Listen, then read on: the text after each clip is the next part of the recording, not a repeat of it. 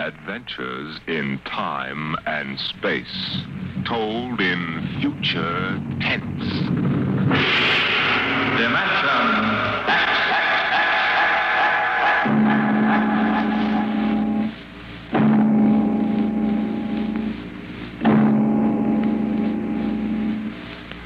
What you will hear transcribed in the next half hour represents either a magnificent hoax or the true explanation of the famous Grimshaw Sanatorium scandal, which made the headlines back in 1947. The manuscript upon which this account is based was removed by the New York State Police from a fountain pen cover found in the doorway to Dr. Grimshaw's study.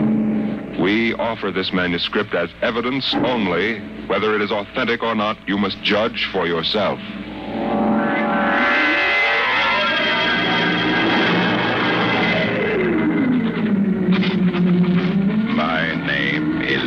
John Doherty, Hamilton College, class of 34, member of Theta Alpha. I'm one of those fools who wanted some excitement in life. So instead of going into my father's shoe business, I became a private detective. These are facts. You can check them if you like. The rest of what I write here is so fantastic that I don't expect it to be believed. If anyone should find this manuscript and read it, all I ask is that you notify Miss Millicent Armbruster of 299 Wallace Avenue, Buffalo, that Johnny Doherty is dead. On the evening of July 1st, Miss Armbruster and I were driving to a wedding. Not our own, though I wish it had been. It was Sunday, and in order to avoid traffic, I took the old mill road, single-lane dirt affair that runs past the Gowanda Cemetery. Hey, Johnny, aren't you going too fast? Not for this road. There isn't a thing around except some tombstones. Johnny, the gate to the cemetery. What about it? That hearse. I don't see any... Hey, Johnny, look out! Look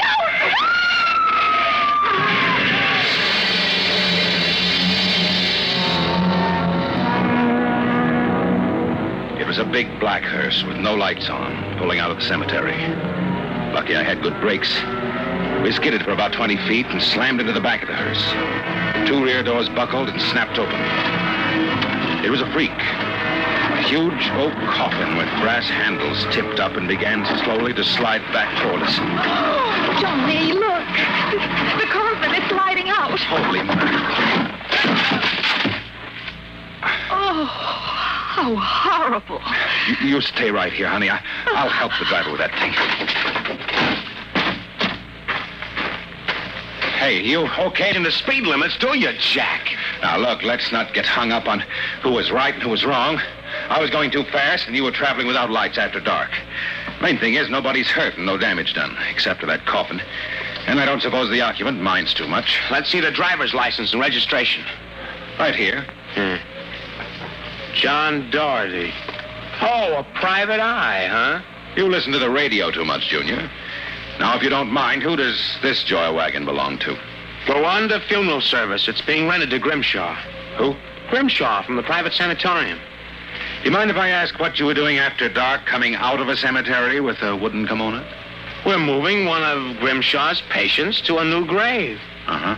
Do they always travel like this? Now, look, Hawkshaw, how about skipping the third degree and giving me a hand getting the box back in the wagon, huh? With pleasure. Better screw on the cover again. It's going to slide off. Let's get it in the hearse first. Okay, Junior. You get on that end. Ready? Lift. Just slide it, brother. Who's in there, King Kong? Look out for the cover. Hey. I told you that'd happen. Hey, what's the guy's name, Junior? Why don't you ask him?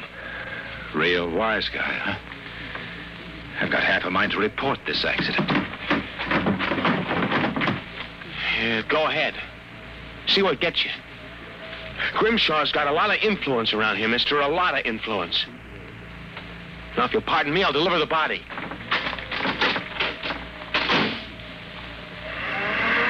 So long, Junior. Johnny? Johnny? I'm coming, honey.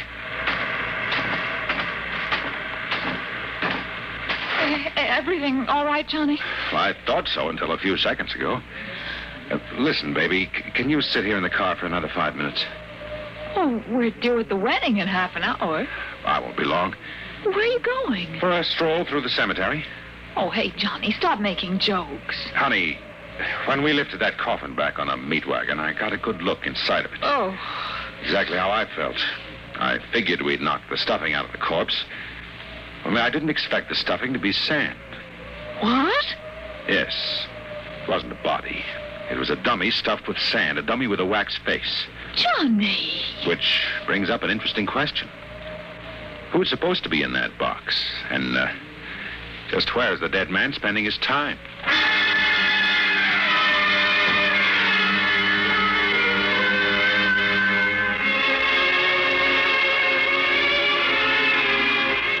Sometimes in my business, when things drop off, you have to go out and dig up new clients.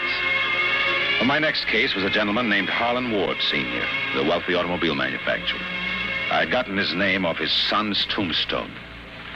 Are you trying to tell me, Dorothy, that my son Harlan was never buried at Gowanda Cemetery? Exactly, Mr. Ward. Why? Maybe if you'll tell me the circumstances surrounding your son's death, I can help answer that. My son was a rather impetuous young man, tall, good-looking. After his graduation from Princeton, he began drinking quite heavily. After he got into a couple of scrapes, we sent him to Dr. Grimshaw's sanatorium in the hope that he could be cured. While my wife and I were in Europe, we received word that he had died. He was buried at Gowanda in our absence. Last week, my wife and I decided to have his body removed to the family vault here at Short Hills. How did your son die, Mr. Ward? Suicide. He slashed his wrists at the sanatorium. You never saw the body? No. We couldn't get back from Europe in time. I see. See here. How do I know this whole thing isn't a plan to fleece me? How do I know that you didn't remove the body yourself? You don't. But you're a rich man, Mr. Ward, and you're perfectly willing to take a chance that I'm on the level and that your son may still be alive. You sound very sure of yourself, Mr. Dorothy. My fee is $2,000 retainer plus expenses. What sort of expenses? However much it costs to take the cure at Dr. Grimshaw's sanatorium. What do you say, Mr. Ward? All right, Dorothy. My secretary will send you a check in the morning. Good. Oh, one other thing. What's that? I want a photograph of your son, a good one. I think that can be arranged. Look here, Dorothy. If I cooperate, how do I know that you won't run off? I won't guarantee it. On the other hand, I might have to get myself killed on this job. We both take a risk, Mr. Ward.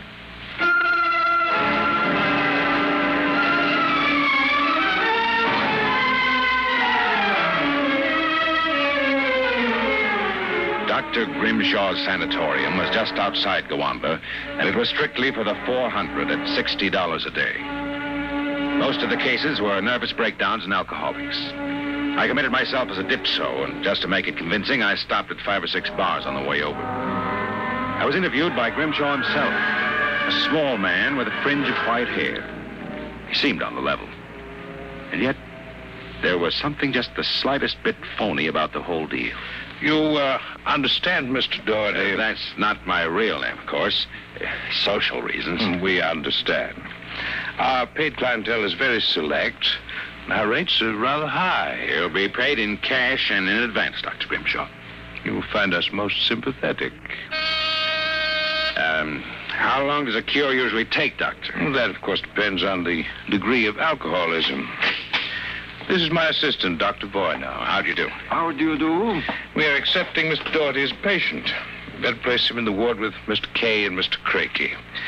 Mr. Kay is a long-term patient, Mr. Doherty. Highly intelligent man, formerly a professor of plant pathology. Mr. Crakey suffers mild delusions. I think you'll find him rather amusing.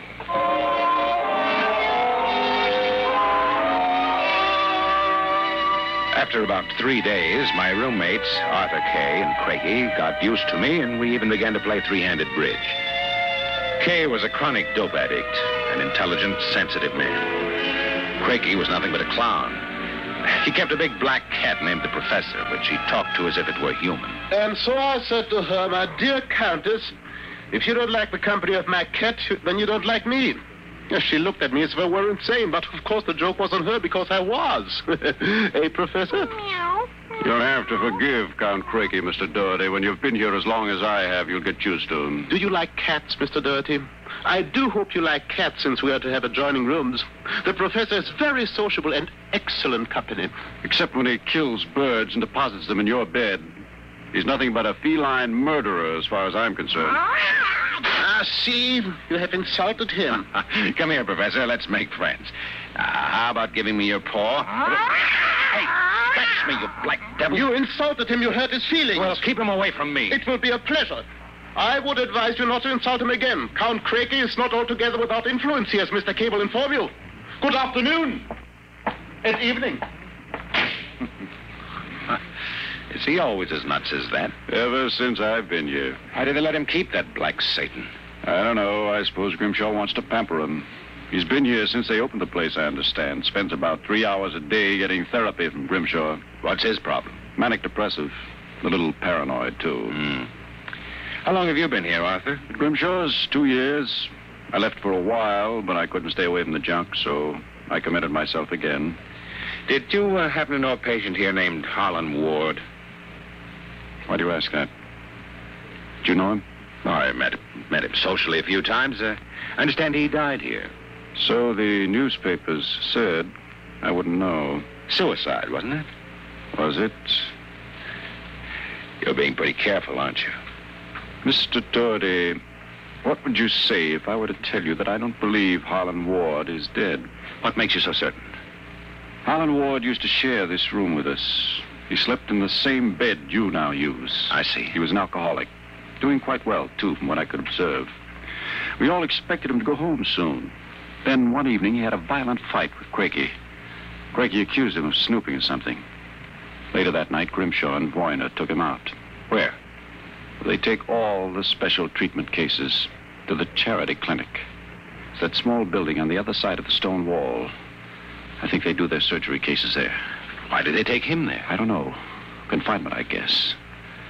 A few days later, we read about his death. Suicide, they said.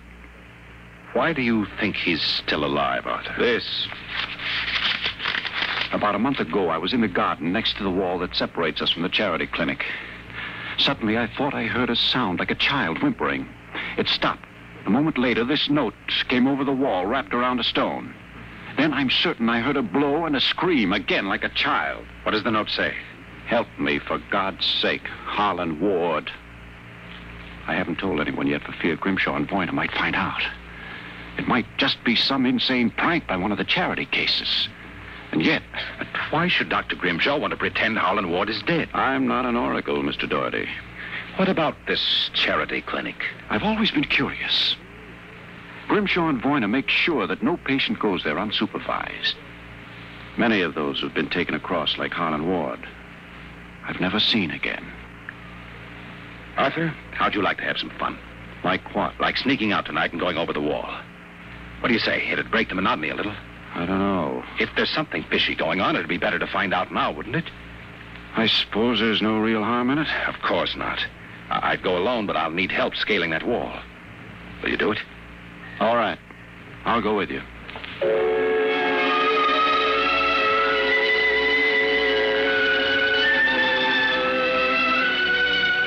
It was shortly after midnight when Kay and I slipped out of the room and made our way out to the garden. Count Crakey was snoring soundly when we left. The wall was about 8 feet high, but we made it without too much trouble. Hunt! All clear. Give me your hand and I'll lift you.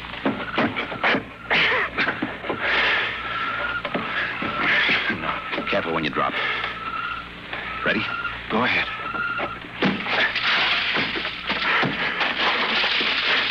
There's a charity building over there. One of the lights in the basement window. Come on.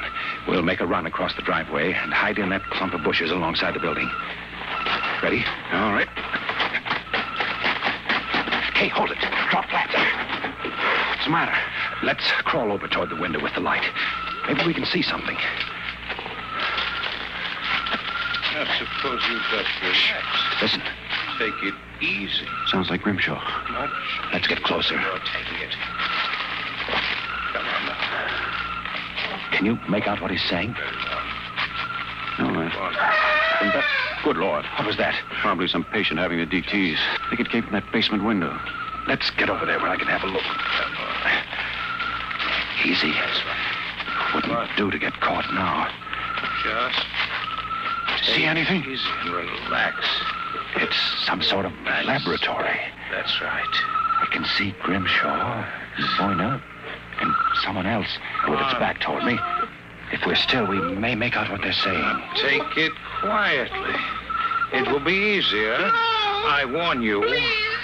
It will all be over soon. You won't remember anything. No, I don't want to go. Boyna, give it to him. No. Shut him up, Boyna. Good Lord. What is it? Come on. We've got to get out of here. What did you see? What did they do to that child? Arthur, that wasn't a child. It was a midget. The smallest midget I'd ever seen. What were they doing? Trying to give it some sort of injection.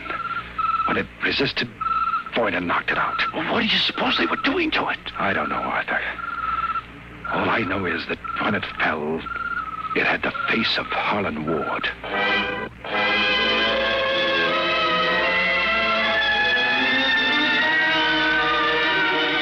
All the way back to our room, my brain was working like a pinball machine. Only the score wouldn't add up. The pieces were there all right. A crazy old doctor, a brutal assistant, a private sanatorium, and a midget with a dead man's face. But I couldn't figure it out. I thought that when I got back to our room, I'd have some time to think about it. But I'd forgotten about our friend, the happiness boy, Count Craigie. Ah, so I've caught you. Fine. So you've caught us. Now, how about crawling back into the woodwork like a good little count? Where were you? Mink hunting. Arthur and I like to go mink hunting at night. It's a funny thing, though. The mink weren't running very good. The grunion were running like crazy, though, weren't they, Arthur? Like crazy, Mr. Doherty. You make fun at Count Craigie. You're lying. I shall report you to Dr. Boyna. Better not, if you know what's good for you. So you threaten me. Me, Count Craigie, world champion gymnast and barbell balancer. I shall scream for help. Help! Help! You heard him? Just knocked him out. What do we do now? Put him to bed. Hope that when he wakes up in the morning, he's forgotten the whole thing. And if he hasn't? They won't take him seriously anyway. I don't think Grimshaw would believe him. Besides which, he doesn't know what we actually were doing. Come on, let's get him back into bed.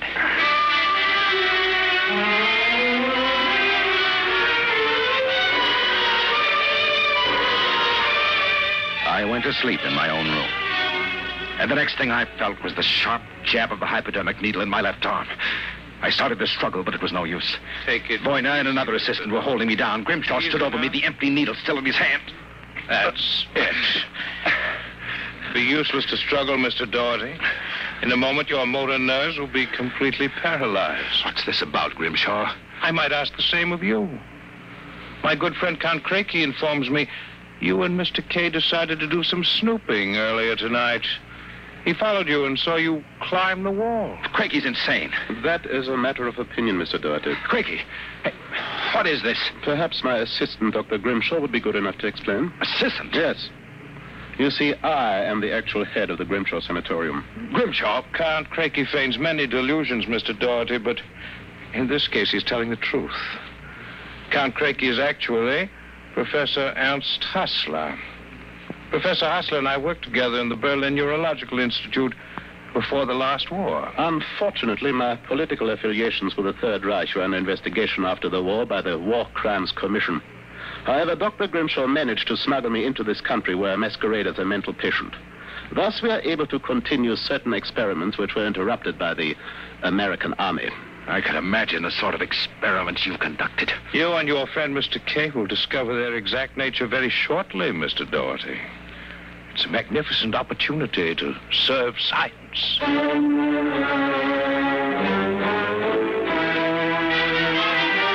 Then I passed out. And the next thing I knew, I was coming to in a different room. I guessed it was somewhere in the charity building because of the angle of the sun through the windows. They had me in a straitjacket and kept doping me until I lost count of time. I don't know how long it kept up. I remember one day being wheeled along a corridor into an operating room and hearing the voices of Boyna, Grimshaw, and Craigie as if from a great distance. Pituitrin. 4 cc's. 4 cc's. How are the measurements? Reducing rapidly. We'll operate at once. Therefore, I start the anesthesia. All right, Doctor. Commence.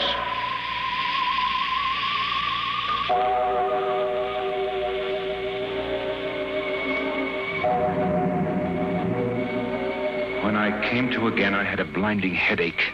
And after that wore off, a horrible sensation of weakness. I began to wonder if Crakey and Grimshaw weren't doing something to drive me insane because I lost all sense of perspective. The room seemed to grow in size. I don't know how much time passed, but one day Grimshaw came into the room with a bundle in his arms, about the size of a newborn baby. The bundle was my friend Arthur Kay. Good morning, Mr. Doherty. I brought you a companion.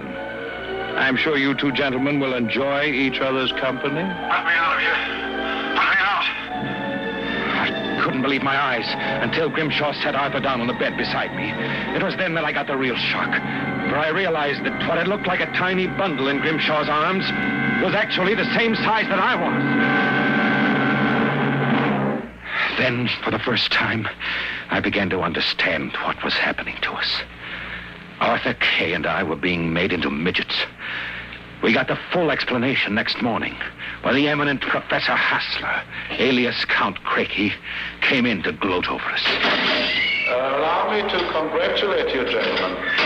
How are you feeling? You stinking monster. Oh, I'm disappointed, gentlemen. Do you not feel privileged to be a part of an experiment that will place me at the very top rank of the world's endocrinologists? What are you doing to us? It has been long established, gentlemen, that dwarfism and giantism result from injury to or malfunction of the pituitary and thyroid glands. The interlock between these glands was thought to be a hormone. I have discovered that this was incorrect. It is an enzyme I isolated some years ago.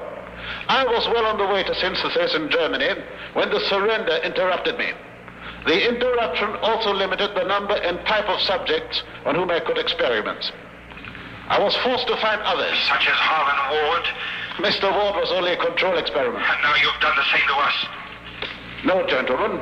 For you, I have reserved a special privilege. You, gentlemen, will be the first to test the full effects of the enzyme.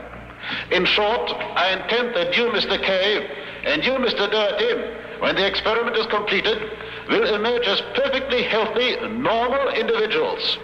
Except, of course, that you will be only 5 inches tall.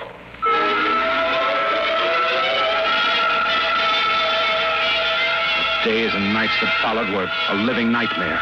A nightmare from which Arthur and I awoke for brief periods to find ourselves in a strange new world. A huge, frightening world where everything was enlarged 100 times. When we finally emerged, we found ourselves imprisoned in a tiny mouse cage. Judging by the relative size of things, we could not have been more than 5 inches tall.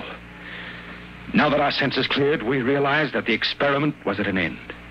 That from now on, it was either escape or be destroyed. Another moment, I think I'll have this lock worked loose. And if we escape, then what? We'll worry about that after we get out of this mouse cage. Suppose we don't make it. At least you've written the story on that scrap of paper. Someone may find it and read it. Nobody will believe it. Why'd you bother to write it? I don't know. I suppose I want the world to know what happened to me. Does it help me push the door open? Now what? First job's getting down to the floor. I think we can make it by sliding down the telephone cord. Are you game? Go ahead. I'm right behind you. Easy now. Look out. That does it. Now if we can figure out a way to get out of the room, that should be... Oh, listen. Somebody's coming. It must be Crakey. We've got to hide. There's the grate in the fireplace. He'll kill us if he finds us. Shh, stay quiet. Well, my friends, time for feeding. I trust that you... So, you have managed to break out. It won't do, you know. There is no way you could have gotten out of the room with the door and window locked. I know you're in here. I would advise you to save yourselves trouble and give up. No? Perhaps you are in the desk drawer. Or behind this decanter. Then perhaps in this cabinet. Very well. I shall count to 5. 1, 2, 3, 4, 5. You will not get up, eh? Very well, my tiny friends. If you prefer to play the game of cat and mouse, then I shall be happy to furnish the cat. How long do you figure it will take him to get downstairs and let the cat into the building? 3 minutes at most. Then we've got 3 minutes to get out. How? All the doors in a mental institution locked from the outside. We need a special key to get out, and then we couldn't reach the lock. I don't know. There must be... Wait a minute. What is it? John, what? Do you see that thin strand of wire running along the molding? What about it? You know what it is? No. It's the automatic fire alarm. What about it? When the alarm is tripped by a fire, all the locks are sprung so that the patients can escape in their rooms. Are you certain? Positive. This door is part of the system. If I can work the insulation off that wire and short it before Craigie lets the cat in the building, let's go. Here's a tiny sliver of steel in the cage on the floor. I'll work with that. You keep an ear to the door. Go ahead. This insulation is tough as rawhide. How much time is there? Not much. This stuff here. Let me help. What was that? What? I thought I heard a door slam. Mikey couldn't be back so soon. Hurry up, Arthur, for God's sake. Stand away. I'm going to short it. Ready? Okay. We made it. There goes the door. Come on, we'll make a run for it down the hall. If we can get to the garden, we've got a chance. I smell smoke. The short may have actually started the fire. Come on. Oh, wait a minute. What's up? I have to go back. The manuscript. Don't be a fool. There's no time. Come on. You go ahead. I'll catch up. Hurry up. I'll wait in the hall. Only a second.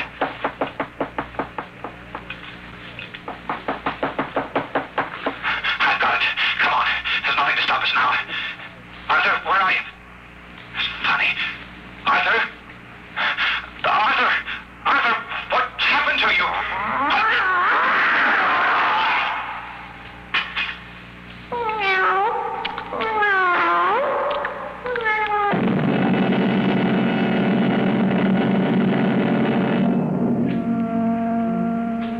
This is the record found in a fountain pen cover in the burned-out hallway of Grimshaw's sanatorium. There's nothing to add, except that the fire which destroyed the sanatorium and killed so many of its occupants, including Dr. Grimshaw and Dr. Voyna, was definitely of incendiary origin. It is believed by the fire chief that some small creature, either a mouse or possibly a cat, chewed the insulation off the wire and short-circuited the system. The two patients, John Doherty and Arthur Kay, vanished completely after the fire, and their remains were never found. Whether the manuscript which you have just heard is authentic, or whether it was the work of one of the more demented inmates of the sanatorium, we leave to your judgment.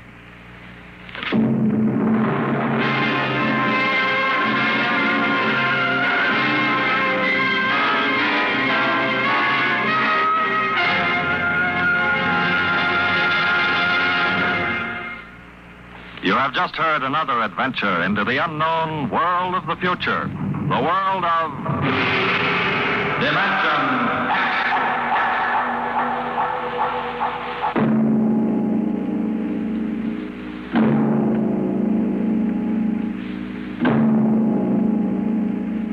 Next week on Dimension X, And the Moon Be Still As Bright, the story of the first despoilers of the planet Mars, the men from Earth.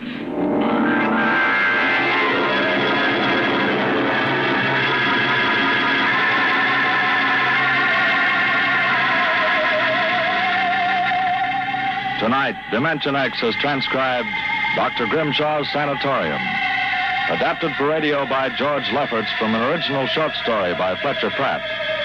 Featured in the cast were Carl Weber as John Doherty and Roger DeKoven as Arthur Kay. Your narrator was Norman Rose. Music by Albert Berman. Engineer Bill Chambers. Dimension X is directed by Edward King.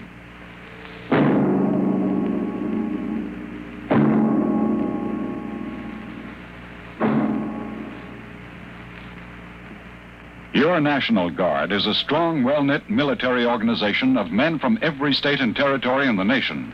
No matter what emergency faces our country, a National Guardsman has insured his future. He's trained to handle himself if the going gets tough, And at the same time, he's learned new skills to help his civilian career. Regular Army and Air Force pay scales apply to every hour of training a guardsman takes. So men, if you're over 17, join the National Guard. Keep your guard up. Enjoy Bob Hope and Groucho Marx, coming soon on NBC.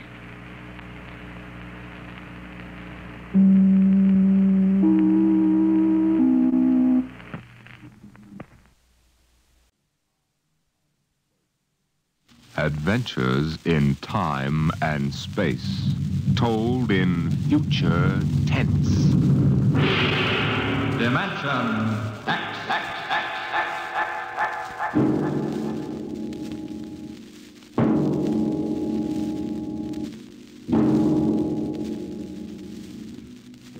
Tonight, transcribed from Ray Bradbury's collection, The Martian Chronicles, we present And the Moon Be Still As Bright.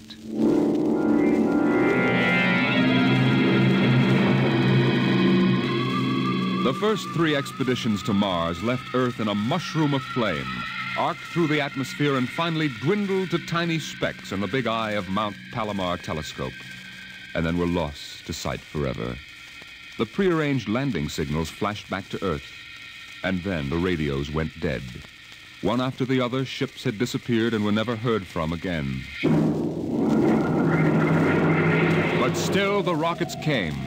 The 4th expedition emerged from the silent gulfs of space and angled down toward the floating red disk of Mars, down into an orbit, as the order came to land. Stand by for deceleration. Deceleration, aye, sir. Skids down. Skids down, sir. Engine room. Engine room, aye. Landing procedure, fire 1, 3, and 5. Aye, sir.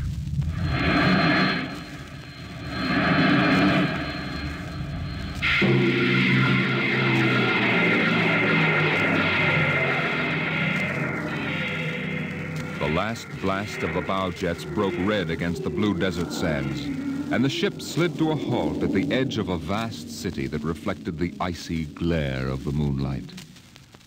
For a while, all was still. All right, Parkhill. Open the airlock. Aye, sir.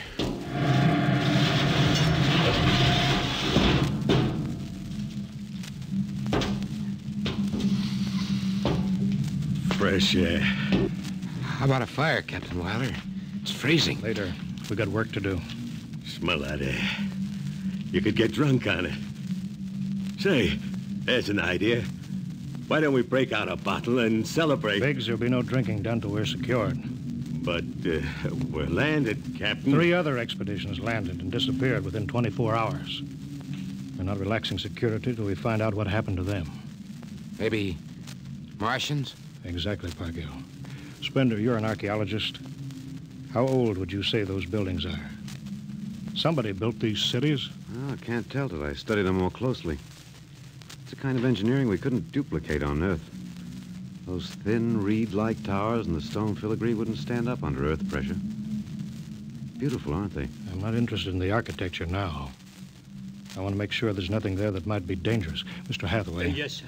I want you to take a reconnaissance party into the city and find out what's there. The cities all look dead from the air, sir. They look dead, but I want to make sure. Mr. Spender, you better go with Hathaway. Yes, sir. Don't waste any time gathering relics either. You can make an archaeological study later. Right now, I want a security report. Biggs? Yes, sir. We'll set up camp right here. No man is to go more than 50 feet from the rocket. And there'll be no celebration till Hathaway and his party report back. No, sir. It's just that we've been cooped up in there. That's all, Biggs. We've landed safely. We're not safe yet. Not until we know what we're up against here. We'll maintain full security till Hathaway gets back.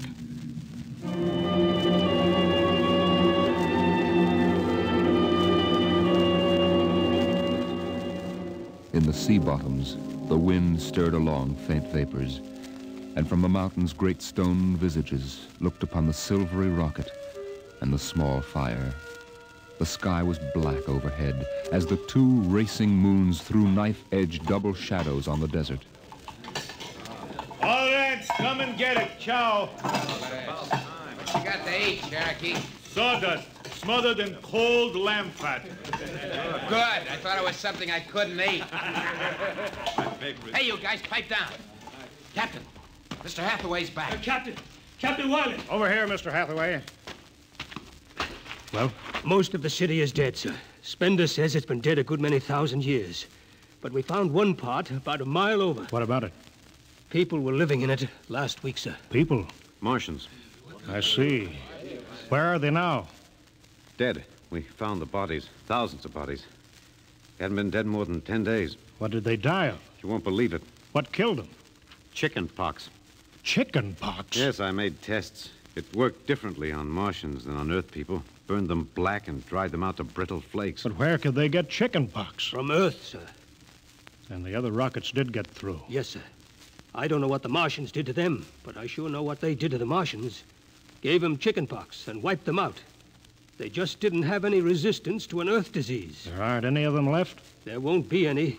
When a thing like that starts spreading, sir, there's no stopping it anywhere. It's 1,000 to 1. It's killed them all. This planet is through. Incredible. Think of it, Captain. A dirty, silly child's disease like chicken pox. It isn't right. Spender, take it easy, man. man. It's like saying the Greeks died of mumps or the proud Roman Empire collapsed because of athlete's foot. We didn't even give them a decent excuse for dying. We just gave them chicken pox. Spender, get hold of yourself. You didn't see those bodies, Captain. It must have been a shock, I suppose. You need a rest, a little relaxation. Martians are dead. There's nothing you can do about it now. Hey, you hear that? The Martians are all dead. Well, come on, let's break out a bottle and whoop it up. How about it, Captain? Well, all right, man. Oh, that's fine. Hathaway, see to the security guard. Yes, sir. Good Lord, do they have to do that now? It's been a tough trip. It's only natural they'd want to celebrate a little. Celebrate because the world died? Because a rotten little virus from Earth wiped out a whole civilization? Well, they're not thinking of Isn't that. there time later to throw old beer cans into the canals? A civilization died here. It's like butchering a pig in a churchyard. Spender, you think too much. We're lucky to get to Mars without catching a meteor in our bulkheads. Let it go at that. Safe on Mars. The first statement, safe on Mars. We gotta celebrate. Yahoo!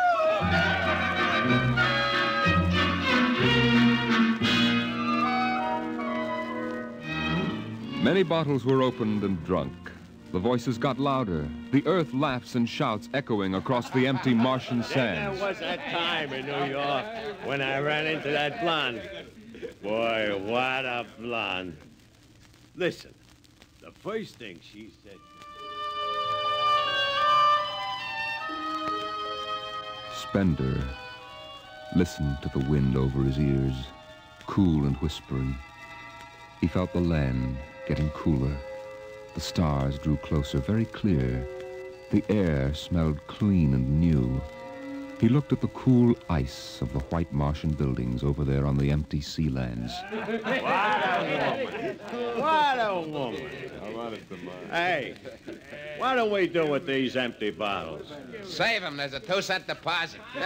Throw them away. Hey, wait. How about that building? 2 to 1 for $1, I can heave one right through that window. You're on. Here goes. Bullseye! I owe him $1. Double or nothing on the next shot? Put that bottle down, Biggs. Who's that? Mr. Spender? Stop smashing those windows. What's the difference? The planet's ours now. I guess I can do anything with it that I want. Drop that bottle, I'll knock your teeth out. Yeah? Just watch me. I warned you, Biggs. Spender, what is this? I hit him. He's crazy, Captain. He just walked up and slugged me. Biggs wasn't doing nothing. All right, let go of him. You men go back to your party. Spender, come with me. I like that guy. Just walks up to him and slugs me. Spender, suppose you explain. What was the idea? Oh, the noise, the drunken brawl. I guess I was ashamed of the spectacle the whole crew was making. Where's their respect for what's happened? Their sense of what's right? Men are tired. It's been a long trip. You've got a different way of seeing things. I'm seeing things all right. I'm seeing how we'll ruin Mars. We'll rip it up, rip the skin off the way we've already ruined Earth. We Earthmen have a talent for ruining big, beautiful things. Is that why you hit Biggs? Yes, I couldn't stand the idea of them watching us make fools of ourselves. Them? The Martians. The Martians? They're dead. All dead. But they know we're here. Doesn't an old thing always know when a new thing comes? We've come a long way to smash their windows and spit in their wine. Well, maybe you're right. I'm fining you $50 for that fight. Now suck in your chin. We'll go back there and play happy.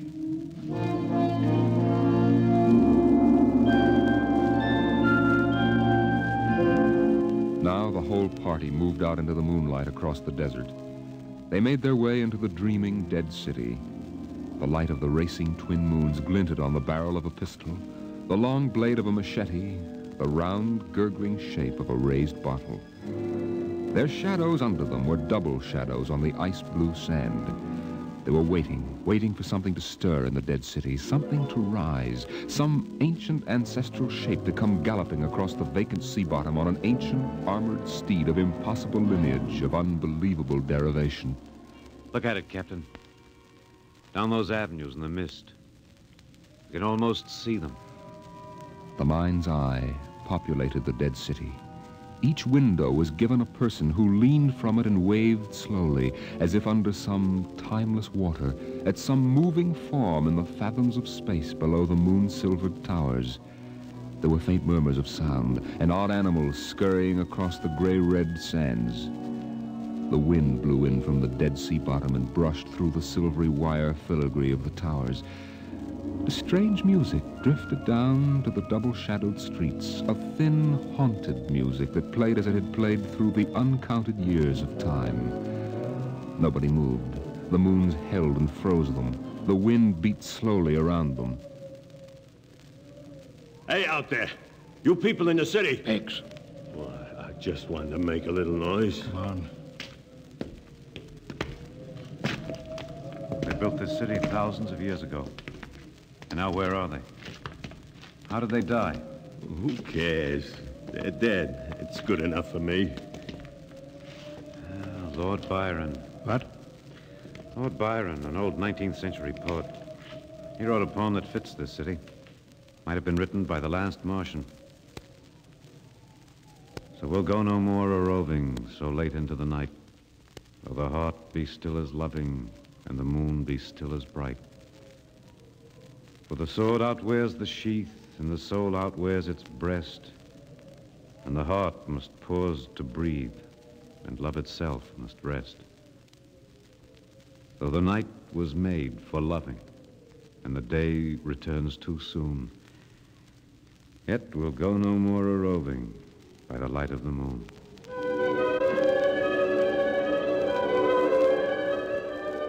Without a word, the Earthmen stood in the center of the city. It was a clear night. There was not a sound except the music of the wind. At their feet lay a tile court worked into the shapes of ancient animals and images. They stood there, silvered by the double moons beneath the crystal towers of Mars. And then Biggs was sick, and the sour stench of liquor filled the cool air. The men of Earth had come to Mars. And Spender turned and walked away into the city, alone in the moonlight, never once stopping to look back.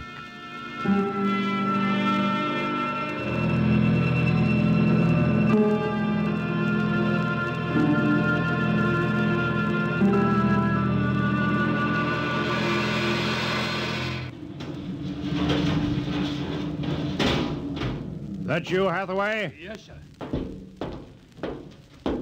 My trick on bridge watch, sir. What time is it? 0400. Any orders, sir? No, I'll stay on watch. You turn in. Aren't you sleeping, sir? I'll wait for Spender. He didn't come in? No. He's crazy. Walking away into the shadows, he didn't even look back. Spender's a strange man. He's crazy, sir. How's the rest of the crew? Sleeping it off. Biggs had DTs, but he's calmed down now. You can go back below, Hathaway. I'll take your watch. Captain Wilder, do you think Spender'll be coming in before morning? I don't know. You know, sir, I don't think he's ever coming back. That's the way I feel about him, sir. He'll never come back.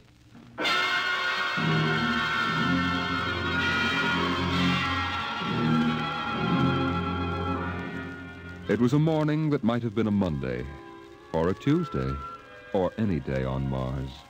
Biggs was on the canal rim, his feet hung down in the cool water, soaking, while he took the sun in his face. What are you doing back here, Biggs? Didn't you go out with the search party? Yeah, I come back. I got a blister. Sure. What do you mean? Look, Cherokee, you see that? Anyway, I had enough searching. 4 days hunting for that screwball Spender. Didn't find him yet, huh? Nah, good riddance. Oh, my feet, I'm gonna soak them good. If I was wild, I wouldn't worry about that nut Spender. Let him go. He's a crackpot anyway. A little foggy upstairs, I guess. Why don't you take your feet out of that canal, Biggs? I gotta make coffee out of that water. Coffee? You call that stuff coffee? I had a motorcycle once that dripped grease that tasted better than that. Wait a minute. Biggs, look over there. Where? By that bush. There's someone there. Hey. It's him. Hey, Spender! Spender? Yeah, he's coming over. Why didn't he stay lost, the crazy jerk?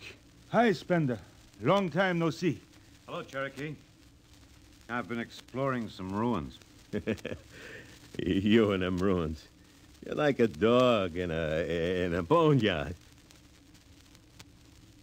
What's the matter? Where you been? Up in the hills. What would you say if I told you I found a Martian? Huh? Where? Yeah? Never mind. Let me ask you a question. How would you feel if you were a Martian and people came to your land and started to tear it up? I know how I'd feel. I've got Cherokee blood in me. My grandfather told me lots of things about the way they kicked the Indians around in the Oklahoma Territory. If there's any Martian around, I'm all for him. How about you, Biggs? They're dead. They're all dead. A good thing, too. Well, I found a Martian. Up in a dead town in the hills. I've been reading their books. They're easy to understand. I've learned their language. Then I found this Martian. He said, give me your boots, and I did. He said, give me your uniform, and I gave him my uniform. You're crazy, Spender.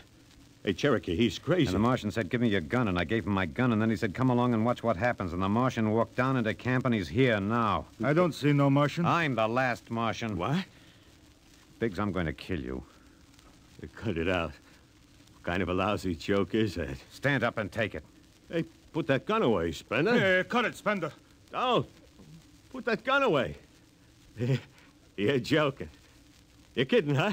Spender!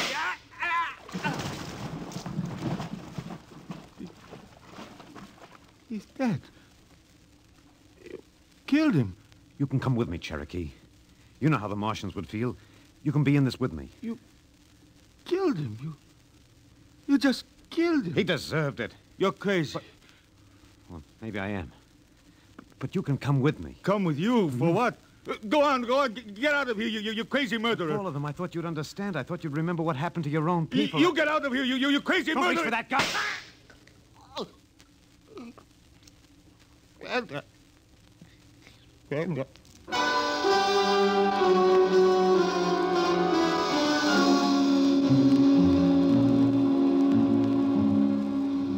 They're both dead, Captain Wilder. Who's missing? Only Spender. It must have been him, sir. Why didn't he come and talk to me? Why didn't Should have talked to me. I'd have shot his brains out. That's what I'd have done. They took him by surprise. There's no sign of a struggle. Hathaway, break out the arms locker. Issue pistols, rifles, and grenades. Yes, sir. You better get the Bible out of the navigation chest. We'll have to bury these two. Parkhill? Aye, sir. You start digging a grave. How about Spender? We'll have to go up in the hills and find him. Just let me at him with my bare hands. Crazy murdering louse. That's enough, Parkhill. The man is sick. He must be. Sick my eye. Now grab a shovel. Start digging.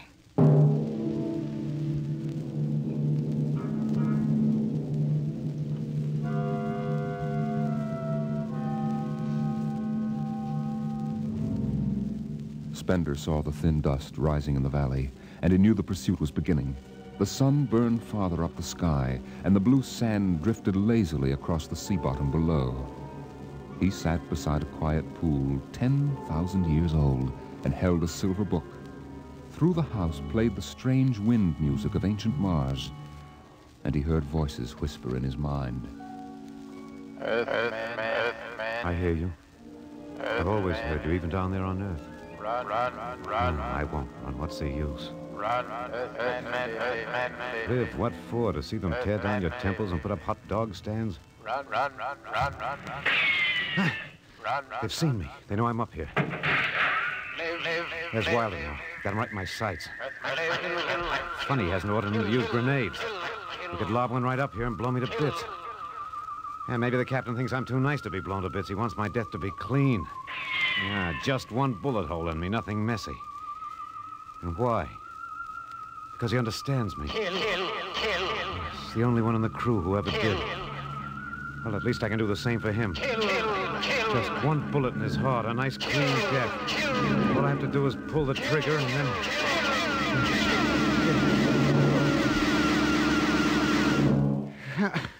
It's no use. I can't do it to him. Spender, can you hear me, Spender? Yeah, I hear you, Captain. What do you want? Talk. Truce. All right, come on up. Leave your gun down there and keep your hands up.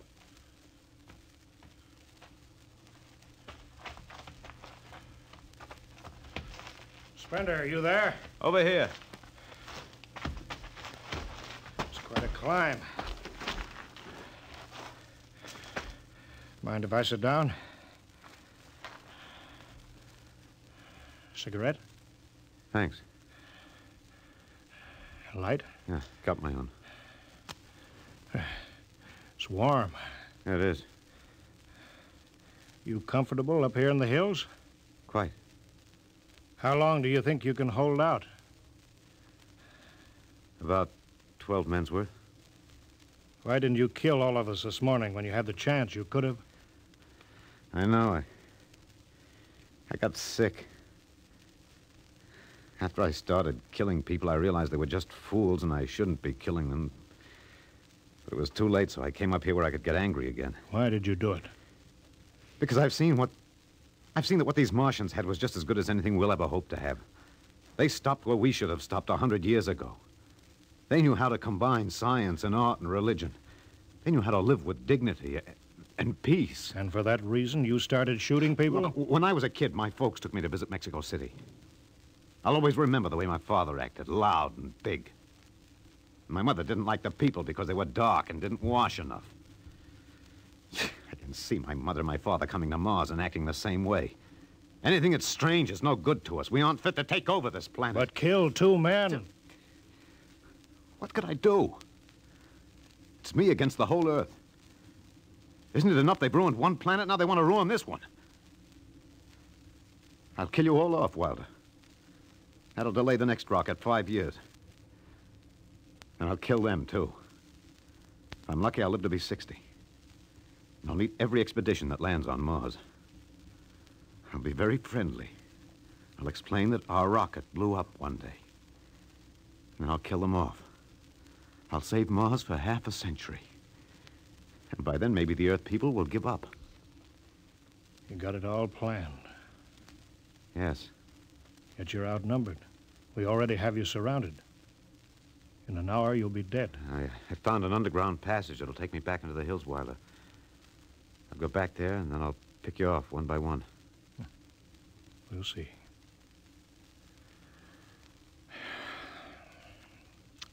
It's a nice town you got here, Spender. Beautiful. I'd like to live here. You can. But join me. You're not like them. I'll show you what a good life these people had. I'll play you an old reel of Martian music that must be at least 50,000 years old, a kind of music you've never heard in your life. That sounds wonderful. But I can't stay with you. Sorry, Spender. I'm sorry this is happening. Guess you'd better go back now so you can start your attack. I guess so. But, Captain, I won't kill you.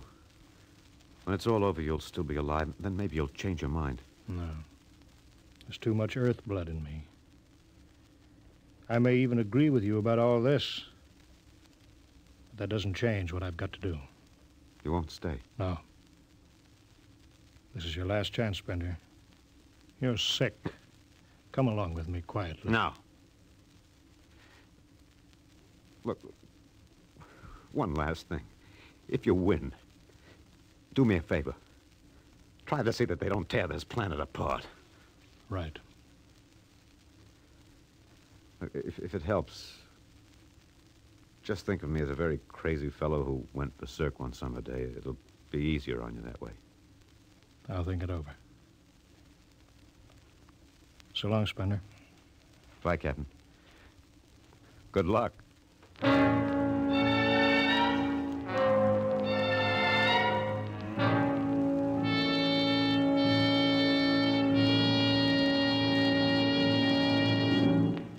All right, we'll go after him now.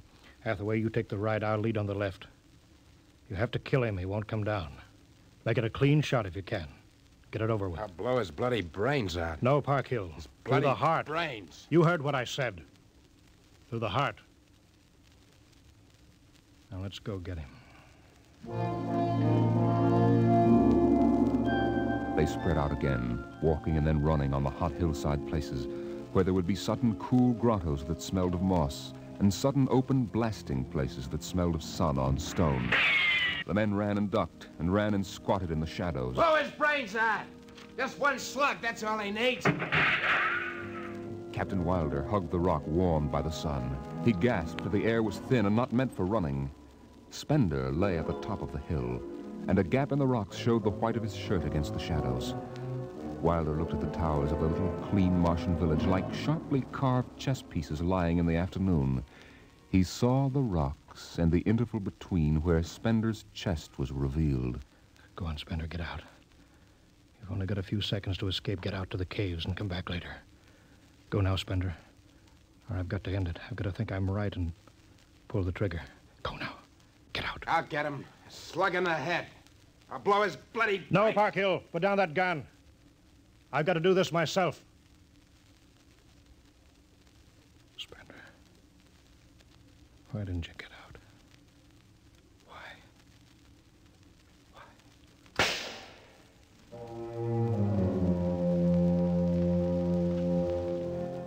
They buried him in that ancient valley town where the music of the wind played on through the days and the nights.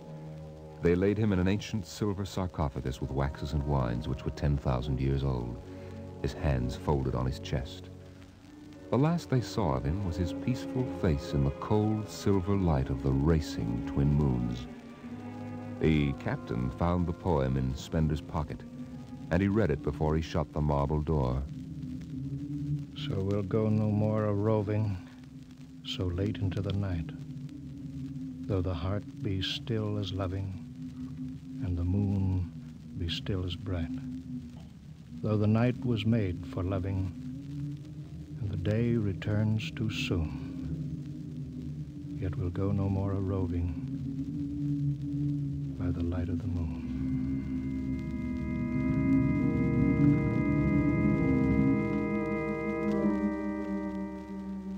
The next afternoon, Parkhill did some target practice in one of the dead cities, shooting out the crystal windows and blowing the tops off the fragile towers. Captain Wilder caught Parkhill and nearly knocked his teeth out.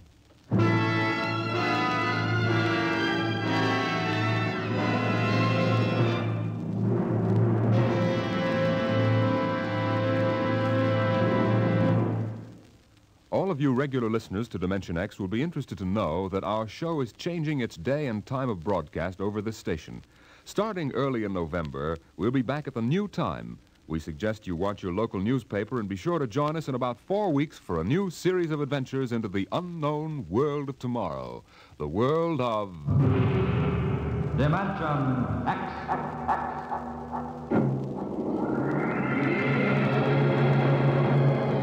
Tonight, Dimension X is transcribed, And the Moon Be Still as Bright. Adapted for radio by Ernest Kenoy from the original story by Ray Bradbury.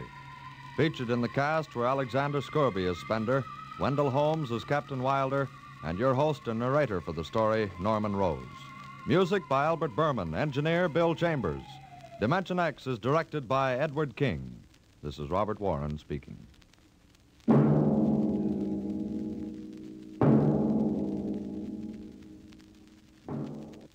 Enjoy the life of Riley with William Bendix next Friday on NBC.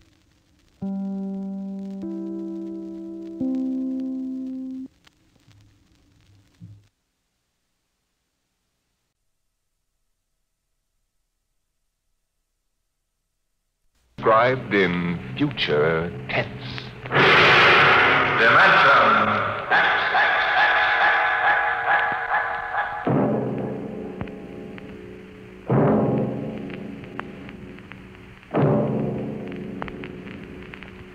Can you predict what will come in 100 years? Or in 10? Or in the next minute? Some people think they can. Nuclear scientists, mathematicians, astronomers, biologists. They'll predict the shape of the future. Why? Because they make the future. Because they see beyond the known dimensions of time and space into the unknown, Dimension X.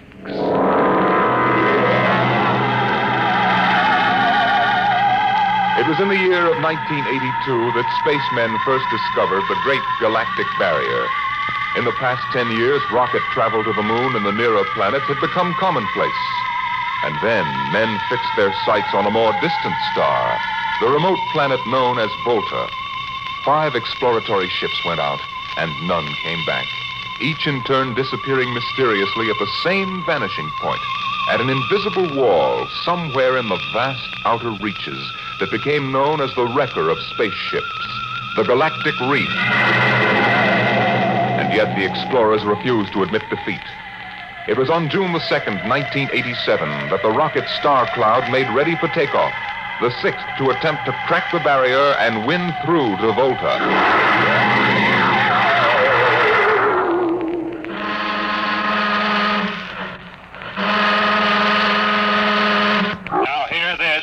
Condition green. 2 minutes. Captain, I don't suppose you'll want the ship's doctor up here on the bridge during blast off. I think not, Smitty. All right, then. I'll be in the sick bay, counting vitamin pills if you need me.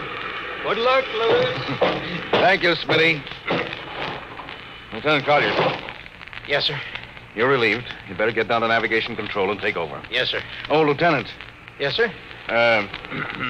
We've never flown together before. This is your first flight in a space vessel as big as the Star Cloud, isn't it? Yes, sir.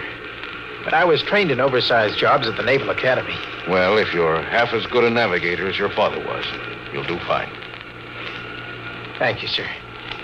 You were old shipmates, weren't you? Old shipmates. I served under him in the first rocket that ever got back to its base in one piece. We flew that mission in a tin can not much better than a primitive guided missile. I almost went along on the last trip your father made to the barrier. Too bad about that. Yes, sir. Well, that's all, Collier. I'll bus you when you get down to nav control. Lieutenant Paulson. Yes, sir. Get me ground control tower on the radio. I want to talk to Colonel Harrison. Sparks has the circuit up now, Captain. Go ahead, sir. I patched in our bridge speaker. Colonel Harrison? Yes, Captain? We're standing by for takeoff in 60 seconds. Good. The field is cleared of all personnel. We'll try to reestablish radio contact immediately after takeoff. In any event, there'll be a 24-hour ground monitor. Fine. Good luck. I hope you make it. Thank you. Bridge to navigation control. Nav control, Collier. Ready, Lieutenant? We're ready, Captain. The course is in the integrator for takeoff at 1200 hours. All right. Stand by for blastoff. Bridge to engine room. Fire up your rocket chambers. Take off at exactly 1200 hours. I'll read you off. 20 seconds. 19, 18, 17, 16. Condition red. Hold it. Revoke all orders. Who turned in that alarm? We uncovered a stowaway, sir. Stowaway? Where, Masters? Hiding in 6th Bay. Dr. Smithson found him. Have him brought up to the bridge. Engine room, kill your rockets and stand by. Thorson, this is Colonel Harrison at ground control. What's holding you up? Trouble. What's the matter with you? What's the matter with you? There's a stowaway aboard. Stowaway? Yes, I thought your men were supposed to police this base. What's the matter with you? All right, Captain, take it easy. You know what this delay can do to us, don't you? 1 minute later, takeoff can throw us 1,000,000 miles off course. We'll have to reintegrate the whole works. Well, look, how long do you think it'll take? Don't bother me for a while. I'm busy.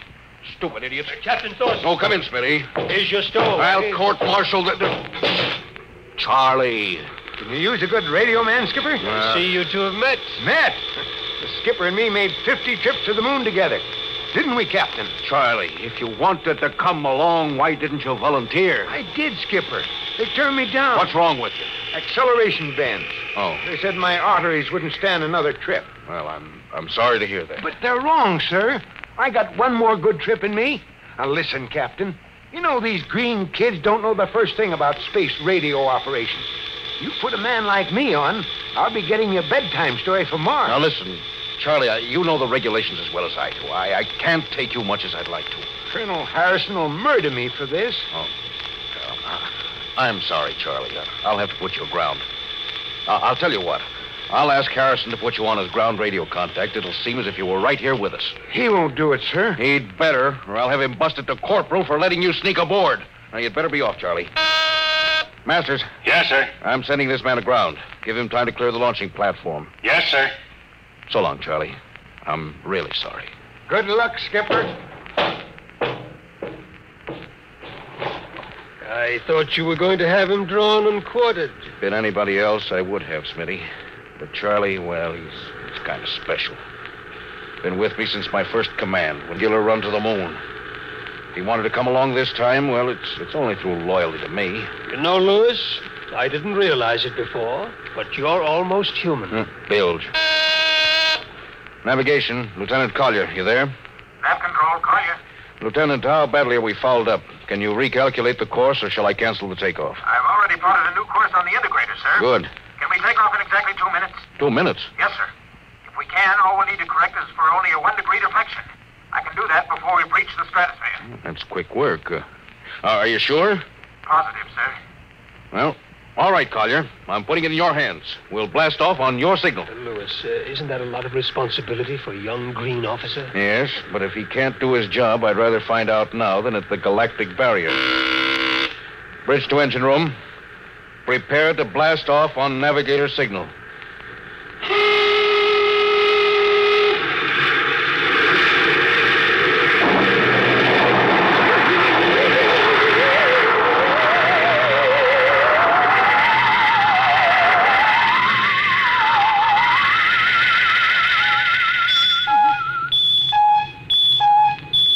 How are we doing, Collier? Coming on the bearings, sir. 4, 3, 2, 0. We've intersected the course vector. Good work, Collier. The course is corrected, sir. Ready to go into atomic overdrive anytime you say. All right, stand by. Now hear this. Now hear this. Prepare for maximum acceleration. Bridge to engine room. Kill your rockets. Rockets out. Fire up number 1 cyclotron. Number 1 ready. Fire up number 2. Number 2 ready. Withdraw your dampening rods. Aye. Fission chamber ready. Blast tubes cleared. All generators operating at capacity, sir. Right. Go into overdrive on the count of 0. 5 seconds, Captain. 3, 2, 2, 1, 1, 0. 0.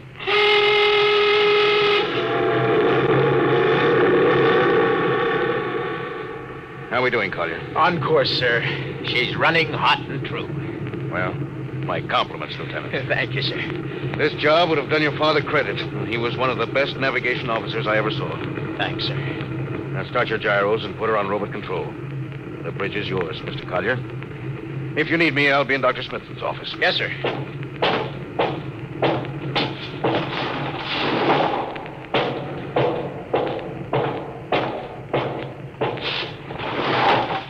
I see you got us off the ground. You can thank young Collier for that. Chip off the old block. You knew his father? Matter of fact, I knew him very well. First-rate spaceman. Is he the one who, Yes. He was lost in the galactic barrier on the second ship we sent out to Volta. Louis, just what do you think this galactic barrier is? Oh, your guess is as good as mine, Doc. All I know is that 5 ships have gone into it. None of them have come back out. How about Miss Strovik's theory that it's a time warp in space, that the ships reach it and slip into another dimension? Rubbish. My theory is that the galactic barrier is nothing more than a radioactive layer of some kind. What makes you say that? Well, we know that radar signals bounce off it like they were hitting an invisible glass wall. And we know that it destroys our ships and crews in some way. But there's no other logical explanation. What makes you think we can get through it, Louis? Because we're ready for it. The others weren't. The entire hull is completely shielded with lead. We can crack through any radioactive cloud ever detected. Besides, we're equipped with some new UHF radio devices that should enable us to maintain radio contact with Earth. Nothing can happen. Absolutely nothing. Who are you trying to convince? Myself, I suppose. Louis, you've had your share of glory. First skipper to reach the moon back in 1962. You could have retired. Why are you risking this trip? Because 5 ships are missing. And men like Prentice and Marketson and young Collier's father. I'm tired of seeing good men fed into that meat chopper. Then why are we going? We haven't any choice, Smitty. We're in a race, the kind of race where men and ships are expendable. According to Interspace Code, the first nation to reach Volta can claim it. Personally, I want no part of it. Doc, there are a dozen nations who feel very differently about that. I know. You're right, of course. Well, at least it won't be boring. I'll have to play physician morale builder and mother substitute for 112 slightly nervous men. Your morale doesn't sound too good, Doc. As morale officer, I can state without fear of contradiction, it is terrible. And something tells me that as we approach that galactic barrier, I'm not going to be alone.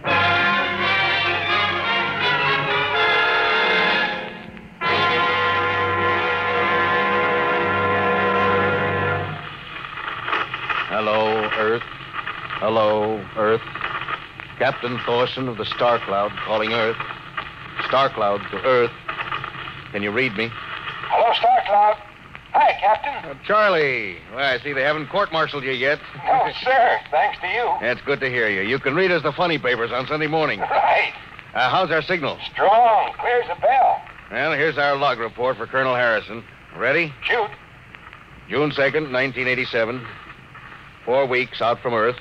Running true, no radiation. Operation normal. Still making our approach to the galactic barrier. That's all, Charlie. See you later. Good luck, Captain. I sure wish I was with you.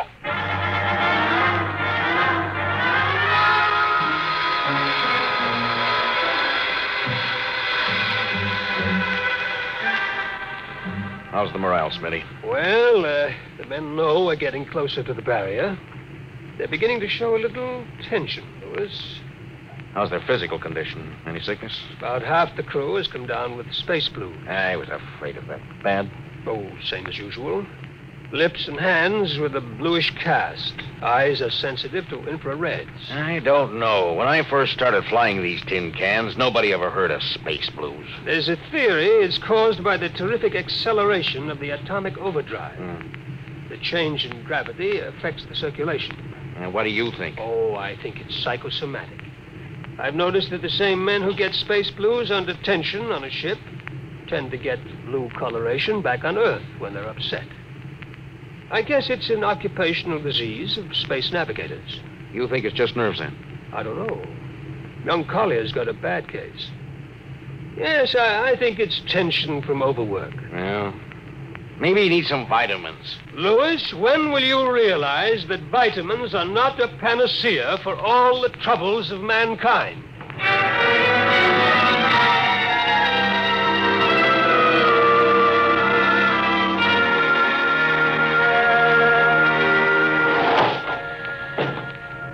Sir, I understand you've relieved me from duty. Dr. Smithson says you aren't looking very well, Collier. I'm just giving you a rest. But, sir, I feel perfectly able to continue. Your lips are as blue as Minnetonka. Captain, I'd like to remain at my post. Now, don't be so foolhardy, Lieutenant. I'm not being foolhardy, sir. You see, I have a special personal reason for wanting this expedition to reach Veldt. Oh, your father? Yes, sir, my father. You think he might still be alive? Huh? Sir, I have to find out what happened. I think I understand. Very well, Collier. Report back to duty.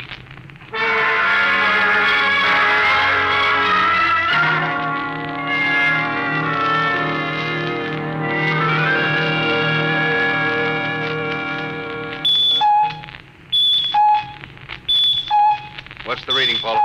We're getting a +5 radar bounce now, sir. Coming off the barrier almost as fast as we send it out. What's the interval? 0.3 of a second. Shortening steadily. This rate will hit the wall in the next few minutes. All right. Alert the crew. Sound general quarters. Now hear this. Condition red. We are now approaching the galactic barrier. All hands to stations. All radiation detectors to be fully manned. Full security will prevail until further notice. That is all. Paulson. Aye, sir. Radar bounce is up to +6. We better try to make final contact with Earth. Is Spark still trying to raise the base? Yes, sir, but he's not having much luck. Seems to be some interference. Oh, that's the radio room now. Yes? You've got him? Well, cut in on the bridge speaker. The captain will take it from here. Hello. Star Cloud to Earth. Can you hear me, Earth? Hello, Skipper. I can barely read you. We're getting heavy static from sunspots. That's not sunspots. We're right on the galactic barrier.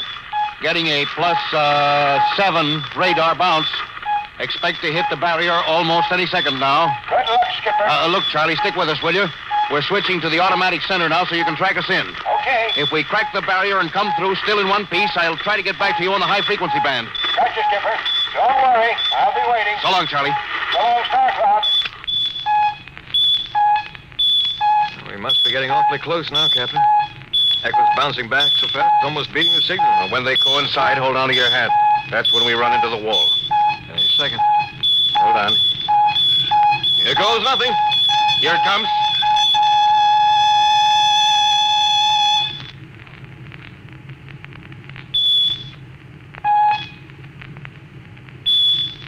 Captain? What? Nothing happened. We made it, Captain. No radiation, no time warp, no nothing. The crew's gone crazy, sir. Let them. They earned it. Hey, Doc, can you break out a few bottles of snake bite serum for medicinal purposes? I sure can, Louis. This calls for a celebration. How's your morale now? Couldn't be better. How's yours? Couldn't be better. Hey, what the? Condition red. Condition red. Radiation detected. Condition red. Radiation detected. Holy mackerel. Look at the needle on that indicator. Paulson. I see it, Captain. We're picking up radiation like crazy. What's it like? It's a strong impulse. What kind? I don't know, sir. It's too long for a cosmic ray and too short for UHF. The ship's lousy with it. Man your battle stations! Paulson, track it down. Triangulate it and make it fast. I want a directional fifth. Yes, sir. Engine room. Yes, sir. We're picking up radioactivity. Is it the fission chambers? No leak here, sir. I'll check your gauges. Nothing here, Captain. Must be coming from outside. Damage control. Yes, sir. Is radiation penetrating the lead field? Haven't found anything yet, sir. Well, keep at it. Paulson, how are you doing? I've got a fix, Captain. What is it? I'll have to recheck my figures. Hurry up. The angle is correct. Come on, man, for Pete's sake, what's the radiation from? It's coming from inside the ship. But that's impossible. No, sir, I've checked it twice. Well, it's got to be the engines. If it is, we're finished. Engine room. Yes, sir. That radiation must be in the overdrive pile. No, sir. It isn't here, sir. Are you certain? Yes, sir. All right, keep checking. Well, only one thing left to do. Paulson, get a Geiger counter. We're going to start combing this ship inch by inch. Yes, sir. Turn it on. Yes, sir. Ready, Captain. We'll check the atomic guns first. Come on. We'll cut through the officers' quarters to ordnance. Yes, sir.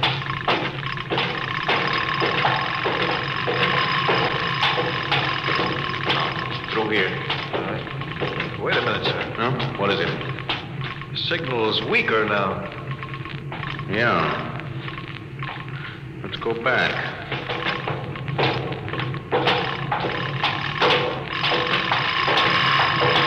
Hold it. Seems strongest right about here. Doesn't make sense. Whose cabin is this? Lieutenant Collier's. Collier! Oh, he's down in nav control, sir. Well, try the door. It's not locked, sir. Yes, it's in here, all right. Listen to that counter. It's strongest over here. Open that wall cabinet. It's locked, sir. I'll smash it. Shut off the Geiger counter. Well, what do you make of this, Paulison? Well, it looks like some sort of portable transmitter, sir. Must be foreign manufacture. I don't recognize the calibration symbols at all. I've never seen anything like it. Which raises a small question. What is Lieutenant Collier doing with a transmitter in his cabin? I don't know, sir. Well, I intend to find out, Paulison. Get down to nav control and bring Collier up to the bridge on the double. Well, hadn't we better find some way to shut this thing off first? I know a way.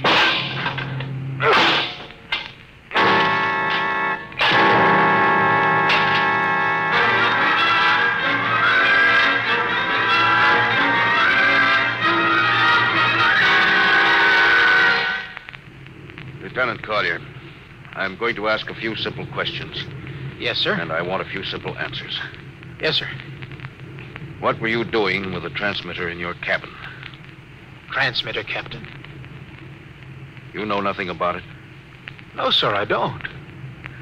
Do you recognize these calibration symbols? No, sir. Well, can you think of how it might have been placed in your cabin without your knowing it? No, sir, unless someone came in while I was on duty. Oh, would that have been possible? Well, I suppose so. Well, if someone had a key. I found your cabin door unlocked. I meant a key to the wall cabinet. I didn't say the wall cabinet. Oh, what? Well, sir, I... You what, Lieutenant? How could you have known it was in the wall cabinet? Well, I just assumed. Lieutenant Collier, I find it hard to believe you would lie. Having known and respected your father and having observed the way you handled your job. However, I intend to get to the root of this thing. May I have your wristwatch, Lieutenant? Sir? Your wristwatch. Here you are, sir. Paulison, turn on that Geiger counter. Yes, sir. Now hold this watch next to it. Yes, sir. That's all. Lieutenant, if you hadn't any close contact with that transmitter, how do you explain the radioactivity of this watch? Well, I don't, sir. I think you'd better. To whom were you sending those signals? Condition red. Condition red. There's your answer, Captain. What is this, Collier? Alien spaceship approaching. Alien spaceship approaching. Collier, who's aboard that ship? All right, now talk. Very well, Captain. My mission seems completed. Your mission? Are you admitting that you're an agent of a foreign power? I am stating it. What nation? No nation, Captain. What? I am an agent of the Voltan government. The what? The government of the planet of Voltan. Are you crazy? Are you so stupid that you think your people are the only ones who can invade another planet? Lieutenant, what do you mean? We've had agents operating on Earth since 1945. I don't believe you. What do you think happened to those 5 ships, Captain? Where do you suppose we got our information? Well, Your language, your culture, family background. Your appearance, you look like... Like Commander Collier? Is that so surprising, Captain? We had a living model. I ought to kill you. That would be very foolish, Captain. I would advise you to surrender without delay. Alien ship now coming into ordnance range. I'll deal with you later, Collier. Paulison. Yes, sir. Put this man in irons and take him away. Don't worry, sir. We'll take good care of him. Partner, Robinson! Gunnery. Gunnery, Richardson. What's the range? 10,000 meters. They're closing fast. Put your guns on radar tracking. Tracking. Coming on the bearing. Fire. Fire, Richardson. Did you hear me? Fire! What's the matter down there? Did you hear me? Richardson, answer me! What, who? It's no use to shout, Captain. Collier. How did you get loose? Where's Paulison? Lieutenant Paulison is dead. All stations, Lieutenant Collier has escaped. Seize him, men! Don't waste your breath, Captain. Your men can't hear you. What? Those still alive are my men. You're lying. No, Captain. Every ship that has ever left Earth was controlled by a Voltan crew. That's impossible. Those were hand-picked men. Hand-picked by us. I don't believe you. Then why not call for help? Carpenter, Robinson, Haley, report. Carpenter! Robinson! Haley! Wait. Report. You see, Captain, it is quite useless. The Star Cloud will be taken to Volta for, shall we say, further experimentation. I see. Of course, there's one thing you hadn't counted on. And just what is that, Captain? This...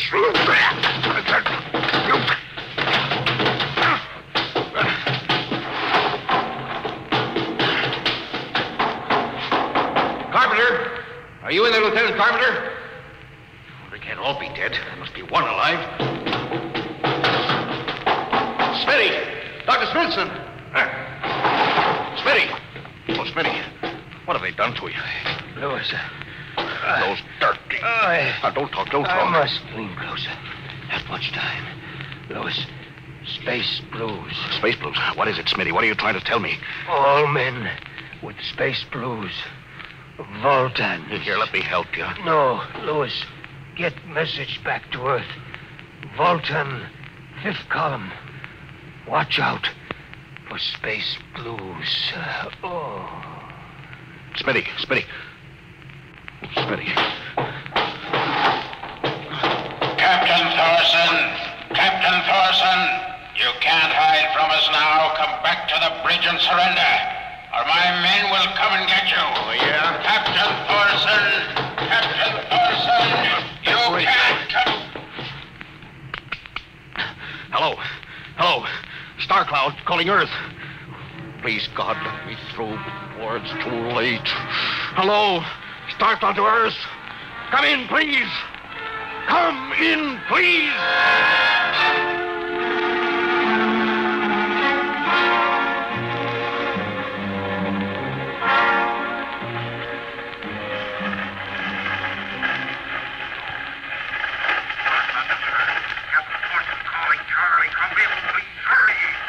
Hello? Can you hear me, Charlie? Skipper, is that you? You getting my signal? It's, coming in a little louder now, Skip. Keep sending. Thank God, Charlie. Now listen to me. Not much time. Get word to Colonel Harrison's crew. Mutinied. Most of crew members, Voltans. What? Voltans. Spell that. V-O-L... Voltans? That's right. They're from the planet Volta. Skipper, are you all right? Look, Charlie, this is serious. They'll be here any second. Now listen, they have a 5th column on Earth. They're planning to invade you. You don't mean it. Of course I mean it. Now tell Harrison, posing as humans, you can detect them by space blues. You got that? Only Voltans get space blues. Charlie, can you hear me? Space blue. I get you. That's right, you Charlie. It's the video. You warn everybody. Captain? I'm off the door. Come on, Charlie. Captain! Captain Thorson! Hello? Hello, Star Cloud! Come in! What's the trouble, Sergeant? I was just trying to raise the Star Cloud, Colonel. Had any luck? No, sir. No contact. No contact? No, sir. Nearly an hour since they hit the galactic barrier. I don't understand why they haven't tried to get a message back. No, sir. Neither do I. All right. I'll take over for a while. Yes. You do that. You go right ahead, sir. Right. Oh, Charlie, you'd better go out and get yourself some coffee. You look a little blue around the gills.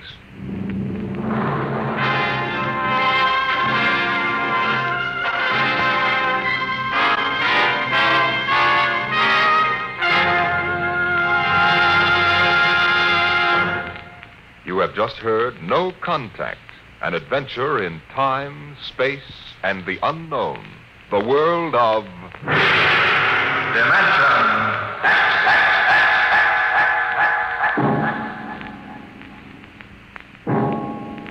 Next week we have a cheerful little tale that starts with the disappearance of Grant's tomb.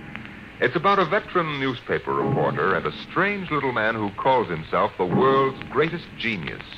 You'll hear all about it next week at this same time when we present The Professor Was a Thief.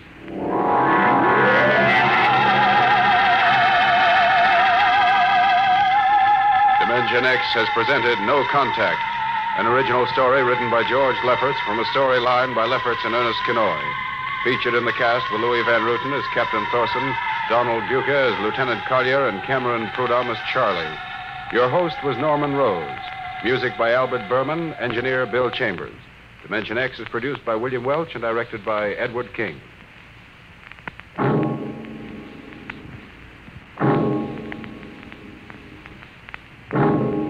Stay tuned for the remarkable Quiz Kids on NBC.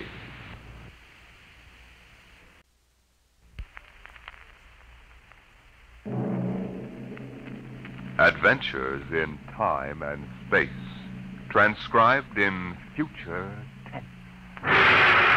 Dimension.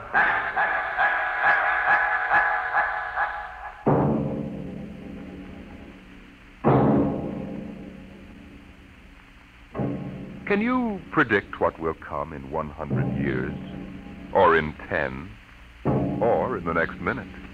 Can you see beyond the known dimensions of time and space into the unknown Dimension X?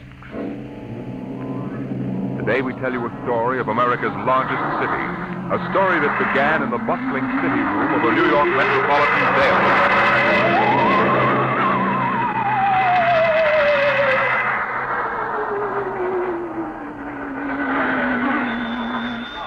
City desk. Sweeney? Listen, Pop, give me a rewrite, quick. I'll take it. Okay, now look.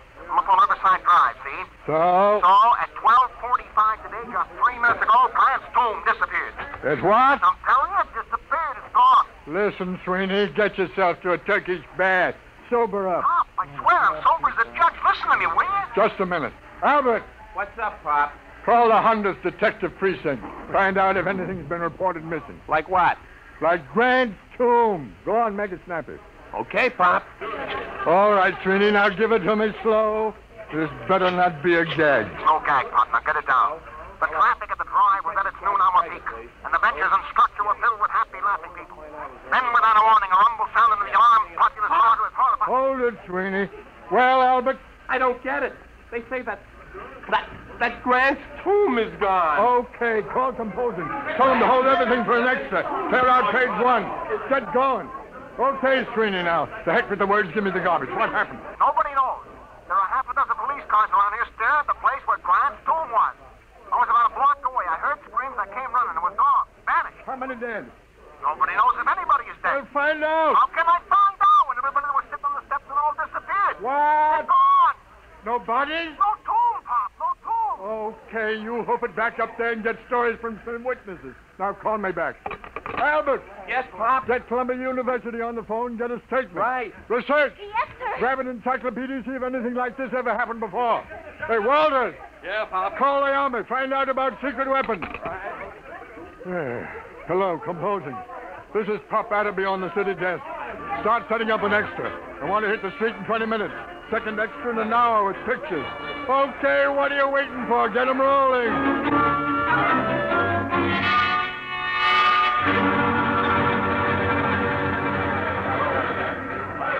Pop.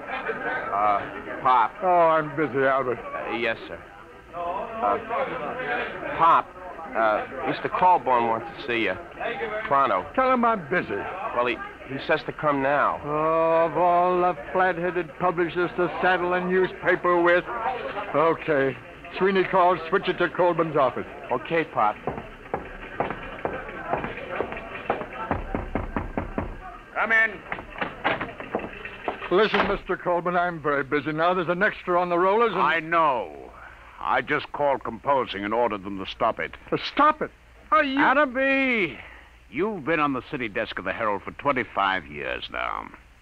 Since when do you waste thousands of dollars on an April Fool issue? April Fool? Listen, Grant's tomb is missing. Is that a story, or am I dead from the neck up? Did you check it? Yes, and Sweeney... How do you know it's true? Well, if you... What do you mean spreading cold terror all over town? But Sweeney... The devil with Sweeney. How do you know it isn't just a hallucination? Mass hypnotism, something like that. Well, what if it is? Adderby, if this is a farce, we'll be in Dutch, but good. Civil suits, criminal action, We're the only paper in town on the streets with an extra. The other editors don't believe this story for one instant. It takes guts to run a paper. Well, if that's what it takes, you've got too many. You took the authority for this without even trying to find me and get an okay. Your father-in-law knew a story has to run while it's hot. All right. You ran this while it was so hot, our first 10 papers drove the city into a panic. How do we know this whole thing isn't a big... Hello. Now there's Corborn. Yes, he's here. It what? Oh, well, that's fine. That's fine and dandy. You're fired. What? It's your star reporter, Mr. Sweeney, formerly of the Herald. Formerly? Give me that phone. Hello, Sweeney. Pop, Did you get the pictures? How are things up there? Pop. I'll need more witnesses. Pop. Hey, what? It's back. Fine. What did you say? It's back. Grant's tomb is back. I'm sorry. You're sorry. All right, golden boy. Now give it to me slow. Make it sound intelligent. It just reappeared, that's all. What about the people who were inside? All back. Don't remember a thing. It's just like it never happened at all. It's a miracle. Some miracle. We got an extra on the streets with 28 types screaming that Grant's tomb has vanished, and you calmly call me up to tell me that it's back. But it was gone. I tell you, Pop. Sweeney. What? Do me a favor, will you? Yeah, what? Drop dead.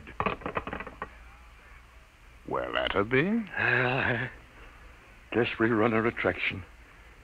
Just doesn't make sense. 12 police cars saw it. We've got statements from witnesses. I told you it was hysteria. Look at the man from Mars broadcast that Orson Welles did. 1,000 people will swear they saw the monsters. Oh, I don't know. I'm all confused. Well, let's look at it this way, Adderby. Maybe you've had enough. Enough what? You've been on the city desk 25 years now. That makes you, let me see, 55? 54. What are you driving at, Mr. Colby? I mean, maybe you ought to retire. Retire? We need new people, new ideas. I've been thinking about it for some time now. With Social Security, you'd get... About $20. Fine. Now, you listen. I brought this paper into the world, and it's going to take me out. I was on that city desk before you ever heard of a stick of type. Then you come along and marry a publisher's daughter. That's enough. I made a mistake, okay. Anybody can make a mistake. I still think there's something in this story.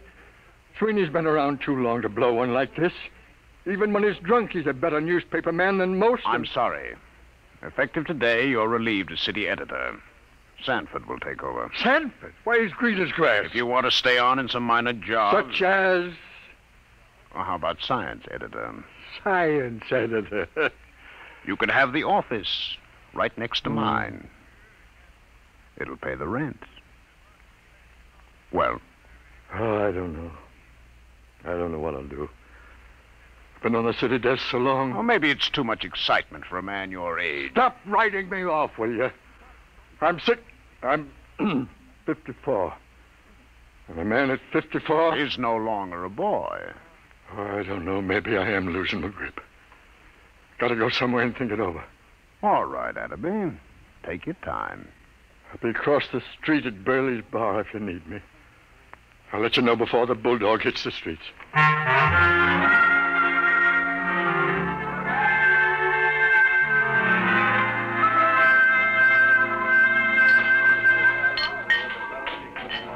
Burley!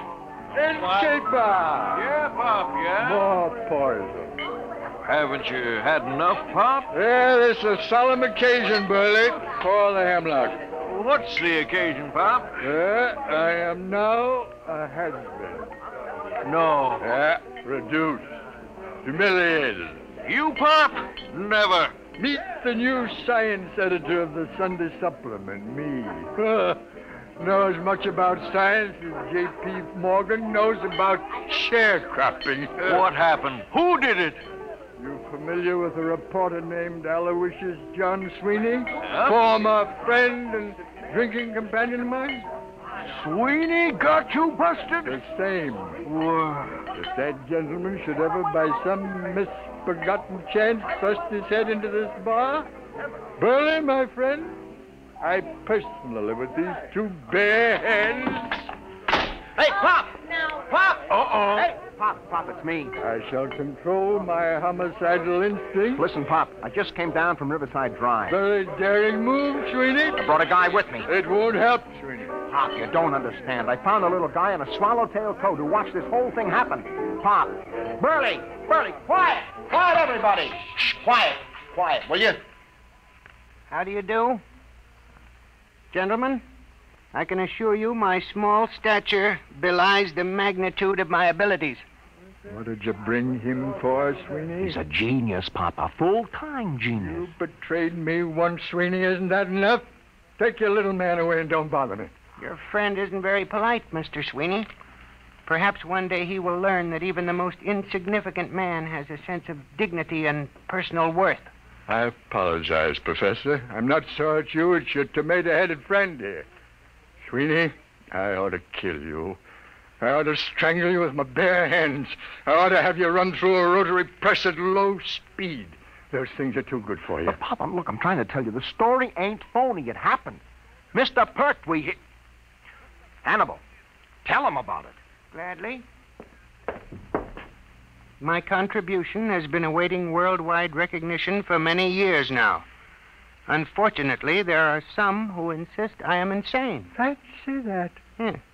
Being small of stature, as you can see, I chose to nurse my resentment rather than to take positive measures.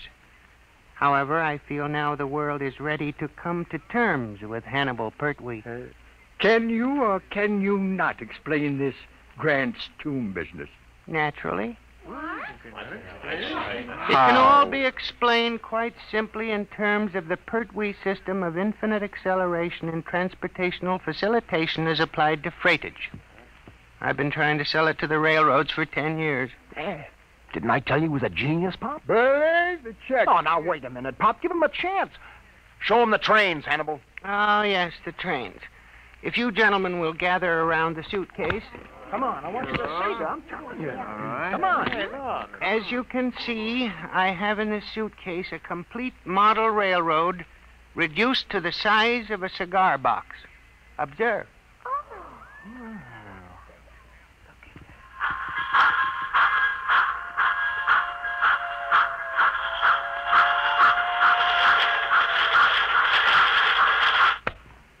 That's enough, I think. They run! Just like real trains! Sweeney, not content with ruining my life, losing me my job, driving me to alcohol, you're now trying to drive me out of my mind with an obvious madman who builds model railroads. Here's the money, Burley. Keep the change. Oh, but, Pop, Goodbye, gentlemen. Pop, you're not even giving him a chance. Out of my way. Listen, Pop, please. Out of my way. It's always the same. They won't listen to me. Oh, I guess Pop is losing his grip. I hate them. No, don't take it so hard, Hannibal. Maybe it was all a hallucination. The Pertwee theory is not an hallucination. Sure. Well, it was a good try anyway. I guess I'll go back to the office and pick up my stuff. But I'll show them. Someday they'll listen. Sure. You'll show them, Hannibal. Hey, Burley, fix Professor Pertwee here with a double scotch. Ahead, make it a triple.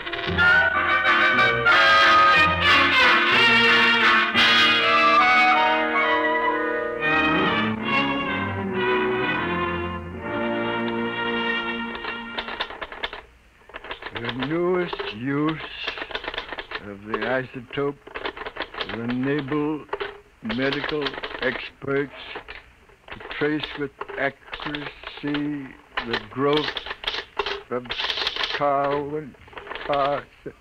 Oh, nuts. Maybe it's better to be unemployed. Science editor speaking. Pop? Yeah? Sweeney, listen, I got a story. I thought Colburn canned you. Can't fire me. Listen, you know Burley's bar? Does DiMaggio know Yankee Stadium? What about Burley's bar? It's gone. Oh, sweet. On the level, Pop, just a few seconds ago. Take a look at the window. Sweeney, I warn you. Take a look. Okay, Sweeney, hang on. Albert? Yes, Pop? Do me a favor. Stick your head out of that window and tell me if anything unusual is going on at Burley's Corner. Okay, Pop. Holy jumping catfish! Huh? It's gone. Come here and look. Well, I'll be a monkey. Where's Coleman? He went to a polo match out on Long Island. Who's on the city desk? Young Stan. Come on. That's the city desk. Okay, I'll give it to rewrite. Just a second. City desk. What? Are you nuts? What? Everybody listen to this, will you? It's Martinson down at 34th Street. He says the Empire State Building has disappeared. Can you feature that? What are you going to do about it? Do? Am I supposed to do something? He's gone nuts. Give me that phone. Hey, Give me that phone. Hello, Marty. This is Pop. Pop, what are you doing on the desk? Never mind what happened. Well, I'm down at the precinct. 5 minutes ago, a cop staggered in. It's gone, he says. What's gone, they say? The Empire State, he says. Well, I figured I better call. Okay, get down there and get the details. In case you need to convince a Burley's bar went just before you call. Holy mackerel, what a catastrophe that is. Okay, Pop, I'll call you. Look at the skyline. The Empire State isn't there. No. Don't get panicky. Don't get panicky. It may come back just like Grant's tomb. Okay, Pop. You'll take over, won't you? I'm kind of shaky. Will I? I'll show you fledglings how to run a newspaper together. Wallace? Yeah, Pop. Get a camera down to Empire State. Right. What a story. Call the mayor, Albert. Tell him ask what he intends to do. Check.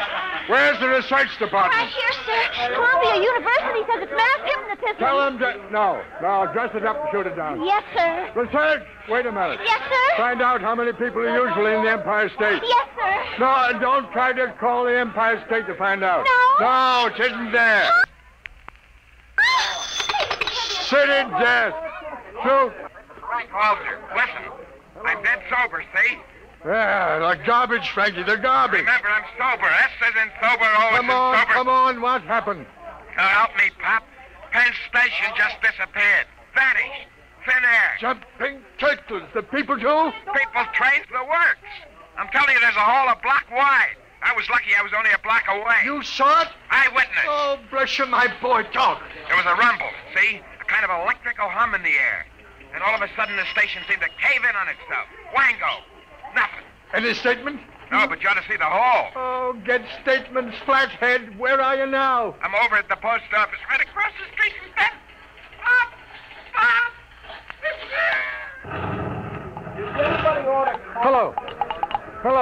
Hello, Frankie. Frankie, operator. Pop, we got a flash. The United States Post Office just went. The whole darn city is going piece by piece. Don't lose your head, Albert. Hello. This is the composing room about that Empire State Building story. Still, it's old news. We've just lost Penn Station and the post office. Get out a new banner head. New York City vanishing. What about copy? You don't need copy for a story like this. Tell the linotype operators to use their imagination. Albert! Pop? Anything else missing? Price of building, maybe? Nothing yet, Pop. Oh. Anything reappeared yet? No word on anything. Maybe things are stabilizing. Call composing. Tell them to start rolling. Right, Pop. And find Sweeney. He telephoned from downstairs a while ago. I forgot all about him. Tell him he's hired again. I'll print any statement that isn't immoral. Uh-oh, Pop. Here comes Mr. Trouble. Oh, now take it easy, Colburn. Adam B., what are you doing at the city desk? Where's Sanborn? What's going on here anyway? Has everyone gone out of his mind? Listen, the Empire State, the Penn Station, and the post office have all been missing for almost 5 minutes. Get away from that desk, you. Drop that telephone. Listen. I don't care if Washington, D.C. has been bombed by the Martians. I want you out of this office in 2 minutes. Albert, cash those extras. Pop, you get out, you're fired. Oh, you're not being reasonable. I'm not interested in the other papers. Just get out of here before I go stark raving mad.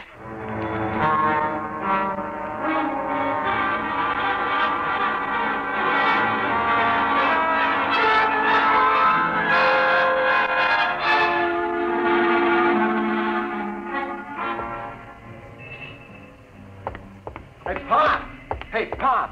Oh, hello, Sreeny. Where have you been? I've been trying to make up my mind whether to come up or not. When you left me hanging on the phone, I thought you was insulting me. Hey, how come you aren't on the desk? Oh, I'm canned. Are you kidding?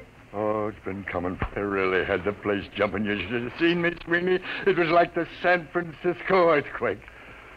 Oh, I need a drink. How about... keep forgetting. Isn't any Burleys anymore? No. Just a big hole in the ground. Let's walk over. I want to browse around. Oh, Pop, there's nothing to see. Well, let's take a snoop anyway, just for old time's sake. Well, okay, Pop, let's cross. We got the light.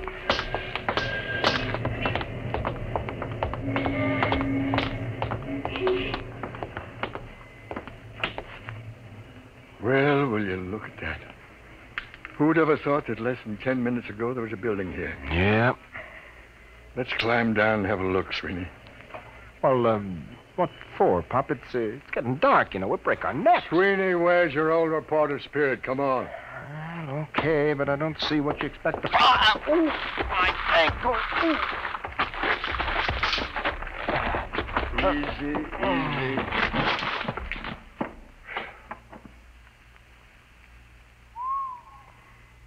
Clean as a bone.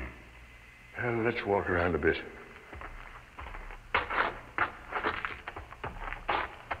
See anything? No, just rocks, pieces of the foundation. I'll bet you that... Pop, wait a minute. What? Will you look at this? So small, I almost missed it. Well, I'll be a son of a perfect scale model of Burley's. Less than 4 inches tall. What do you suppose this is doing here? I don't know. Can I help you, gentlemen? Wait, wait. What are you doing down here? I'm looking for my model. Thank you for finding it. Oh, this is yours, is it? Certainly. Now, if you'll be kind enough to hand it to me, I'll just put it back in my suitcase. You better give it to him, Pop. All right. Thank you. There we are. Thank you, gentlemen. I thought you just went in for model trains. I have always been preoccupied with tiny things, but lately I've been branching out. Well, I really must be going. Thank you very much. He's as loony as a bat. The geniuses are all crazy. I read it in a book. Sweeney, did you get a look in that suitcase? Sure. I seen it when he opened it in the bar this morning. I mean just now. Oh, why? This morning when he opened his suitcase, he had a little round tube and a set of model trains in it. Nothing else. So? This time he had 3 other models. So what? Nothing. Except they happened to be models of the Empire State, Penn Station, and the United States Post Office.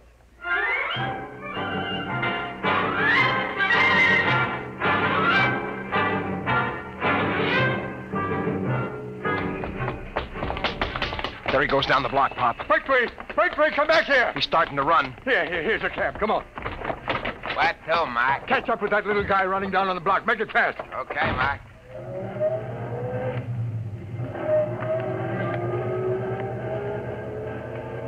There he is.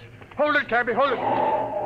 Come on, Sweeney. Hey, how about my dough? Hey, you bum! Stop, gentlemen. Stop, I warn you. Hey, Pop. He's got that little tube out of his suitcase. He's pointing. Grab him, Sweeney. All right, give me that thing. Let go of my arm. Give it to me. There. I warn you. Never mind the warnings. Just you come along with us. We're going to have a little talk. Take him up to the office, Sweeney. Pop. What? Where's the taxi? What? The taxi. If you look at the curb, you'll find your taxi. Jumping saints. Pop, look at it.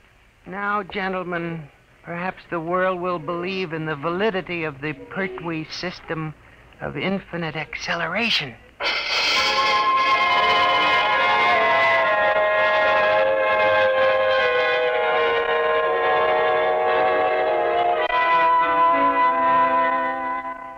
All right, Hannibal, now you start talking. I won't. Hold his hand, Sweeney. That's a pleasure.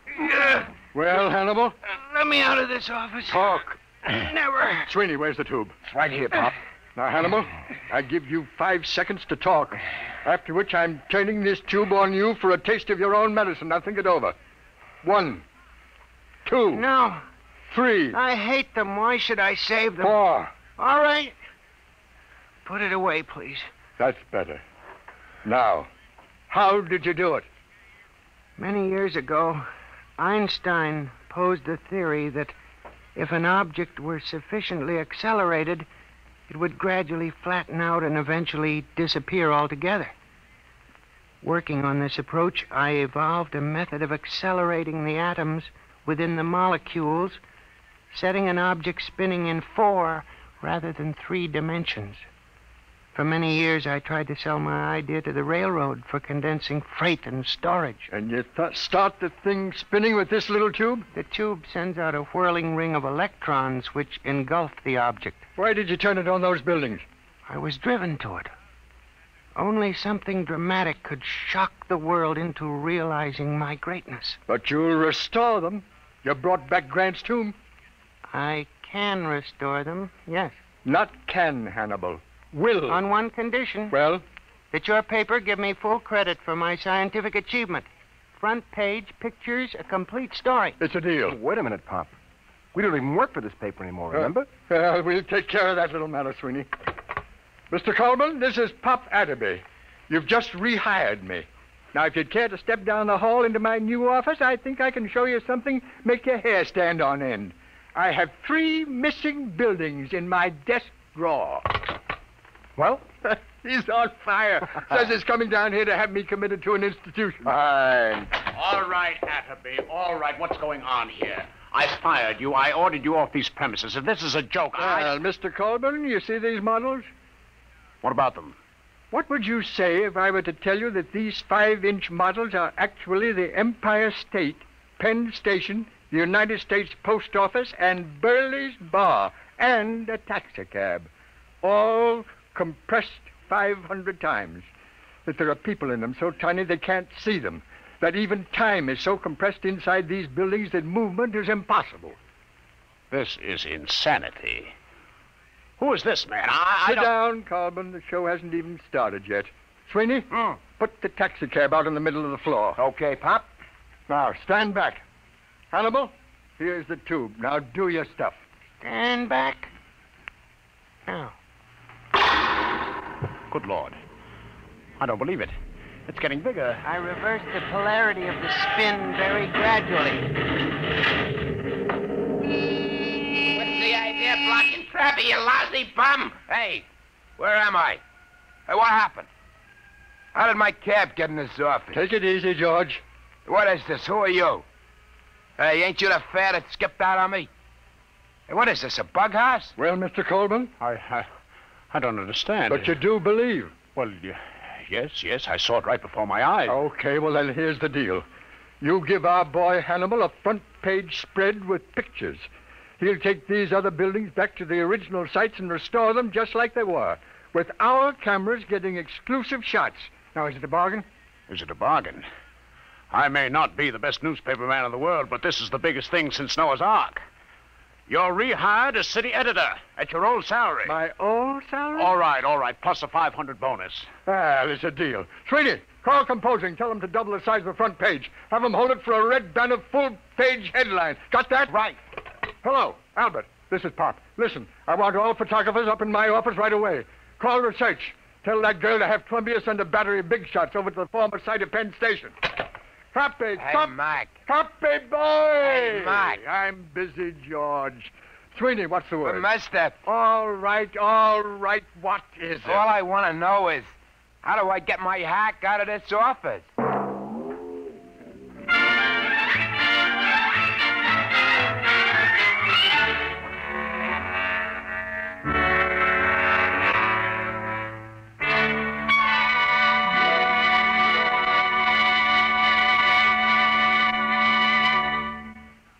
You have just heard another adventure in time, space, and the unknown world of the future.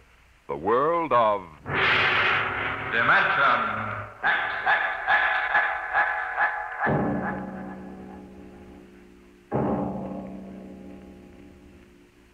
How would you like to leave your home and friends for a trip that might last for 10 years or forever? You'll hear all about it on Dimension X next week when we present Shanghied. Today, Dimension X has presented The Professor Was a Thief, an adaptation by George Lefferts of a story by L. Ron Hubbard. Featured in the cast were Arthur Maitland as Pop, John Larkin as Sweeney, and John Gibson as the Professor. Your host was Norman Rose. Music by Bert Berman, engineer Bill Chambers. Dimension X is produced by William Welch and directed by Edward King.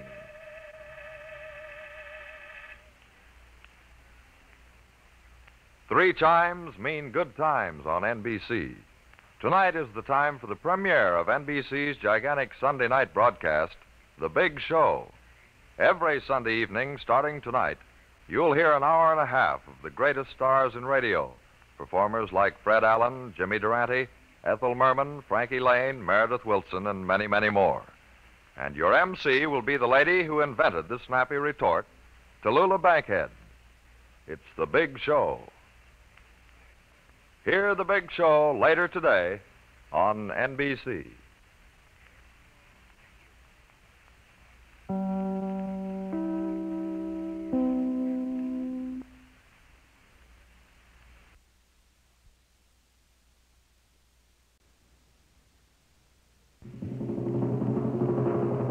Adventures in Time and Space, transcribed in future tense.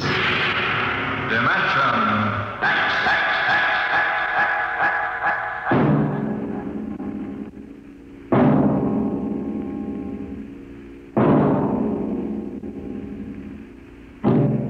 Can you predict what will come in 100 years? Can you see beyond the known dimensions of time and space into the unknown Dimension X? In 1987, Atlantic Spaceport was established on the site of old Fort Devon outside of Boston. And as the ships pushed deeper and deeper into space, the time of voyage increased by geometrical progression. It became more and more difficult to persuade able spacemen to sign on for flights which lasted for years, 10 to 15 monotonous years in the cramped forecastle of a deep spacer.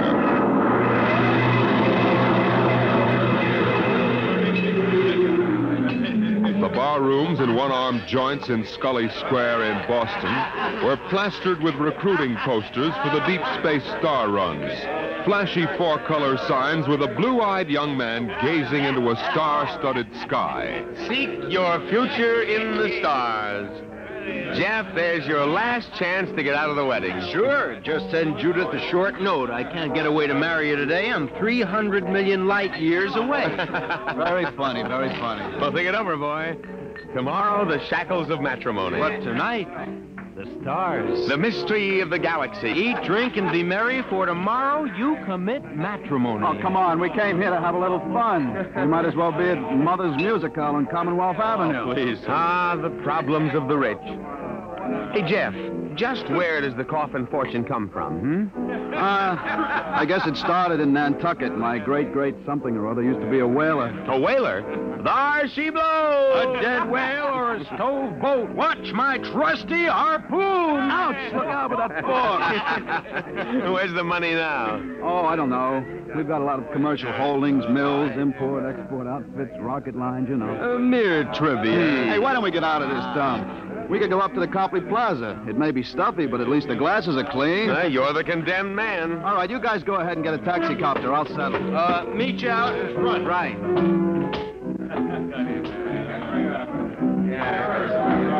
Excuse me. Want something, Bud? The check. Okay. Hey, Milton, check. He'll be right out. Right. Hello, mate. Huh? Nice night, eh? I suppose so. I've been watching you. Celebrating? Sort of. Well, so am I. Just got off a deep space run out to Centaurus. Centaurus? That's a 15-year run, isn't it? 15 and 3 blooming months. How'd you know? You a spaceman? No, not exactly. Hey, barkeep, where's that check? Hang on to your hat, Bud. Milton is slow, but he's sure. Fill it up, Charlie. Say, why don't you join me, mate? Here, Charlie. No, thank you, no. Oh, come on, won't take off on Mo. Celebrate whatever it is you're celebrating on me. Come on, pour it, Charlie. Yeah, sure. Well, I guess I might as well. Thank you. Cheers. Cheers. What was that, varnish? Charlie's special brand, eh, Charlie? Yes. Hey, look, could you get that waiter out here? I've got to meet my friends. They're waiting what's outside. your hurry, mate? You got plenty of time. Sure. Sit down. Take it easy. You don't look so good. I don't feel so good. Well, here now, you sit right here. You'll feel chipper as a bloomin' grasshopper in a second. Gotta get outside. In a hurry. Where's the check? Check! Oh! All right, come on. Get him out the back before his mates turn up. Grab his other leg. Let's go. In a hurry, is he? That's what he thinks. Where he's going, he's got plenty of time.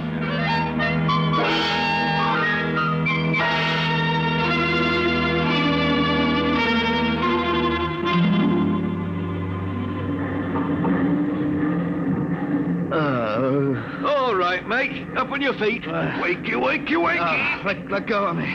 What's the idea? Rise and shine and greet the dawn. Where am I?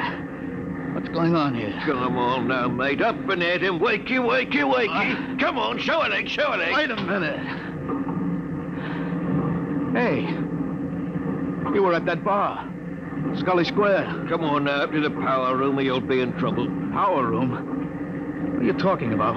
Where am I? Well, that's hard to say exactly.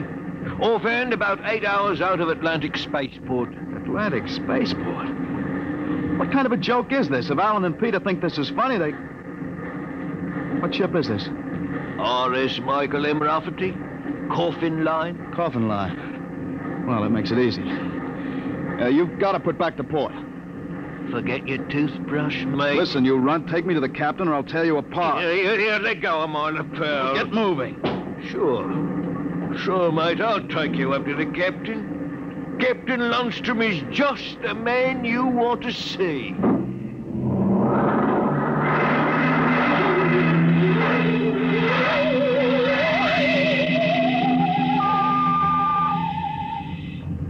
Martin, what the devil are you doing on the bridge?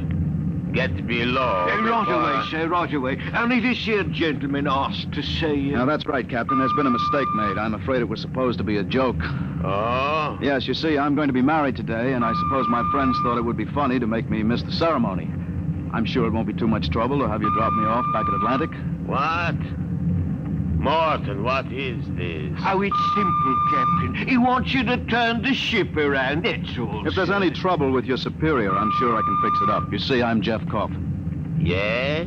Well, you don't understand. My father is Cyrus Coffin. He owns this ship. He does, eh? I can understand you're not believing me, Captain, but I can identify my... Hey, where's my wallet? My. Look, Captain, all you have to do is radio back and check. Mr. Black, remove this man from the bridge. Aye, sir. You heard the captain, Buster. Wait a minute. Let go of me. This is no way to treat a passenger. Passenger? Wake up, sonny boy. You're one of the crew. What? Well, you're crazy. I'm Jeff Coffin. Maybe, but you're signed on as a crewman. Now stand at attention. You can't get away with this. And say, sir. Why, you cheap hoodlum. Now listen careful, sonny. You're a spaceman on this ship. And when an officer gives you an order, you're going to jump. Now, how do you all busted? Let go of my arms. I guess you need a little lesson in ship's discipline. And you might as well get it now. All right, Mr. Black. Now take him below.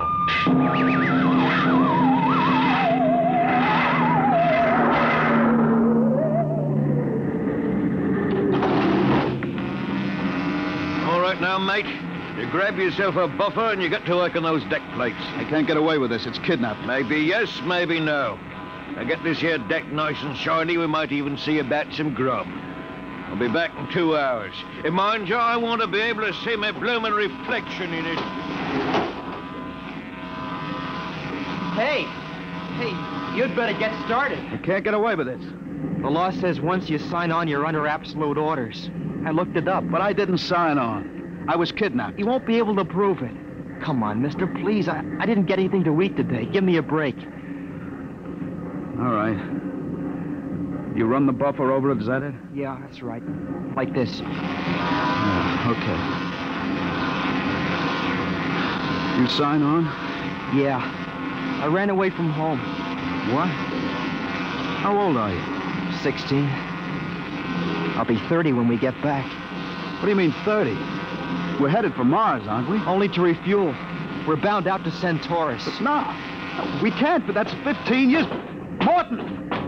I've got to get back. It's no use. I'm getting married. She'll think I'm dead. Morton! Morton! Morton! Now, what's up? You want me to call Mr. Black again? He'll give you what for. No, listen. Now, listen, I've got to get back. I can't disappear for 15 years. How is that a fact? Look, we stop at Mars, right? Yes, and you'll be below decks under lock and key. Listen, I can make it worth your while if you get me off at Marsport. Jumping ship? Why, that's real naughty, mate. $1,000. Why, what would I tell me poor old mother in Battersea? 2,000? 5. In advance. What do you mean in advance? I'll bet you're the one that rolled me for my wallet.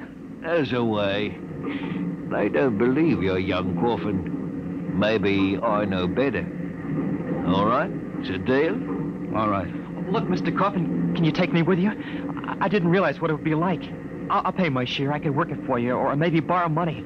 I couldn't stand 15 years. I'd go crazy. He'll cost you another 1,000. You cheap swindler. Here now, Mr. Coffin. I'm all what stands between you and a lovely pleasure cruise for 15 years, so I'll thank you to treat me with the respect and politeness what a gentleman like myself deserves.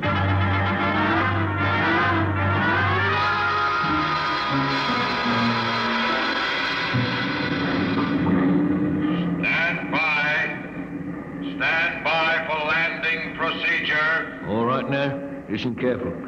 This here's the cable locker for the grappling anchor. When she lands, this hatch will open and the cables go out. Don't get yourself caught in me, you'll be torn apart. All right, we got that. Are you sure we can get out? You just do what I say.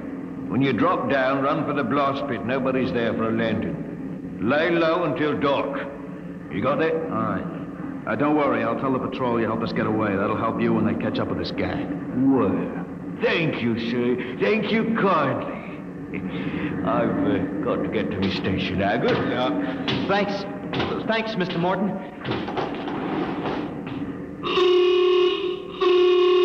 There's the landing horn. Yeah. Keep clear of that cable, Joey. Here comes the deceleration blast. Hold on tight.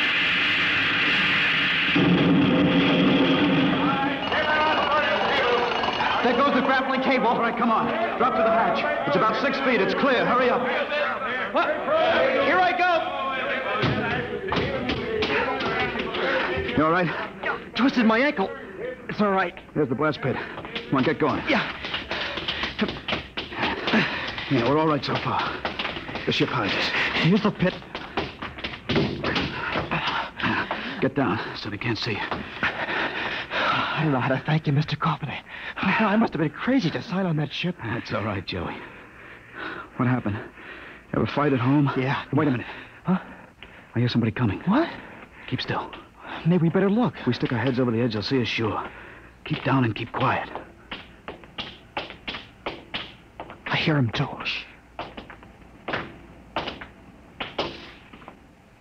Well, look what we have here. 2 little babes in the wood. You two move and I'll shoot you each once in the belly. Morton, you got good eyes. I told you I saw him come this way, Mr. Black. Jumping ship.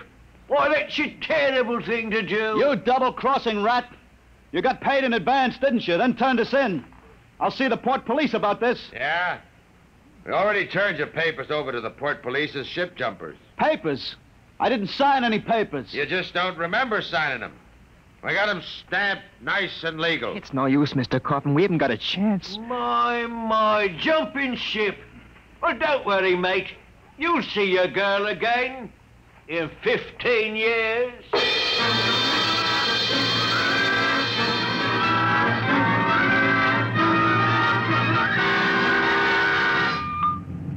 Mr. Black, inform the ship's company that these 2 men have been found guilty of attempted desertion. Desertion? Well, you kidnapped me, you dirty crook. Don't you talk to Captain Lundstrom that way. I'm sentencing them to 24 hours hull watch. Take them away. Morton, take him to the aft lock. Aye, sir.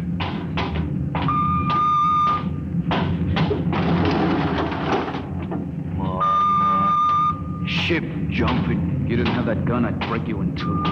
Double-crossing rat. You calm down after 24 hours hull watch. What's hull watch? Very simple. We put you two in spacesuits and shove you through the airlock on the end of a line.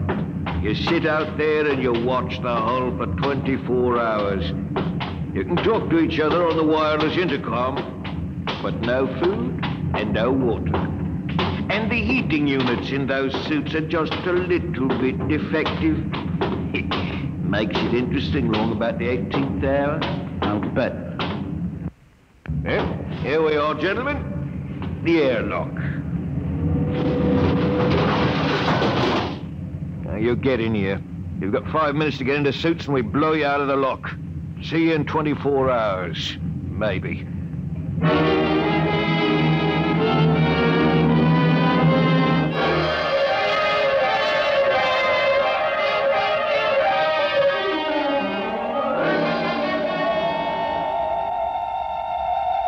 Joey.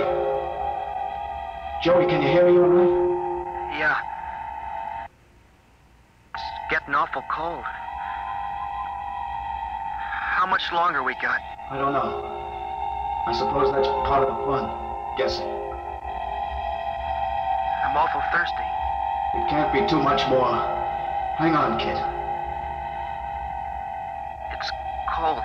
It'll probably get colder. We'd better snap the safety hook. Jeff, what would happen if we drifted away from the ship? We'd keep going in the same direction till the oxygen gave out. Yeah. Will it get much colder? I don't know if I can take it. We haven't got any choice, Joey. Just hang on. It can't last forever.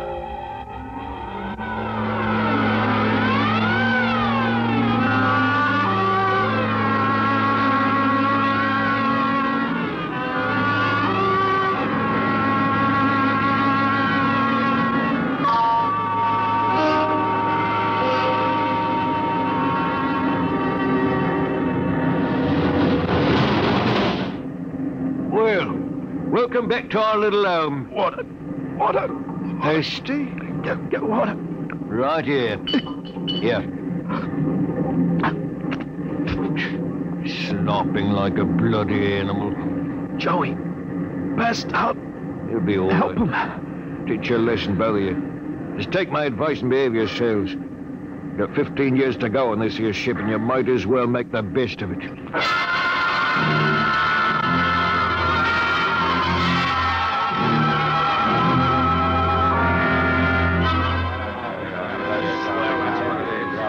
Hey, Martin, what do you call this mess?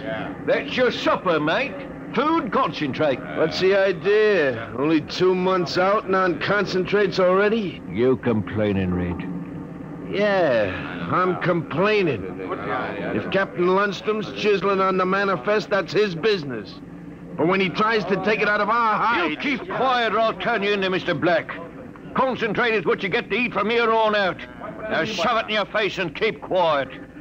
I'll shove it in your face and see how you like it.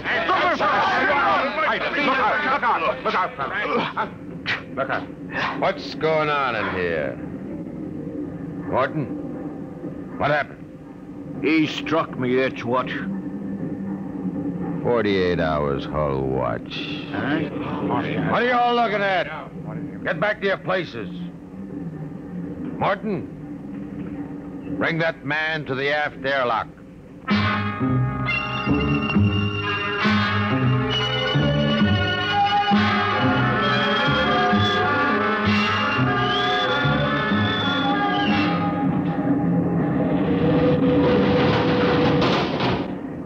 All right, Red. Come on out of there. Your time's up. Come on. You, mate. Go in and get him. Come on, Joey. Gee, 48 hours out there. Unsnap the helmet. Careful.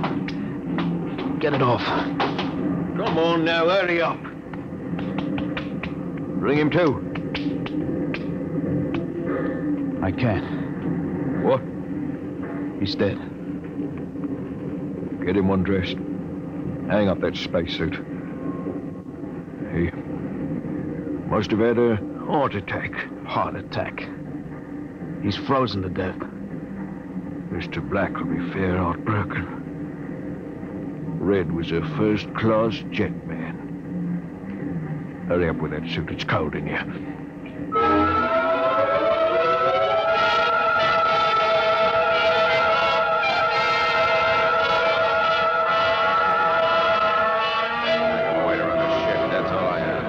It's murder, that's what. Just plain murder. Space Code gives a 30-hour limit for punishment. They didn't even have a burial. Just shoved him out of the lock. Well, if the owners knew about this, they'd stop it. Oh, fat load of good that's going to do us for the next 15 years. Oh, wait a minute. Wait a minute. If we could get the ship back to Mars... Oh, look, that's no good, son. 2 weeks after we landed, we'd be hung. That's what Space Code says about mutiny. If they catch you in the act, they shoot you down and no question. Well, I'm willing to take the chance. Are we going to let Black and Lundstrom kick us around for 15 years? Well, I'm not. Why don't we take over and head back? Okay, Hold on. Quiet. Did I interrupt something, gentlemen? A discussion? Talking about the captain, maybe? Well, grab him. Let go of me. I'll have you all out in the island shifts. I'll see you in operations. That's what I'll do. Yeah, chew on my oil right, Morton. There. Well, that's done it, Harry. He's an officer. Who cares? Look, we've got to move now. Joey, get up to the radio room and smash the set before they can get a message out. Right. Pop, you get out. Yes. Tell the engine watch. All right. The rest of us will go up to the bridge. How about this, Rat? Tie him up. Speed counts now. We've got to take over before they know what hit him.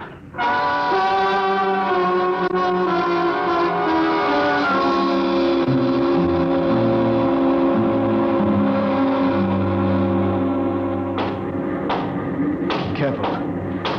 We've got to surprise them. We'll get him cold. Jeff, quiet. Sparks were sending when I got in, but I knocked him out and smashed the set. We're all right? All right, come on. Let's get up to the bridge. Hey, look out. They closed the hatch. We're cut off from the bridge. We'll never get through that. They must have found out somehow. Forecastle intercom. Black must have turned it on from the bridge. He must have heard the whole thing. Yeah. We better get out of here. Yeah. What'll they do? I don't know. They got all the controls up there. We can shut down the drive, but we can't steer. Better dog down the hatch behind us. Well, what next? All right, men. Captain Lundstrom's giving you 1 minute to give up quiet. In a pig's eye, Black! You'll hang for mutiny, every one of you. What do we do now? Quiet. They can hear everything on the intercom. Not if I cut the switch. Got to get through to the bridge. Well, it's a Mexican standoff. We can't get at them, they can't get at us. What's that? Air leak. The pressure's down. Fellas. What is that? Lundstrom, he blew the hatch in the mess hall section, just opened it up and let the air out. Oh, anybody caught? Al Haynes, he was cooking supper, dead as a doornail. Well, they can kill us all. They'll do it, too. All they've got to do is bleed off the air. They've got the atmosphere controls up there. I'll see all of you blokes swinging from a landing crane. Oh, will you scum? Morton, you know what Black's going to do? Bleed off the air down here. Oh, serve you all right. If I had my way, I'd see you all out in the yard until you froze stiff. You're forgetting something, Morton. You're back here with us. What do you mean? If Black and Lundstrom blow out compartments one by one or bleed the air off, you'll get it, too. They'll take care of me, don't you worry about that. You think so? Joey, plug that intercom back in. Yeah. Black! Heavy up? We've got Morton back here.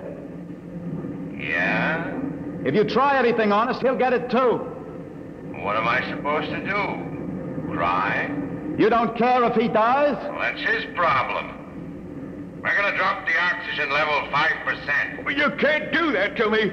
Captain! It's unfortunate that you were captured, Martin. But the security of my ship comes first. You mean you don't care? You'd see me dead? Precisely. Well, you can't. It's murder, that's what. I'm not one of them. You can't kill me. You can't. Joey, pull the intercom plug. You can't do it. I always followed orders. I did the dirty work and pulled He can't hear you anymore, Morton. You can't do this. Shut up. Morton, they'd kill you as soon as look at you. Now listen. We've got to get through to the bridge. You know this ship. There must be some way. We're your only chance, Morton. get us through that hatch and up to the bridge. All right. All right, why shouldn't I? They'd kill me. And there is a way to get through? Emergency release. Works by hand. Better tell crewmen about it to keep them from breaking through in an engine blast and leaking radiation to the bridge. Let's get going. We've got to get through before Lundstrom cuts the air down and gets us all.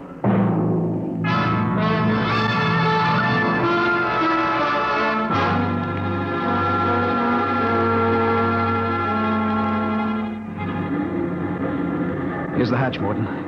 Where's the release? Under the floor panel. You can pry it up. Hurry. I got it. She's up. Works on a key. Ready? Back against the walls. They've got the guns. Let them have them. I want to wrap my wretch around Black's neck. All right, Morton. Open it up. Here goes. Look out! They headed wide. Morton! He's dead. Electrocuted. And the hatch is still closed. He didn't get to turn that key. It killed him instantly. Harry, you got your watch gloves? They're insulated. Oh, sure. They'll take any current. Let's get Morton out of the way. Hey, don't touch him, Joey. He's got the current through. Yeah, I'll pull him away with the glove. All right, now stand by. Here goes the key. Let's go! Get him! Factor! Like this. Drop the gun. Johnny, look out! Oh, let go of that gun, Lundstrom. Hold them both. You don't have to worry about Black. I got him square with a wrench. Anybody else hurt? I am. The side, I think it just grazed me. We'd better tie Lundstrom up. What do you think you are going to do now? Turn around and go back home. I don't think so. I have burned the navigation tapes, and none of you can recalculate them. You'll just wander in space till the fuel gives out. You'll die right here on the ship.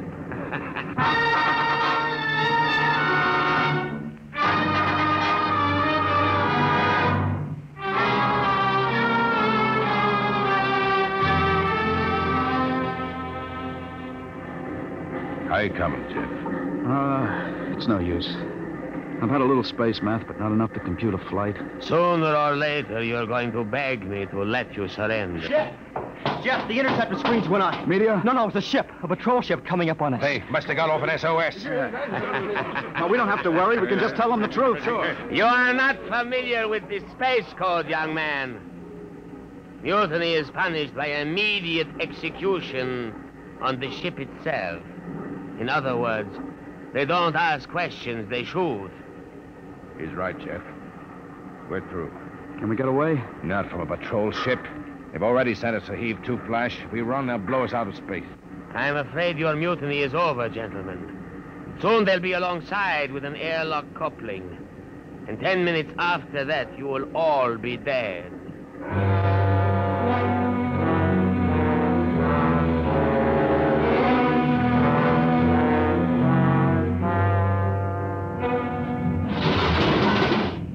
Nobody move. Sergeant, take a squad and secure the ship, collect all weapons, and post a guard in the engine room. Yes, sir. You, Brown, Williams, Kokoski, Kelly. I'm delighted to see you, Major. I was not sure that an SOS had gotten through. Oh? You're Captain Lundstrom? That's right. I can swear out the affidavit of mutiny and... I don't think a mutiny charge will stand up, Lundstrom. Not with a relief of command warrant out for you. I think we'll just forget about it. You're under arrest, Captain. Oh, you can't do that. Space code is clear. You recorded my SOS. SOS? Of course. How else did you get here? They send us after you to get Jeff Coffin. Where is he? I'm Jeff Coffin. We had a missing persons alarm for you, and then when a check you signed turned up at Marsport... A check? That's right. I gave one to Morton to help me get away. And he sold it to a fence for half-face value. We traced it back to this ship. Coffin, I've got orders to escort you personally. We're taking you back to Earth, son. Major, can I send out a message? Of course. Oh, that reminds me, I've got one for you.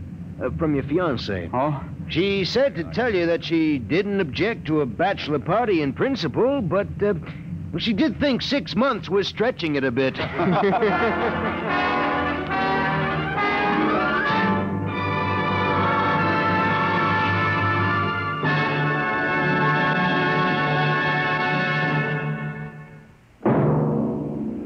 Competition, they say, is the life of trade, and it will be as true 2 centuries from now as it is today.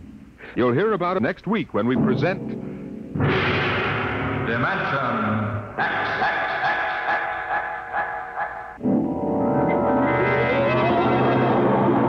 Today, Dimension X has transcribed Shanghied, an original story by Ernest Kenoy.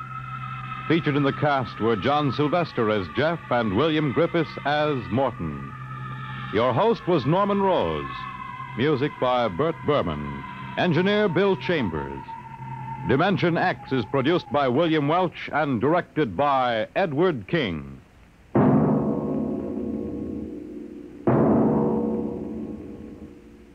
3 chimes mean good times on NBC. Tonight, it's The Big Show on NBC.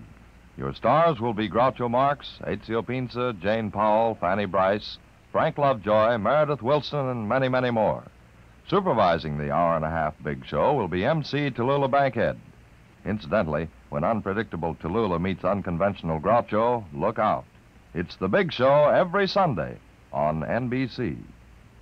Now the Quiz Kids, and later hear Tallulah and The Big Show on NBC.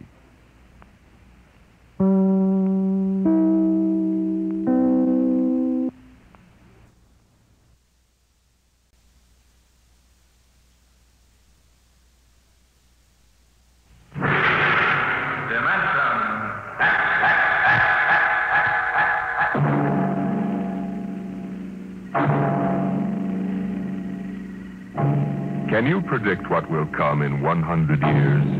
Can you see beyond the known dimensions of time and space into the unknown, Dimension X? The ridge stars spread 200 light years across space. To the passengers on the immigration spaceship from Earth, they appear to be pinpoints of light in the darkness. The men, women, and children slept in their bunks in the tiered dormitories, or sat reading the immigration folders that described the worlds of the ridge stars in glowing, rosy terms. Anne Travis stood before the vision port and searched for the spot of light which would be her new home.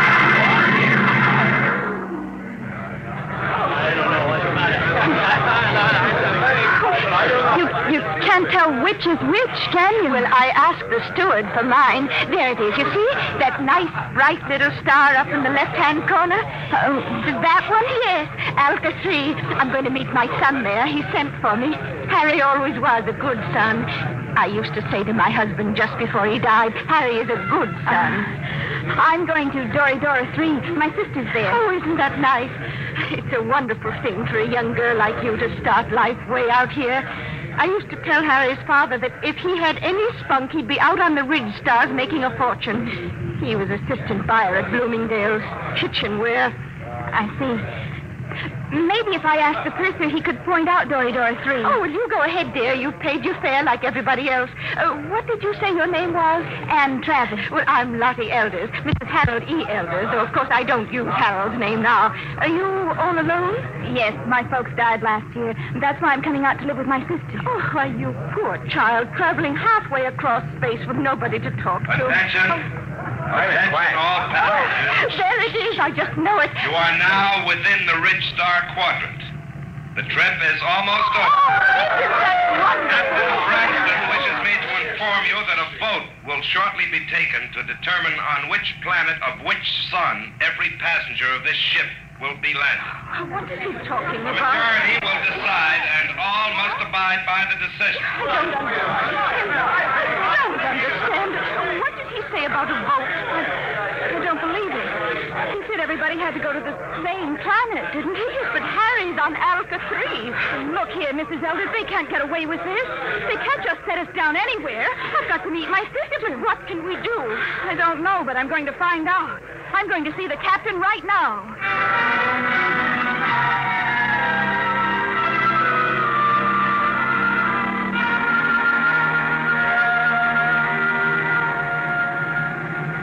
Landing manifest 12436. Cargo holds 1 through 12 at premium rate, including... I want to see the captain. Well, look, I'm busy now. What kind of an outrage is this? I'm going to join my sister on Dora 3. That's where I bought my ticket for, and that's where I'm going. Vote or no vote? That's what you think, baby. I'll call you back, Jerry. I want to see the captain immediately. Do you hear? Yeah, sure, I hear. Perfect, in both ears.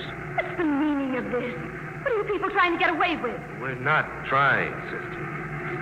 You're in space now, kid. We don't go by Earthside red tape. But my ticket... Oh, you can paste that in the scrapbook. That's all it's worth. Where you're going, kid, fortunes are made and lost every day. The rich stars are wide open, and what the big operators say goes. But my sister's waiting for me. Oh, she'll get tired. It's a game, kid, and you're in. The folder said you were encouraging immigration. Oh, sure. But all the improvements in Earthside working conditions in the past 50 years were to prevent wholesale immigration to the rich.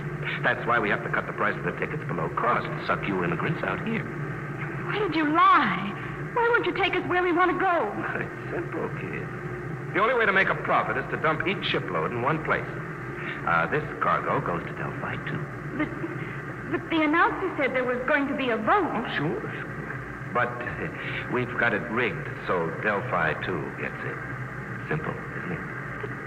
But you can't. Oh, it's not so bad, Delphi. It's okay. Real balmy. Great world. Especially for a kid like you. But how would I get to my sister? She's expecting me on Doridor 3. Can I take another ship? Not where you're going. What do you mean? Look, baby. Space travel is an Earthside monopoly. They own the patents on the rocket power that makes space travel possible. Now, the rich government offered a prize for a new kind of power that wouldn't infringe on Earth rocket patents. But until that drive is developed, you just won't get off Delphi 2. You can't travel to another planet? That's right.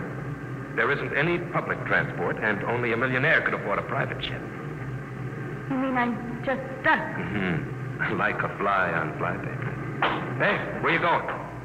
Back to my bunk. I want to lie down. Wait a minute. I'm afraid you can't leave here till that boat is taken.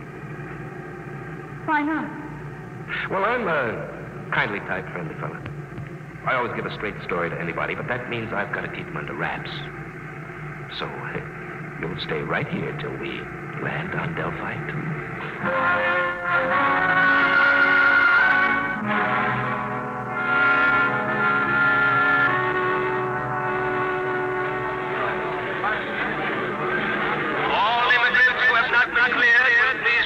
Inspector under the first letter of their last name. Anne, where have you been, child? I looked all over for you. They kept me in the prince's cabin. Mrs. Elders, what shall we do? I'm sure I don't know. Harry, he's my son, you know. He'll be just frantic. I know. Attention! Any immigrants not cleared or in the proper line in 10 minutes will be indefinitely detained. Oh, dear, I haven't been cleared yet. Oh, well, you'd better go then. I'll wait for you right here. Oh, be sure you do, dear. I'm so frightened. Oh, which way do I go? Oh, the E sign is over there, see? Oh, I don't have my distance glasses. You will wait for me, dear? Yes, right here. Go along now. All right, you. Come on. What? Who are you? Never mind. Come on. Grab her, Al. Come on. Let go of me. What's the idea? Let go. Get her. Who are you? Let go. Let go. We can't take any chances, Al. Put her out, right?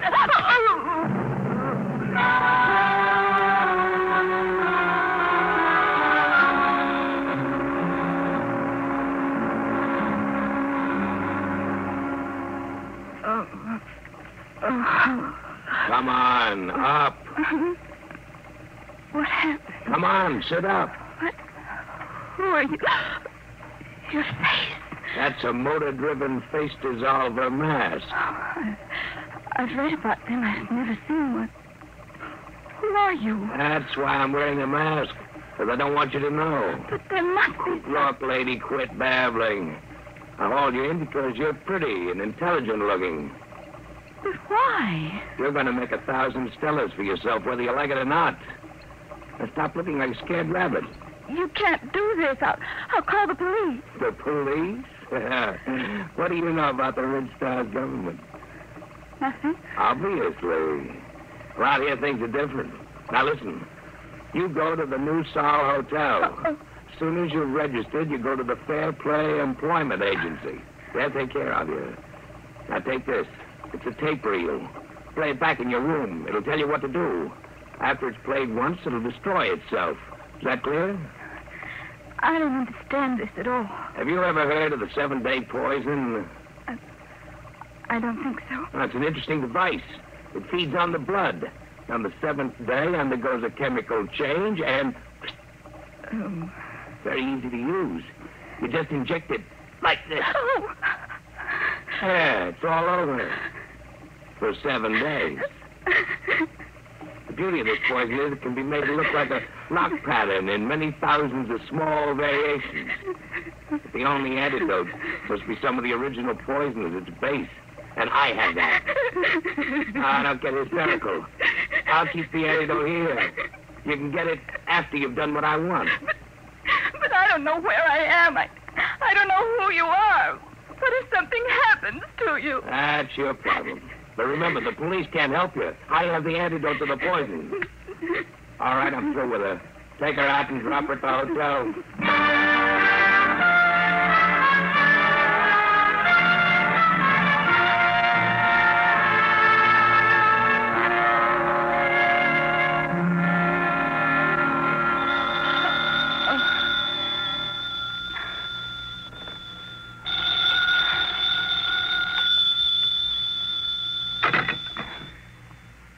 Room 2635. Yes? And Travis? Yes? Who is this? Play that tape reel and get started. We'll be watching you. Hello? Hello? Hotel News Hall desk. Can I help you? I was cut off. Someone was speaking to me. I'm sorry, there was no incoming call on your line. Can I help you? No, never mind. I'd better play that tape. Guess you push this button. You will find in your purse a full cigarette case. Half of the cigarettes are doped. Tomorrow, you will be hired as private secretary to Arthur Blord. When you're alone with him, you will give him one of the cigarettes. The case ejects 2 at a time. The outer one is doped. When he's unconscious, push the brown knob on the case. That will call my men, and they will come for you. You must come with them if you wish the antidote to the poison. After that, you'll be transported to any Ridge Star you wish. As soon as you've played this reel, go to the Fair Play Employment Agency. There's no time to waste. Tomorrow, the 7-day poison will have only 6 days to go. Now that the reel is finished, it will destroy itself. Why do they have to pick me? Oh, the reel. Come on, Travis. You've got 7 days.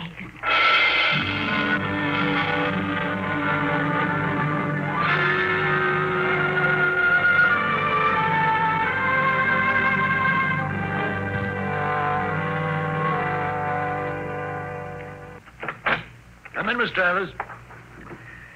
Well, everything seems in order. I must verify one thing. Yes, Mr. Markerson? You did arrive just yesterday on that immigrant ship from Earth. Oh, yes, sir. And this is your first job, not only on Delphi, but on any planet other than Earth. Yes, sir, that's right. We'll check that, of course. In the meantime, we can go up to see Mr. Blord. You'll be his private secretary. Just wait, please. Did you say... Did I say what? Never mind. Nothing. Have you heard of Arthur Blord before? Not exactly. You would if you'd been in the Ridge Stars longer. Amazing man. Amazing. We'll wait here for the elevator. He must be very important. Important? There are names out here that they've never heard of back on Earth, and the greatest name is Arthur Blord. Really? In less than 10 years, he's made himself an astronomical fortune. Astronomical. Here we are, after you. Penthouse. What's he like? You'll see. Very dynamic, sharp.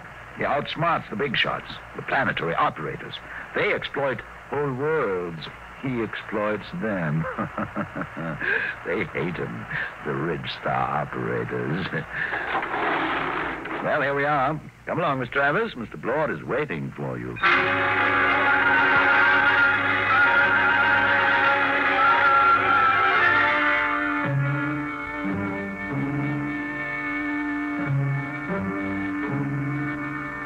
Mr. Blord, this is Ann Travis, her record and references. Not interested. You check them. Margerson. Get out. Yes, Mr. Bloor. Ready, Miss Travis? Yes, Mr. Bloor. Take this dictation. Chromium field on Transion 4, value 100 billion stellars. Just plain slogging. Let somebody else do it. Tragona 7, forest, all treasure wood, priceless. Dennis Carey, operator, hard, cruel, brilliant. Should be interesting if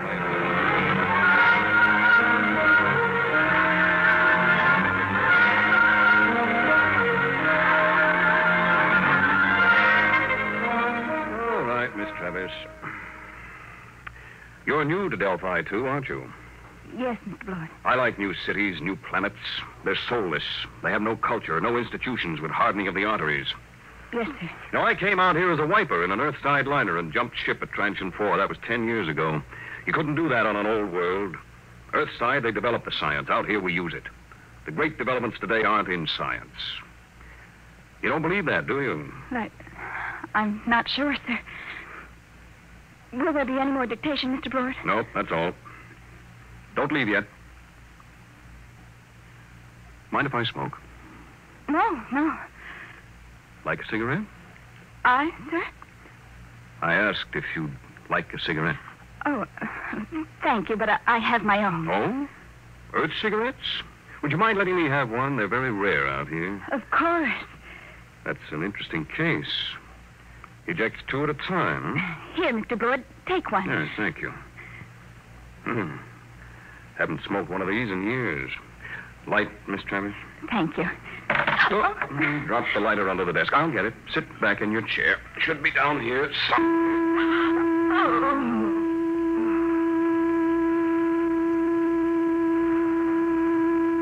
Miss Travis.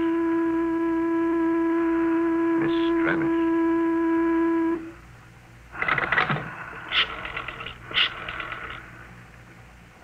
Hello, Dr. Gregg. Lord. I've got a girl here I want you to examine. No, she's out cold. Nope. Had her sitting in that wired chair, and I just threw the switch. There was something phony about her from the beginning. The pickup needle from her chair was jumping like a kangaroo, and when I mentioned cigarettes, it practically blew a fuse. That's what I want to find out. Why she should be carrying doped cigarettes. I want her examined. The full hypnotism treatment if necessary. I want to find out who sent her. I want to know who's gunning for me.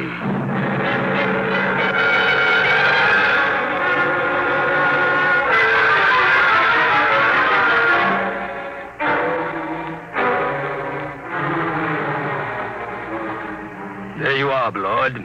That's the best I can do, short of a full-length narco analysis. You sure about that 7-day poison? Absolutely. She's got less than 6 days. And she was right off the immigrant ship. This is the first time I've had a plant. Somebody found out I hire 'em fresh from Earth. I've got her memory track on that face dissolver mask. It was Delaney. I thought so. But he isn't working alone. It's that gang working for the prize on the new space drive. I got into the competition 2 weeks ago, and I guess they're afraid of losing the money they've put into research. What about this kid? She's got 6 days to live, and I wouldn't take any bets that they try to save her if she doesn't deliver the goods. They wouldn't even save her if she did. Delaney wouldn't want witnesses.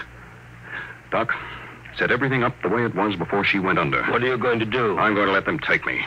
Wait a minute. They're liable. I know what they're liable to do, Doc. You take care of the girl and leave the rest to me. Okay. It's your funeral. Maybe. Now, let's revive Miss Travis. You set up the projectors. Come on, up to it.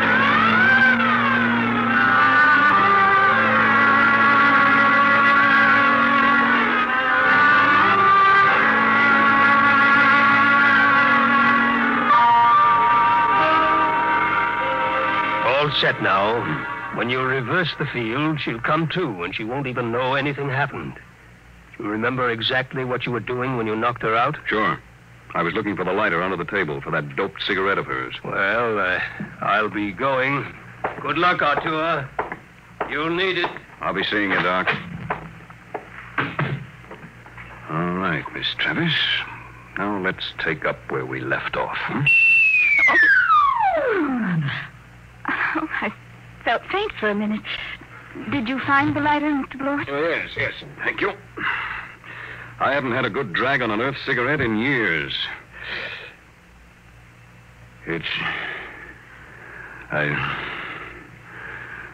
Stronger than I...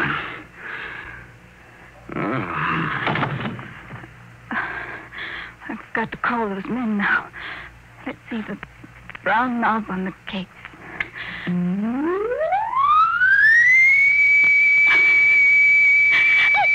I didn't want to hurt him, but what can I do? What can I do?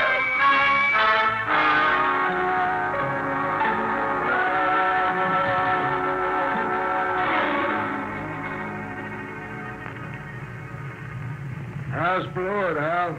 I'd like a light. This dame sure fixed him. Where are we going? What do you care? Tell her. In 6 days, it won't matter. The boss give orders. What's the difference? These two are dead ducks. What do you mean? You think the boss will give you that antidote? He promised. Al, he promised. Did he really? But did he give his scouts honor? You know, spit twice and cross his heart. Please, stop it. What will happen to him? Blord? Oh, you got me. Last 3 guys I brought over here ended up in the disposal unit. You mean they'll kill him? Wouldn't be surprised. Oh, no, they couldn't. They don't play for marbles out here in the rich stars. But the police... It's just like Earthside, sister. Police take their cut and arrest a couple of bindle stiffs every night to make it look good. Blord was playing around with some pretty big men. He knew what he was getting into. Oh, I didn't think they'd kill him. I don't know anything about the Ridge Stars. Oh, that's tough, lady. Real tough. That's the beam. We're hit. All right, fasten your straps. I'm taking her down.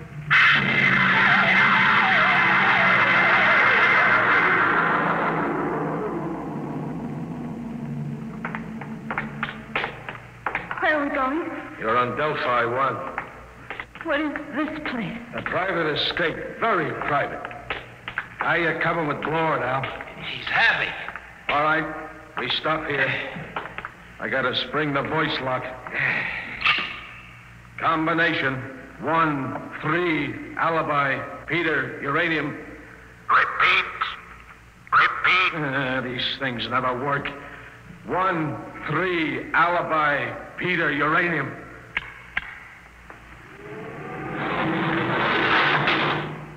All right. Drag him in now.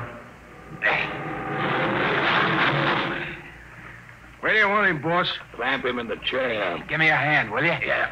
All right. Get his feet straight. Now throw the clamps. Inject the key stimulant. Right, boss. Tear off his sleeve, Al. All set, boss. Do we have to keep on the masks? I got a cold. No, I think we can do without them. Shut off the power. There we are. He's coming, too. Delaney. What am I doing here? I think we can get down to business, Blord. We represent 90 companies. We've entered the Ridge government contest to develop a space drive that won't infringe on Earthside patents. Oh? Well, Delaney, I've got news for you. Unless one of you has a power drive that's 25% faster than an Earthside rocket, you're licked. What do you mean? You must know, Delaney, you said... Quiet. Can't you see he's trying to get us arguing? When I heard some of the low speed you boys were using... Shut up!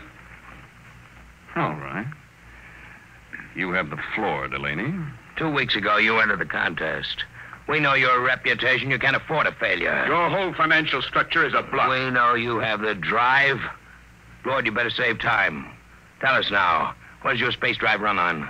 Twisted rubber band. You'll force us to extremes, Blord. All right, take that girl out of here. No, let go of me. You can't kill him. I didn't know. You tricked me into getting in Get here. her out. Come on, sister. Let's go. Oh, all right. So you want to play rough?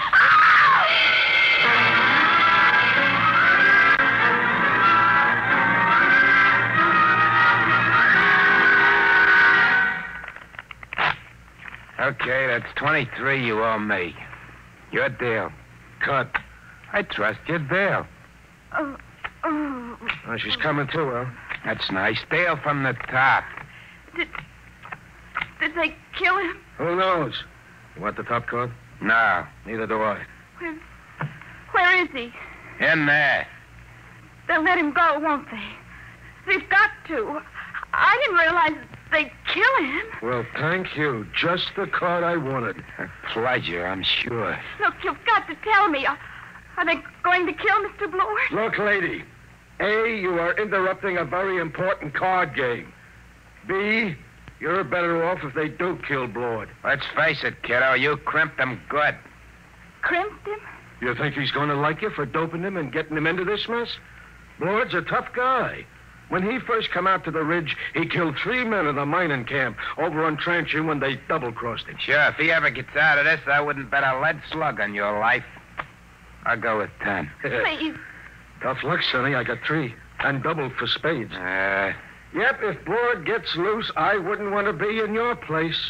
But I didn't understand. They tricked me. I don't think Blord will sympathize. Deal the cards, will you? Hold it. Blord, you're a crawling rat. I'm a realist, Delaney. He's alive. You got me, so I'll make a deal. Now, look, we form a joint stock company. Each of you signs over his patent rights to the new firm, and we split the shares. You hear that? You get my space drive. I get 25%. Delaney runs the new company.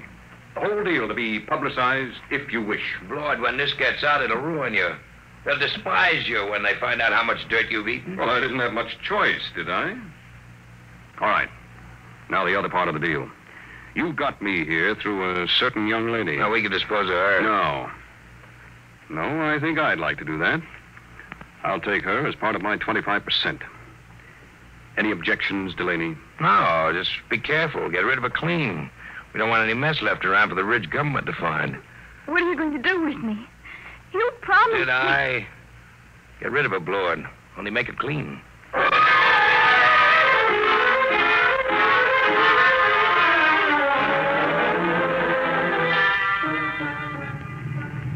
You can loosen your strap now. We're on automatic. Where are we going? Back to Delphi 2. I didn't understand what they were going to do. I know. I didn't realize. I'm sure you didn't. Miss Travis. What are you going to do? I'm going to pay you off. Let go of my arm. Let go. Let go of me! Shut up. What are you screaming about? Now hold still. This won't take a second. Just one small injection. No, don't. Let me go, please. Stop wriggling. Stop. There.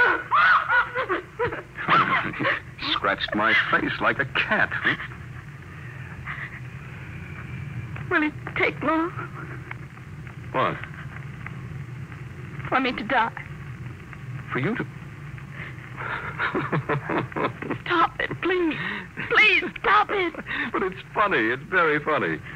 That was the antidote. The antidote? The 7-day poison Delaney gave you. I got it from him before we left. Young lady, I knocked you out in my office and had your mind examined. I knew just what you had done. I came here because I wanted to. Oh. You mean you're not angry with me? Certainly not. Besides, everything turned out my way. Your way? But they forced you to give them the drive. You've signed away the right. I'm a percentage man. Let them do the operating. Besides, it was their drive in the first place. Their drive? Yes, it's simple. I knew that after the contest, there'd be a merger of research, so I merged it before instead. Wait till they discover they signed away their own patent rights. I don't think they'll feel like laughing then. But to give Delaney control of the new company. But don't you see, I had to get him to go along. He had the antidote to your poison. What about me now? Look at the vision port. Now turn up the scale. Oh. That's the ridge. You can have your pick. Name your world, and I'll take you there. You said your sister was on Doridora 3. Yes, but... But what? I wonder if the opportunities for advancement are greater on your planet, Mr. Blord. You know, Miss Travis, I wouldn't be a bit surprised if they were.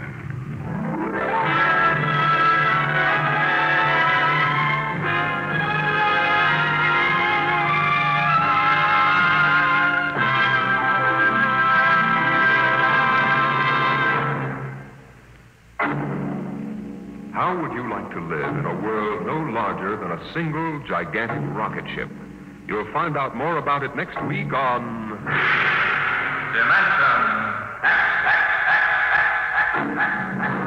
Today, Dimension X is transcribed competition, adapted for radio by Ernest Kenoy from a story by E.M. Hull.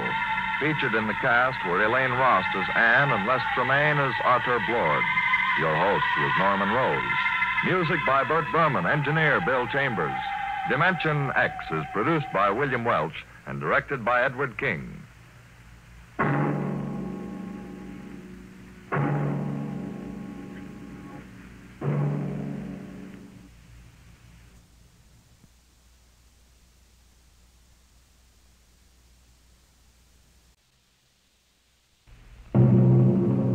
Adventures in Time and Space, transcribed in future tense. Dimension X.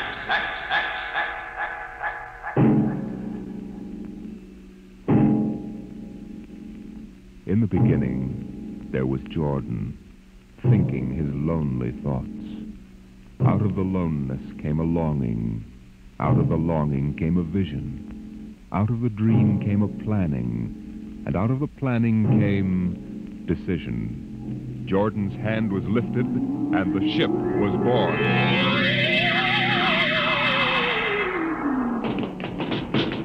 You, look out! Are you all right? Yes, it missed me. What was it? A mutant with a slingshot. I think it dashed down that passageway. You want to go after it? We'd never catch it, Alan.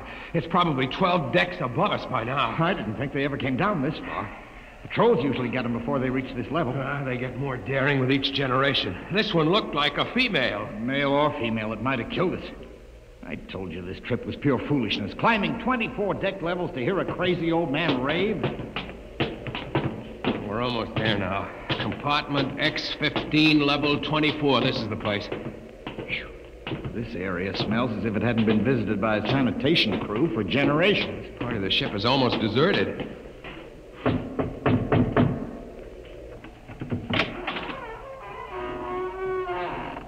Yes? This is the compartment of John the Witness. Who are you? My name is Hugh Hoyland. I'm a cadet from the scientist barracks. This is my friend Alan Mahoney. What do you want of John the Witness? Only to talk. Are you a believer in Jordan? Naturally.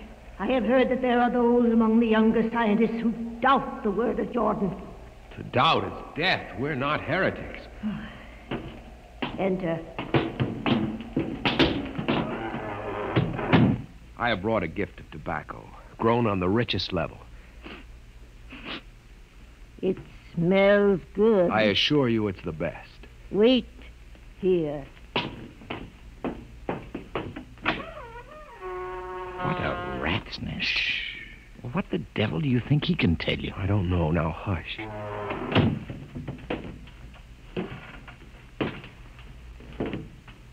Well? You are John the Witness? I am. Good eating to you.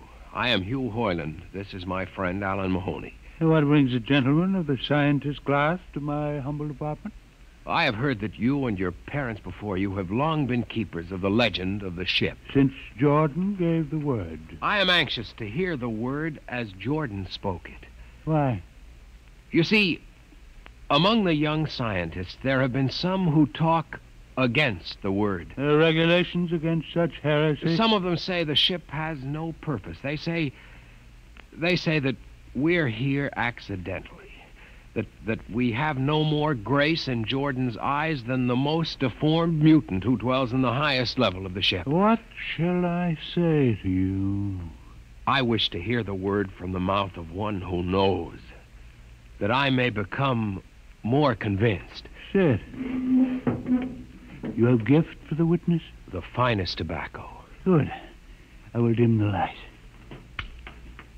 Now, pay close attention, for these are the words as my father's father's father gave them to his son's son's son. This is how the ship came into being, how our people were created. In the beginning, there was only Jordan, thinking his lonely thoughts. In the beginning, there was darkness, formless and dead. Out of the loneness came a longing. Out of the longing came a vision. Out of the dream came a planning. And out of the planning came decision. Jordan's hand was lifted, and the ship was born. Mile after mile of good compartments, tank after tank for golden corn, ladder and passage, door and locker, fit for the needs of the yet unborn. He looked on his work and found it pleasing, meet for a race that was yet to be. He thought of man, and man came into being. Then Jordan checked his thought and searched for a key. Man untamed would shame his maker. Man unruled would spoil the plan. So Jordan made the regulations, some to speak and some to listen. Order came to the ranks of men. Crew he created to work at their stations, scientists to guide the plan. Over them all he created captain, made him judge of the race of man. Thus it was in the Golden Age.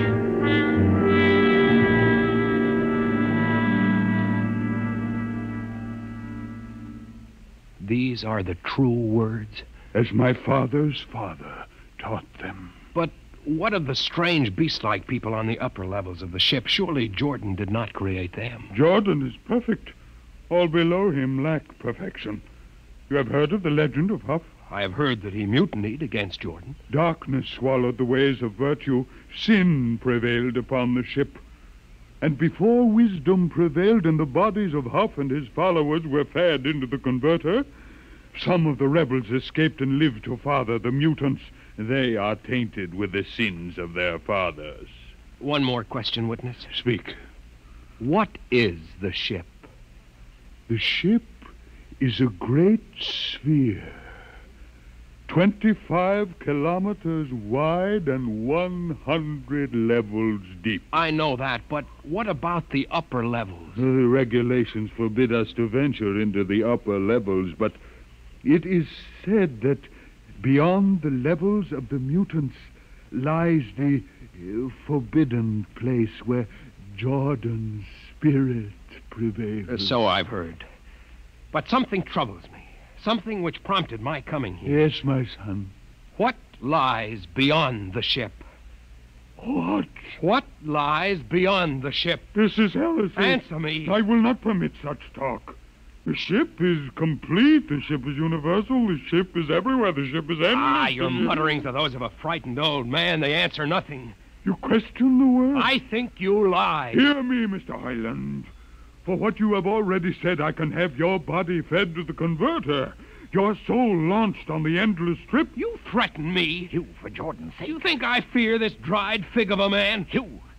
Sir, my friend is impetuous. He doesn't understand. I might be persuaded to forget a substantial gift. You pig. You. Come on, Alan. The sight of this so-called holy man offends me. No, you shall not leave. Look, don't try to frighten me with a gun, old man. Remain where you are, heretic. I warn you, put down the gun. No. No closer. Drop it. Very well, then. Death to the heretic. Alan, get him! Is he dead? I don't know. Come on, Hugh. We've got to get out of here. Now where? We can't go back. They'd feed us into the converter. What's that? The old woman must have turned in an alarm. Come on, the patrol will be here in no time. Where can we go? The upper levels. But the mutant. We'll have to take our chance. Listen, that's the patrol we've got to climb. There's a hatchway. Down the corridor. Quickly. Halt! Halt, do we fire? The ladder.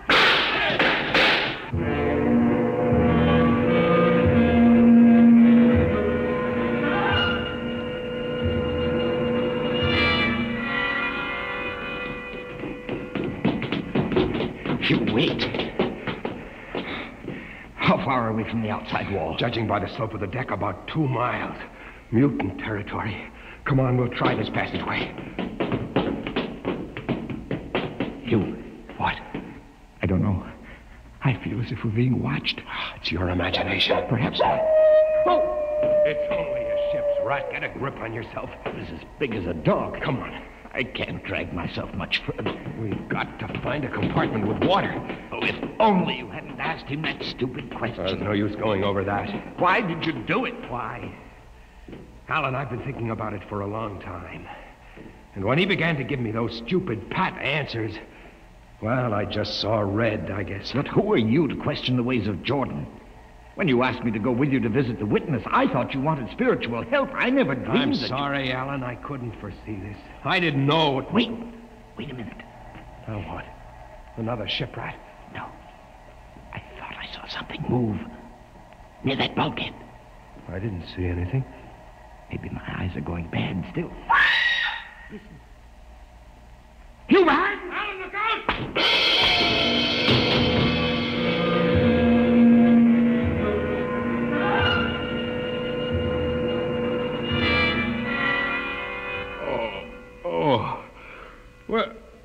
Where am I? What are you? Get away from me! Alan! Alan! Look out with that knife! Stay away from me! Alan! Alan! Don't kill him, Bobo. Not yet. Who are you? You must forgive my friend Bobo. Like so many of my people, he's rather impetuous where members of the so-called super race are concerned. Who are you? What place is this? As you can guess from my leg, I'm a mutant. Where is Alan?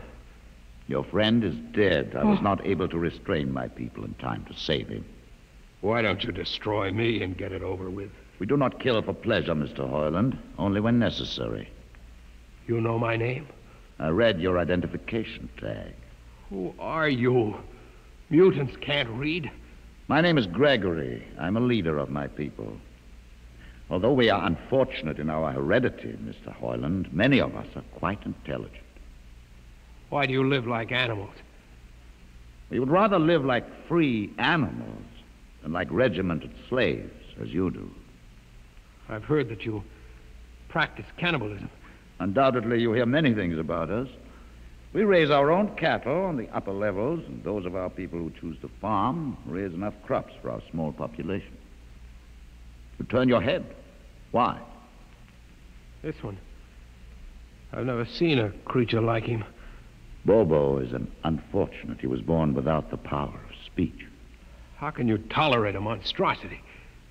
We have learned to live with difference.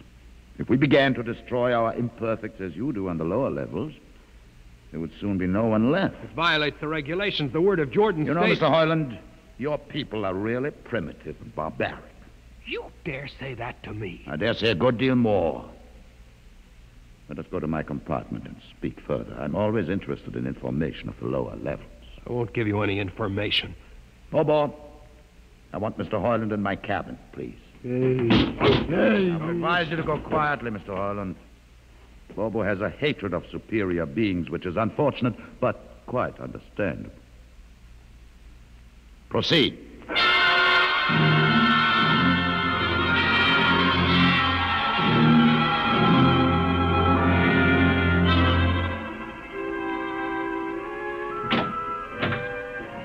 Enter, Mr. Hoyland. This is where you live? Yes. But you have books. Stolen from your libraries, Mr. Hoyland. Compton's Astrophysics. The Philosophy of Interstellar Navigation. Celestial Mechanics. You have read these? Most of them. Why did you bring me here? What do you intend to do? Do you believe in Jordan, Mr. Hoyland? There is no other belief. And the trip? I suppose you believe in the trip, too. Well, what else is there to believe? When you die, your remains are fed to the converter, and your soul makes the trip. And where does the trip take you? Why, to Centaurus, of course. Huh? And what is Centaurus? Why, Centaurus, mind you, I'm just telling you the orthodox answer. Centaurus is where you arrive when you've made the trip. A place where everything is happy and everybody's happy and there's always good eating. It's mythological, of course. And you believe this? The peasants believe it, literally, but many of the younger scientists like myself know that it's figurative, symbolic. Why do you ask? Didn't it ever occur to you, Mr. Hoyland, that the trip is exactly what your peasants believe it is? That the ship and all the crew were actually going someplace, moving? The ship can't go anywhere. It already is everywhere. Imagine a place bigger than the ship, much bigger, with the ship inside it, moving inside. But there can't be any place bigger than the ship. There wouldn't be any place for it to be. Oh, for heaven's sake. Listen, you know the lowest level? Yes. If you started digging a hole in the lowest level, where would that hole go? Where would that hole... Oh, no. No, it's forbidden to think such a thought. Where would it go? No. No, I can't think about it. Bobo. Bobo, we're going to take Mr. Hoyland to the place. Where are we going? To the top level. But it's certain death. Nonsense. I've been there 1,000 times. Come along. No, I won't. You can't make me. I think we can. Now, shall we proceed peacefully, or shall I have Bobo persuade you?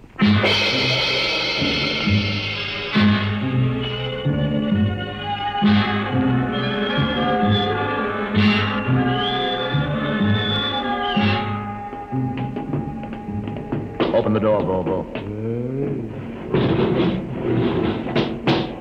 Inside.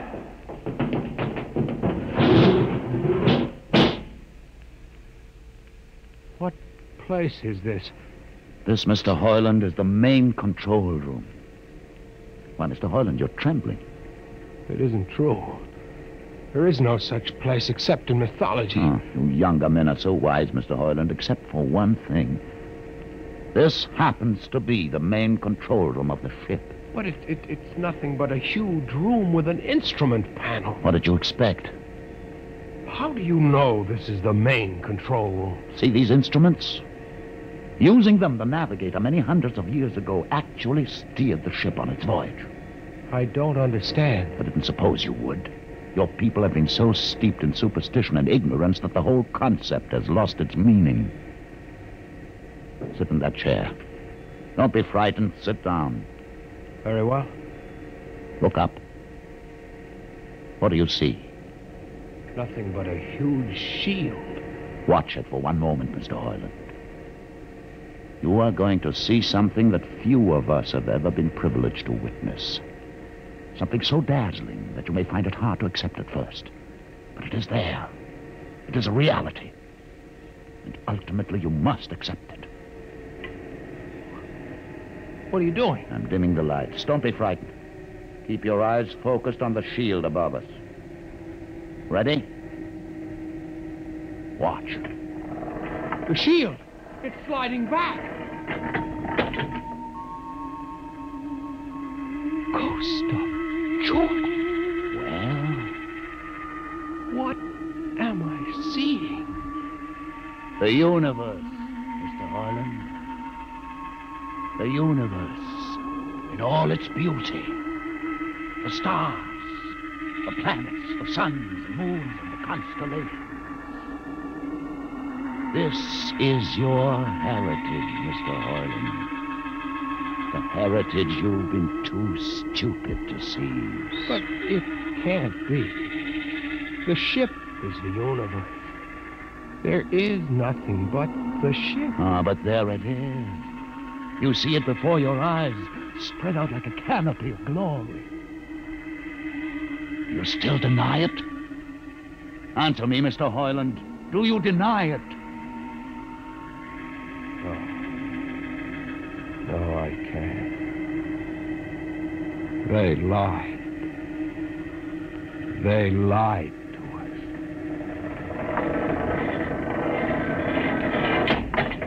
Good.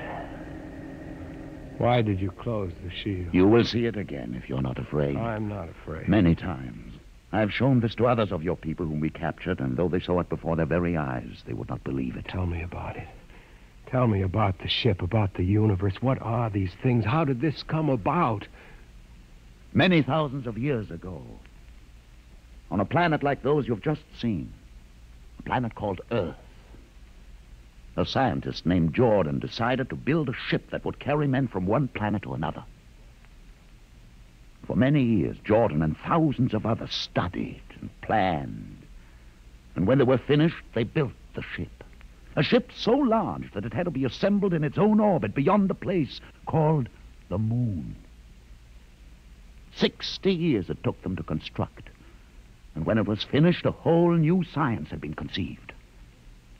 Then the trip was begun. The trip that was to land a colony of Earthmen on a far-off planet called Centaurus, millions of light years beyond the furthest planet ever reached before. How do you know these things? Among my books are the log which Jordan himself kept, and the records of the journey for the first 40 years. What happened? There was a mutiny.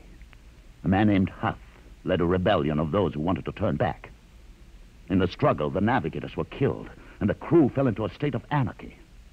In the years to follow, small groups of men tried to organize the ship for navigation, and each time they failed. Finally, the whole idea was abandoned. And so for centuries, we have swung in space, unmanned, undirected, living in a lost world of our own making, without purpose, without direction. Why have you told me this? Why have you brought me here? You could have killed me. Can you guess? No. No, I can't. Unless... But it would be too fantastic. Well? You want to finish the trip. Yes, that's it. What would it take to do it? A miracle, almost. The crew would have to be trained. Many people, each skilled in a certain duty. Couldn't you train your own people? We are too few. Besides, the main drivers in the lower levels where my people are forbidden to go. No. It would mean that both our peoples would have to work together.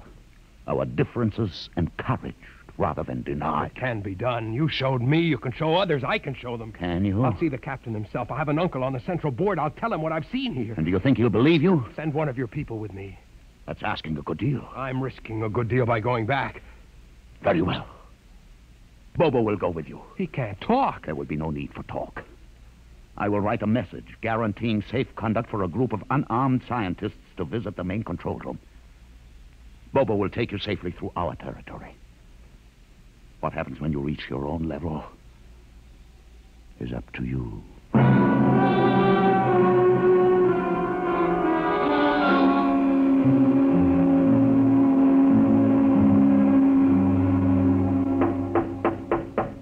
One moment. Yes, what you... Quick, Uncle, let us in. But this mutant... He's harmless, please. Now, what is this?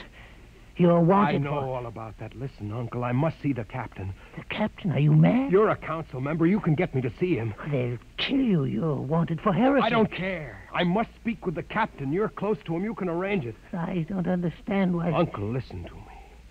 The ship is moving. I can prove it. Do you understand there is a purpose in the ship? I don't understand what you're babbling about. Never mind. Just talk to the captain. Tell him I have information of tremendous importance. Tell him I've arranged a truce with the mutants. A truce? Here, show him this paper signed by their leader. Do it, Uncle, for my sake. I don't know. Please, Uncle. If I'm to die, let this be my last request to you. Very well. I'll speak to the captain. I'll try.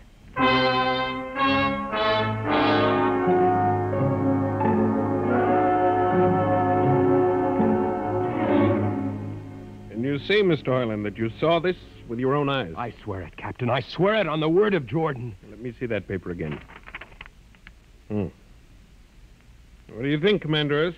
I don't know, sir. It might be a trick. I guarantee you safe conduct. If these things are as Mr. Hoyland reports them, it would pay to risk a few lives. The man is a convicted heretic. Still, we mustn't discount his word entirely. He has a safe conduct. The mutant risked its life coming with him.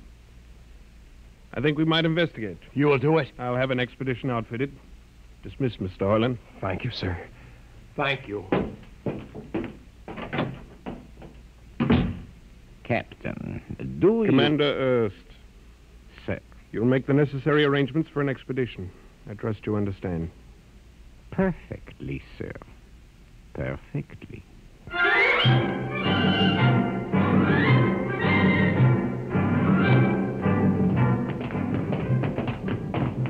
Lieutenant. Mr. Hoyland. You'd better halt your men here. This is the spot. Patrol, halt. I see no welcoming party of mutants. There will be none. Their leader will meet you inside the main control room. You don't say. And just where is this main control room? Beyond that door. I see. All right, men. Ready arms. Why do you ready arms? In case of ambush. Ambush?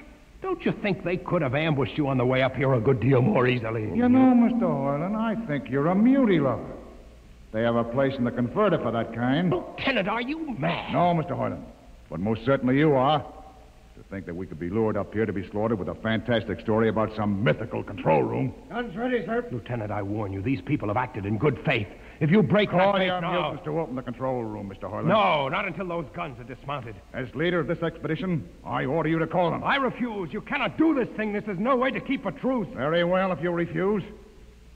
Oh, there! Mutant! Come out! For Jordan's sake, Lieutenant. Too quiet for comfort. Mutant! Open the door! Please, Jordan, don't let anything happen. Please don't. It's opening. Ready, men. Someone's coming out. Look at his leg. Horrible. Steady. He's walking toward us. Yeah, I can't stand this. Look out! Gregory! No! You fools! You've killed him! Here come the rest of them. Fire!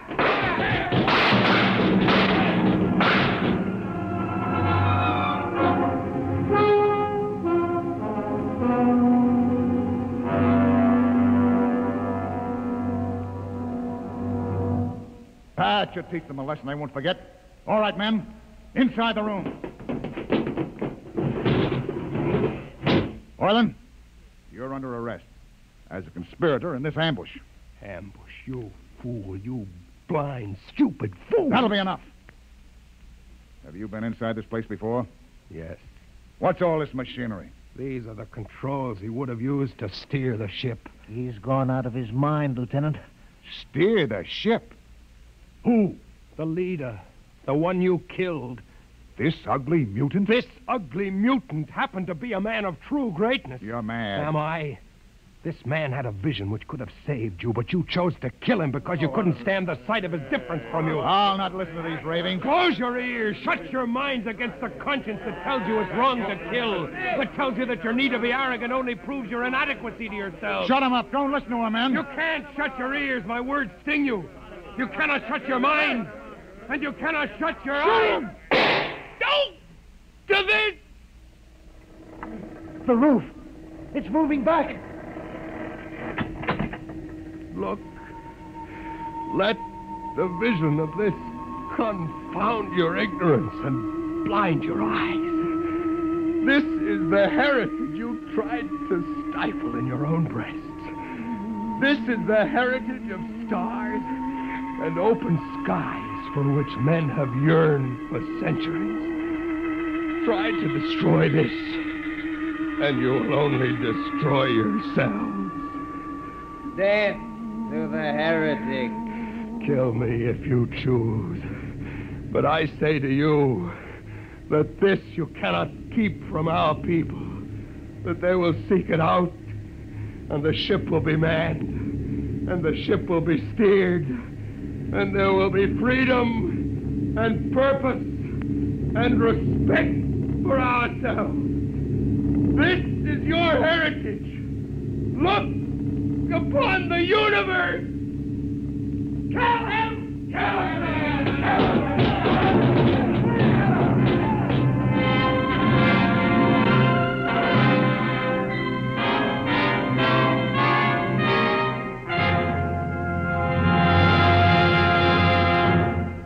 You have just heard another adventure into the unknown world of the future, the world of... Dimension X.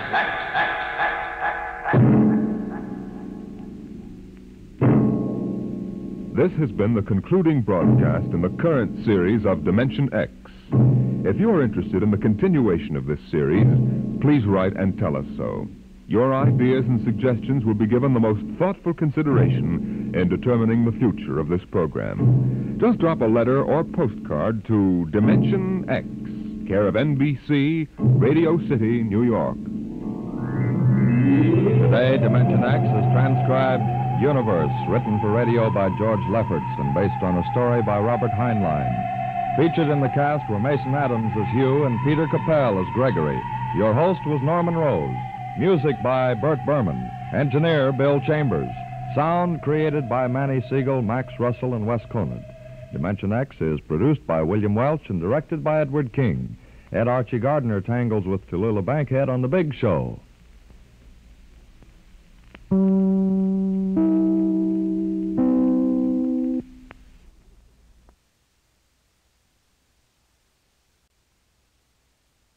We present now a special transcribed Christmas message from the President of the United States to the American people. My fellow countrymen, all over our country and in many other parts of the world, men, women, and children are preparing to celebrate the birthday of Christ. Never before in our lives has a Christmas seemed so important. I'm not thinking of turkey dinners and stacks of gifts.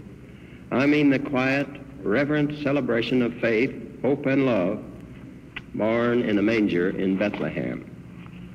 Across all the continents of this world, peace-loving people today feel apprehension and loneliness and fear. Many have forgotten the humble surroundings of the Nativity and how, from a straw-littered stable, shone a light which for nearly 20 centuries has given men strength, comfort, and peace of mind. At this Christmas time, we should renew our faith in God.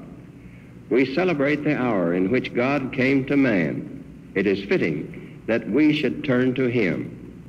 Many of us are fortunate enough to celebrate Christmas at our own fireside. But there are many others who are away from their homes and loved ones on this day. Thousands of our boys are on the cold and dreary battlefield of Korea. But all of us, at home, at war, wherever we may be, are within reach of God's love and power. We can all pray. All of us should pray. We should ask the fulfillment of God's will. We should ask for courage, for wisdom, for the quietness of soul which comes alone to them who place their lives in His hands. We should pray for a peace which is based on righteousness. The nation already is in the midst of a crusade of prayer. On the last Sunday of the old year, there will be special services devoted to a revival of faith in God. I call upon all of you to enlist in this common cause. I call upon you no matter what your spiritual allegiance may be. We're all joined in the fight against the tyranny of communism. Communism is godless. Democracy is the foundation of faith. Faith in oneself, faith in one's neighbors, faith in God.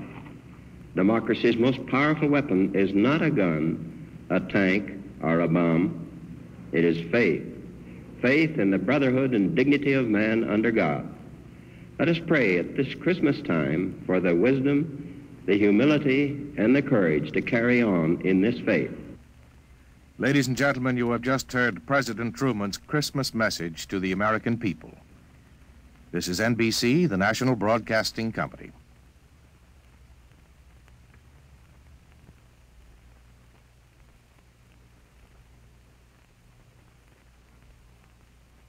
In answer to many thousands of requests from its listeners, the National Broadcasting Company is happy to bring you Adventures in Time and Space, transcribed in future tense.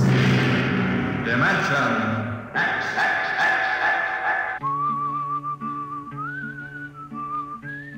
This is the story of Riesling, the singer of the spaceways.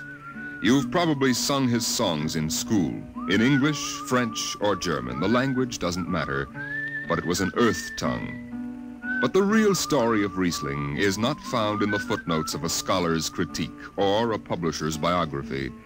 It is in the memories of the old-time spacemen, the pioneers who pushed the thundering old-fashioned rockets to the far, strange ports that are our commonplace heritage. These men know the true story of Riesling. The arching sky is calling spacemen back to their trade. All hands stand by, free falling, and the lights below us fade. Outride the sons of terror, far drives the thundering jet, up leaps the race of earthmen, out far and onward yet.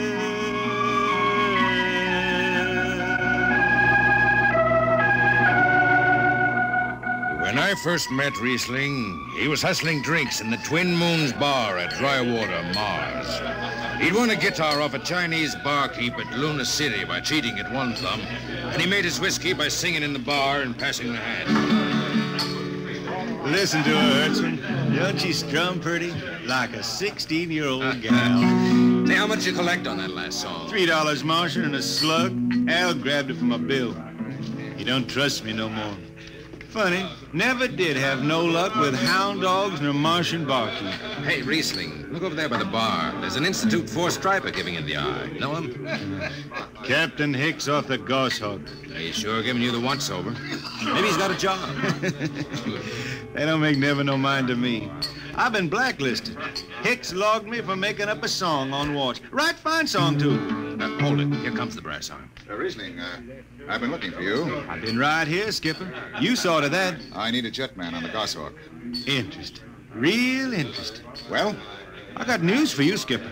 You blacklisted me, remember? Well, you kept your nose clean, and we need an experienced man. Been a little changing down aft in the Goshawk, ain't there, Skipper? How'd you know that? You got that new atomic pile drive. Last 3 of them tea kettles blew somewhere in the asteroids. Look, it's double pay, but if you're scared... Scared? Listen, fella. For double pay, I'd jump off the top of the Harriman Tower if you allowed me rubber heels for the landing. All right, then. You show up tonight to sign the book. Sober. Got no choice, Skipper. Money and me is total strangers. We lift at 11:30 Mars time. Sober, you understand, Riesling? You taking the job? Well, that Goshawk is one stinking old tub. Her engine's got more bugs than a beagle dog in spring. And that new drive is about as safe as a pretty gal in the Ozarks. But I reckon she'll do for one more trip.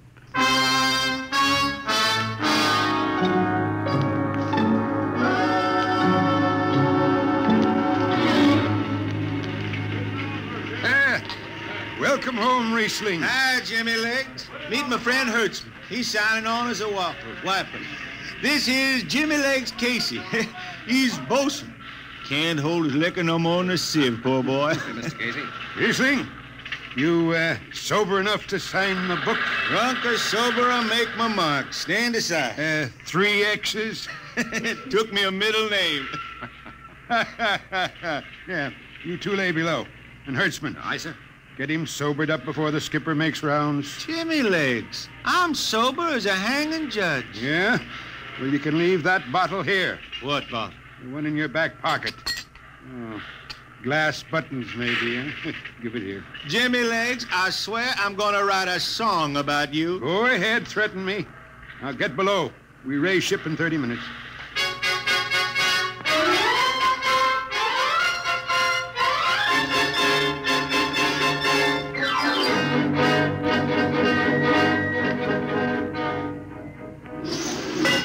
Hi, Skipper. Riesling, what the devil are you doing up here on the bridge without permission? Figured I'd take a little stroll. Riesling, get below before I have... Hold on, Skipper. You'll have that gold braid just crawling up your arm. I'm up here on business. Well? That number 2 jet ain't fit. Cadmium dampers are warped. Why tell me? Tell the chief engineer. I did. He says they'll hold. Well? He's wrong. He's wrong. He's got a Harriman Institute degree in power electronics. And some drunk space rat says he's wrong. Skipper, I was damping jets when that shirt-tailed tad wore pins for buttons. I've got no time for you, Riesling. Casey, sound takeoff. Aye, sir. I'm telling you, Skipper, that number 2 jet's gonna blow. Dampers walk crooked like a turtle's back. Riesling, drag your deadhead out of here. Get below. Go ahead from control tower, Captain. All right, Casey. Fire 1 and 4.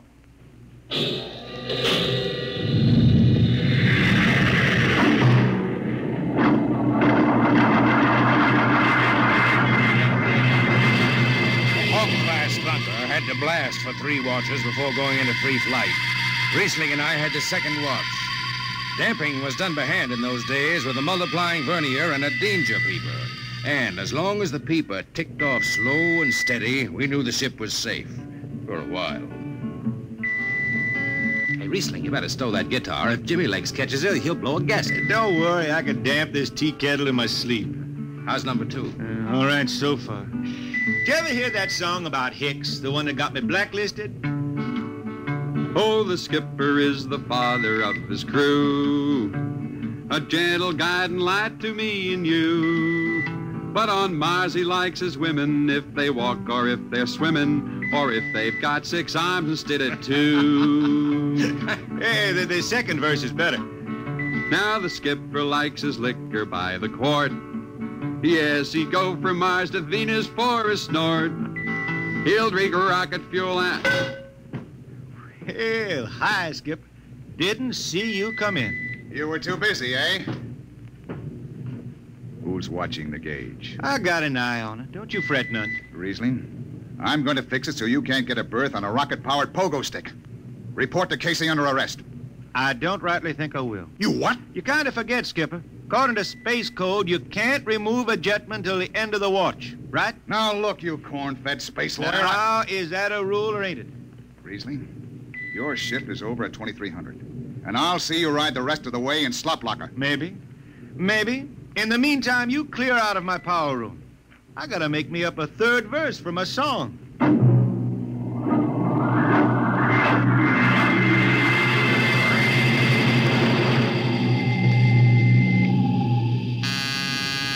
I got it. Power room. Damp number 2 a point. Number 2, aye. Hey, let me have that mic. Jimmy Legs, is that forced dry boil up there? Give me that, Casey. Riesling, I've taken just about enough from you. And I've got a little news for you, Skipper. Number 2 jet is bulging like a fat lady in a satin skirt. Listen, you clown, that Skipper, I think I'm gonna junk my song and start over. I could do much better This on is you. the last time, Riesling. Damp number 2 a point. Why, sure. Look out, Hertzman. I'll take it. You watch the gauge. Now. Riding easy here. She's bucking a little. Riesling, hit the emergency. She won't damp. It's that foot. There go the lights.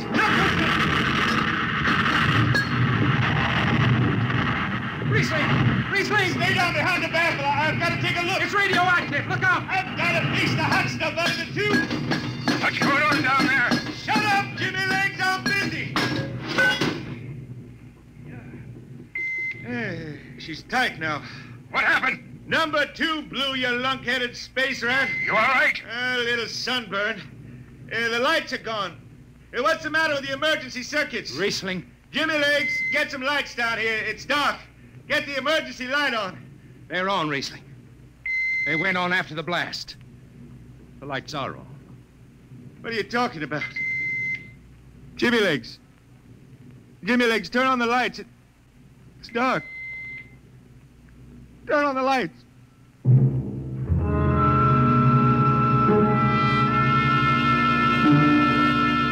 That blue radioactive glow from the jets was the last thing Riesling ever saw. His optic nerve was burned out in an instant. He was in sick bay on the rest of the trip, and on the swing back, we set Riesling down at dry water Mars. Look out for the cable, Riesling.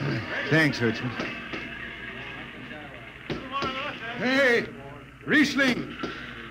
That you, Jimmy Legs? Hold up a minute, will you? Oh, Riesling. Jimmy Legs, I promised I'd write a song about you, didn't I? Sure, Riesling, sure. Can't seem to sing like he used to. Look, Riesling, the men up on the bridge feel kind of bad about this. Yeah? Why didn't they think of that when Riesling told them that damper was shot? Now, Hertzman, that's all over. Sure. That's all forgotten. Riesling, let's get down to the Twin Moons before I vomit. Now, hold it. The skipper feels pretty bad about the whole thing, Riesling. Kind of late for that, Jimmy Leaks. Feeling sorry don't hold no corn. The boys passed the hat. The skipper kicked in half a month's pay. Did he now? Then on principle, I suppose I ought to tell him to stuff it back up the jets. But you can't buy no drinking whiskey on principle. I'll take it. Here you are. I'll get it. I'll be seeing you, Riesling. Sure, Jimmy Lee. Sure. Come on, Hertzman. Let's get that drink.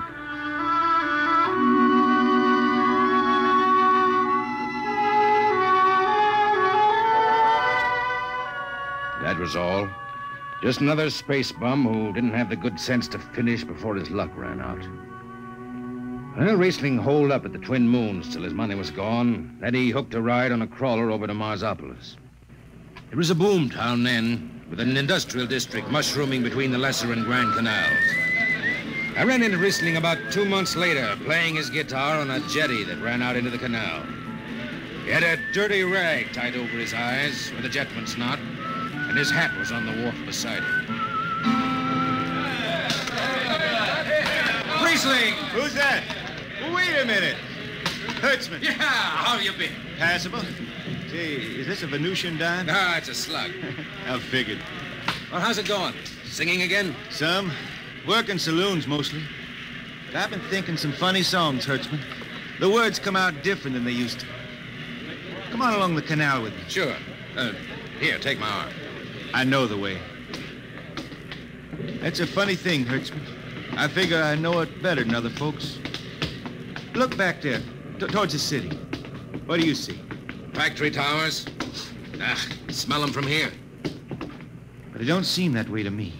I remember them old buildings, old before Bible times on Earth. Thin and graceful like the fairy palaces my Grammy used to tell about down home in the hills. They've torn them down now, or else blocked them up with cinder bricks. Hertzman, when I stand out here on the canal, I can see it the way it used to be. The water, ice blue with the stars shining up out of it. Way off there, the city with the towers sweeping up like a bird flying off a tree. I can see it. It's the dirtiest stinkhole in the system. Not always. Depends on how you see it. Bone tie the race that raised the towers, forgotten are their lores. Long gone the gods who shed the tears that lap these crystal shores. Slow beats the time-worn heart of Mars beneath this icy sky. The thin air whispers voicelessly that all who live must die.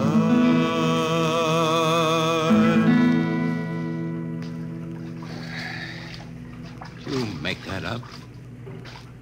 Why don't you go home, Riesling? Home? Earth. I've been thinking about that, Hertzman. When I was a youngster down in the Ozarks, I used to climb a big old oak tree my daddy had in the dooryard. You could see the hills for miles, green and cool. I've been thinking about that. Why don't you go back then? I couldn't see them hills no more now. I couldn't stand to see black when I knew they was lying all around me, cool and green in the sun. I couldn't stand that. Yeah. Well, let's get back to town, Hertzman. Today I made $3.50 Martian. I'm all set to drink it down before dawn. Come on!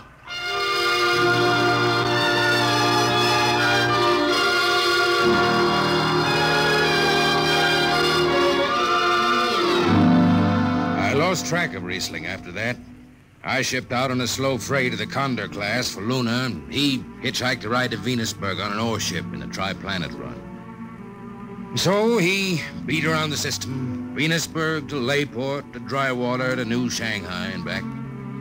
Any spaceport was his home, and no skipper had refused to lift the extra mass of Riesling and his battered guitar. He made up his songs sitting out watches down in the power rooms with old shipmates, while the monotonous beat of the jets shook the hull plates.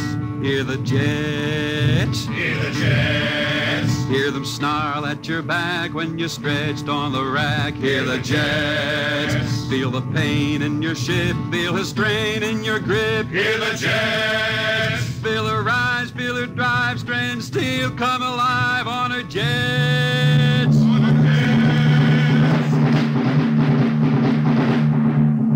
Little by little, his songs began to travel along the spaceways ahead of him. Raw spaceman songs with titles like Since the Pusher Met My Cousin and The Spacesuit Built for Two. But more and more, we began to hear a different kind of song. Strange, sad songs, the ones you find printed in the centennial editions. Dark Star Passing, Death Song of a Woods Cove. And then, finally, The Green Hills of Earth. It grew for 20 years, that song. They say it started way back when Riesling was down in the labor camps on Venus, singing for the indentured men. Now, if someone will kindly pass a bottle. Oh, it is not much, Riesling. Here. It'll do. What is that stuff? Tequila. You cannot make him good here on Venus. What do you use? Carac-bush. Home it is different. Where are you from, son? Tasco, Mexico.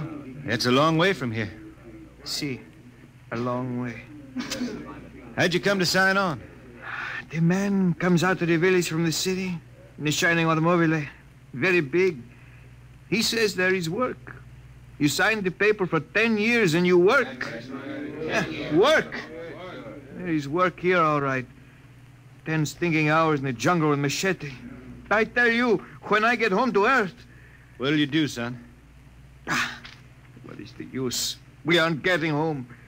You know how many men die out there in the swamp today? 10 men, 10! What is the use? My mother, she's dead. My father don't care. A girl? Oh, she says she wait. I don't know. Sure, son. You sing some more, Riesling. We drink, you sing. Maybe a new song, son.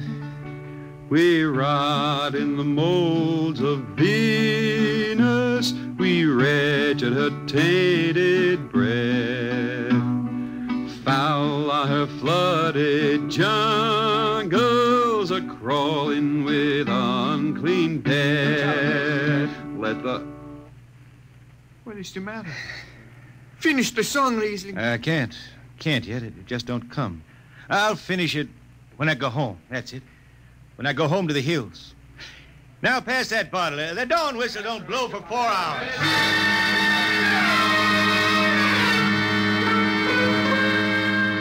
That's where the Green Hills started. And I was there when it was finished.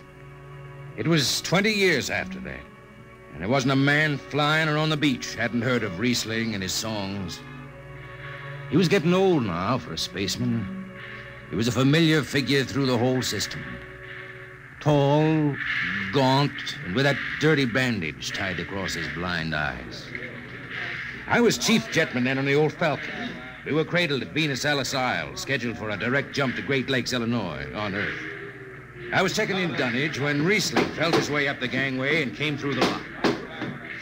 Riesling! Who's that? Mike Hertzman. Hertzman. Well, what are you doing on this old hog? I figured I'd ride her back to Earth. Earth? Are you going home, Riesling? I thought you were never going to make that run. I've been hankering to set foot in the Ozarks again. How about those hills? I've been singing about them so long now, Hertzman. I got to finish the song. I got to set foot in the dooryard and hear the wind through that oak tree. About the last thing I'll be doing. I got to get home before it... Riesling, there's a new company policy in effect. You see, Hertzman, I'm getting just a little old. Riesling, listen. No more deadhead rides. The new code book is in force. Oh, I seen code books come and go. The skipper's one of them youngsters fresh out of Harriman Institute cadet training. He's liable to throw the book at you. At me? I've been around space as long as Halley's Comet and Brewster's Ridge. I'm going back to Earth, the cool green hills of Earth. I'm going home. All secured, Hertzman. What are you doing here? That's Riesling, Captain. Riesling, huh? I'm dragging it back to Earth, Captain. Not in this ship. Hertzman, have this man removed. Funny thing, Captain, I sprained my shoulder sudden. Look, Skipper, you're a youngster. You're pretty new out here. I'm going home. You don't know what that means to an old man, going home. I can't take you. Against the Harriman Code. Oh, now look, Skipper. You can slide me by to the distressed spaceman's clause in that code book. Distressed spaceman, my eye. You've been bumming around the system for 30 years. Skipper, you make me do something I never done for no one before. I'm an old man. An old blind man, and I want to go home. I ain't never crawled in front of a four-striper in my life, but you gotta let me drag home. The law says a man's got a trip coming to him. You can stretch for a poor old blind man, now can't you? You got it, Skipper. All right, you old space rat. But keep out of the way.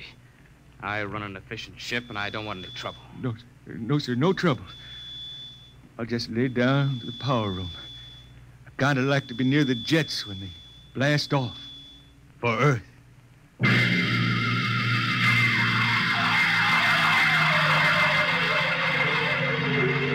Sit down, Riesling. Take a load off your feet. Thanks, Mac. Stand by for lift. Stand by. Best seat in the system. Power room and an old Hawk class ship. Power room, fire 3. Aye, sir. The cool green hills of Earth. Still singing that, Riesling? Oh, some. I changed her a little. Gonna finish her now, Mac. Going home to finish her. Yeah. Have you seen those new automatic dampers, Riesling? Don't have to do nothing but sit and watch. Hey, where's the peeper? Turned off. She's all automatic. You have it soft nowadays. When I was twisting her tail, you had to stay awake. You got an old hand damping plates on? All but the links. Iron shipped them. They cover up the dials. You might need them. No, the automatics handle everything. Well, you're finally going home, Riesling, huh? Won't seem the same out past the moon. I've been waiting for this a long time, man. Gonna be good to get home, I reckon. The arching sky is calling spacemen back. Mac, you all right? I got the emergency. The hand dampers, where are the links?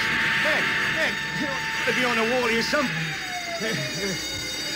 I got him. Power room, what's the alarm? Emergency squad coming in. Stay out, the place is hot. Radiation blast. Stay behind the baffle. I got the link shift. I can hand damper now. What's going on in there? I'm still in Jet 3. Is this McDougal? McDougal is dead. This is Riesling on watch. Riesling, get out of there. You'll kill yourself. Don't worry, Skipper. I know this power room like the inside of my shirt. Somebody's got a damper. Riesling, I'm sending in a crew. No use. The whole room will be hot for an hour and the other jets won't hold. Skipper, throw on the recording tape. What? Throw on the recording tape. I want to get something down. Tape's on, Riesling. Stop it, Riesling. The radiation will burn you down. Yeah, I reckon. Yeah, pretty sharp sunburn. Pick me out of here with the tongs and bury me in a lead shield coffin.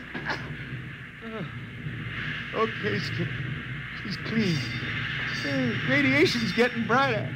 I can almost see it. Bright, rosy like the sun. Like the sun over the hills down home. I got my song figured right now. Here it comes. We pray for one last landing on the globe that gave us birth.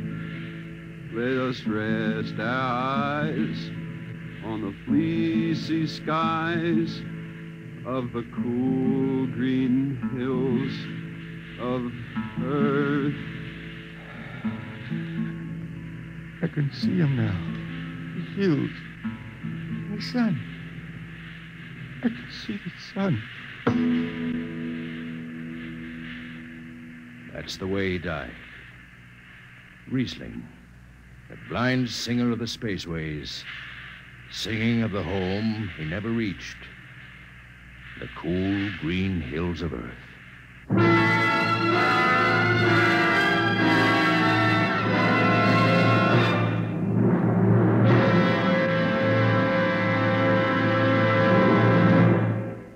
Next week, we bring you another story many of you have requested that we repeat.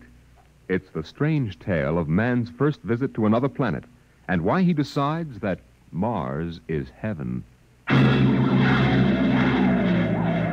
Be with us at this same time next week for another adventure into the unknown world of Dimension X. This program was transcribed. Now, dynamic Tallulah Bankhead brings you The Big Show on NBC.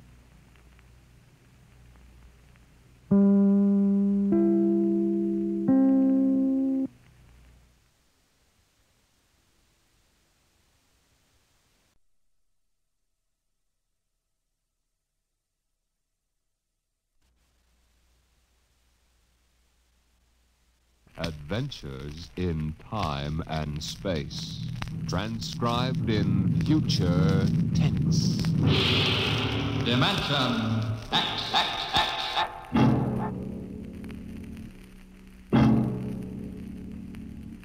When the first space rocket lands on Mars, what will we find? Will we be welcomed with open arms, or will the Martians treat us as invaders? Only one thing is certain. Someday a giant metal ship will take off from Earth to travel through the black velocities, the silent gulfs of space, to descend at last into the darkness of the upper Martian atmospheres. And on that day, man will finally know the answers. The day we first land on Mars.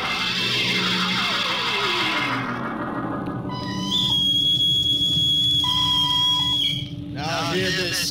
Now hear this. Approaching critical deceleration. Fasten gravity suits. Stand by to land. Mr. Lustig, what do you make of the terrain? There seems to be a heavy ground, Miss Captain. We won't be able to use our infrared lights. And we'll have to come in on radar. Wasn't that a little risky, sir, landing in the dark? I'd rather run the danger of a blind landing, Lieutenant, than come in without the cover of darkness. Remember, we don't know what kind of reception is waiting for us down there. Airspeed 500. Altitude now 4,000. Bridge to engine room. Stand by for deceleration. Engine room, aye. Fire forward tubes 1 and 3. Aye. Skids down. Skids, check. Altitude 500. 4. 350. 3. Up a point now. All right. Let's set her down. Look out!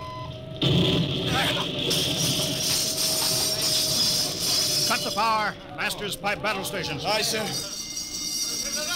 All secured, sir. Well, we're on Mars. April 20th, 1987. 4:33 Greenwich time. Enter that in the log, Masters. Aye, sir. Well, gentlemen, it's less than 2 hours till dawn. As soon as it's light, we'll send out a landing party. Masters, get me an all-over hookup. All set, Captain. Now hear this. Now hear this. All right, men. The smoking lamp is lit. We're 17 men on an alien world. And it's up to us whether we ever get home again. Next few hours should tell the story. And I want instant obedience to all commands. I'll court-martial the first man who doesn't jump to when he's ordered. And one other thing. We may be on Mars, but this is still a United States naval vessel. Officers will conduct a personal and weapons inspection in 1 hour. That's all. Inspection, Captain. Now? Mr. Lustig, we've got an hour and a half to sweat out before we find out what's outside that airlock. I'd rather have a man worried about his stripes than about what's waiting outside on Mars.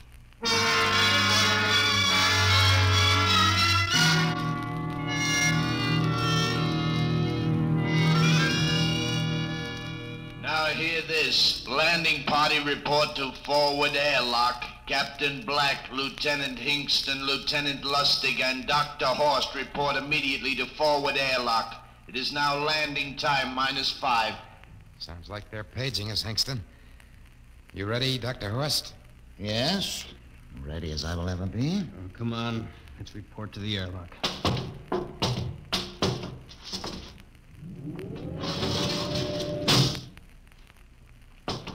4 minutes to go. Hey, where's the captain? Who knows? What difference does it make? Just want to get it over with, that's all. Has anybody Got a cigarette? I think you're smoking too much, Lieutenant Lustig. Are you nervous? Lay off, will you, Horst? Wondering what's hidden outside underneath that ground mist? Very unusual planet, Mars. Why? It has an atmosphere. Wonderful thing, an atmosphere. Where you find one, you find life. You mean Martians? What do you think they'll look like? Who knows?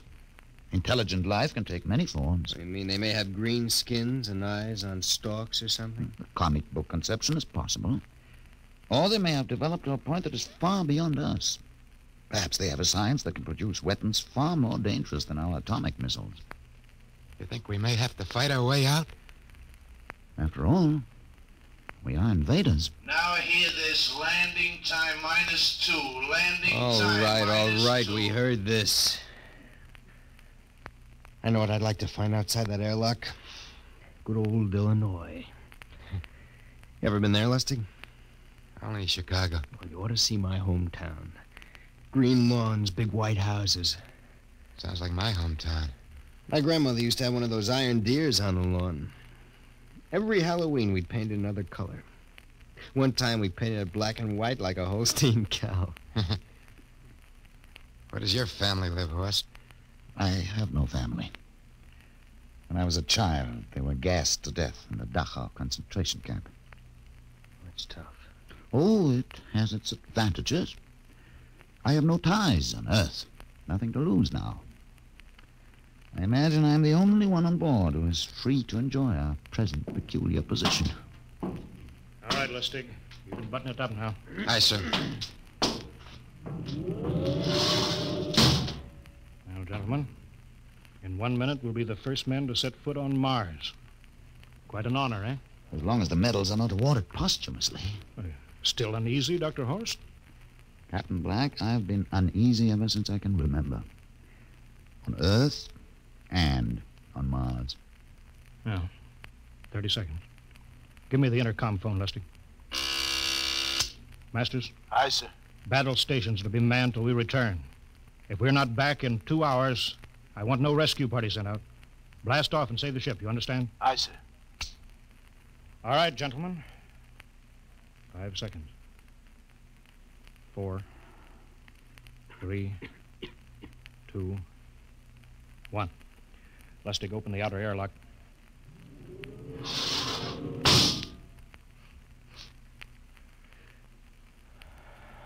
Fresh air. Let's go. Hold it now. It's too dark to move fast.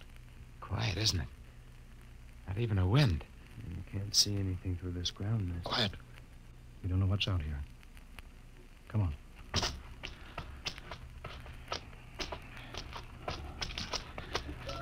What the? Quiet! Captain, I could swear that sounded like a rooster. I don't hear it anymore. A very unlikely sound. A rooster crowing on Mars? Kingston. Aye, sir. Set that machine gun 25 yards to the flank. We'll stay here till the ground mist lifts. Aye, sir.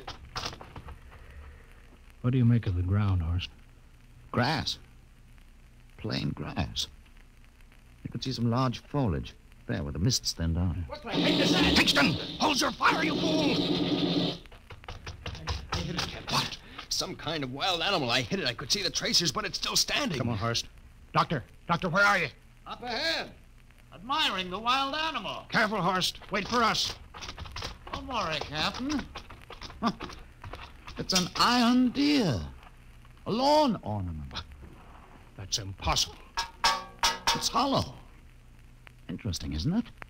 A whitewashed Victorian iron deer sitting on a lawn in the middle of Mars. I don't understand. Look around. The mist's lifting. Captain, look there. A house, a regular old-fashioned house. On Mars. Good Lord. I haven't seen carved scrolls and gingerbread like that in years. Look at that port swing. The geraniums. There. I told you it was a rooster, Captain. Give me the glasses, Lustig. I want to take a look through that front window. What? There's an upright piano. Some sheet music on it. Lustig, it's beautiful Ohio. Beautiful Ohio? That can't be. Look here, Horst. Do you think that civilizations of two planets could be identical? I don't know. That specific variety of geraniums is only 50 years old on Earth. Is it logical they should develop in Mars? How about that porch swing, that piano, and beautiful Ohio? No, it's impossible. Captain Black, this looks like the town I was born in. Well, it looks like my hometown, too. I've thought of something, sir. It's the only solution. Maybe we're not the first ship to reach Mars from Earth. That's the only answer. That's impossible, Lustig. There have been space travel that couldn't be secret. Do you have any idea what ships cost, what industrial power is needed? There's got to be some logical reason. Captain, I think perhaps we might find out. A light just went on in that house. Kingston, cover that door with a machine gun. Aye, sir. Come on, Horst. We'll ring that doorbell. There's got to be a scientific answer to all of this.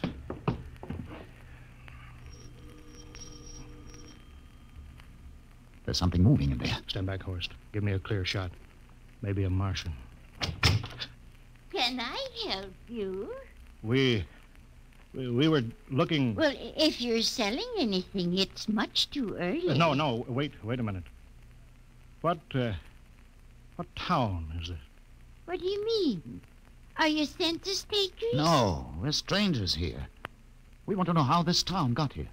Is this a game? No, it's not a game. We're from Earth. From where? From Earth. Do you mean out of the ground? Hey, are you sure you're feeling well? Madam, we came in a flying ship across space. We're from the third planet. This is Mars. Now, do you understand? Mars. You go away now, you hear? I'll call my husband from upstairs and he'll chase you. Now, go on. This is Mars, isn't it? This is Green Lake, Wisconsin, in the United States of America. Bounded on the east by the Atlantic and on the west by the Pacific. Now, go away. Goodbye. Horace, do you suppose it's really possible? I've got to find out more about this. For the last time now, go away. Pardon me, madam. What year is this? Year? Well, 1928, of course. Oh, for goodness sake. You hear that, Horst? And we know it's 1987. And we know it's Mars.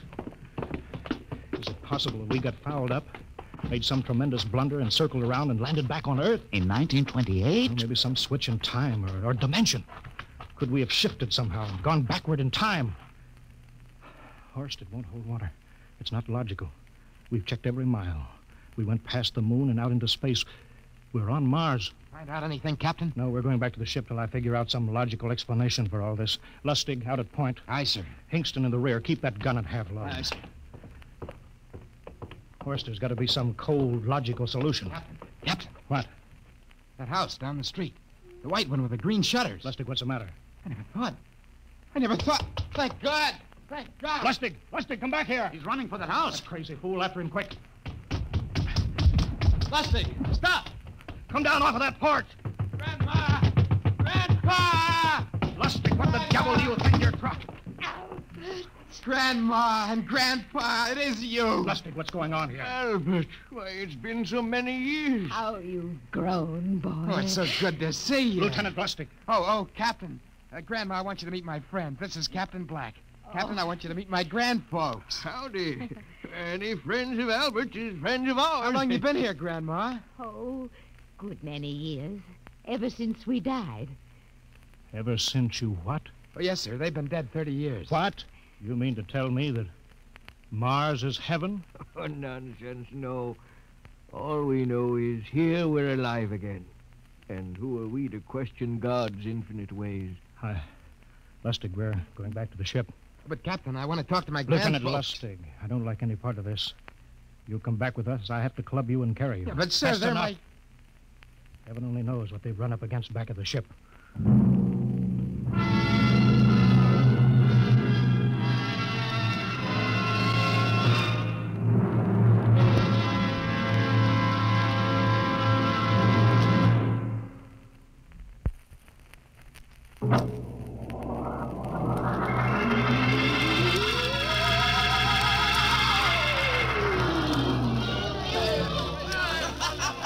Horst, look at that crowd around the ship. Looks like we're being welcomed with a celebration, Captain. Celebration? They've abandoned ship. Every port is open. No guards set. You, Masters. Hiya, Captain. Meet my old dad. Dad, that's Captain Black, and he's not a bad guy for an officer. Of all the... Kingston! What, sir? Bring that man back. Use force if you have to. Excuse me, sir. There's my Uncle George. Kingston! I'll be right back, Captain. Uncle George! Uncle George! What the devil is Don't you going... understand, sir? They've all found friends and relatives. They're all here. He's right, Captain. I've counted. The whole crew's out in the crowd. But I gave orders. Definite orders. You don't understand, Captain. I understand mutiny. I don't care how many relatives show up. I'll have discipline on... Johnny! Johnny, you old son of a gun! Edward! It's you. It can't be. Of course it is. Johnny, you old son of a gun. Edward. Dr. Horst, this is my brother, Edward. How do you do? Hello. It's wonderful to see you, Edward. Look, I've got to get back to my ship. Hey, I almost forgot. Mom's waiting at home. Mom? And Dad, too. Mom, Dad are alive? Excuse me, Horst. Then you're real, Ed. Don't I feel real? How's that, huh? Ed. We've got lunch for you, Johnny. Mom's making corn fritters. Dr. Horst, haven't you found anybody? No, Captain. I have nobody. Then you come on home with me, right, Ed? Sure, you bet. Horst, you wouldn't believe it, but it's been 35 years since I had Mom's corn fritters. By George. 35 years.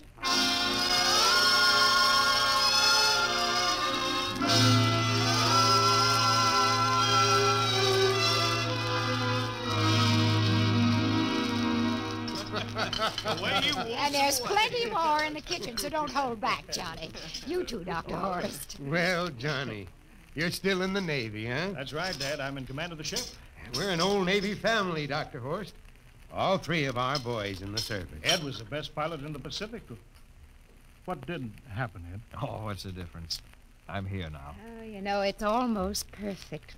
All we're missing is your brother Will. Then the whole family could be together. Well, it won't be long, Mom. Will's in charge of the XR-54. That's the next rocket coming out to Mars. Well, little Will. When does he leave, Johnny? Takeoff scheduled for September, but it depends on what we report. But there's no question about that now, eh? Christmas together again. That'll be something, huh? Yes, sirree. Well, this calls for a celebration. How about a little of the old dandelion wine, eh, Johnny? Now, Father, don't you go giving Johnny too much wine. Oh, he's a big boy now, Mother. Well, sir, isn't everything just fine? Just fine.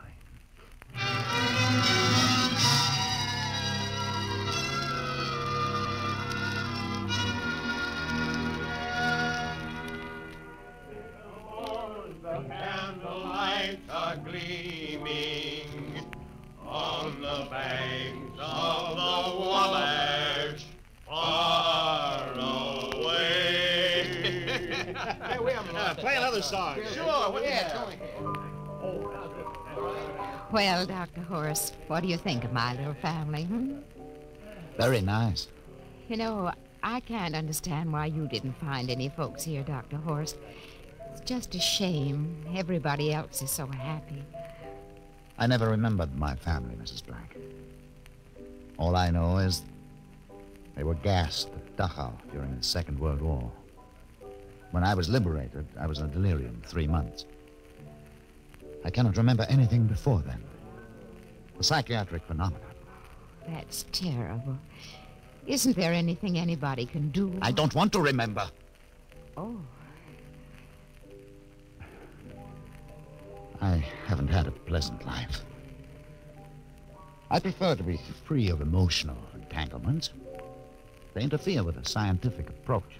I'm sorry, Dr. Horst. Oh, I'll get it. Hey, that's our ring, long and 3 shorts. I remember that. Well, maybe we'd better call it a night.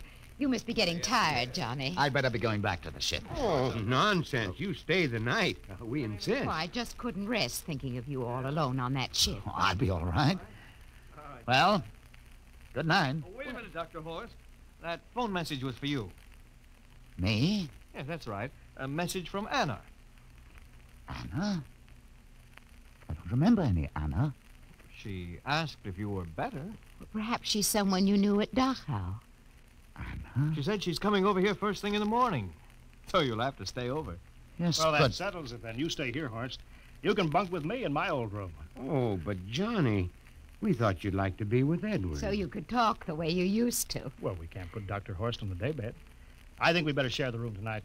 There'll be plenty of time for talking, Ed. I guess so. Well, I suppose I better drop back to the ship. You know, Ed, security check. Well, why do you have to do that here? Well, I don't know. There's no good reason, I guess. Well, suppose we skip it tonight. Oh, sure. Well, good night, everybody. Oh, it's good to have you home, Johnny. It's good to be home, Mom.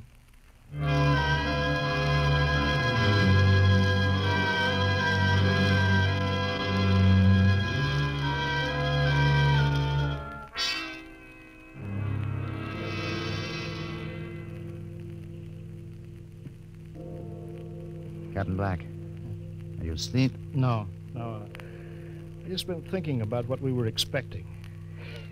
Green-skinned Martians with eyes on stalks. All the time there was only Mom and Dad and Edward waiting. It's funny what tricks your imagination can play on you. Yeah, I guess Mars is heaven, Horst. I've been thinking about Martians, too. Captain, just suppose there were Martians, and they saw us land. Suppose they thought of us as invaders. What would be the best weapon they could use against our atom bombs? I don't see what you're getting at. They would want to disarm us first, to wipe out all suspicion, to make us feel at home. But suppose this house isn't real. Suppose the people are just images, stolen from our own memories by Martians, created for us by telepathy, hypnotism. That's the craziest theory I ever heard. Maybe that's why there was no one for me. Because in all my life, there is no happy memory, no real loved person. How about that phone call from Anna? Yes. Anna. I didn't remember who she was, but I do now. I just remembered. When I was freed from Dachau, sick, delirious, I raved about a wonderful, kind nurse named Anna that took care of me. There you are. It's logical. She's coming to see you tomorrow. But there was no Anna. I'd been nursed by a man. What? Anna was only a dream. And there's only one way they could have learned about her. By reading my subconscious mind. But that's impossible, Horst. Why? The whole crew was thinking of home. Suppose the Martians read our minds. Yes, but if there are Martians... If there are, they have us separated. Each man in a different house. Sleeping. Trusting. No one at the guns. I left my pistol downstairs. Do you think there's something to this, Horst? It's a... Who would suspect his own mother? His grandparents? How easy. Just a knife in the heart of each sleeping man. It's impossible, Horst. We've got to get back to the ship. Listen. The crickets have stopped. Come on.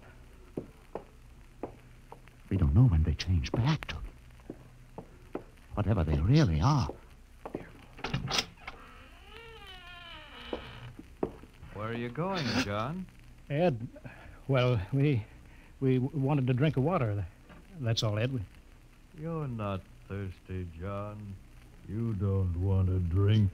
You don't want Look out! to drink. His face, it's changing! And his hands, he's a Martian! Run, Horst! Run! Get away, John. You can't get away. This way, Horst! Horst, where are you?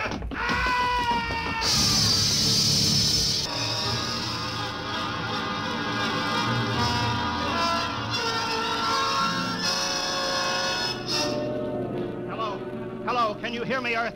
This is Captain John Black, the XR-53, calling from Mars. I've locked myself in the ship, but they've crippled it. I can't take off or fire the guns, and they're coming for me now, the Martians. I'm all alone here. All the rest are dead. Hinkston, Lustig, Dr. Horst. Poor Horst, he didn't even reach the door. Listen, they're trying to break through the hull now. Edward and Mom and Dad and all the folks. But they're changing now, melting and changing back into... They're Martians. Can you understand me? Martians, not men. They made us think that Mars was heaven, and we fell into the trap. Can you hear me, Earth? You've got to stop the next rocket. Tell my brother Will. Tell my brother Will not to come. They'll trap him too. They'll kill them all. Hello! Hello! Can you hear me, Earth? This is John Black on Mars. Hello, Earth. This is John Black on Mars.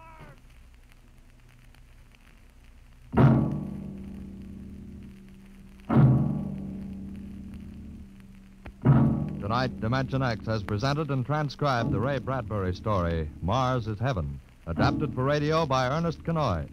Featured players were Wendell Holmes as Captain Black and Peter Capell as Dr. Horst. Your narrator, Norman Rose. Music by Albert Berman, engineer Bill Chambers. Dimension X is produced by Van Woodward and directed by Edward King. Robert Warren speaking.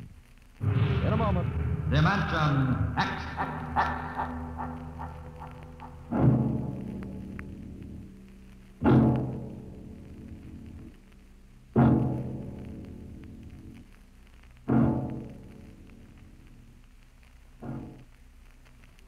This is NBC, the national broadcasting company.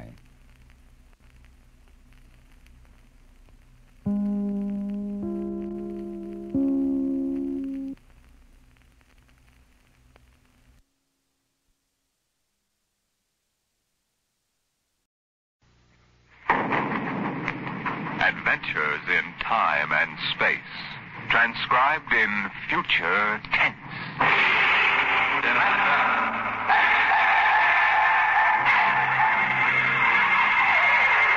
On stage tonight, Dimension X.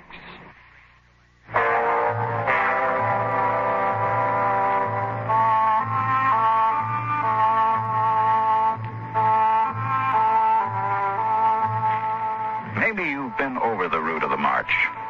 The Cross-Mars Highway runs that way now.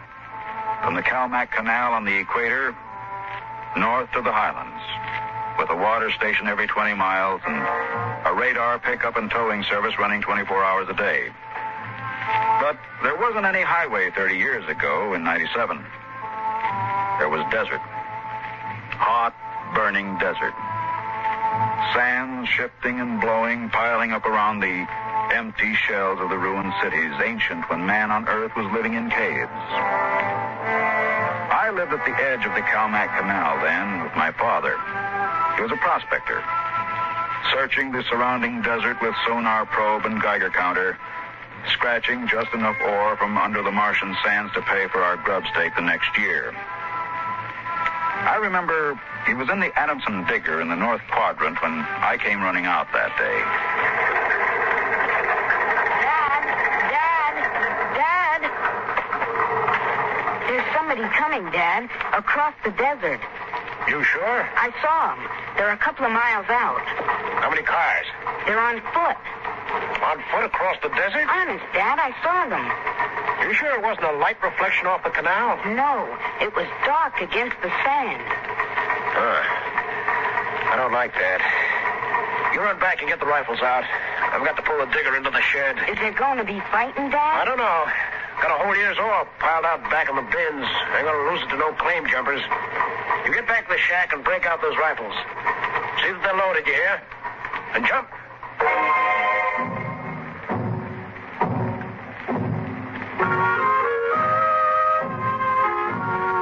Dad had 3 surplus Army rifles and a couple of homemade grenades made out of ore cans stuffed with Adamson A explosives. We crouched inside the shack waiting. The shadow of the water tower in the doorway grew longer as the quick Martian dusk settled down over the desert. There they come, Al. There's 2 of them. There's something funny about that second one.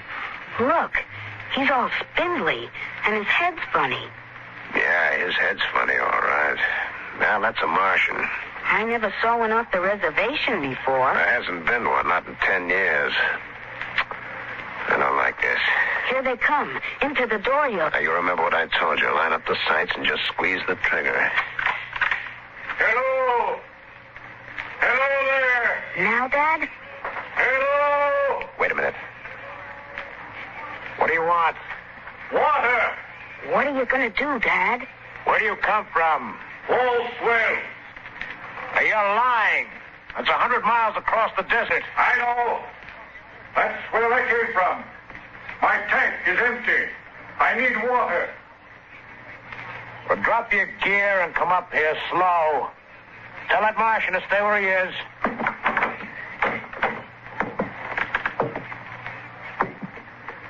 All right, now. Who are you?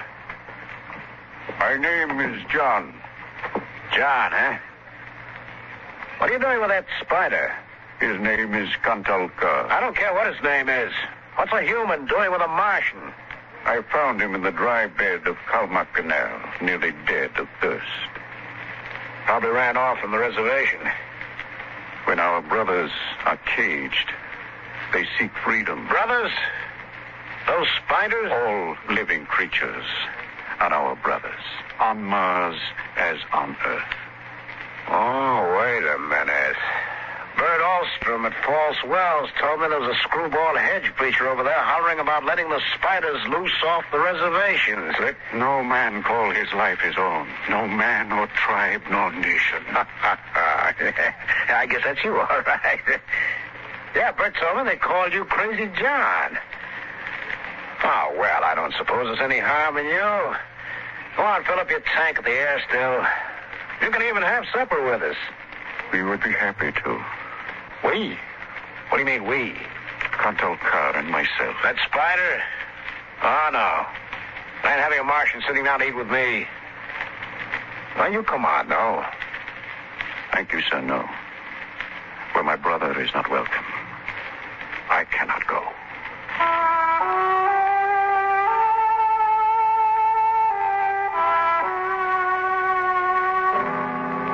The old man filled his tank at the air still tower, and the Martian went through the ash pile for half-burned fuel break-in. When we went in the house for supper, I could see them silhouetted against the fire.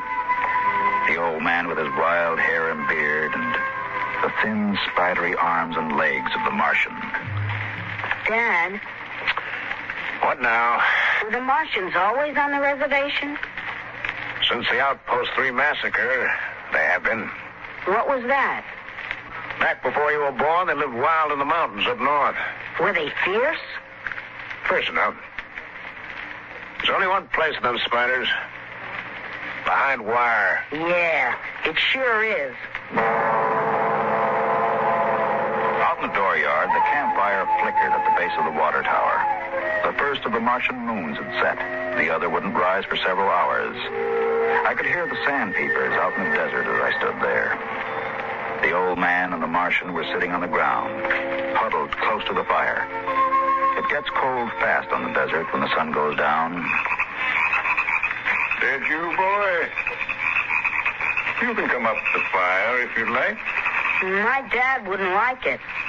All right. But I'm not afraid of no spider. No, there's nothing to be afraid of. How come his arms are all skinny? Ask him. Does he talk? Yes, his name is Kantalka. It is, huh? Hello. Hello, boy. He talks funny. It is not my language. Why isn't he on the reservation? You can get in trouble helping spiders to escape. He is my brother. He was caged. When my brothers were in bondage, I came to them and said, "Lo, the time has come for deliverance." You talk funny, too. Is it true that you want to let all the spiders off the reservation? No man has the right to imprison the innocent. Do they really call you Crazy John? I have been called many things. You really think we ought to let all those old spiders off the reservation? Boy, we die here in the desert. We die in the sun and of the sicknesses you have brought from Earth. That's because Martians are just weak. I bet I could knock you down myself. You could. We are a different people. We have not the strength of muscle of Earthmen. But we will not stay here to die. You won't get off the reservation. The patrol takes care of that, all right. They won't let any stinking old spiders out.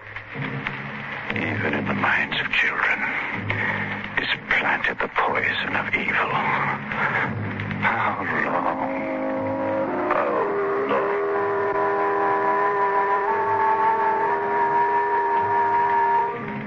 That night, night through the window, I could see the flicker of the old man's campfire. He was walking up and down now, shouting, singing hymns, verse after verse, his white beard catching the light as he passed behind the fire. The Martian sat slumped over, his thin, spindly arms folded across the huge barrel chest that had developed over the centuries as the air of Mars thinned and escaped into space. In the morning, I looked out and they were gone.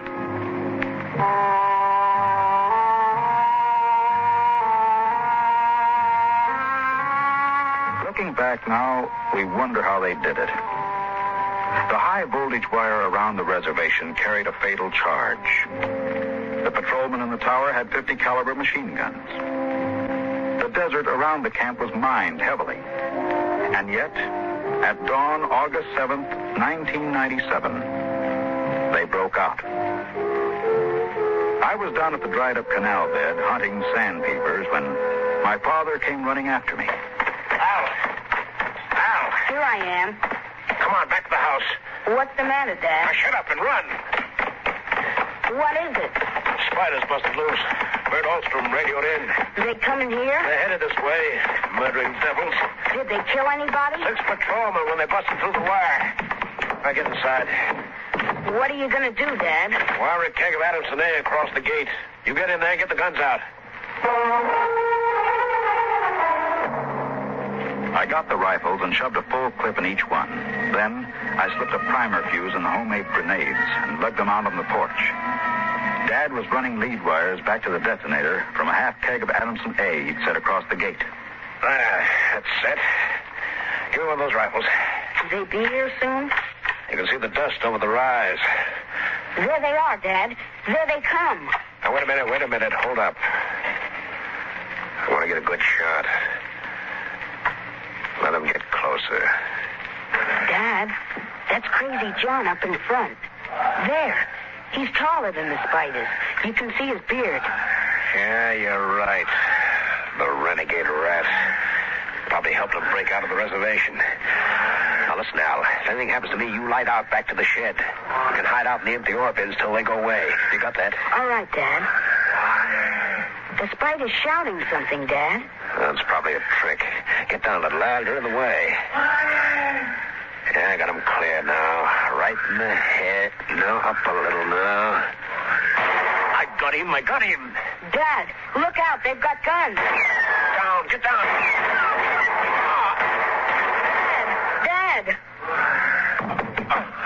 Get out, Al. Get out to the shed. But, Dad, you're hit. Go on. Those spiders are going to rush. Get going. I can't leave you. Shut up. Get out of here. You hear? Get out there.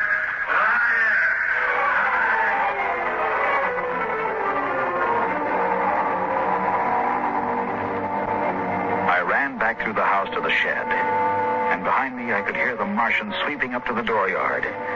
Then suddenly, the ground shook, and I could feel the dull concussion waves hit my ears as the Adamson A exploded.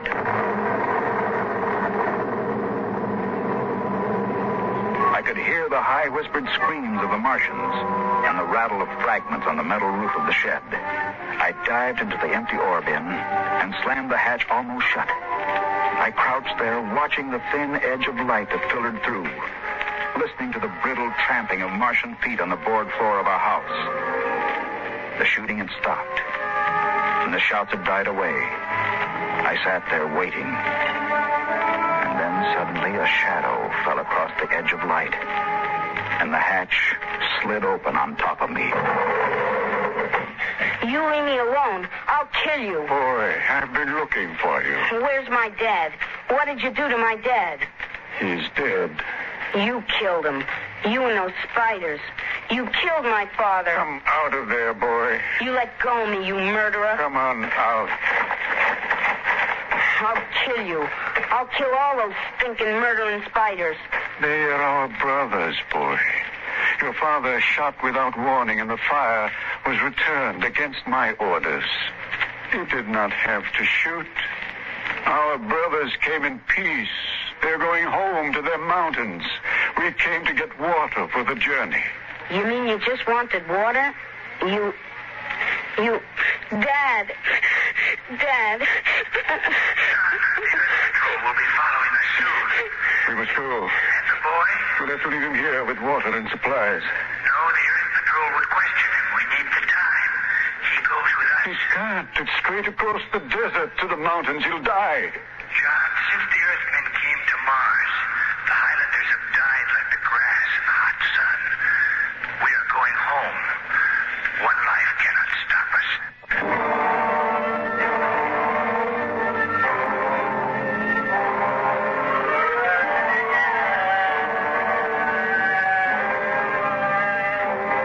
They tore the Adamson air still from the tower and mounted it on poles. They piled our supplies in the yard and loaded them on their backs. And then they started.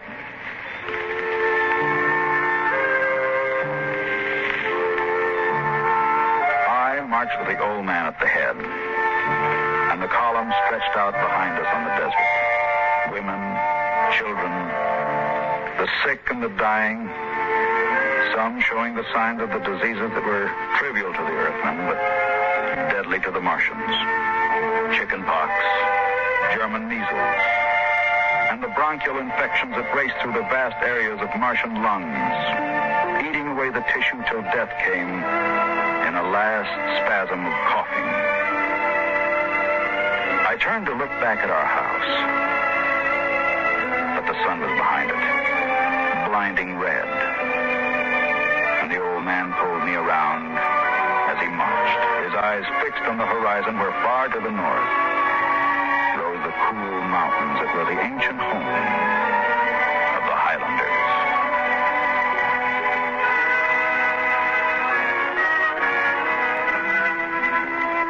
14 of the Martians died the first day. They dropped to the side of the column when they could go no further and died. The march went on. The sun burned down in the day. The air shimmered with the heat. And at night, under the cold racing light of the twin moons, the winds cut at tattered clothing and scattered the feeble fires that dotted the campsites. On the fifth day, we swung wide to avoid a mining settlement, but not wide enough. They were in ambush behind a pile of rocks. Down! Down, boy! Why aren't the spiders fighting back? Go on back, all of you. We're giving you your last chance to get back to the reservation. I will shoot the whole lot of you. Let us go in peace! Who's that? You! What are you doing with them spiders? That's Crazy John. A voice cries out to the universe. Your brothers must have justice. We'll give them justice. I shall lead them home. Home to the promised rest. Home to the mountains. March forward! March forward!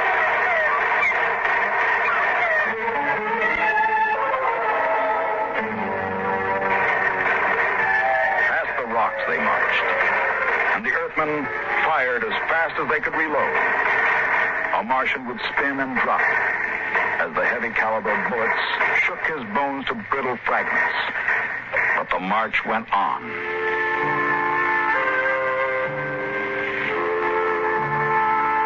We wound across the desert in wild zigzags, following the paths the old man had traveled through the years. Only once a patrol plane hovered on the horizon and then shot away. The days went on, the weeks, and the Martians died. They died of exhaustion. They died of the disease we had given them. And they died of thirst. The Adamson still could produce 27 units of water an hour, no more. And on that, they died of thirst. Here, boy. Here's your water. That's more than the others got. Take. You're giving me your water. It will be provided to me. He that brings justice to his brothers will drink deep of the water of righteousness. He that leads his brothers to their promised rest will savor the cool draughts of the mercy of heaven. Here. Drink your water, boy.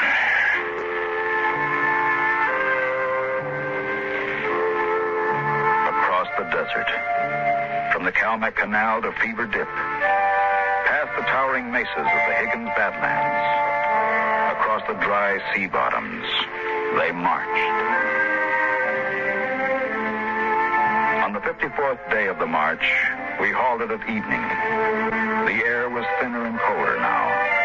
The rations had long since been exhausted. And around the campfires, they cooked the hard, bitter kernels of the dogbush nut that grew on spiny stalks like earth cactus. I lay down to sleep wrapped in the old man's coat. Early in the morning, before sunrise, I woke suddenly. The ground mist that had covered the desert the night before was lifting slowly, and I saw the old man standing by the burned-out fire, the vapor swirling around his legs, and the cold light of the false dawn edging his wild beard. Go back to sleep, boy. I can't. The end is near. I've led them through the wilderness, dry-shod across the seas. And before us lie the mountains. It's over. We're there. I've led them to their home. And I must go back to the desert. You mean alone? No, even now, I hear a voice in the wind. Carry the message to the men of Earth. Bring to this new world the message of the old. All beings created in the universe are my brothers. And he that harms my brother harms me. Goodbye, boy. You'll be safe now.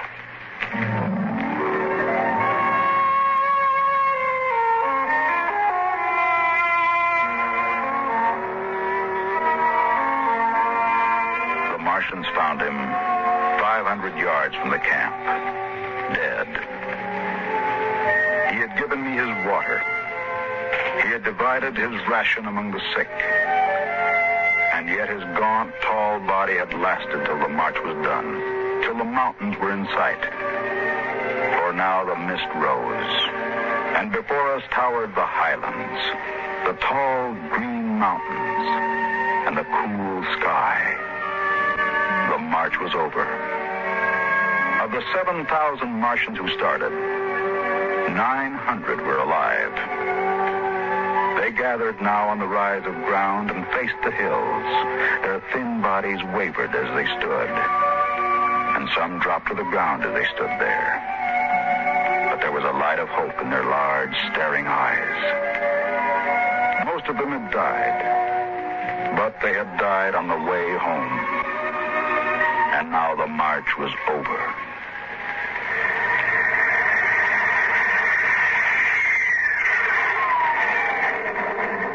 Then the patrol planes were spotted on the horizon. And within 10 minutes, they had landed. The Martians stood silently as the squads piled out and set up the 50 caliber machine guns and petroleum gel flamethrower. All right, you spiders, hands up and stay together. Gather in a bunch and don't try anything. Sergeant. Yes, sir. Shoot the first spider that moves and shoot to kill. All right, come on. Where's the boy? There was a boy reported. Here I am. You all right, kid? They didn't hurt you? No, I'm all right. John gave me his water ration. Oh, the leader, eh? I've got a warrant for him. Where is he? There. He's dead. Oh. Well, just as well. I'd hate to be him in front of a settler's jury. What are you going to do to them? Oh, the spiders? You see those transport planes coming in? We're going to ship them all back to the reservation where they belong. You mean take them all back? Lock, stock, and barrel. They'll be back behind wire before tonight. Hi, Sergeant. Get them broken up in groups of 50. The first transports are coming in. You can't. You can't do that. What are you talking about, kid? Oh, you can't take them back. They're home. John said they were home. You take it easy, kid. You're all right. Now we rescued you. You don't have to worry about these spiders anymore. You can't take them back. It isn't fair. I won't let you. I won't let you. I won't let you. Hey, let go of me. Hey, Sergeant. Yes, sir. Peel this crazy kid off me. They're home. Can't you understand? You can't take them back. All right, now, kid, easy. Must be short, Captain. All right, you spiders, step it up. Move along. These transport planes. Roll over now. You're headed right back to the reservation.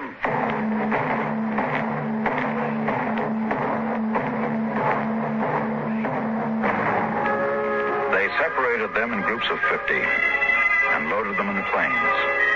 900 out of 7,000. And soon the first big-bellied ships waddled out on the hard sands and lifted slowly into the air, headed back to the south, flying over the trail of dead and dying who started on the march to the highlands, the march to home. Come on now, kid. You'll feel better as soon as you get back to civilization. And don't worry about those spiders. They're taken care of now.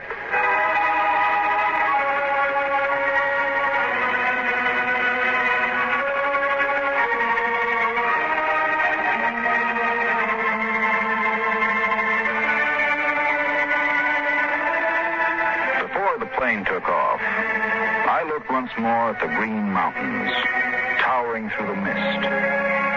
And then, just before the motor raced, I saw John. Crazy John. Propped up against a dognut bush where the Martians had placed him. The wind from the south gave the wild hair and beard a rippling life. He faced the hills, the home, and the rest he had promised his brothers as he led them through the wilderness of Mars.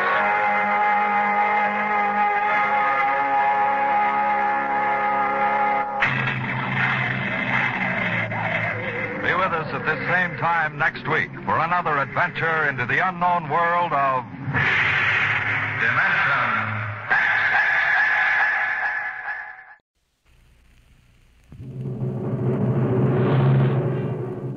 Adventures in Time and Space. Transcribed in future tense. Dimension X.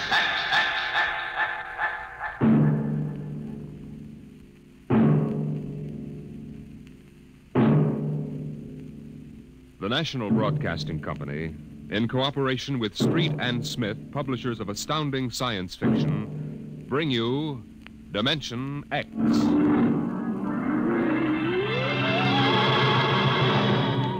The war had been going on for generations. The sea and air were ruled by guided atomic missiles, radiations, and total destruction drove man underground. And there the war continued. The great beds of shale and limestone trembled as an underground cruiser chewed its way through the ageless rock. The ship was squat, ugly, the top of its cutting head 40 feet above the clattering caterpillar treads.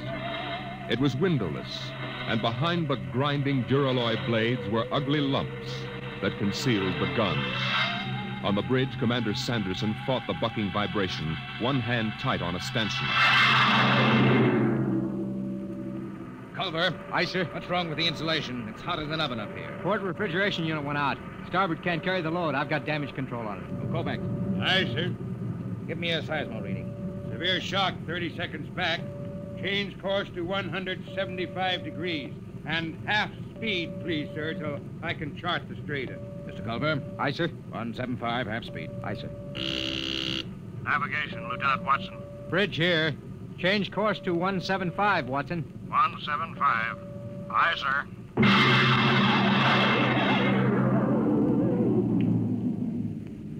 Clark. Yes, Mr. Watson. New course, 175. 175, aye. Half speed. Half speed, aye. What? We hit something. What is it, Mr. Watson? It's lava, probably. Maybe it doesn't mean anything. No, I guess not. Mr. Watson. Yes, Clark? We ever going to get out of here? You mean the lava? The whole business. We've been under rock for 3 months. You better keep quiet, Clark. Psycho officer has rubber heels. Oh, I don't care about Carpenter. He's been over me already with those stinking reaction tests. If he gives me one more ink blot to look at, What's your dial? 1 degree correction. Right. Mr. Watson, What was it like? Huh? When? On the surface. I never saw the surface. I was born in the Denver cave, half a mile down. Well, that was a long time ago, Clark. Yeah. But you remember, don't you? You and Kovacs are the only ones on the ship who remember the surface. It was war then, too. Kovacs was in the army, the infantry. The Queen of Battles. Well, the Queen's dead now. What was it like? You mean in the surface wars? Yeah. Well, they had chaplains and... Chaplains? I guess you never heard of that. Now we have psycho officers. Yeah, they don't talk about religion much these days.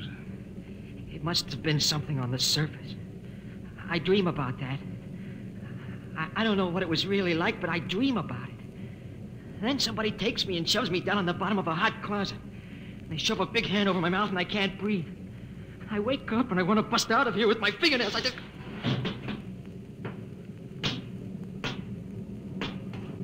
What's the matter, Clark? Nothing, Dr. Carpenter. Nothing? No, sir. We were just passing the time, Carpenter. When's the last time you had an emotional reaction test, Watson? I don't know. I forgot. Just remember your seniority doesn't exempt you from psychiatric review. This isn't some slipshod surface vessel with organized superstition aboard. The old chaplains weren't so bad. Not scientific. You know, I can remember when psychiatry and mental hygiene were the hope of mankind. Now look at it. That goes in my report, Watson. Yeah? Well, make sure you spell my name right. Now hear this. Now hear this. Attention all hands. Igneous rock detected. Fresh lava flow. Stand by to go to quarters. You're lucky, Watson. That is all. I'll finish with you later. I've got to check combat detachment. Sure. Go play with your ink blots. I'm busy. Now go listen. on, get out of the way. Get down to the combat detachment. They'll be happy to see you. Clark, check those dampers.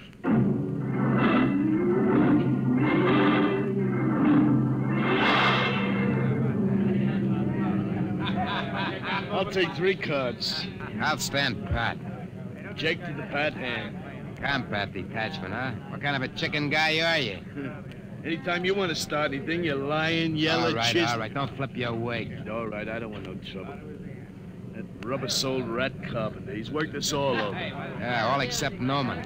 Hey, Norman. Norman, how come you ain't been psychoed? I don't need it. I'm stable. I bet you any money he's a stoolie for carpenter. I've seen his 201 personnel file. It's blank. I heard a guy say he was born in a lab. What do you mean? You ever seen him eat? Oh, you're crazy. The science brass has been working on something like that. You're crazy. You know how many men they fell short in the last draft? 900,000. So what? Now, suppose you run out of real men for soldiers. Suppose you figure how to make them. Artificial. If they ever do, they ain't gonna talk about it until it's combat tested. Yeah, I never thought of that. Hey, Newman. What do you got inside of you? Gears? I'm not supposed to talk about myself. Yeah? Well, suppose I make you talk. Hey, sit down, Chip. Sit down, big... All right, Let go of me or I'll lay you out, too. Hey, cut it. Keep Cut going. it. Knock it Cut off. it. Shut up. At ease, men. Well, how's everybody feeling? You, Coke? All right. I'm all right, sir. Uh-huh. Sheehan? Sheehan? I'm all right, sir. Norman? I'm all right, sir. Of course. Very well, carry on.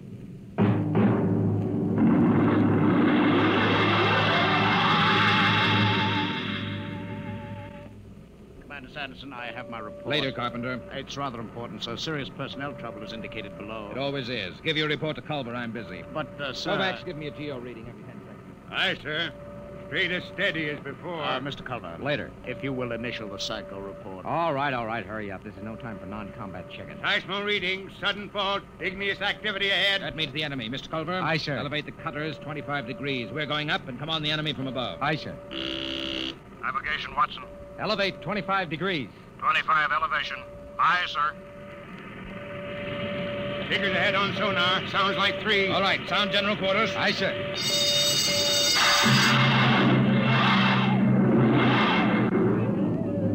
All right. all right. General quarters. Have all the stinking luck aces I got. Get into your armor, you tub of lard. Yeah, give me a hand, Shin. The oxygen valve on my helmet's stuck. It's too tight. This helmet's too tight. You eat too much. At least I eat. Not like Newman. Yeah, look at him. Full armor and he's still smoking. I bet he lives on nicotine. Hey, Newman. Yes? You live on nicotine? Tobacco is necessary to me. Say that, I rope it. What did I tell you? All right, shut up and test your helmet radio. Snap it down. Okay. Now I'll get mine. Can you hear me? Is my intercom okay? Okay. Keep the power up. Newman, check your intercom. I can hear you. Attention. Attention, combat detachment, move out. Where are those chow runners with battle breakfast? Breakfast, huh? I can remember when I had meat in the chow. When I had cooks instead of food chemists, first class. Quit griping, Coke. At least we eat. Yeah, we eat. How about him? Want any breakfast, Newman? No, I don't need breakfast. I can wait without it.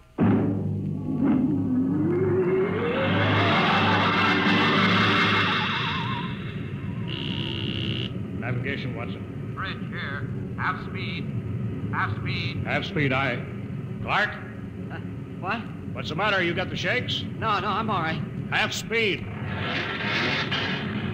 Half speed, aye. Attention, all hands. Enemy digger sighted. What? Huh? Prepare for action at close quarters. Enemy digger sighted. You hear that, Watson? Prepare for action at Close quarters. Full speed forward. No, I won't. What? Come on, full speed forward. No. Another inch. Stop this ship. Get away from there. Let me go. I gotta stop the ship. I won't be killed. I won't be killed. Get away from the controls, Clark. Are you hurt? All right, take it easy now. What? I've got a gun. Stop the ship. Stop it before I shoot you. Now take it easy, boy. I won't be killed. I won't let him. I'll give you 3, Watson, then I shoot. You don't know what you're doing. I'm gonna stop the ship. 1, 2,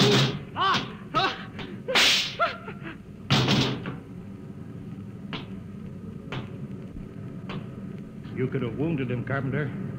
That would have been enough. My judgment was the clock was more than a marginal risk. I acted accordingly. Sure. I'll get a detail to clean up after you.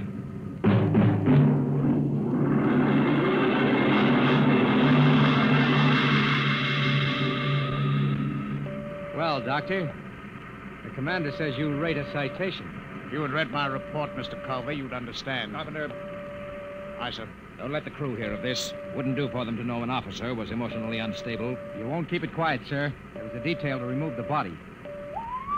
What's that? Enemy digger within 100 feet, coming in fast. Hold it, Culver. Don't reverse engines. Turn on the drill with the tread stationary. Aye, sir. Full speed drill. Treads cut out.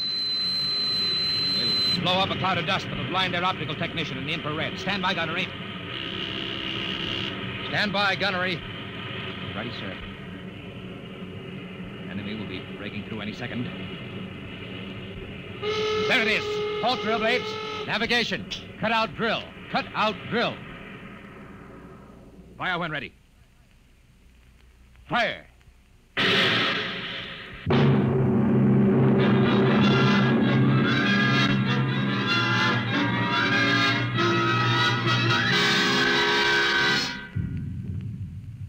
Contact signal. Contact signal received. Cease fire, Mr. Culver. Contact signal. Cease fire. Enemy battery silent, sir. Give the go-ahead to the combat men. They can move in. Who tripped that alarm? Cut it off.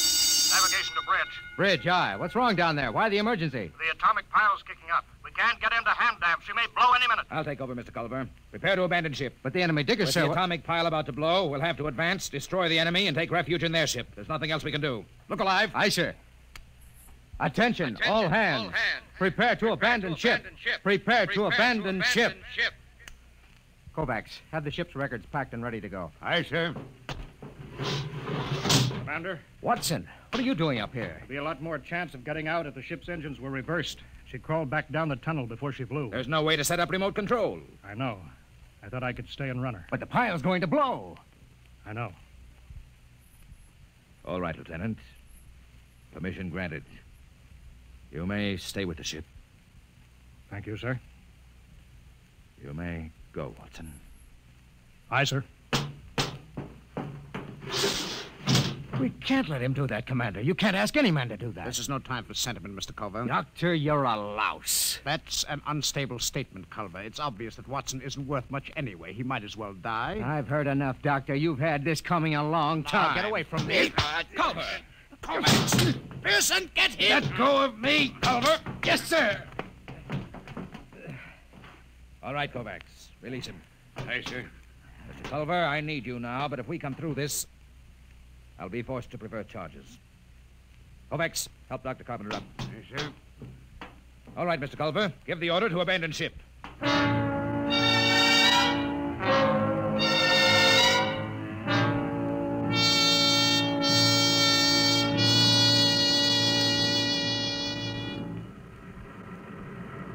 the men are away, Kovacs. Full speed in reverse. Aye, Mr. Watson. How long have we got before the pile blows? I don't know. Kovacs, why did you stay here? You could have abandoned ship with the others. I've been saving a cigar. I got two.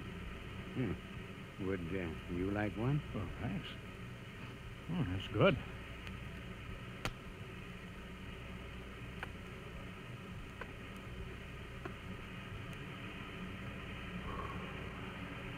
You didn't answer my question, Kovacs. Why did you stay? How about you, sir? Me? I was in the last class out of Annapolis before it went underground and merged into the Geo-Warfare Academy. I guess I just hang on to illusions. Dead traditions of service. I suppose I did it because I thought it was the right thing to do. Yeah, I guess that's it when you get down to it. Kovacs, you saved a cigar against the rules. I've got something, too, here. It's a book. I stole it out of a hotel room in Frisco in the old days. A Bible? Yeah. Psycho officers don't allow them on board. Carpenter would have had me in the cells if he'd known about it. There goes the Geiger alarm. It'll blow any minute now. Kovacs, you remember this? The Lord is my shepherd. I shall not want. He maketh me to lie down in green pastures.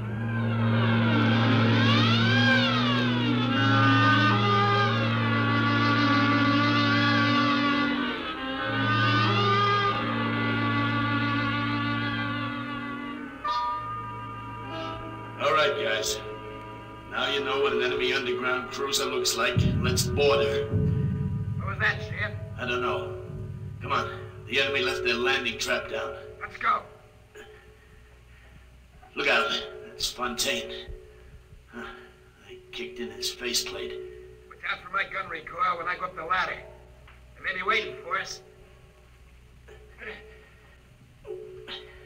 Where are they? Ought to be some resistance. Let's get outside. If we can sneak into the bridge, we got them. There it is. Bridge hatch. I don't like this. They should have been guards. Forget that. You throw open the hatch. I'll cover him with a gun. Got your voice speaker on? Right. Okay, open it. Go ahead, man! Cope, look at them. They're all dead. Every one of them. This one did it with a sword. Can you beat that? Killed himself with a sword.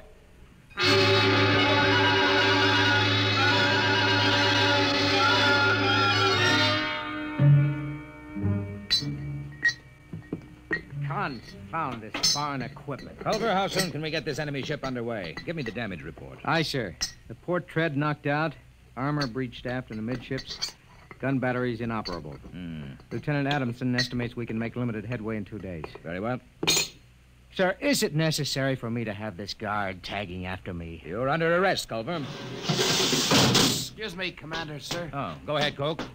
There was a message or something under the guy with a sword when I broke in. I kept it as, well, sort of a souvenir. Oh, give it to me. I didn't mean anything wrong, sir. Hand it over.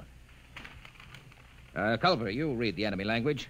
I'm afraid I'm under arrest as a prisoner. That'll do. Go ahead, read it. From Supreme Headquarters.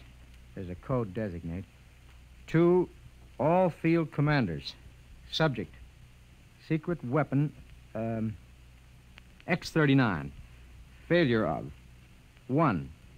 Research project X9 released on South America front last night. X9, a semi-living chemical process attacking all forms of protoplasm, was found to be uncontrollable, is spreading through our own armies all over the world. 2, you are instructed to... Well? That's all, sir. Quiet. Gentlemen, there is only one way to interpret this news. Carpenter, you will inform all hands that the destruction of the enemy is worldwide. The war is over. Hey, Newman, why don't you laugh, huh? Why don't you shout the war's over? I don't need to shout. Hey, Dr. Carpenter, Aye, sir. You will instruct cook to serve double rations as a celebration. No, sir. I strongly advise against it. The psychiatric implications are... What's the matter? I don't know. Something it's inside me. I've got to get out. Carpenter! Coke, Newman, go after him. Come on. No. That can't happen to a man. Not that. It's Carpenter. You can see that. But that can't happen to a man. He's dissolved. What's going on here? You don't understand, Commander. You didn't listen to that enemy message. A semi-living chemical process attacking all forms of protoplasm. All forms. Carpenter and you and me. You understand why the enemy killed themselves. They knew. The war's over, all right. There's got to be something to do. Culbert, Sun General Quarters. It's too late for that, Commander. The war's over. They invented the perfect weapon. The human race is dissolved. That's funny. Dissolved like Carpenter.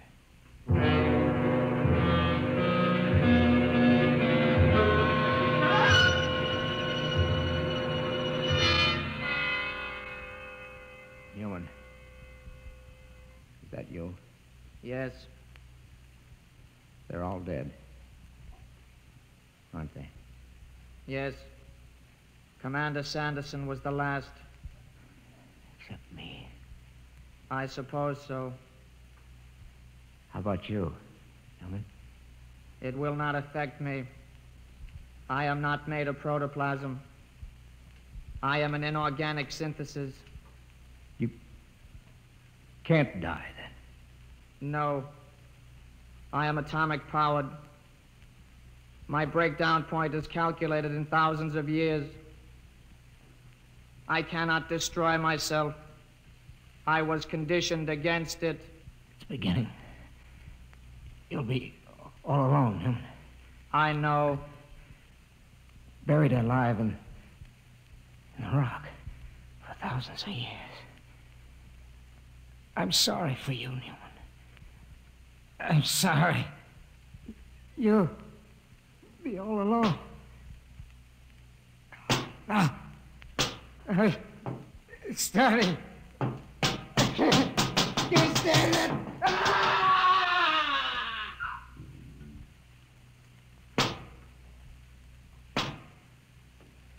Why can't I die? Why didn't they make me so I can die like the others? I can't even kill myself. Why can't I die? Why can't I die?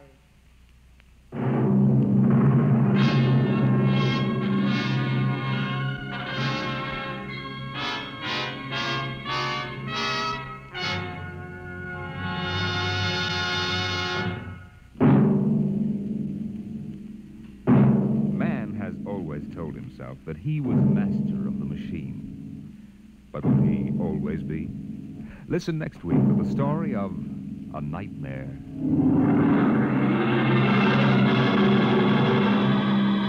Dimension X is transcribed each week by the National Broadcasting Company in cooperation with Street & Smith, publishers of the magazine Astounding Science Fiction. Today, Dimension X has presented The Last Objective, written for radio by Ernest Kenoy from the story by Paul Carter.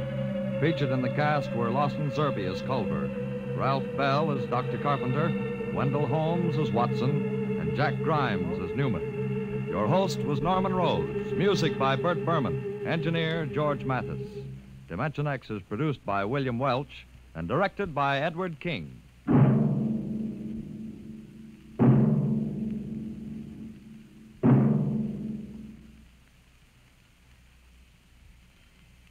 Dimension X came to you from our Radio City studios in New York. This is NBC, the National Broadcasting Company.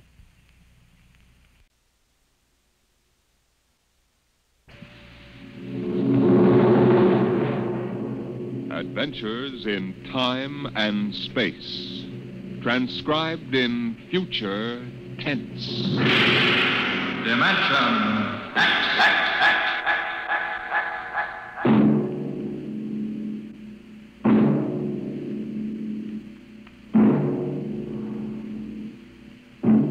The National Broadcasting Company, in cooperation with Street & Smith, publishers of astounding science fiction, bring you Dimension X.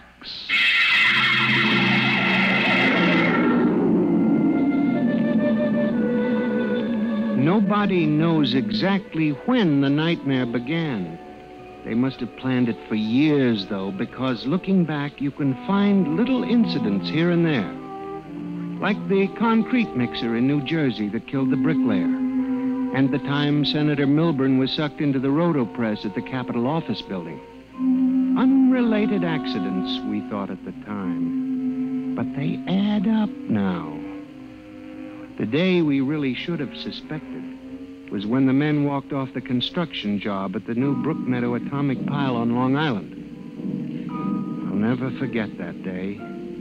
I was working as a statistical clerk in the project then, operating one of those miracle computing machines developed to fill the requirements of Army ordnance.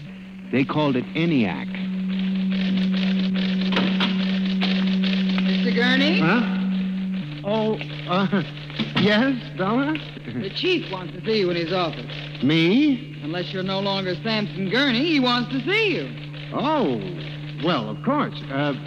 What do you suppose? I do not read minds, tea leaves, or crystal balls. Of course. I'm sorry. I shouldn't have asked. Don't apologize. I'm sorry. And don't wait for me. Mr. Hawk is in a hurry. Yes, I'll go in right away, of course. Her name was Bella Roscoe. She was Mr. Hawk's secretary. I had always thought her a very attractive woman, but for some reason, she didn't seem to like me.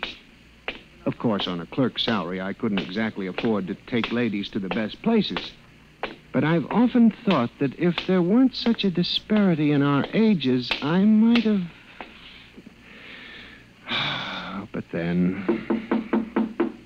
Come in. You wanted to see me, Mr. Hawk? Gurney, I thought those electronic computations were infallible. They are, sir. Well, we got a kickback from the chief physicist.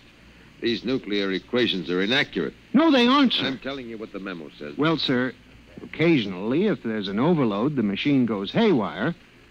Sort of has a nervous breakdown, you might say. We usually rest it up for 24 hours, and it's okay again. Well, do whatever has to be done. Yes, sir. Oh, and Gurney. Yes, sir. You've been with the Bureau for over 15 years now. It would be a shame to have to remove you because you aren't keeping your mind on your work. Oh, Mr. Hawk, I hardly think anyone... Excuse me. Hawk speaking. What? They've what? All of them? Well, have you tried to talk to them? Yes, of course. I'll send one of the safety engineers over. This place is falling apart piece by piece. Miss Roscoe? Yes, sir. The men on the construction gang at the new building have walked out on us. What? Someone slipped this morning and fell into a turbine. No. Get the chief safety engineer. Have him over there right away. Yes, sir. Oh, and contact the personnel office. Have them ask the union to order the men back to work. Get back to me. Yes, sir. Mr. Hawk. Sorry, Gurney, I have no time to discuss anything further. Get on the job and stay awake, or we'll have to make some changes. But, Mr. Hawk, That's all, I assure Gurney. you... That's all. Now, you probably gathered by this time that I wasn't a very important man at Brookmeadow. I hated Mr. Hawk with a passion because of his superior attitude, and because I knew that Miss Roscoe admired him as a man of strength and decision. I was secretly happy he was having trouble with his construction crews. That evening, I wandered over to the site of the new atomic pile to see where the man had fallen into the turbine. They had the construction area fenced off with barbed wire, and a security guard stopped me. Hold it, buddy. You can't go in there. That's a restricted area. I'm Samson Gurney from the statistical section. Here's my identification. I'm sorry, Mr. Gurney. Nobody's allowed in the area. I see. We had a lot of the employees come over tonight to take a look, but nobody gets in. Orders.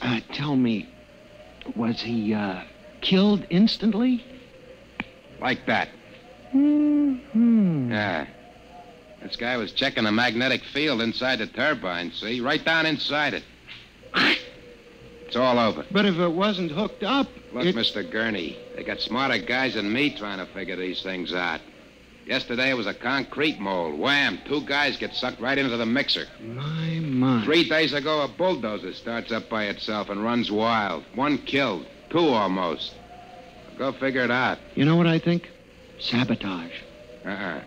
We got more guards and FBI men in here than we got workers. Flea couldn't get through without proving he didn't come off a Russian wolfhound. Now, I'm a statistician. All my life, I've been interested in statistics.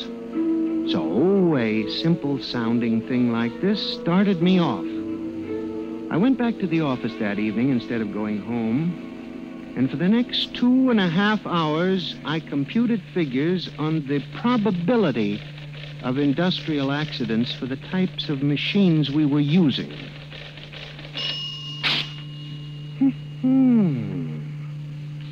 I took one look at my figures and went down to Hawk's office. Just as I figured, he was staying late working on a settlement with the construction workers. Yes? Oh, good evening. I saw the light. Well, Mr. Gurney, what are you doing here? Is Mr. Hawk working late? Yes, I am, too.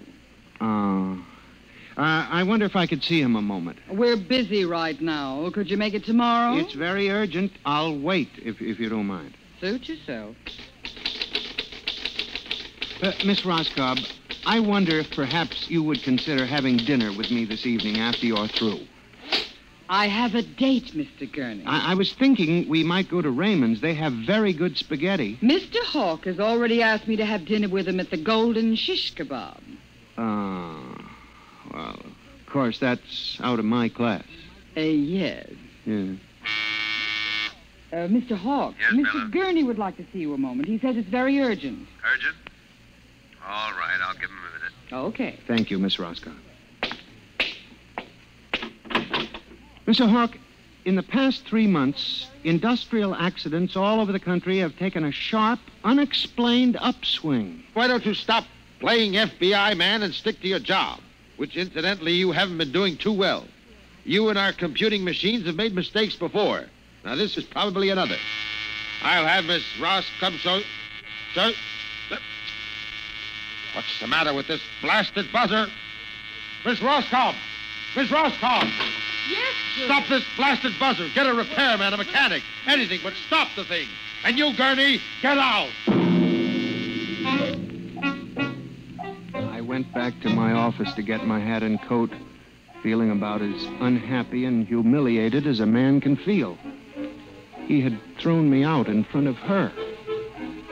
The office was dark and deserted. The whole building seemed oppressive and unnatural.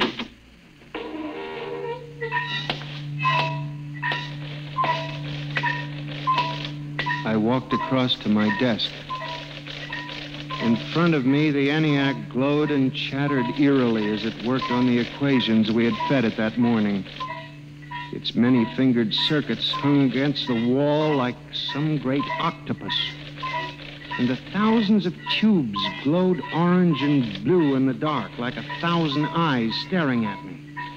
It almost seemed alive. Then it increased its tempo a moment, and a fleeting notion crossed my brain that it was laughing at me. Laughing like all the others. What was the matter with me? What?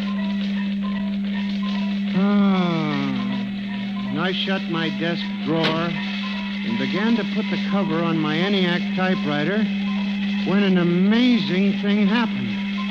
The most amazing single incident of my life.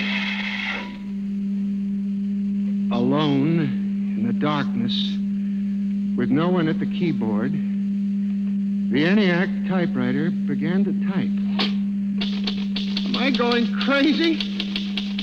This can't be. There's nobody here. There's nobody here. Oh, no. I'm just imagining. It's in my mind. But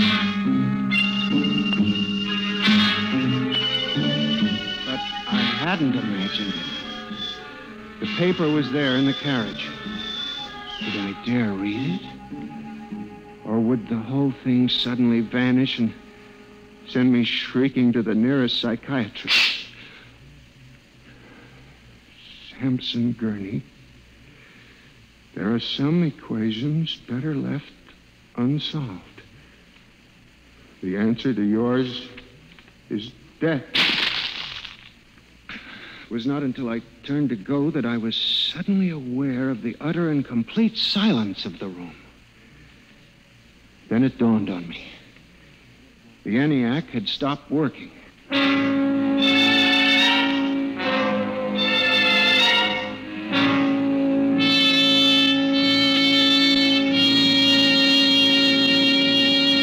Gurney, do you expect me to believe this? It's insane. Mr. Hawk, I'm a saint. Take it easy, Gurney. Now, this is just some practical joke someone in the office is playing. There was no one in the office. Of course not. They wired up the machine and left. I checked the machine myself, Mr. Hawk. All right, Gurney. You leave this note with me, and I'll turn it over to the security force for further investigation. But... No buts, Gurney. The security men will handle it.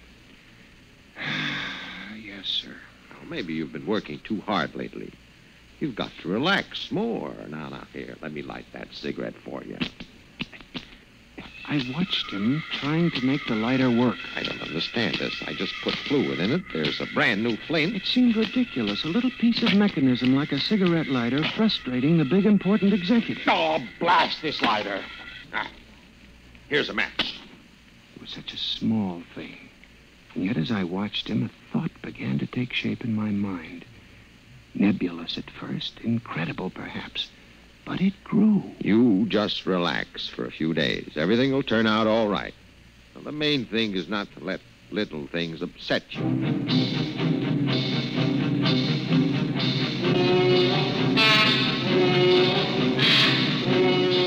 It was the cigarette lighter that gave me the idea, and what Hawk had said about little things.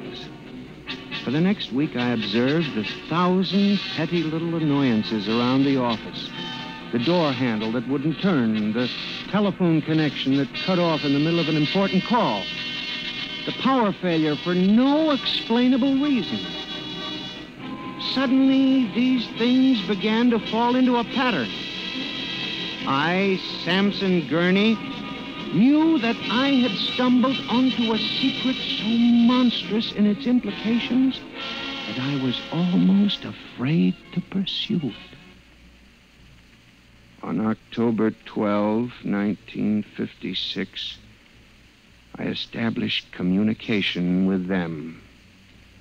I will curse the moment to my dying breath. Who's there? Night security guard. Oh, hello, Henry. Oh, hello, Mr. Gurney. What are you doing here so late? I'm just doing a little repair work on my ENIAC computator. Huh. Sure some mess of wires and tubes. Yes, it is. Well, I gotta finish my rounds. Won't forget to turn out the light, will you, Mr. Gurney? No, Henry, no, I won't forget. Night. Good night. When you were a child, did you ever try to imagine that you were all-powerful? I felt like that when I finished hooking the input of the typewriter to the main vacuum tube of the ENIAC. Then I turned on the current that sent 1,000,000 volts of pulsing energy into the electronic nerves of the machine. I am certain that if anybody were watching me in the next moment, he would have thought me a raving maniac. I still wonder if perhaps it is not all a nightmare. Now, you! If what I have guessed at is true, if there's life and intelligence in this room, make a sign! There was nothing. Nothing but the hum of the machine and the dull glowing of the tubes. Then, suddenly, without provocation or explanation, it happened. The ENIAC typewriter began to respond to the impulses from the machine. The letters were Y, E, S. Yes. It had happened. I, Samson Gurney, had communicated with a machine.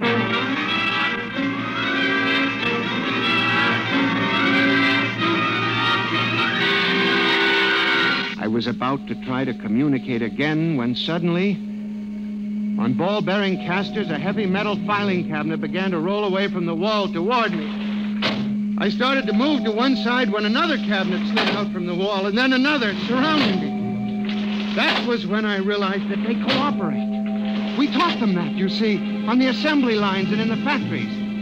There was no way out. How could a mere man reason with dumb machines? Still, they needed us.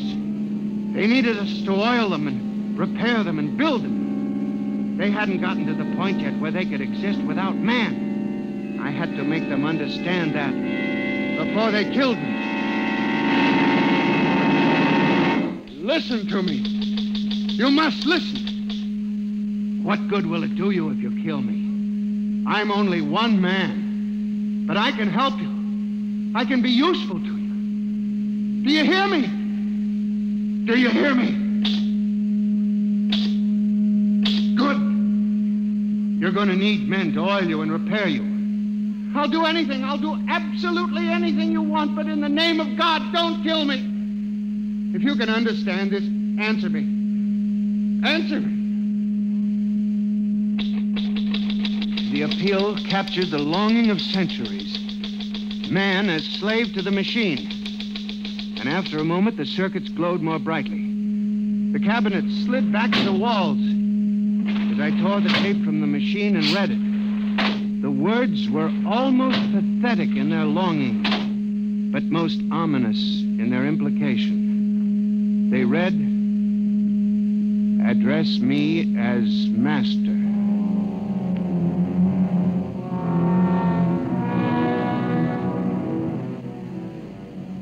My life for the next 6 months was a nightmare.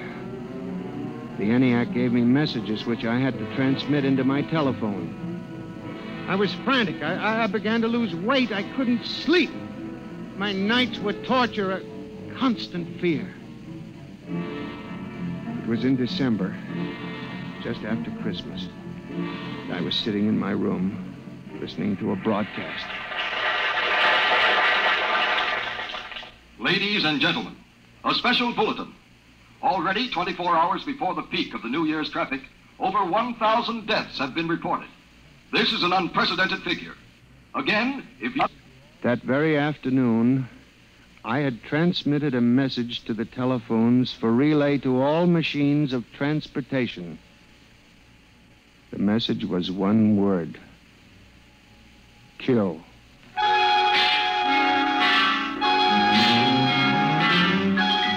Next morning, I avoided my office. Instead, I went directly to the office of Mr. Hawk. I was highly agitated. My lips trembled as I spoke. Well, Gurney? Mr. Hawk, What I'm going to tell you sounds crazy. I know it does, but I must say it. All right, say it then, for heaven's sake. Mr. Hawk, have you ever heard of resistentialism? Resist what? Resistentialism. You're not making sense, Gurney. Mr. Hawk, I'm trying to tell you. All these accidents, the trouble with the machines, Mr. Hawk, they're alive. They think, they cooperate, and they hate us. Who? The machines. Gurney. You've got to believe me. I've communicated with them. I know. What are you doing? Now, just relax, Gurney. Everything will be all right. What are you doing? Miss Roscoe, send for the plant physician at once. Mr. Gurney has had a nervous collapse. But, Mr. Hawk... Everything will be all right, Gurney. We'll give you a nice, long rest. You fool. You blind, stupid fool! Can't you see what you're doing? Fool, fool, fool!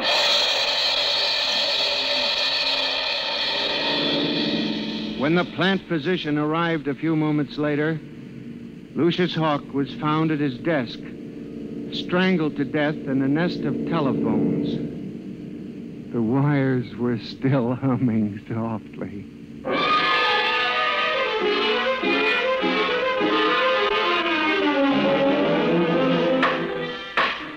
Samson Gurney, you stand accused of the crime of murder.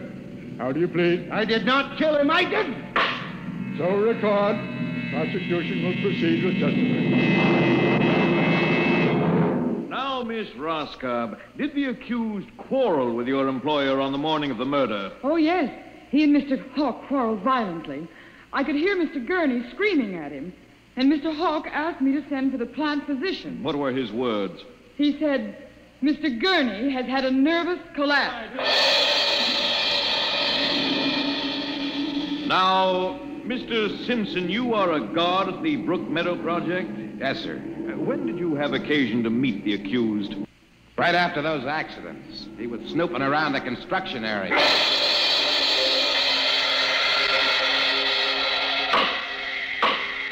Samson Gurney, court hereby finds you guilty of murder in the first degree. Recommendation that you be examined, committed to the state hospital for the criminally insane at Matawan.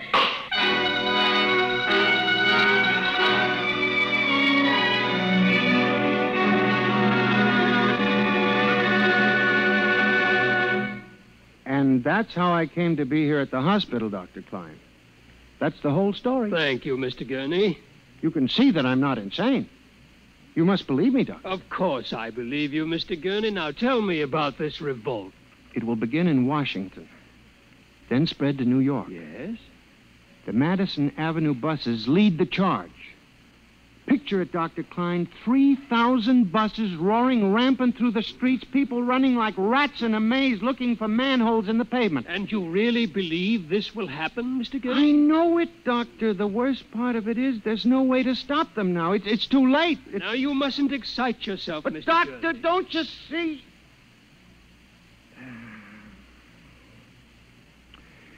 It's fair enough, I suppose. We built them. We taught them to think for themselves. It was bound to come. I guess the female machines will be worst of all in the beauty parlors. They're more high-strung, you know. Well, since there's nothing we can do about it, Mr. Gurney, suppose you go to your room and Maybe if I went to my old Plymouth, I could make a deal before the police cars got me. Yes, Doctor? Would you take Mr. Gurney to his room, guard? He's already been given sedation. Yes, sir. Those concrete mixers may have made a mistake, you know. Just high spirits and all that. But if they got so they liked the flavor... We'll see you later, Mr. Gurney. Now, try not to worry too much. All right, guard. This way, sir. Oh, machines revolting. Telephones strangling people. Oh, blasted cigarette lighter. Why won't it work? I just filled it. Flint is good. Oh, well, you can never trust this newfangled machinery.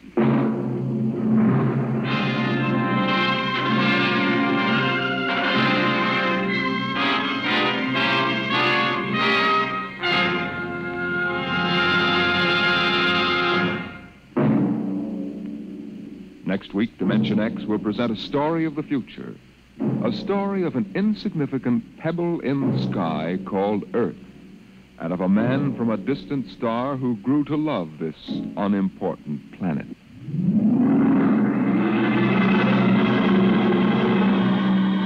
Dimension X is transcribed each week by the National Broadcasting Company in cooperation with Street and Smith, publishers of the magazine Astounding Science Fiction.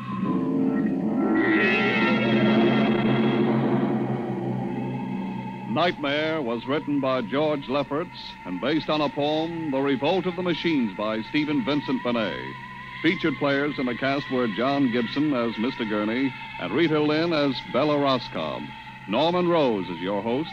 Music by Albert Berman. Engineer Bill Chambers. Dimension X is produced by William Welch and directed by Edward King.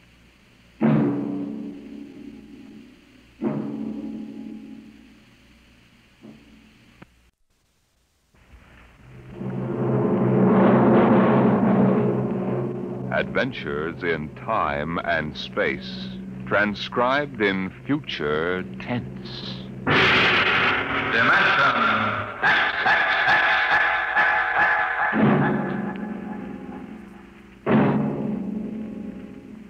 The National Broadcasting Company, in cooperation with Street and Smith, publishers of astounding science fiction, bring you Dimension X.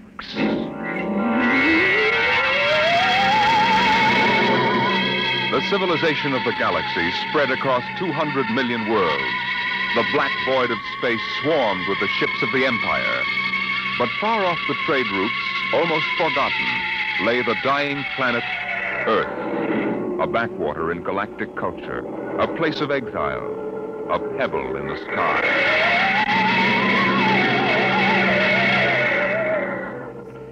I landed on Earth, on the one spot which I would have called civilized. A patch along the desolate heights of the Himalayas that surrounded the palace of the imperial governor of Earth. Dr. Bell Averdan of Sirius Sector.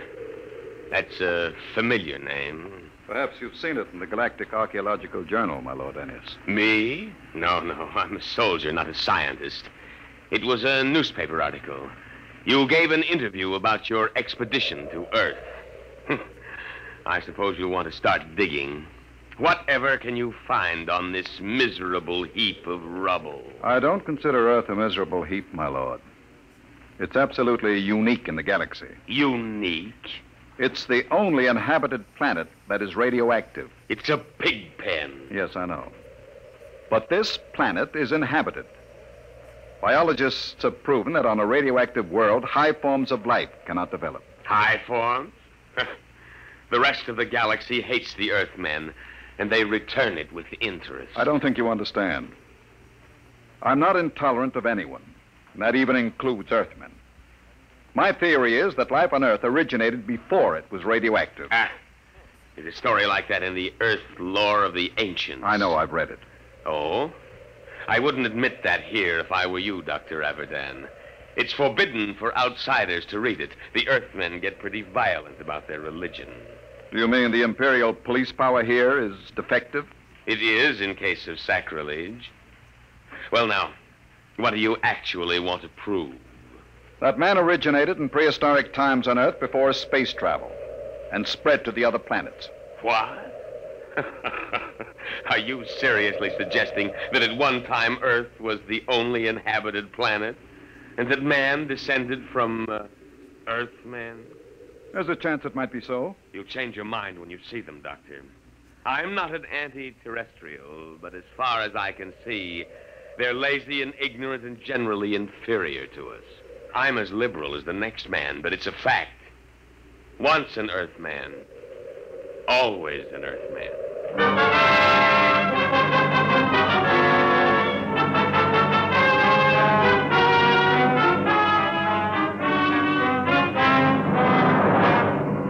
I booked passage to the city of Chica on an Earth line. My fellow passengers seemed ordinary enough. But I was conscious of being alone among Earthmen.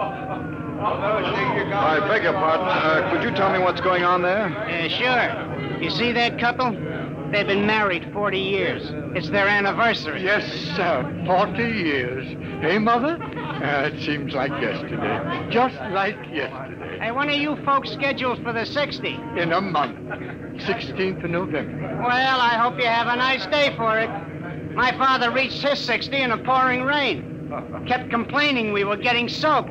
So I told him, what are you complaining about, Dad? I've got to come back. Now, this 60 they're talking about, are they referring to their 60th birthday? Sure.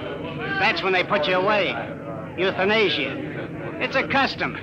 Can't have people living on. Eats up all the food. That's right, isn't it, Pop? Yes, sir. Mother's coming with me when I reach the 60. She's not due for a couple of months, but she thinks we might as well go together. Yeah, that's the spirit. There's many a man living past the 60. Sneaks, stealing the food from the next generation. A guy should go when it's his time. Yes, but suppose It's only fair to... Hey, where are you from? I beg your pardon? Asking all them questions. Yes. Who are you? A spy? Where are you from? I'm Bel Abaddon from Baron, Sirius Sector. Oh, an outsider, huh? Come on, we'll go forward. Did you hear that, Mother? An outsider.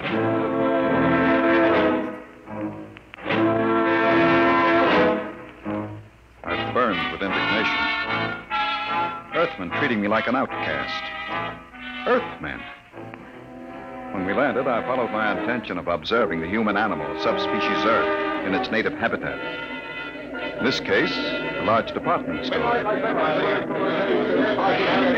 Perhaps I resembled a floor walker, for a young Earth girl came up to me and asked a question. Pardon me. Well, it's my father. He's about 5'4". He wears eye lenses. I think he had on a brown coat. I'm afraid I don't remember seeing anyone. But they followed me here. I've got to find him.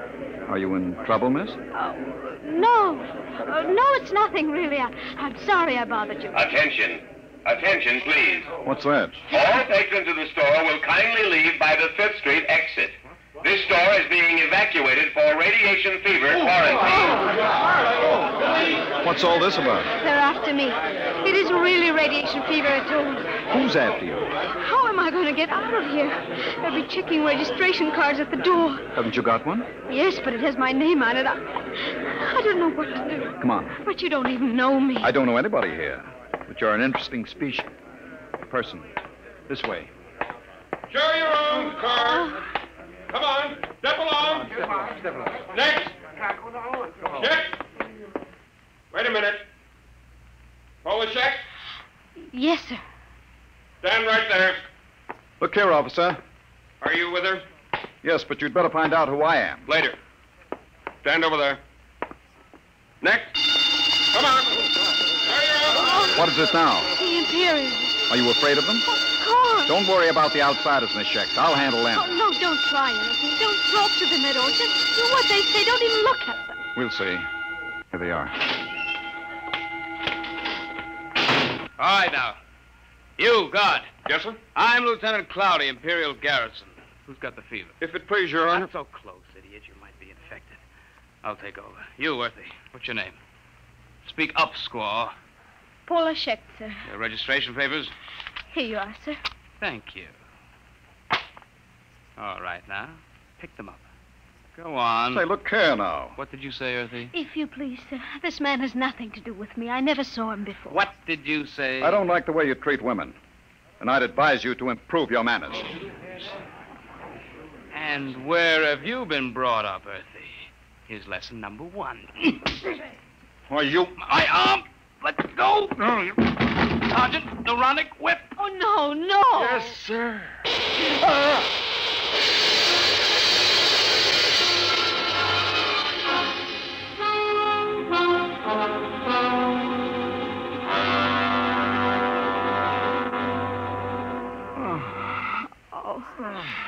You're all right now.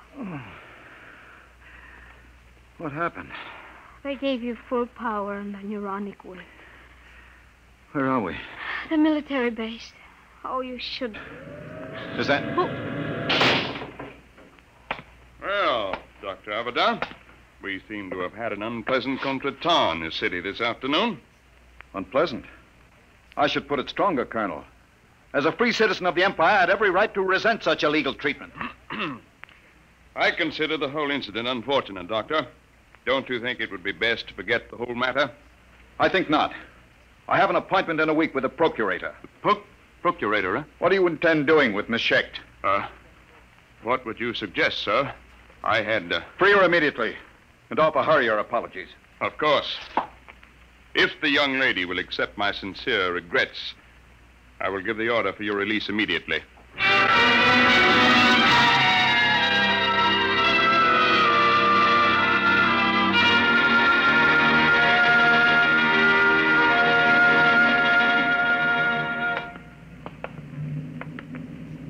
I don't understand. They've just turned us loose. Of course.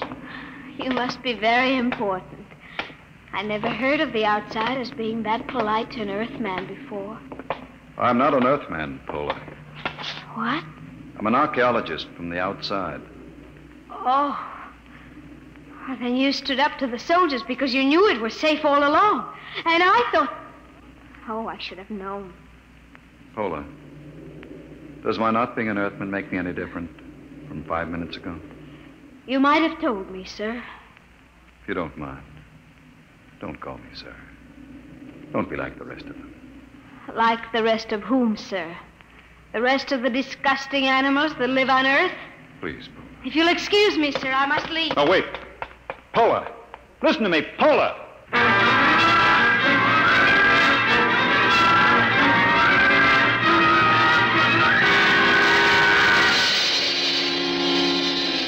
I had access to the garrison files, and to satisfy idle curiosity, I indexed Pola Schecht. Her father was a Dr. Mikhail Schecht, biologist, and against his name was a black star with the notation, condemned in absentia. Charge, evading the 60. That was why she was afraid. So I sent a note asking her to meet me in the North Park after dark. Paula, over here. Dr. Haverdan? Sit down. Oh, I want you to understand. I wouldn't have come except... I understand. I've seen your father's record. You know about it. I looked into it, Paula. There doesn't seem to be much that can be done about the 60. Oh, it isn't that. It's not for my father. It's for the whole galaxy. What is it? Earth is going to revolt. No. All of it? Oh, don't laugh at me. Paula, the galaxy has a volume of several million cubic light years. It contains 200 million inhabited planets. Earth has a population of only 20 million. And no resources. What can Earth do? I don't know, Doctor, but my father does. He's told me that Earth knows a way by which it can wipe out all outside life and... Wait. Listen. Someone coming. Park Patrol. Quick, kiss me. Don't be stupid. Kiss me. They won't suspect anything. Oh, yes, of course.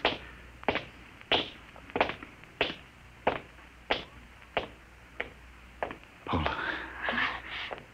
They've gone. It's all right. Now come with me. I'll take you to my father.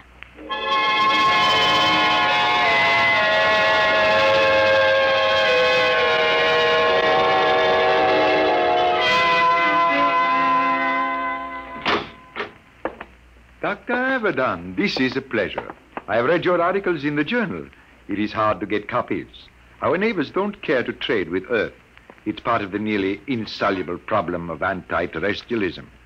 No one seems to want a solution. Earthmen and outsiders alike? Oh, no, that is not true.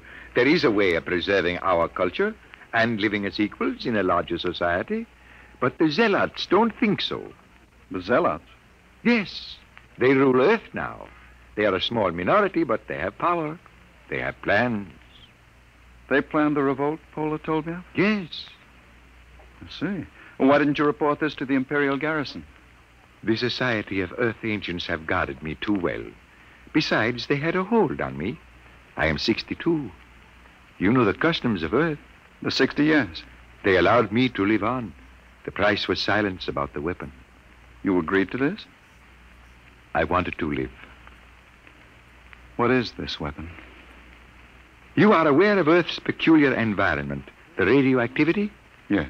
Over the years, we Earthmen have built up certain immunities to radiation burns, for one. But it's a minute difference. I measured it experimentally. Oh, but, Doctor, human life is not the only form affected by radiation and mutation. There is microscopic life, bacteria, viruses. We have been searching out such a virus, one to which Earthmen have developed a high degree of immunity, but not outsiders. You mean a particular disease? Yes, common fever. It is a mild children's disease here, like chickenpox or German measles. But to outsiders, it is radiation fever. Symptoms develop in 2 hours. Lips are so badly affected that the victim cannot talk, and in 2 days, he dies. They've isolated this virus? Tons of it in crystalline form. And they plan to let this loose in the galaxy? By means of guided missiles. Then frightened refugees will carry the disease across space, and billions will die. You're sure about this? You have proof? I worked on the project. We've got to get to the procurator. I can catch the evening train at... Who is it? I don't know. Open up. There should have been an alarm. We've got to get out. Is there a back Open up the door. No. Don't move. Hands in front of you. What's the meaning of this? I demand... Shut up! I'm a galactic citizen. You've got no right to detain me without legal authority. I am an Earthman, but I think you'll find I am all the authority needed at this moment, Dr. Abadan. I am Balkus, the High Minister of Earth. The High Minister? What are you doing? I always look after distinguished visitors personally. Abadan does not know anything. I doubt that, Dr. Shecht. We will proceed now to the Hall of Correction. You can't do this. When the procurator... The procurator will hear nothing until it is too late. The guided missiles will be fired tonight at 12. Guard, if they make a false move...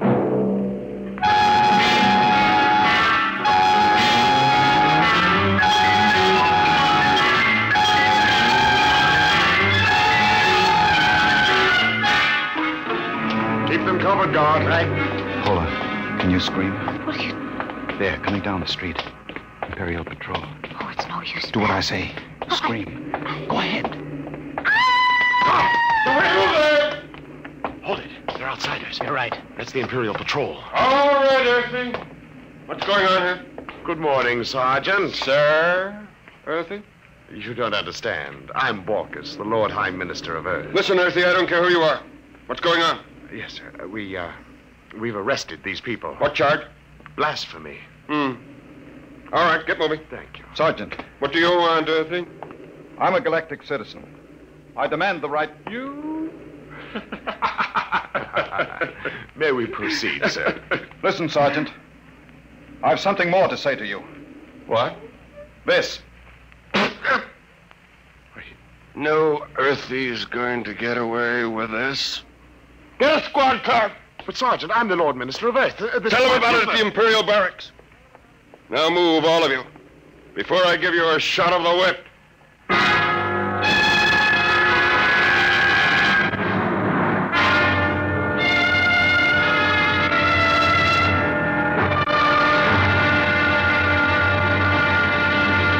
I tell you, I'm a citizen of the Empire. Listen. I can prove it. You'll get into a lot of trouble if you don't believe me. I'll admit no Earthy would dare spit in my face. It was the only way I could get to the garrison. I insist on seeing the officer of the day. I sent for him. You better have a good story. Attention! That easy. Which one of you claims he's a citizen of the Empire? I am. Veldt, the one from the store. You, eh? The smart louse that broke my arm. Well, well, well. I've got to see the colonel, Lieutenant. Now, Dr. Abadan, I could hardly do that unless it's important. It is important. It's life and death for the galaxy. Mm-hmm. Come here. Closer. Oh, it's too bad I've got to save you for the colonel. What? He'll see you at 5:30, his orders. You knew all along. Sure. Come on, Earthy lover.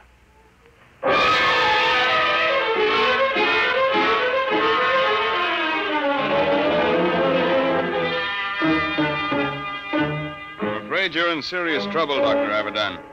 The man you're accusing is the High Minister for Earth. I know, but I have proof. Well? I can only speak to the procurator. You've got to contact him. There are channels, Dr. Avedon. We haven't time for channels. I have the details of the plot from Dr. Schecht. You've got to let me speak to the procurator. I've already advised him of your arrest. He's flying in. You had better be able to prove what you say. If you don't, we'll have to hand you back to the native authorities and their courts, now notoriously savage.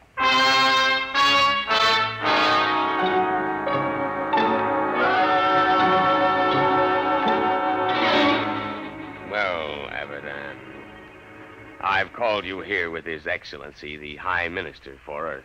My lord, this man is behind the whole plot. Is he? There's no time to lose. I've explained to you about the virus. They're shooting off the guided missiles at 12. You've got to take action. Well, Your Excellency, my lord, if this man has any evidence... You admitted it this afternoon. Well, you have no witness to that. Ask Dr. Schecht. He worked on the virus. I wouldn't say that Schecht lied, my lord, but he is a criminal wanted for evading the 60, and some men will invent any story to avoid death. The deadline is midnight. You've got to bomb those temples where the launching sites are. Perhaps I can explain. According to my information, Dr. Avedon seems to have succumbed to a certain Earth girl, the daughter of the unfortunate Dr. Schecht. Is this true, Avedon? What has that got to do with it? There isn't any time. You've got to do... Dr. Avedon, are you in love with that girl? Yes. Will you listen to I me? don't think we need pursue this any further. Your Excellency, I shall order you released with an apology. No. Dr. Avedon, I can hardly believe a degenerate who fraternizes with Earth women. You scum, you pot-bellied scum. I warn you, Avedon, you're in trouble enough. I'm in trouble. You fool, you stupid, blind, bigoted fool. You're destroying the galaxy. You're murdering them all. But before I die, I'll have the pleasure of smashing your fat, oily face in... Let me go. Guard the whip.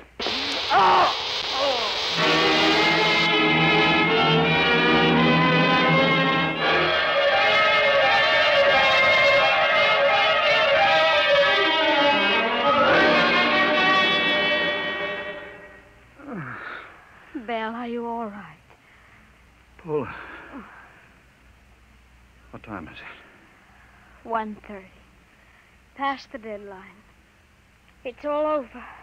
Lord Ennius released the High Minister with an apology. Doesn't matter. The Empire can wipe Earth out. It won't save any lives. The virus must have been spread here, too. Earthmen are immune, but outsiders... Belle, you're an outsider. Yes, Oh, I am. We're paying, Paula. The rest of us. Paying for centuries of intolerance. oh, Belle. Look out there. Through the bars. The night sky.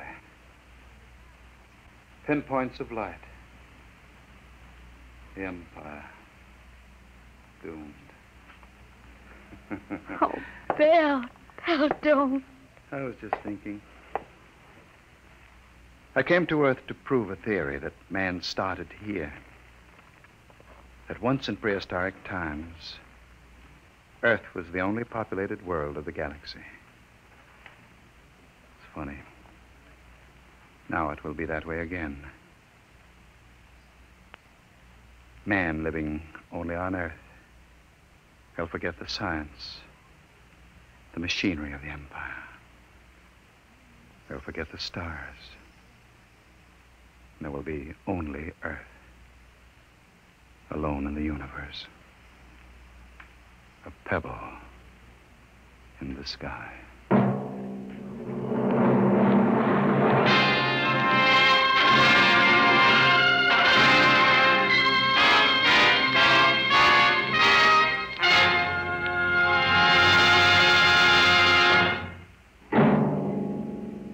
The children of tomorrow will play with toys.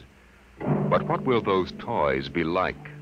An ordinary clerk in an ordinary job finds a terrifying answer to that question next week as Dimension X brings you Child's Play. Dimension X is transcribed each week by the National Broadcasting Company in cooperation with Street and Smith, publishers of the magazine Astounding Science Fiction. Today, Dimension X has presented Pebble in the Sky, dramatized for radio by Ernest Kenoy. Featured in the cast were Santos Ortega as Abaddon and Susan Douglas as Pola. Your host was Norman Rose, music by Bert Berman.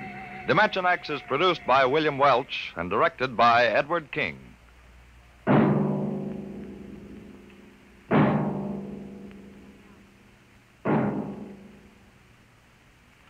This is NBC, the National Broadcasting Company.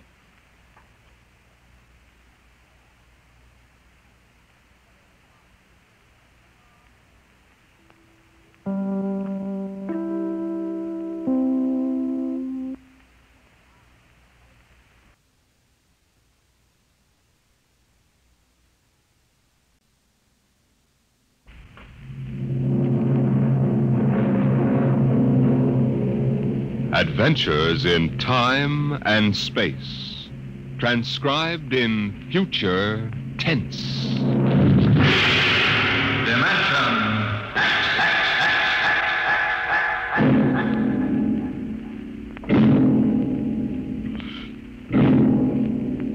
The National Broadcasting Company, in cooperation with Street and Smith, publishers of astounding science fiction, bring you Dimension X.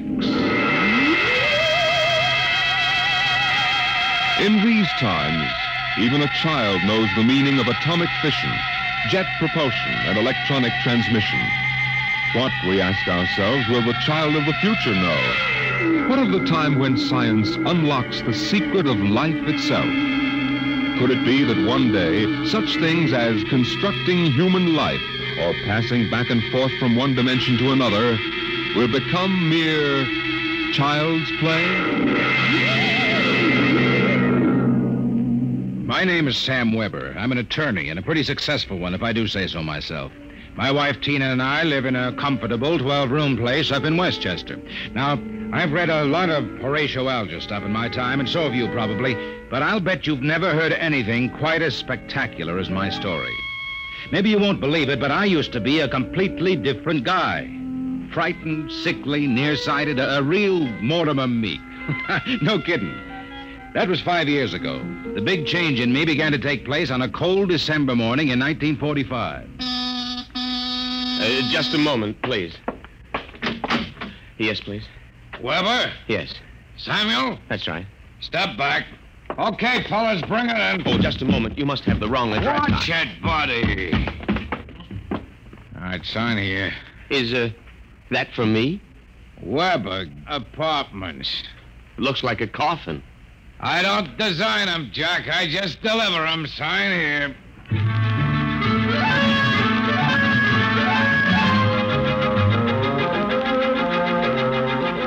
After much straining, I wasn't in very good physical shape those days, I managed to push the box under my single light bulb. There was a card in a small envelope. Let's see. To Sam from your classmates at the Interdimensional and Cosmic Institute. Merry Christmas. 2145 A.D. Holy jumping catfish. Hey, mister, there must be some mistake. Hey! Holy jumping catfish.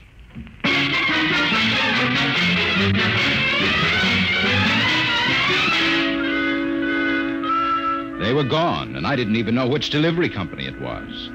Well, I finally decided to open it up and see what was in it. After about a half hour of fumbling, I gave up.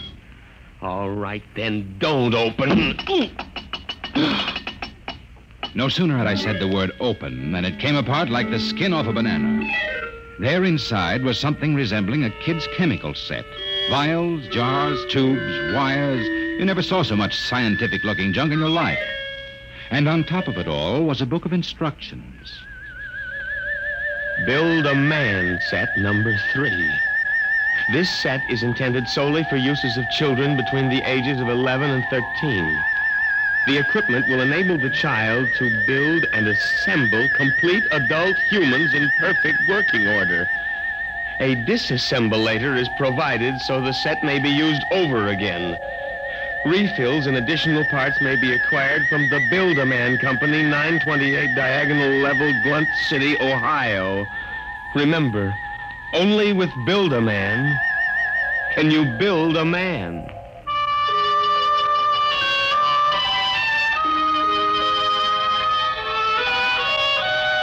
When I left for work that morning, my brain was still reeling with the stuff I'd read in the instruction book. Someone's had an Ojack, attorneys at law. Just a moment, I will connect you with Mr. Ojack. Oh, good morning, Mr. Weber. Good neuron. I mean, good morning. Gotta get my mind off that book. Only with Build a Man can you build a man. Chapter 1, Making Simple Living Things. Chapter 2, Duplicating Babies and Other Small Humans. Oh, no. I've got to get a grip on myself. Do a little work. O'Brien versus O'Brien. Martin versus the city of New York. Oh, it must have been a dream. Probably go home tonight and find the place empty. Well, if it isn't the poor man's Clarence Darrow. Oh. Oh. Hello, Lou. I come as a bearer of sad tidings. Well, you don't look very sad. The boss wants to see you, laughing boy. What about? How should I know? Oh, and by the way, you'll be very happy to know that I've just been promoted. I'm handling all the criminal stuff from now on. Congratulations. You know what this means for Tina and me, don't you, Junior? Oh, well, cheer up. Tina's not for you anyway. Some got it, some don't. I got it, you don't. So long, laughing boy.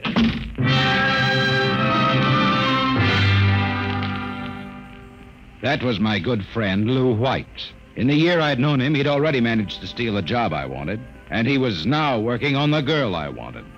Her name was Tina. Tina Veldt. Good morning, Sam. Oh, good morning, Tina. My, you look good enough to... Yeah? Take to lunch. Oh, I'm sorry, Sam, but I promised Lou. Oh, sure. I hope you're not too disappointed. Me? Oh, no. Some got it, some don't. I don't.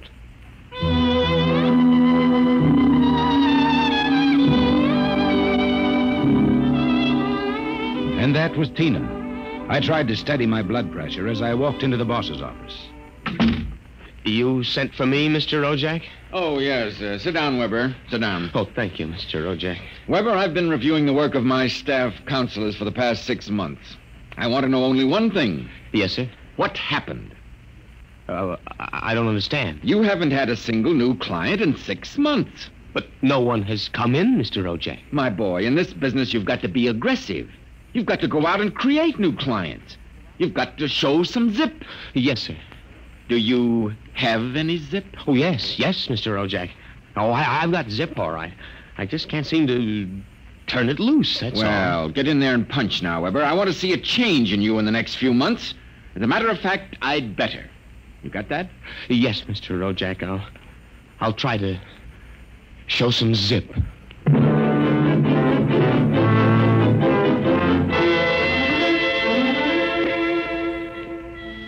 I left the office early and went home. Sure enough, there it was, my Build-A-Man set, gleaming a little obscenely in the corner. I walked over to it, gave it a kick, and hollered, "Open sesame." 3 minutes later, I was flopped down in bed reading... Chapter 1, Making Simple Living Things.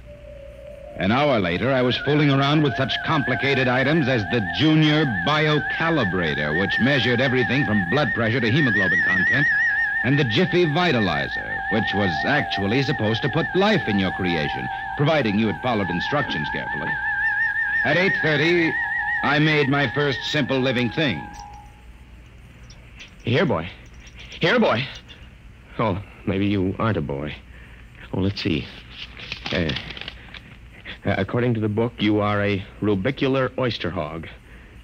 Not much to look at, but I made you. Me, Sam Weber, attorney at law. I have created life. Hey, come back here. Come back. Here, boy. Here, boy. Hey.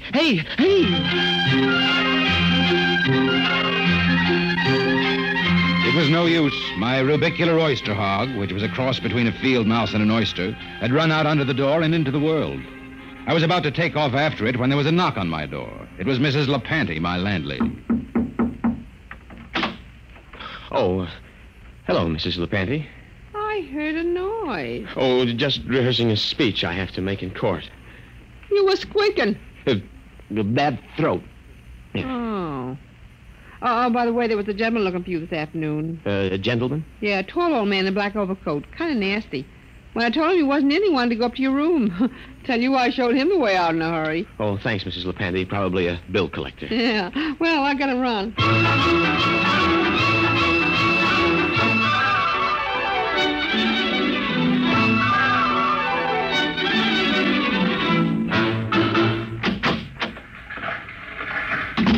Oh, good morning, Sam. Here's that memo on Rosenthal versus Rosenthal and also a letter for... What's the matter? You look tired. Well, I had a bad night. Your lumbago again? Yes. Oh, say, by the way, your client was here again this morning. A client? Mm-hmm. Yeah. Oh, it must be the same fella that called at my house the other day. Yeah. Well, what did you tell him? Well, I said you'd be in later. Oh, thanks. Will that be all, Sam? Yes. Oh, no. Are you doing anything New Year's Eve? Oh, Sam, you haven't even noticed. Noticed what? Well, the ring, silly. Third finger, left hand. What? Lou gave it to me. Isn't it simply gigantic? But you're not We're going to be married as soon as Lou finishes his next case. Lou is so sharp and businesslike. So is a guillotine. Sam, after Lou gave me the ring last night, I began thinking how I used to hope that it would be you. But, well, then I realized you'd never have the money, and, well, a girl has to think of things like a good steady income and a husband with... Zip. Yes, with a zip. Well, Lou has plenty of zip. I'm sure you'll be very happy zipping around with each other. Oh, Sam. Well, Sam,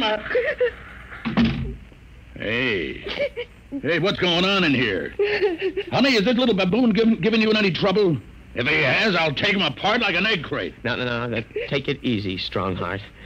Tina just told me the good news about your engagement. She's crying with happiness. Is that right, honey? Well, then, no hard feelings, Sam. Just that the best man got the girl, you understand. Oh, say, by the way, we're having a little celebration at Sigali's tonight. Drop in and we'll live it up a little, huh?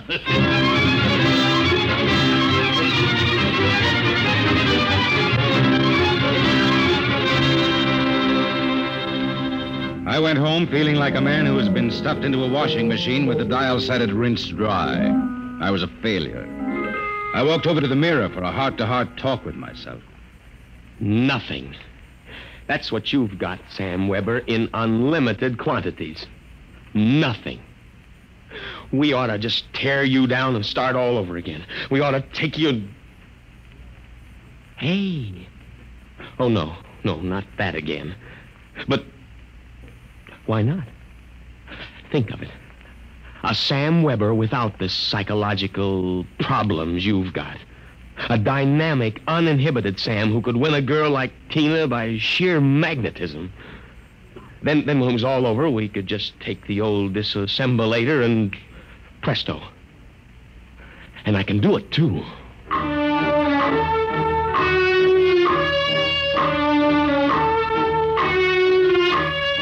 Chromosome content. Check. Cerebral content. Maybe a little more id and a little less superego. Limbs, eyes, hair, general endocrine reaction. Well, here goes. It's moving. Holy mackerel, it's alive. It's getting up. Say, I feel great. Well, now, take it easy. Do you know who you are? Of course I do. I have all the thoughts you ever had up until the point I was vitalized. My brain is an exact duplicate of yours, except that I'm not all blocked up psychologically. Right. It said in the instruction manual you'd be uninhibited. Say, this is all right. Oh, by the way, since we both have the same name, it'll simplify things if I call you Weber. I'll be Sam. Oh, now look here. I'll make the decision. How would you like a good punch in the nose? Well, is that any way to talk to your own parent? I did create you, you know. Well, don't think I don't appreciate it, Weber, old man, but let's get one thing straight. I live my life and you live yours. You got that? Who pays the rent? You do, for a while anyway. I haven't decided whether or not I want to stay in the law business. The law business? I may want to spread out a little. Tina's the kind of girl to whom money is very important. Tina? Well, what did you expect? I have enough of your likes and dislikes to want her just as badly as you do. The only difference being that I can get her. No, we're not quite the same, you and I. I've got zip. Don't use that word. Now, how about some dinner? You know, I'm starved. I'll have to go out. I'll need some clothes. Sorry, I only have this one suit. Fine, you can lend it to me. Well, what about me? I'll bring you a sandwich after I come back from Segali's. Segali's? Well, you haven't forgotten, have you, Weber? We're invited to the celebration. Tina and Lou White. Only it wouldn't look quite right if we both showed up, so I'll tell you all about it. Now, off with that suit, and no nonsense. Well,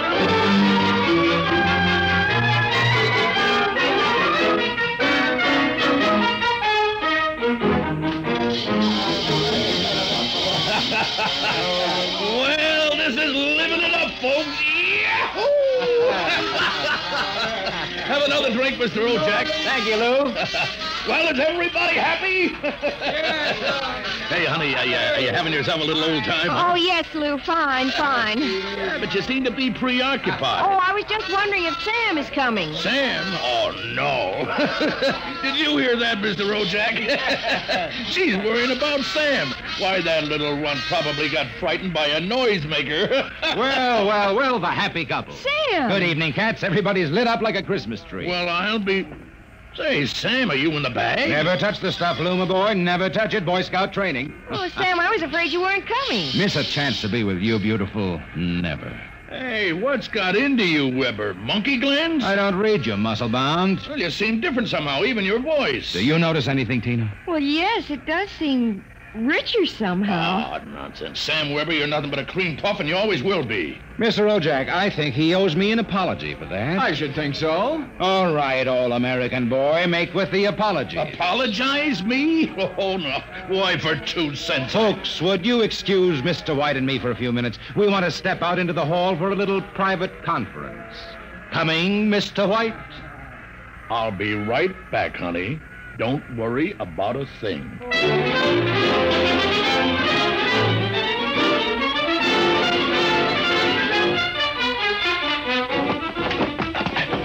Okay, big boy, you've taken enough punishment. Now. Sam! Lou, don't kill him. He did... Oh, dear. He'll be all right in a little while, baby. But did you... Oh, Sam. Tina. We really shouldn't kiss like this. It's what you've always wanted, isn't it? Well, isn't it? Oh, Sam.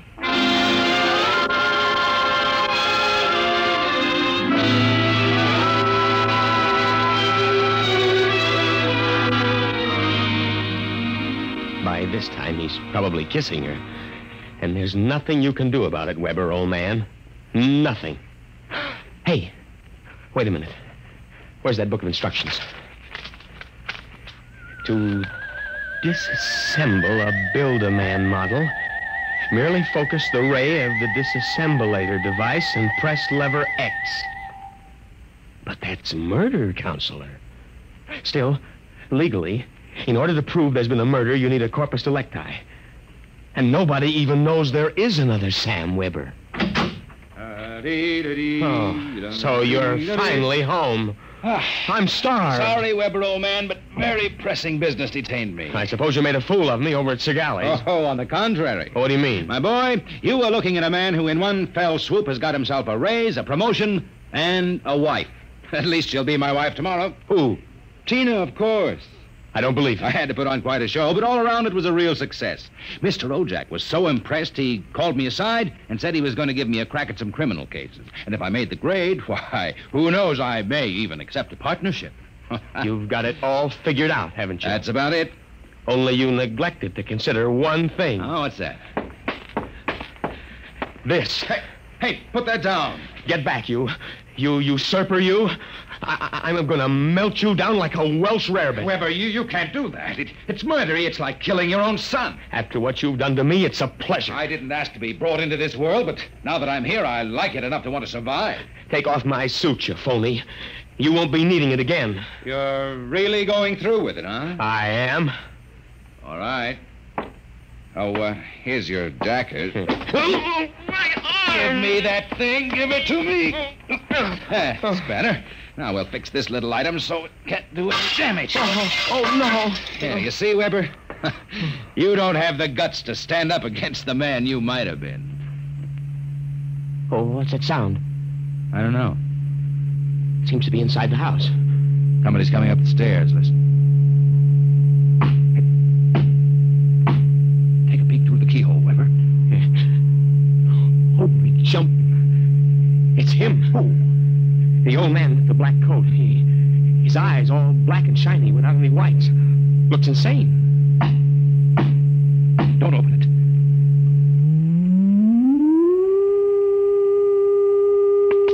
He's burning it. He's burning a hole right through the door.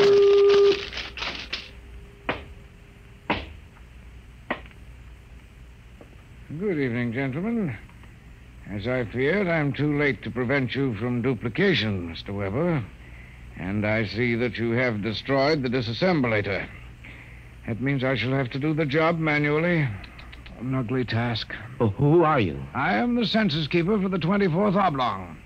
You see, your Build-A-Man set was intended for one of the Weber children who is on a field trip in this oblong 200 years from now. Because of an unfortunate time warp, the set was delivered here accidentally. You mean this set came here from 200 years from now? Precisely. Time, as with all things, is relative. We shall have to recover the set, of course, and adjust any discrepancies it has caused. But meanwhile, the problem is, which of you two gentlemen is the original Sam Weber? Oh, I am. Listen, liar. Difficulties. Why cannot I ever have a simple case like a double conuplication? Now, look here, Mr. Census Keeper. The duplicate will obviously be less stable and more emotionally unbalanced. Certainly, a man of your qualifications can decide which of us is the more valid member of society. Which of us will conform more readily to the standards Naturally. I observe that one of you is naked. Oh, wait a minute. And you also seem to be trembling. Whereas this gentleman seems quite calm. Then hold it. You're making a mistake. I hardly think so. Then I'll stay away from me. Please do not struggle. Help. Please, you... Mr. Weber. Yes? It would be better if you didn't watch. Of course.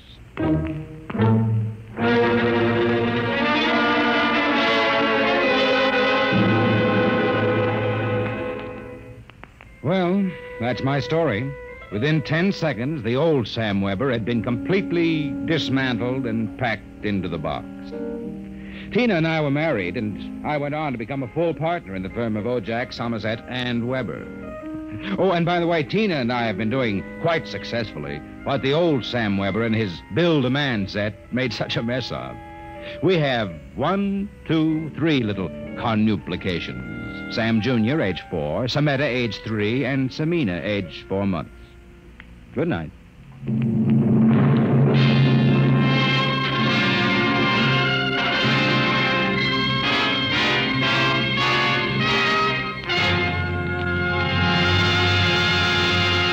You have just heard another adventure into the unknown world of the future. The world of... Dimension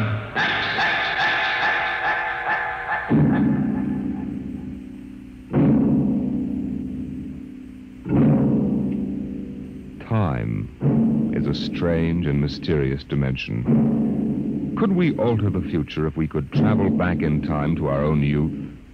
Next week, we bring you a story of a man who found the answer in Time and Time Again.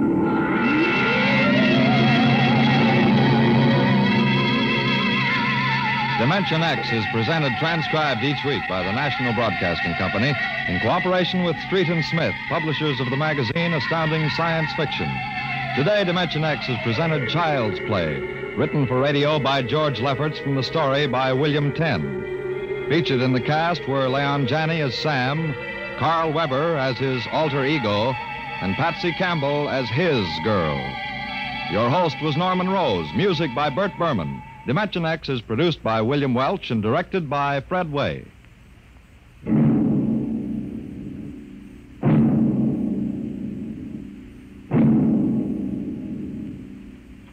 In reply to many queries from our listeners, last week's story on Dimension X, Pebble in the Sky, was written by Isaac Asimov. This is NBC, the National Broadcasting Company.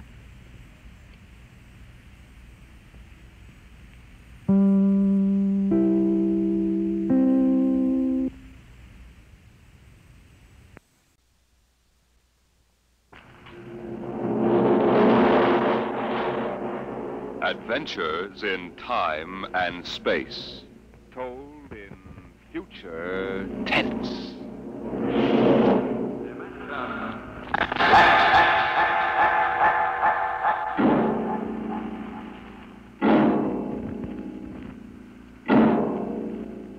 The National Broadcasting Company, in cooperation with Street and Smith, publishers of astounding science fiction, bring you Dimension X.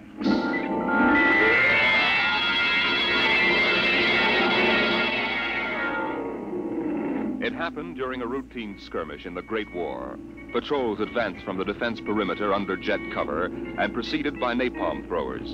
The enemy defended in depth and mopped up with guided 98s fired from 40 miles to the rear. The blast area was 10 miles in circumference, and the medics didn't find much to pick up over 500 yards in. Take it in here. Look out, it's lousy with mud. Okay, man, guide me. More. That left. More. Hold it. Stretchers. Come on, drivers, get those men out. Yes, sir. Get a move on, line them up. Come on. Easy. You want to kill him? Okay, take it away.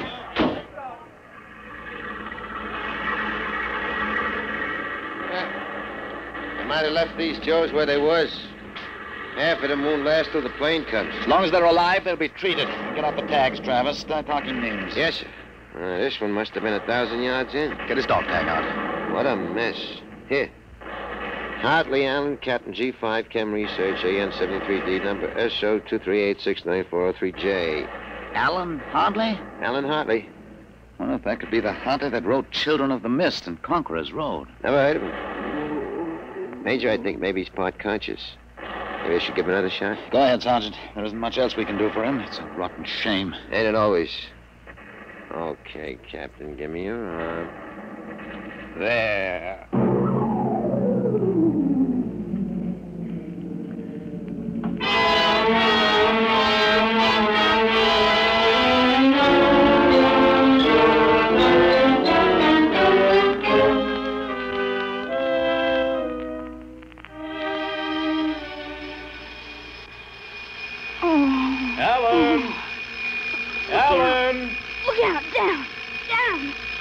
Get up, Alan. You can't stay in bed all day.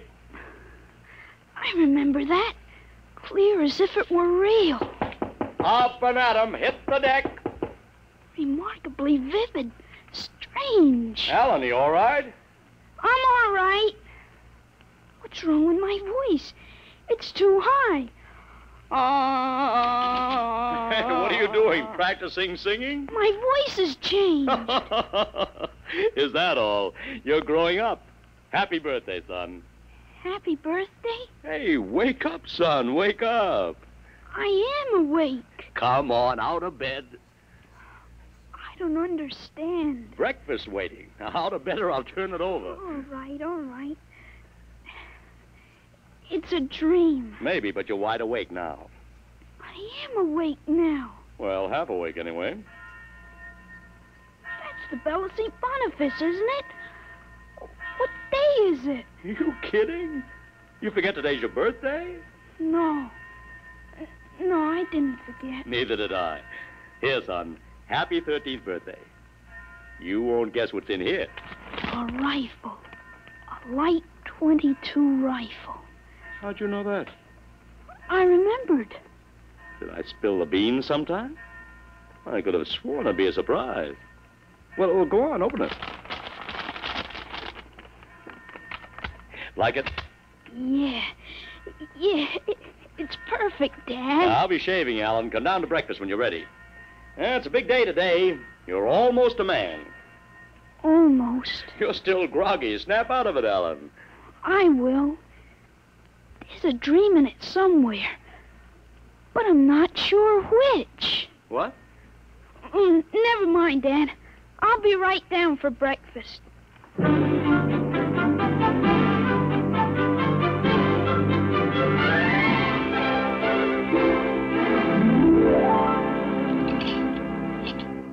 Now for coffee. Mrs. Stauber makes the best in town. Black for me.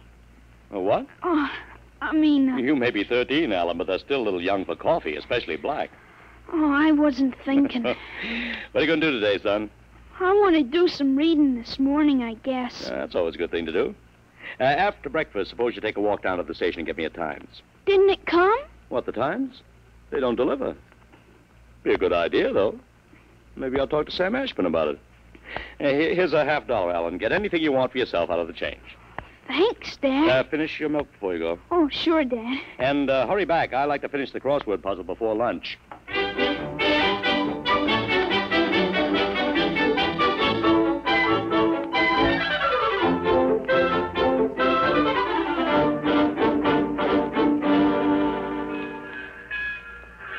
Here you are, Alan. 1 Times.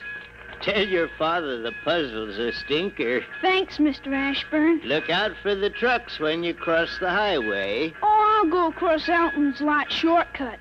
Elton's? You'll have a hard time crossing there, son. There's 4 buildings on that block. I thought they burned down. Seen 'em this morning, big as life. Oh, I guess that didn't happen yet. What'd you say? Oh, nothing, Mr. Ashburn. I was just muttering. In my days, youngsters talked up. Yes, sir.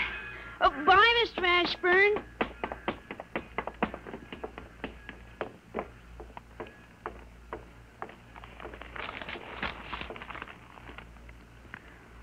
Monday, August 6, 1945. Okinawa 1, bombing Japan. Hey, Alan, wait up. Larry Morton. Hiya, Larry. Hi, Al. Hey, you want to have a catch or something? No, I have some things I want to do at home. Wow, get him. Fancy pants talk. Things I want to do at home. Oh, go chase yourself around the block. Go jump in a garbage can, will you? Go take a flying jet to the moon. Hey, that's a new one. A flying jet to the moon. Hey, you thought up a new one, Al. Yeah. Hey, how about us going swimming at the canoe clubs after? Gee, I wish I could. I gotta stay home. After. You see the football movie at the Grand? Boy, what a team. Notre Dame. I thought you liked Cornell. Cornell? Ha, they couldn't even beat Vassar. You're going to Cornell, aren't you? Me? Cornell? Fat chance. I'll bet you do. I wouldn't take your money. I know you wouldn't. You'll go to Cornell, all right. Cornell. Far above Cayuga's waters, there's an awful smell. Just the same, you'll go to Cornell. I've got to hurry, Larry. Well, so long, Al. See ya. So long, Larry. See ya.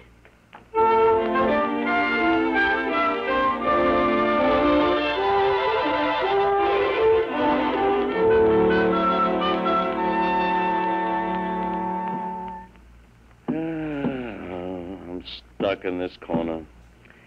A 7-letter word to mix in proportion. Titrate. Huh? T-I... It fits. How'd you know that, Alan? What? Oh, I read it somewhere, I guess. Oh. What are you reading now, Tarzan again? No, not Tarzan. It's refreshing to see you with a book. Sometimes I think I ought to forbid comic books in the house. Yeah, they must be raising the devil with those bombing raids in Japan. How long do you think the war in Japan will last, Dad? Oh, I'd say the middle of 1946. We'll have to invade those islands foot by foot. I wouldn't be surprised if the war was over very suddenly. How, by magic? There isn't a thing on Earth will make those Japanese surrender. You expect somebody to make a pass and it'll be all over by this afternoon? That's just about it. Mr. Hartley, excuse me. Could I see you for a minute? Oh, hello, Mr. Gutchall. Sure. That's Frank Gutchall, Dad? That's right. Excuse me. Didn't mean to disturb you, Mr. Hartley. That's quite all right. It's a lovely day, isn't it, Mr. Gutchall? The Lord's world is always beautiful. Oh, of course, Mr. Gutchall. Mr. Hartley, I wonder if you could lend me a gun and some bullets. Huh? My little dog's been hurt and it's been suffering. Something terrible. Oh, it's too bad. I want a gun to put the poor thing out of its pain. Oh, of course. How would a 20-gauge shotgun do? You wouldn't want anything heavy. I was hoping you'd let me have a little gun. Maybe so big. A pistol? So I could put it in my pocket. Wouldn't look right for a godly man to carry a hunting gun through town. I don't hold with killing innocent creatures. People wouldn't understand that it was for a work of mercy. Of course, I understand. You're a very religious man. The whole world is evil, Mr. Hartley. Well, sometimes it certainly looks like it.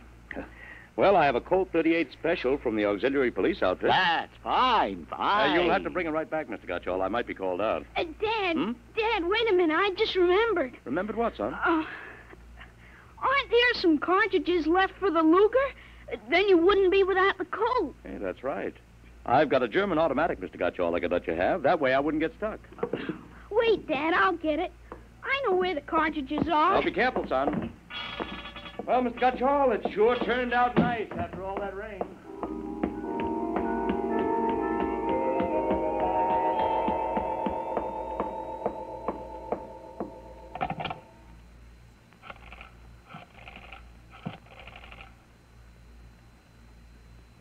Hello, police headquarters.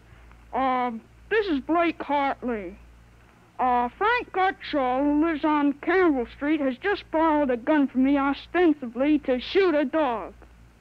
What? No, he has no dog. He intends shooting his wife.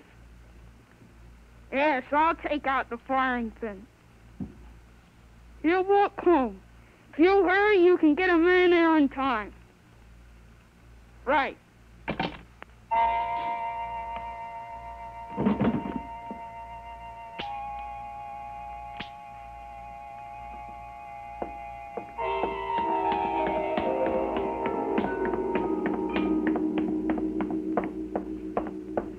Oh, there you are. What kept you, Alan? I couldn't find the cartridges at first. I'll show Mr. Gutchall how it works. It's all loaded, ready to shoot. This is the safety, and just push it forward and up. There are 8 shots in it. Did you load the chamber, Alan? Oh, sure. It's unsafe now. You understand how it works, Mr. Gutchall? Yes, I understand. Thank you, Mr. Hartley. Thank you, Sonny. Goodbye. Goodbye, Mr. Gutchall. Return the gun when you're done. Yes, I'll be done with it soon. Goodbye. Alan, you shouldn't have loaded that gun. I guess it's all over now. I had to keep you from fooling with it. Didn't want you to see I took out the firing pin. You what? Gutchall didn't want that gun to shoot a dog. He's a fanatic. He sees visions, hears voices. The voices probably put him up to this. I'll submit that any man who holds intimate conversations with disembodied spirits isn't to be trusted with a gun. He wants to shoot his wife. What are you talking about? While I was upstairs, I called the police. I put a handkerchief over my mouth and told them I was you. Why'd you have to do that? I couldn't have told them. This is little Alan Hartley, 13 years old. And suppose he really wants to shoot a dog, what kind of a mess will I be in then? No mess, because I'm right.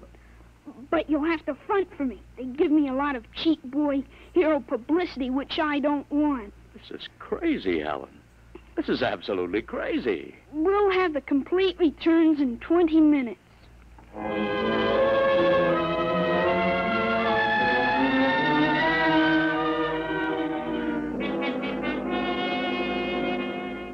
Mr. Hartley, Mr. Blake Hartley?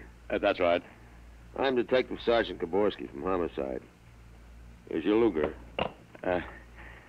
Thank you. I don't know how you spotted that guy, but when we busted in, he was pointing that gun at his wife, swearing a blue streak because it wouldn't go off. Well, I'm Glad I was able to help. They may have some kind of citation, Mr. Hartley. Oh, I don't think that's necessary. Well, in the department, we figure a little publicity never hurt nobody. Even a lawyer, huh? I really prefer to have it kept quiet. Well, whatever you say. We'll want you to drop around in the morning for a statement. I'll be glad to.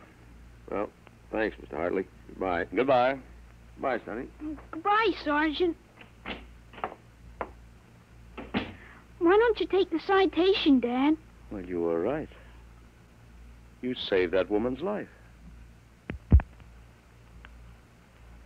Let's see you put back the firing pin. Sure. There. Suppose we have a little talk. But I explained everything. You did not. Yesterday, you wouldn't even have known how to take this pistol apart. Today, you've been using language and expressing ideas that are outside of everything you've ever known before. Now I want to know. I hope you're not toying with a medieval notion of obsession. What? You say I'm changed. When did you first notice this? Last night, you were still my little boy. This morning, I don't know. You've been strange all day. Alan, what's happened to you? I wish I could be sure myself, Dad. You see, when I woke up this morning, all I could remember was lying on a stretcher, injured by a bomb explosion. I was 43 years old, and the year was 1975.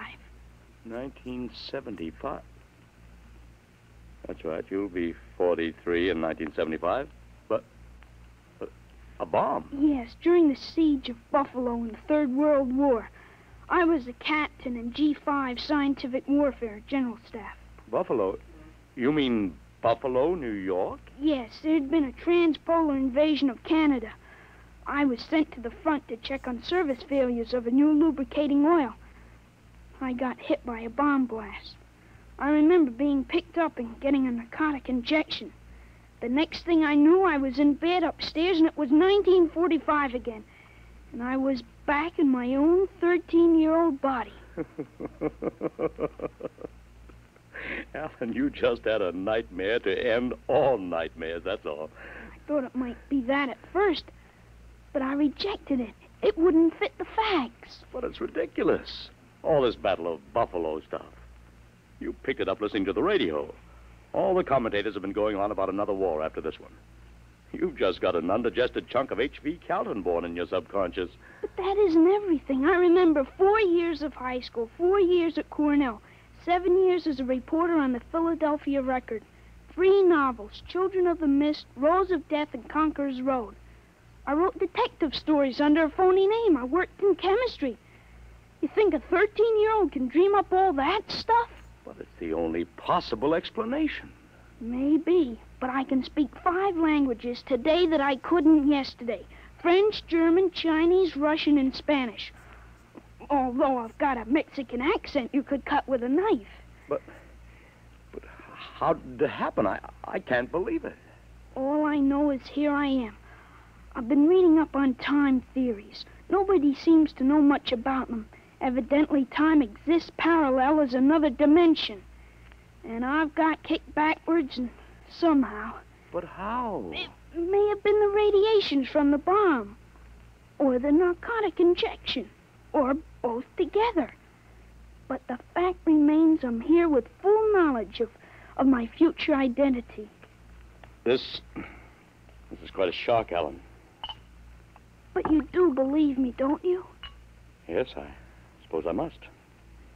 You seem so strange, as if you weren't my son. I'm your son, all right. The same body as yesterday. I've just had an educational shortcut. Wait a minute.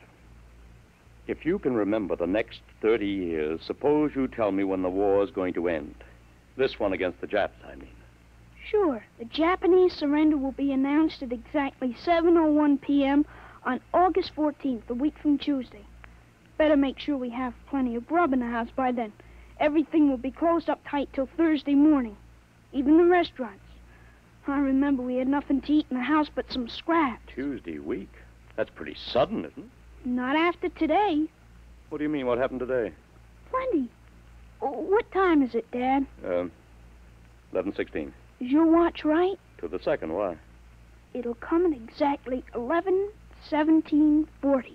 What'll come? The radio announcement. What are you getting at? Something important on the radio? We'll see. Don't bother, Dad. It won't work. I remember we had a tube burned out. Yeah, there is something wrong. What is this announcement of yours? I memorized it in journalism school at Columbia in 1954. What time is it? 11:18. They're breaking into the programs now. President Truman has just announced that an atomic bomb has been dropped on the Japanese industrial city of Hiroshima. The bomb was dropped 16 hours ago, and the announcement was delayed to ascertain the results of the explosion. A man named John Howard Peterson read the announcement from the Washington newsroom of NBC. I don't believe it. No? Listen. That's the Burt Plate factory whistle and the bells at St. Boniface. Next, the whistle at the volunteer firehouse. And it's true. It is true. Sure. Then Larry Morton came by on his bicycle. Hey, Al, you hear? You hear about the bomb? An atomic bomb. Yeah, we heard. Boy, atomic bomb. Oh, boy. I gotta go find my pop. He's on the golf course. Bye, Al. Bye, Mr. Hartley. You knew. You knew about it. The next bomb hits Nagasaki. I thought that stuff about atomic energy was so much fantasy. What? Was that the kind of bomb that got you? That was a firecracker compared to the one that got me. It was a guided 98, exploded 10 miles away. And that's going to happen in 30 years? I remember it. How about me? Oh, wait, never mind. I don't think I better know when I'm going to die. I couldn't tell you anyway. I had a letter from you just before I left for the front. You were 78 then, and you were still hunting and fishing and flying your own plane. But another war and fought on American soil. Alan, I wish this hadn't happened to you. It happened. I remember it. But if I can help it, I'm not going to get killed in any Battle of Buffalo. But if you remember it, if time exists as a parallel dimension, then every tick we're getting closer to that Third World War. Dad, you know what I remembered when Gutcho came to borrow that gun? Well, I suppose that you suspected him and warned me. No, that wasn't it. The other time, the first time, when I was really 13. I wasn't home. I'd been swimming at the canoe club with Larry Morton. When I got home about half an hour from now, I found the house full of cops. But if the gun didn't fire... What makes you think it didn't? Gutcho talked the 38 out of you, went home, shot his wife 4 times in the body, once behind the ear, and used the 6th shot to blow his own brains out. That's what you remember? Yes, but now it hasn't happened because I warned you.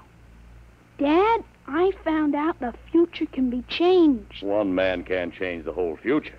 I stopped the murder and the suicide. I know, son, With but... 30 years to work, I can stop a world war. I'll have the means. The means? Unlimited wealth and influence.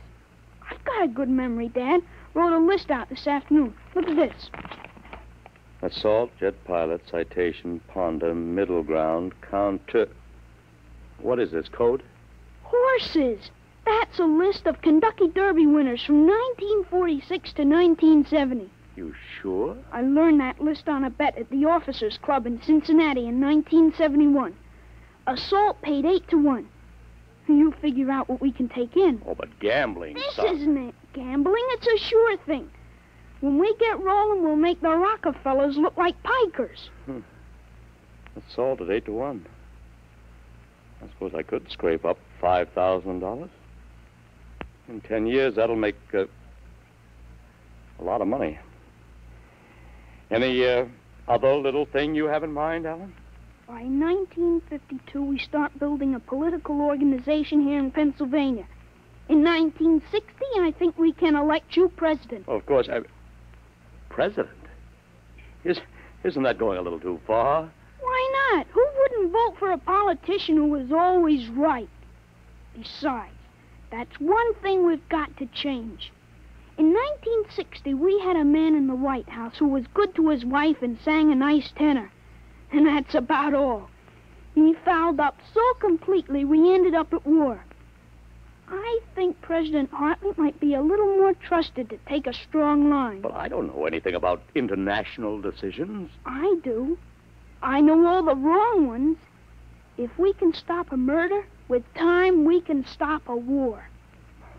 How do I start? Well, as I remember, just after that bomb announcement, you got a phone call from the City Fusion Party about the next election. Well, there is a lot of talk about a reform ticket.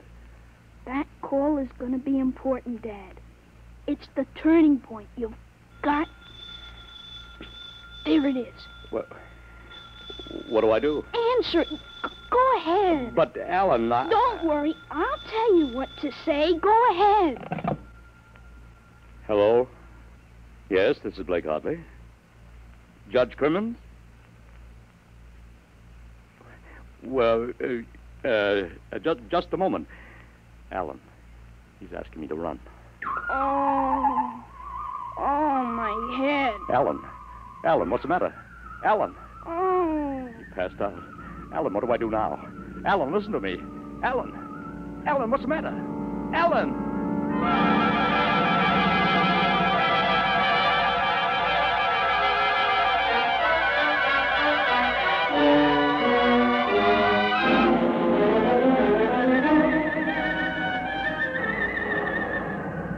Captain Hartley. Captain Hartley. Captain Hartley. He was all right, Doctor. I gave him a shot and he was all right. He's dead. All right, Sergeant, make up the tag. Yes, sir. Hartley, Allen, Captain. Dead August 8, 1975.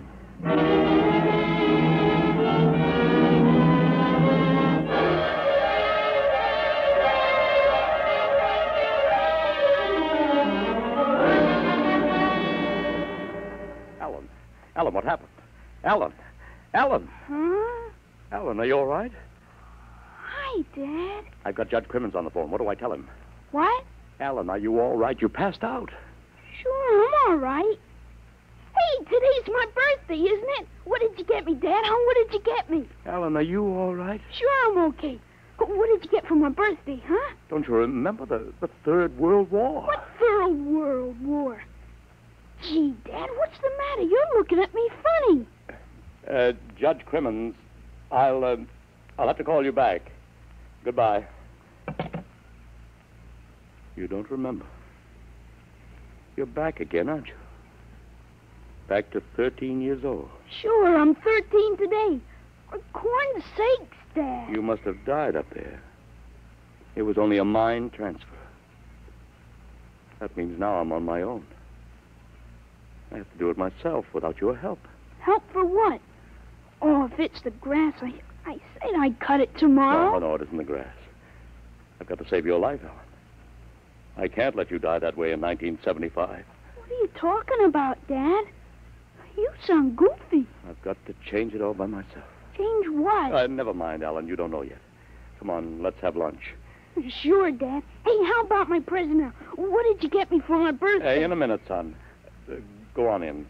Hurry up, Dad. All right. Now, where'd I put that list of horses?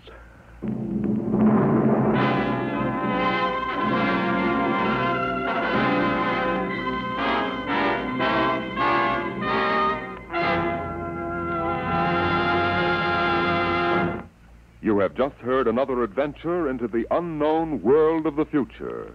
The world of... Dimension.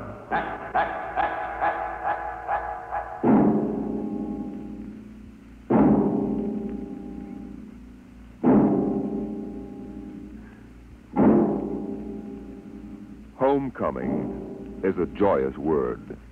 But when the home you're returning to is a burned-out radioactive planet, and when you cannot even imagine what terrible changes you will find there, the word then takes on a very different meaning.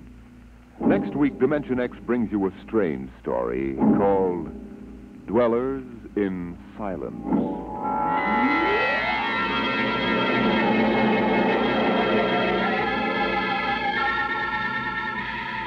Dimension X is brought to you each week by the National Broadcasting Company in cooperation with Street and Smith, publishers of the magazine Astounding Science Fiction. Today, Dimension X has presented Time and Time Again, written for radio by Ernest Kenoy, and the story by H. Beam Piper. Featured in the cast were David Anderson as Alan and Joseph Curtin as his dad. Your host was Norman Rose. Music by Albert Berman. Dimension X is produced by William Welch and directed by Fred Way.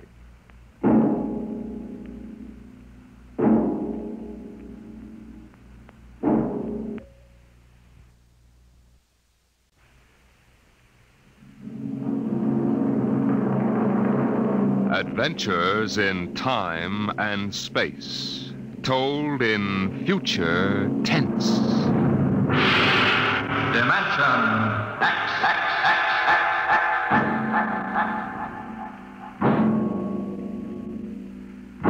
The National Broadcasting Company, in cooperation with Street and Smith, publishers of Astounding Science Fiction, bring you Dimension X.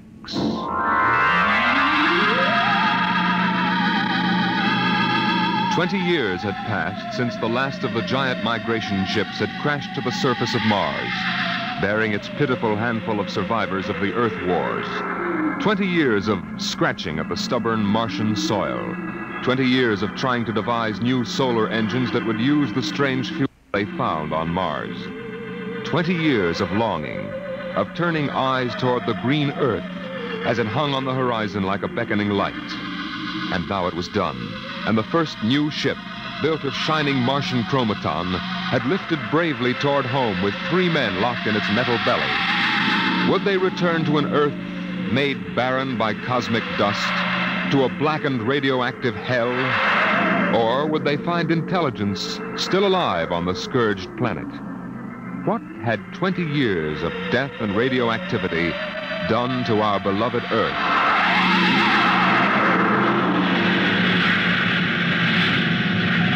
That's it, Captain. We've intersected the course vector. Williams. Yes, sir. Prepare for deceleration. Forward fission ready, Captain. Read us off, Evans. We'll enter the gravitational field of the Earth in exactly 10 seconds. 9, 8, 7, 6, 5, 4, 3. Fire 2 and 4. 1, 0. 2 and 4. What's our momentum, Evans? -3. Fire 1. 1. -4 now. Steady as she goes.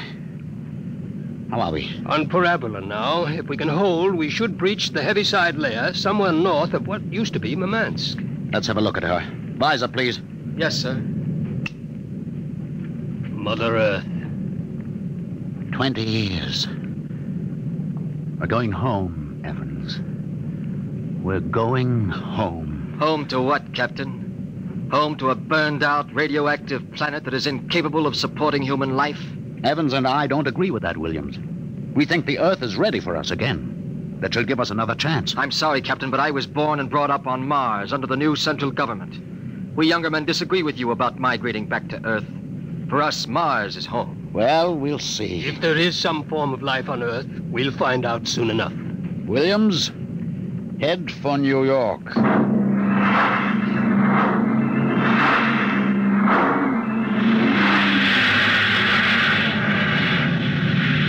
There it is, Captain. You can barely see the top of the Atomic Trades building in the twilight.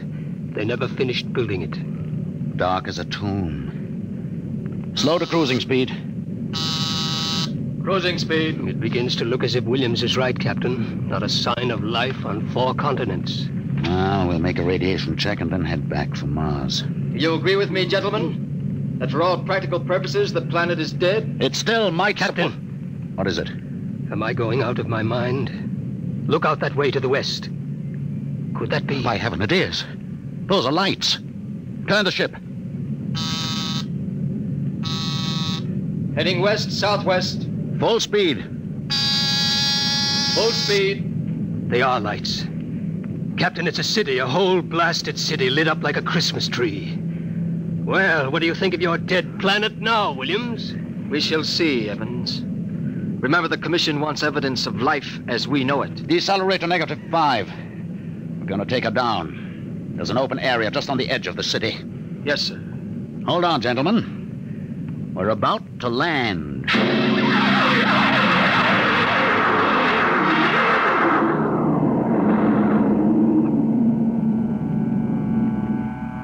Landing jacks are down, sir. Open the airlock.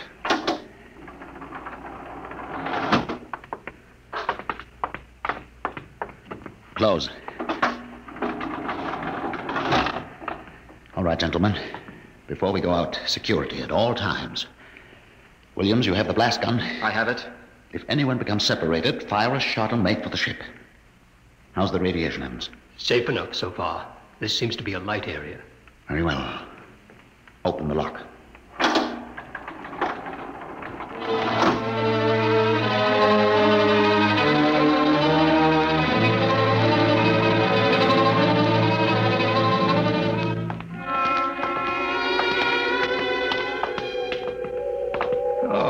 It's unbelievable. We've been walking for hours now, and not a soul to be seen.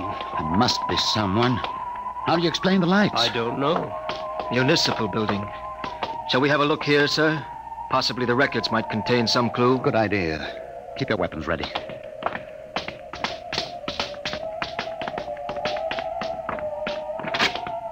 This door is in good working order. Almost as if it had been oiled recently. Long corridor, lights blazing in every office. William, stand watch here in the corridor. Fire a blast if you need us. Yes, sir. Evans, you come with me. We'll start right here with the city clerk's office. Better check radiation again.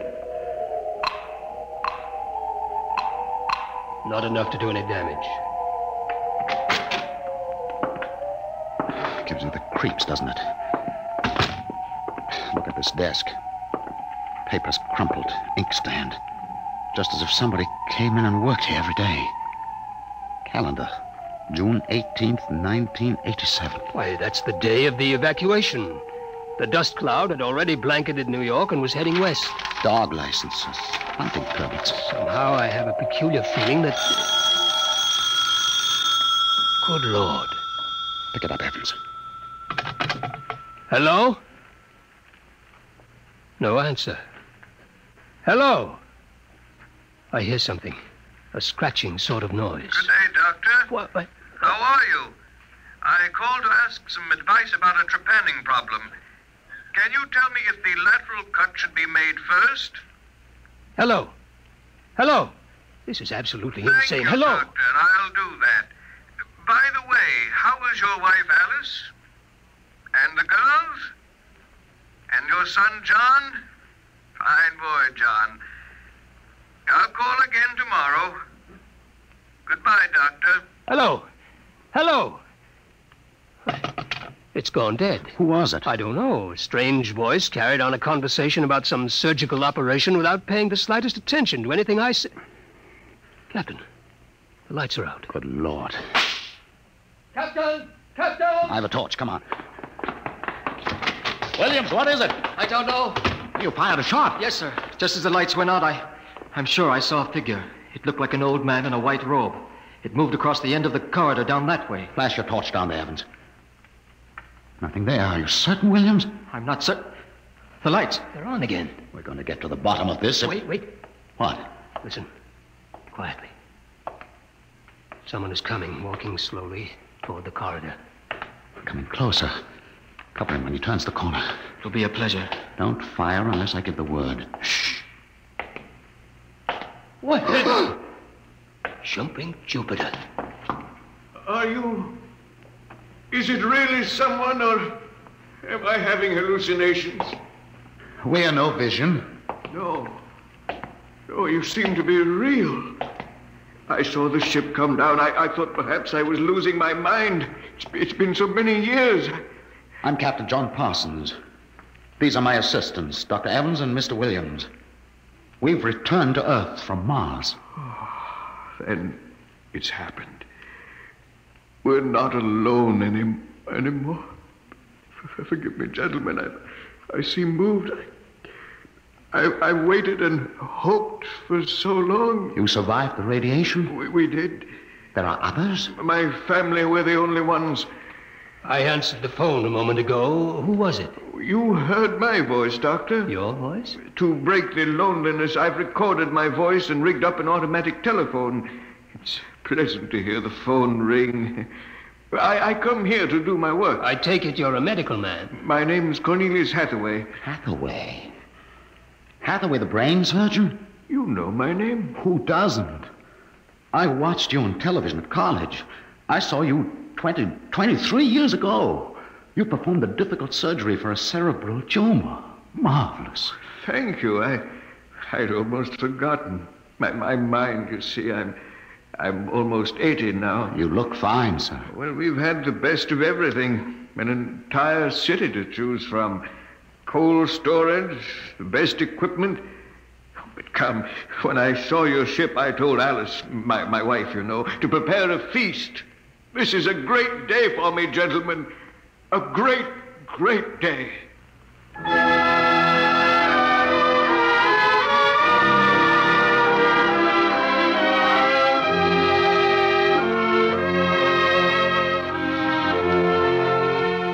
This is my wife, gentlemen. Alice, this is Captain Parsons, Dr. Evans, and Mr. Williams. How do you do, Mrs. Hathaway? Now, if you'll follow me, gentlemen, we'll meet my children. Lord, what a beautiful woman. She looks no more than 35. These are my daughters, Susan and Marguerite. This is my son, John. Sit down, gentlemen, sit down. We'll have a feast in honor of this occasion. Susan, Marguerite, get the best silverware and the damask napkins. John, fetch the glasses. Oh, yes, Father. It'll only take... Excuse me, John. Sir?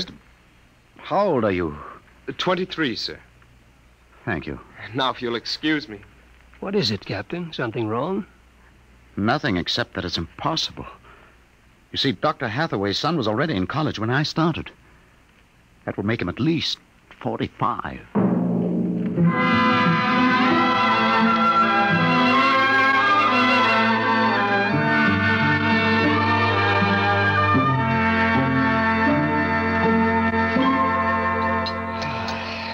That was a wonderful meal, Mrs. Hathaway.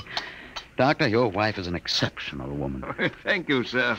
How would you gentlemen like some fresh gingerbread with your coffee? I baked it this morning. Oh, wonderful. Smell that, Evans? Oh, it's like coming home, Mrs. Hathaway. We enjoy having you here. Mrs. Hathaway, may I compliment you on your having preserved your youth and beauty so well? Thank you. We have had no worries here, no competition. Only the things we need for material comfort. Parsons and I were wondering, Dr. Hathaway, if the radioactivity had any effect in preserving tissue. Your children all look so young, too. It is possible, gentlemen, of course. Radiation does strange things to living tissue. Alice, could we have some champagne? Of course. I'll only be a moment. An amazing woman. Did you ever see such grace?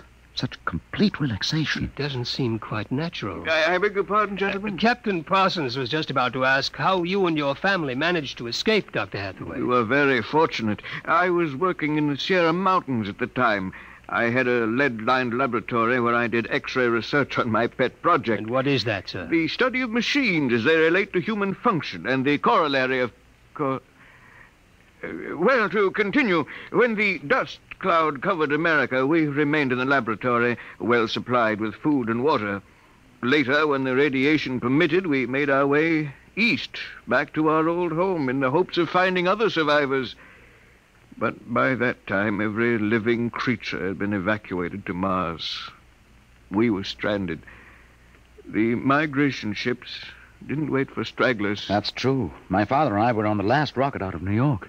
I've always loved this old house. But the loneliness of those first years... At least you had your wife and children. Yes. Yes, I had my family. If it were not for them, gentlemen, I assure you I would long ago have put a bullet in my head. Here we are. Champagne, Captain? Oh, thank you, Mrs. Hathaway. May I propose a toast? Oh, let me. Gentlemen, to Earth. To Earth. Earth. May she never be a stranger to man again. Hathaway, what is it? Nothing really. It's just a rather sharp pain in the chest. I think you should lie down, Doctor. Yes. Perhaps you're right. Let me help you. No. John and Susan will help. Of course, Father. Why don't you gentlemen go out on the porch, enjoy the air? I'll see you all in the morning. Good night, Doctor. Good night. Come, John. Yes, Father.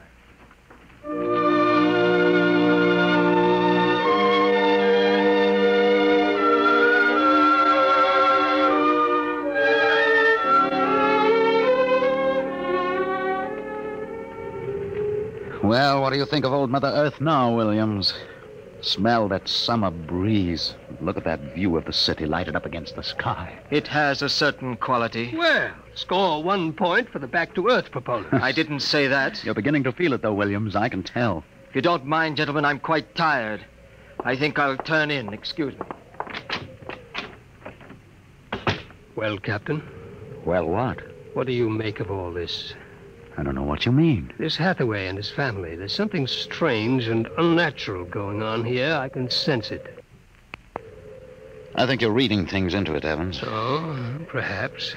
Well, I'll turn in, too. Are you coming? In a moment. I want to smoke a cigarette. Beautiful view. What? Is it not? I didn't hear you come out. How is he? Resting. I've never seen him this bad. Yes, he's an old man. I'm sorry, but the difference in your ages is so apparent. You must have been married very young. My husband is a very great man, Captain. It's too bad there was no one to appreciate him. Once, he wired the whole city with sound speakers, and when he pressed a button, the whole town lit up and made noises, as if 10,000 people were living in it. He must have been very lonesome for people. Although with a woman such as you, I don't understand. Perhaps one day you will understand. Good night, Captain. Good night, Mrs. Hathaway.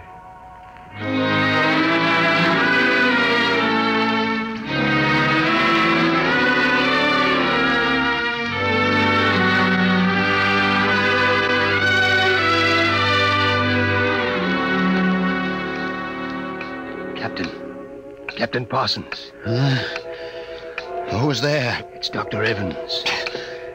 What time is it? 2 a.m. What's wrong? I couldn't sleep. A few minutes ago, I heard someone slip out the front door. The moonlight, I saw it was the old man. He was headed toward our ship. What are you suggesting, Evans? Nothing, except that it's fairly unnatural for an old man with a bad heart to go wandering off at 2 in the morning. Very well. We'll follow him.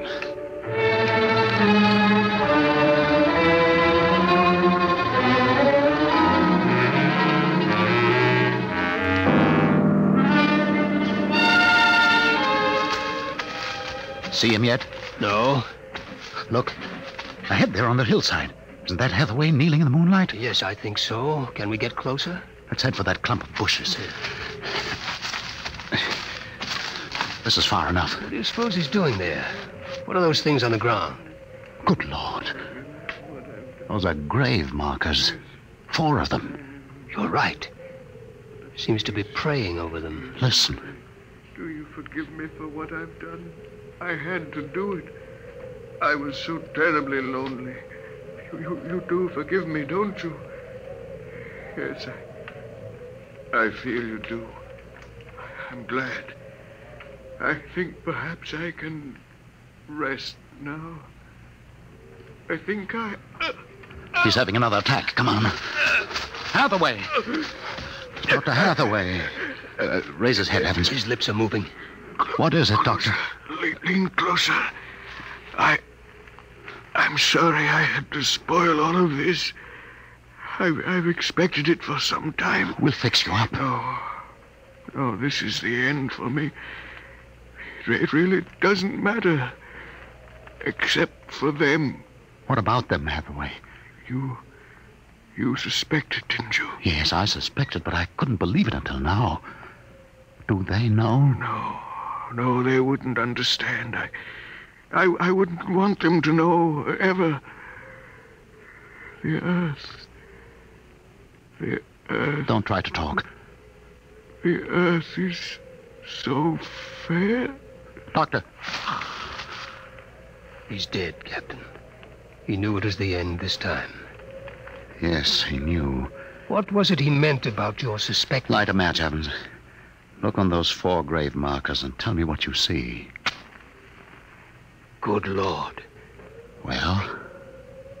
Alice Hathaway, Marguerite Hathaway, Susan Hathaway, John Hathaway. Died July 1987. But that's 20 years ago. If these markers are correct, then who are those others? Can't you guess, Evans?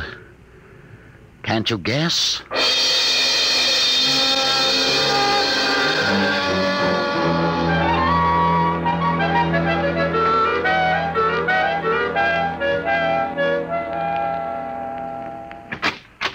Mrs. Hathaway, are you awake? Yes, Captain? May I come in? Yes. It's about my husband, isn't it? You knew. I saw him go out tonight. He felt it was near the end. He died less than an hour ago. I'm sorry. Thank you. How do you feel? He told us it would happen one day, and that he didn't want us to cry. He didn't teach us how, you know. He said it was the worst thing that could happen, to know how to be lonely and unhappy. What will happen to us now that he's gone? I don't know. Will you stay with us? I would like to, but I cannot. You know about us. Yes, I know. I didn't think that you knew yourself. The children don't. I've been aware for a long while. No one would have guessed. You're so perfect. Oh, he would have liked to hear you say that. He was so very proud of us. After a while, he came to love us, and at the end, he took us as his real wife and children. He even forgot sometimes that he had made us. You gave him a great deal of comfort. Yes. Over the years, we sat and talked. He loved so much to talk. I was first, you know. Then he became lonesome for the children, and so he made them. He told me about the things he did, about his laboratory. Well, surely the children must suspect. Oh, no. You see, there were no other beings with which to compare themselves. He must have been a great, great genius. Each morning he took a recording of his voice into town and put it on the automatic telephone. Each night it would call us. I think, what with the phone ringing and the sound of voices and the lights on, he was happy. There was only one thing, one flaw. And that? He couldn't make us grow old. And so he had to watch himself become an old, old man while we stayed young. It was a great blow to him.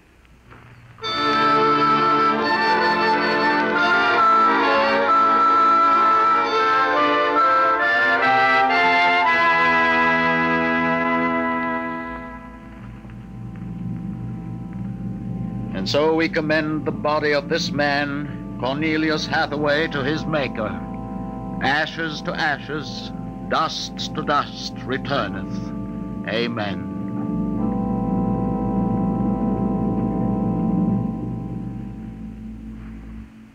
Come, John. Yes, Mother.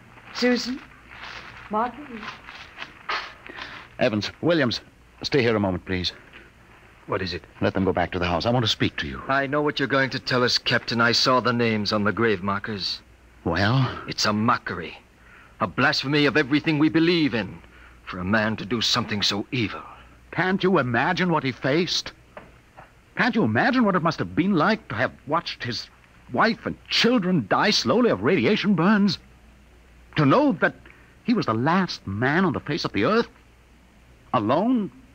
Eternally and unalterably alone? Good Lord, man, what would you have done if you'd had his medical and technical genius? That's incredible. Yes, it is. But with an entire American city on which to draw for supplies and equipment, a brilliant man might accomplish anything, even that. What are you suggesting, Captain? That we take them back? We haven't enough space in the ship for that. Every ounce counts. Still, to leave them here, like that, alone. I think I have an answer. cold-blooded as it may seem. Go on. I suggest that we turn them off. Do you think that I could do that? No, but I could. After all, they aren't human. They're worse than robots. They're ghoulish. Have you talked to her? Has she smiled at you with that quiet, beautiful smile? Captain, we can't take them with us, and it would be less than human to leave them here without Hathaway. Could you do it, Evans? Give me the blast gun, Williams.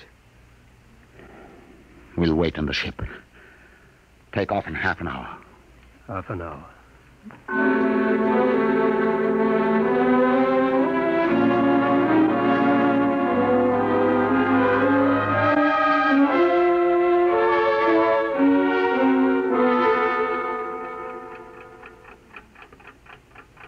6:25.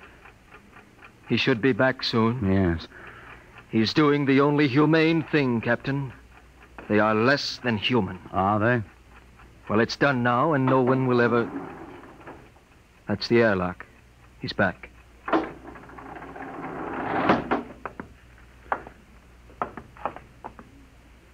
Well? Here's your gun. Did you do it? When I entered the house, she looked at me with those fine, intelligent eyes. I couldn't do it. It would be murder, cold-blooded murder.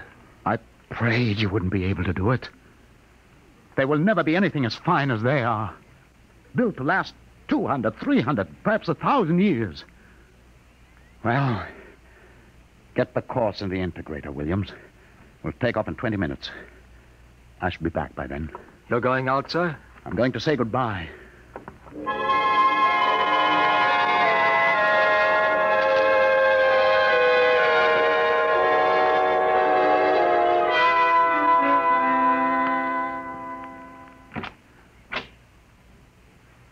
You've come back.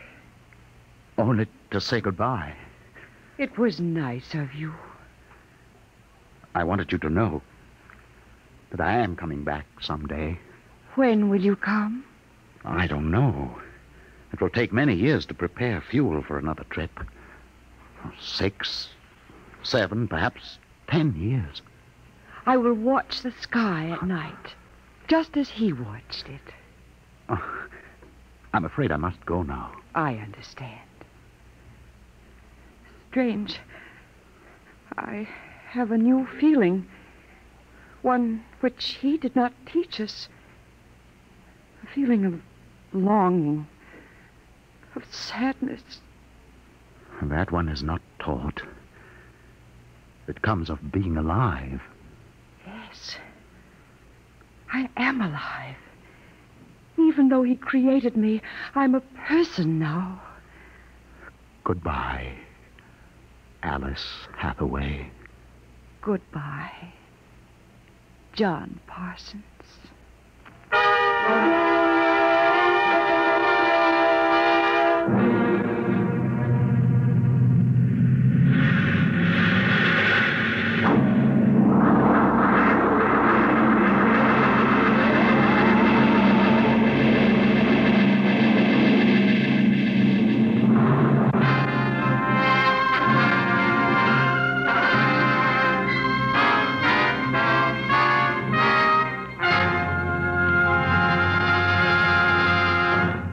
You have just heard another adventure into the unknown world of the future.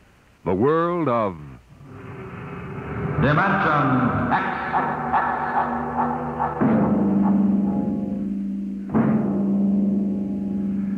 When the time comes for man to explore the universe, to deal with the strange inhabitants of other worlds, there will be much to remember. Perhaps the most important lesson of all will seem too fundamental to be included in the training manuals. Listen at this time next week as Dimension X brings you a story from the pages of the August astounding science fiction. A story called Courtesy.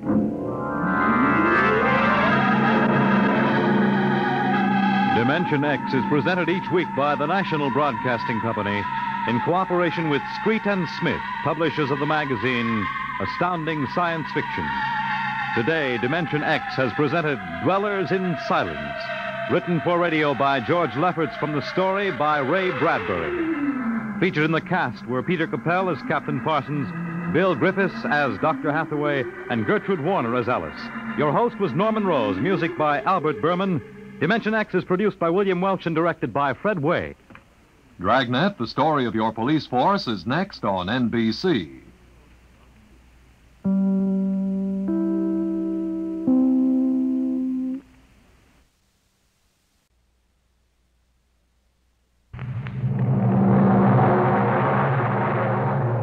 Adventures in time and space, told in future tense.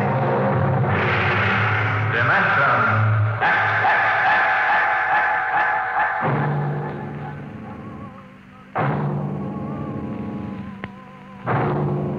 The National Broadcasting Company, in cooperation with Street and Smith, publishers of astounding science fiction, bring you Dimension X.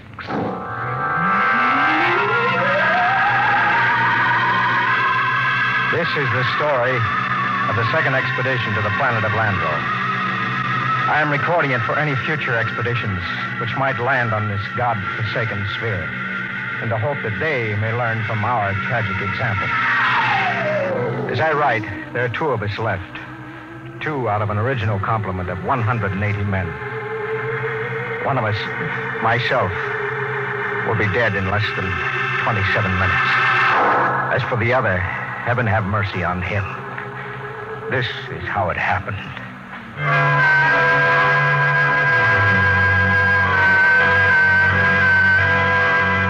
On June 3rd, 1997, less than 2 months ago, the last of our supply ships blasted off Landro, headed for Earth. Well, there she goes.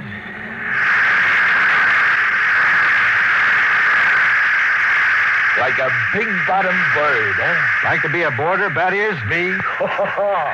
Listen, Captain, I've been kicking around with you from one planet to another for so long now, they're all getting to be the same. Not this one, Battiers, not Landro. No, maybe you're right there. I ain't never been on one like this.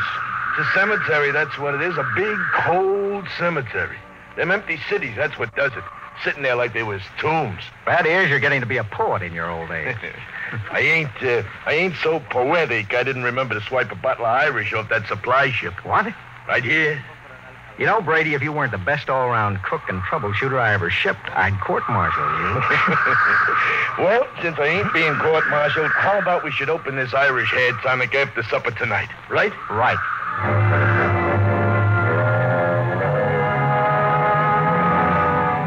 We walked back to the cluster of plastic huts we call the base. It was beginning to freeze up, and that purplish glow had settled across the planet. Yes, it was like a cemetery, all right. A cemetery of dead cities. We walked past one of them, a huge plastic dome with tall, graceful buildings, atomic power systems, vacuum conveyors. All perfect, all deserted, all ominous. How had it happened? Nobody knew for sure. But the best guess was that the plague had frightened the original inhabitants of the planet so that they had piled into rocket ships and headed for some distant planet. I often wondered why a civilization so advanced as Landro could not find a serum to beat the plague. Well, maybe the Aborigines back in the hills knew the answer. Those strange, ugly little people who had taken to the caves the day we landed. All we knew of them was what we found in the anthropological report of the expedition, which preceded ours, and an occasional glimpse by someone on a hunting patrol. When I reached my shack, Morgan, the expedition surgeon, was waiting for me. He was sweating like a pig, and it wasn't the heat because my shack was as cold as a grave. Good evening, Captain Moore. Well, what brings you here, Doctor? A matter of the serum, sir. What about the serum? It's just that, well, it's no good. No good? It's too cold. 10 years too cold. Didn't you examine it? Yes, I did, but, well, my eyesight has been failing lately. Well, are you aware, Doctor, that the last supply ship has returned to Earth? Do you know we'll have no more contact for 2 years? Well, I must have misread the label, sir. Dr. Morgan, just how long do you give us? Well, the present immunity will last a week or so. And then it's just a question of time until someone picks up the plague. After that... A month. 2 months at most. Do you have any thoughts as to how we might save ourselves? No, sir, I'm afraid not. What about the natives? They don't die from the plague. They must have a treatment for it. If they didn't, there would be no natives. Would you be willing to go on an expedition to the hills to find out? Right now, Captain, I'd be willing to do anything. Absolutely anything. I'm truly sorry, sir. You're sorry. Dr. Morgan, would you mind telling me how it feels to murder 180 men? 181, including yourself?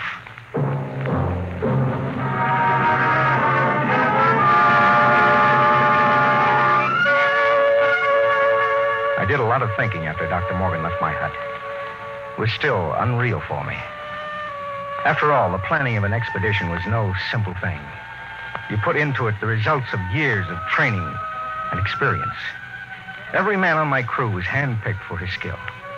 And yet a simple thing like a myopic surgeon misreading a label could blast the whole thing. Yes, it was a shame. I did the only thing I could think of. I yelled for Batty-Ears Brady. Brady, get your carcass in here and hurry it up. Okay.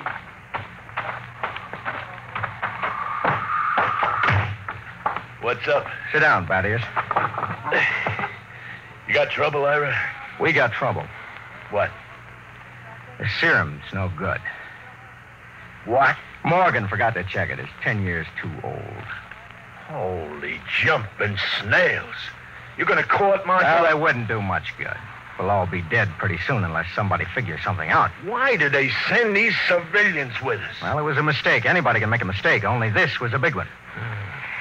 Ira, what are you going to do? Well, there's only one chance. 1 chance in 10 million. What? The natives. Them cave rats, what good can they do us? They don't get the plague. So? So maybe they know a cure. Oh, listen, those gimpos don't know nothing. Take it from me. It's the only chance. Okay, let's get a few of them and beat it at them. That's why you're here. Shoot. How'd you like to come along on a little expedition up to the cave country? That's a good way to die young. We die young anyway. Okay, what's the pitch? Now, we don't dare let the rest of the camp know. It would knock our morale to pieces. Who's going? You, me, the doctor, and Faulkner. Faulkner? Listen, Ira, he's worse than the doctor. Well, I know he isn't exactly the man for a hunting trip, but he knows more about the native culture than anybody here. Now, he's the only one who's completely familiar with the records of the first expedition. Okay, so it's me, you, the doc, and Faulkner. When do we start? Tonight, in half an hour. Now, we should reach the cave country by tomorrow.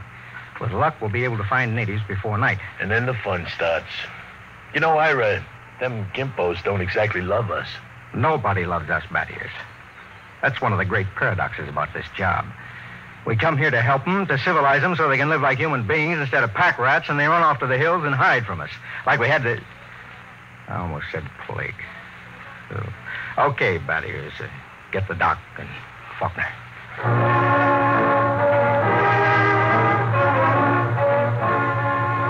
Benny Faulkner's body was small and consumptive. But he had a good brain. He was the best anthropologist the Interplanet Institute could recommend. He and Dr. Morgan were the only 2 civilians on the expedition. The rest of us were all Army or Space Patrol. And we hadn't been marching very long before Benny's frail constitution began to show signs of wear and tear. What's the matter, Benny? It's nothing. Just the dust. I'm allergic to dust. You hear that, Ira? He's allergic to dust. We better call off the expedition, huh? Easy, Batty-Ears. Yes, sir. You want to rest a while, Faulkner?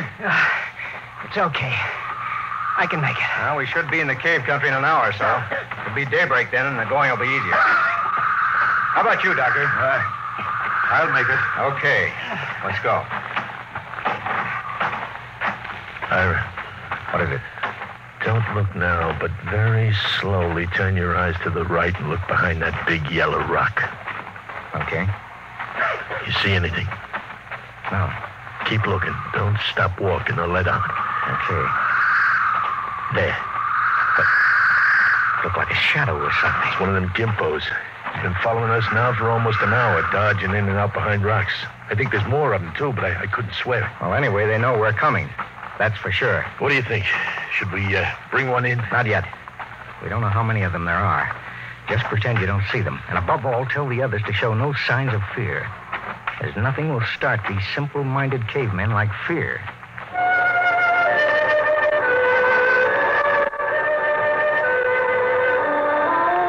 That was it. The manual said under no circumstances shall a member of the patrol display fear before a native. The dignity of the Earthman must be preserved at all costs. Walk erect, be firm but just, and do not allow the native to feel he is your superior. It was a good rule, and it always worked. Just before dawn, we reached the cave country. We were tired and hungry, and we stopped to cook some food and rest. Everything was quiet. There was no sign of the Gimpo, as Bat Ears called him, until... Hey, get in there, you sneaking little monkey man. Come on, boy, break these shit up. What's your trouble? Look at me, Ira. They caught me one of these Gimpos sneaking around outside the tent. He almost slit my throat with one of those stone knives he did. Yeah. Bring him into the light of the fire where we can get a look. Yeah, right. Faulkner. Yes, sir? Try to establish some communication. All right, get it. Look out now. No need to knock him down, Bat Ears. That's the only language they understand. Faulkner, see if you can reach him. Okay, Captain. I'll need a drum of some sort. A what? Well, I find they communicate with one another through a very primitive kind of vibration of the tongue. Now, the closest I can come is a series of drum beats, a sort of a Morse code. The psychologist on the first expedition had it worked out before he was killed by the plague. I've studied his notes, and I think it'll work. You mean these animals can talk to one another? I believe they can. At any rate, we'll have a chance to find out. Do we have something I can use for a drum? Oh, here. Take my helmet. Thank you, Doctor. Now, I'll tap it 4 times. That's a greeting of some sort. Oh, just a moment. Yes, sir? I don't want you treating this fellow like an equal. Don't give him the idea that we're desperate. Once they sense that, we're lost. All right. Here we go. Now I'll give him the helmet. Good. He seems to understand. What shall I ask him, sir? Now, first, tell him we come in peace. Reassure him that we don't wish to hurt him or his people. I'll try. He seems to understand. He wants to answer. Well? He says, others like you came to Landro. He must mean the first expedition. Go on. I want you to lead around to the subject of the plague gradually. Don't let on that we're desperate. I'll do my best, sir. It's a strange sight. On one side of the helmet crouched little Benny Faulkner. Across from him crouched the Landrian, a humpbacked gray little creature with an enormous head and those soft lavender eyes. I'm setting forth in this narrative the transcript of their conversation as Benny Faulkner later transcribed it from the best of his memory. Faulkner, we come as friends. Native. Why? Faulkner, we will help you to rebuild your cities and make your machines work again. Why? We want to help you to enjoy the benefits of the great culture which once thrived on Landro. Why? Because we want to help you. If we ask you not to help us, will you go away? We stay for your own good. We have helped many others on other planets. How? We teach them a better way to live. Their way of life was better than your way. Have you tried our way? Why were your cities abandoned? Was it the plague? Yes. Do you still fear the plague? Yes. Do any of your people become afflicted? Some. How do you treat them? How do you keep the plague from spreading? Do you have a cure? How can we find a cure for the plague? Go among my people. Will we find the answer among your people? My people have the answer. Will you tell me the answer? Go among my people. The drum beats ended. As far as the Landrian was concerned, the conversation was ended. He rose to go, and Faulkner stepped from his path. But Brady was there to ensure the bet. Hold on there, bucko. You ain't going no place. Don't maltreat him, Brady. What'd he say, Benny? He says his people have the answer. What do you think? Well, there may be some truth in it. He says some of his people still get the plague. That must mean it isn't a question of immunity. They must have a cure. Well, he wasn't clear on that, Doctor. Then they must have a vaccine to keep it from spreading. Does he know?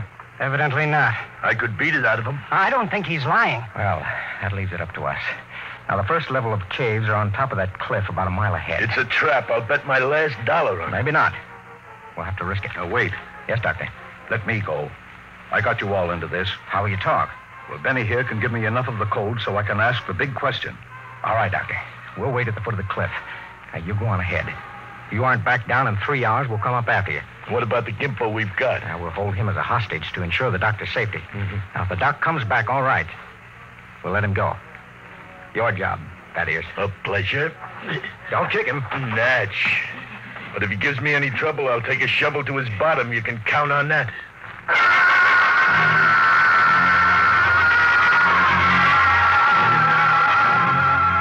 Dr. Morgan about an hour to pick his way up the side of the cliff to the first of the openings where the Landrians lived.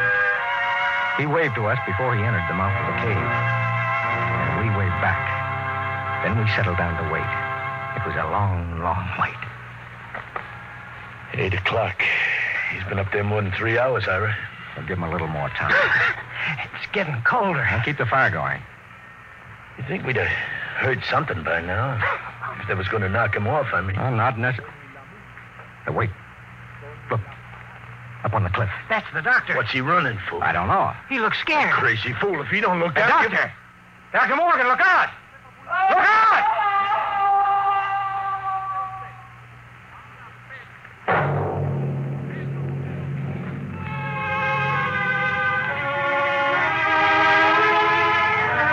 We found him at the foot of the cliff, crumpled and broken. We never knew why he had thrown himself off.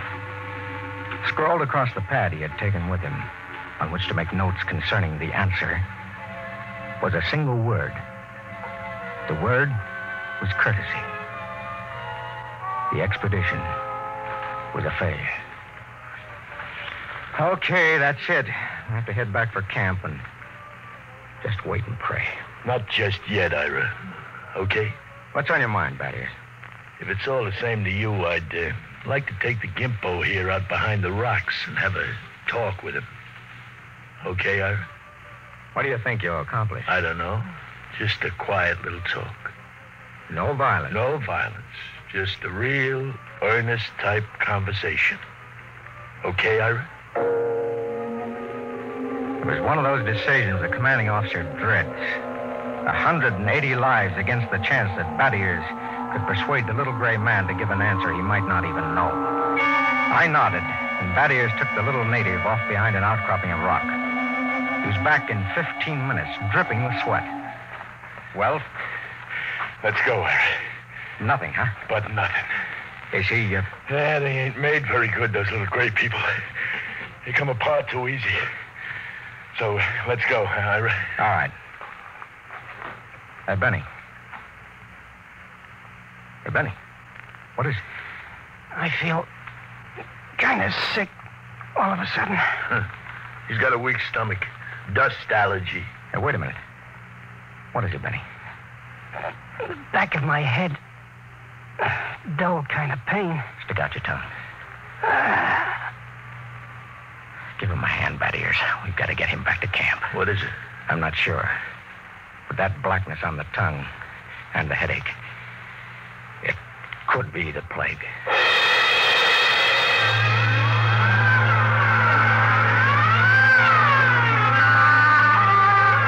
By the time we got Benny Faulkner back to camp, he had the red spots on his body. And then the fever began to rage. It was a plague, no mistake about it. Before morning, Collins, the supply sergeant, had it. Then it was Peabody. After that, the men went down like 10 pins. They screamed and moaned. And then They died. Come. Hello, buddies. Ira? Have a drink. It's the last of the cough medicine. Yeah.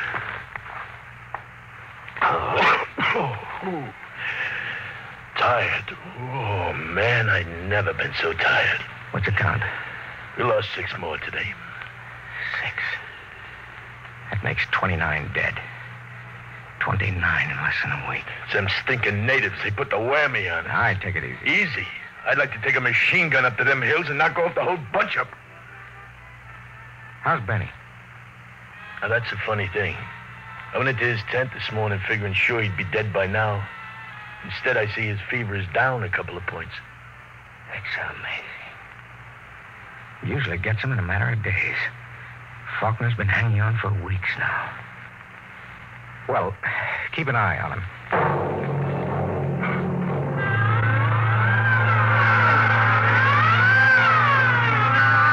It was a nightmare of eternity after that. A ceaseless round of caring for the stricken, of helping with the graves, of writing in the book the names of those who died. Sleep came in snatches or when we were so exhausted we couldn't stand. Then one morning, Battiers Brady dragged himself into my shack. Sit down, Bat. What's the count? 6 left. We buried the chaplain today. You got a cigarette? Yeah, sure. How's Faulkner? I don't get it. Still alive? He's getting better. He's sitting up. Holy mackerel. Ah, this is a good cigarette. Well, like any other. No. No, this one's different, Ira. It's my last. What do you mean? Take a look at my tongue, Ira. See? Little black spots.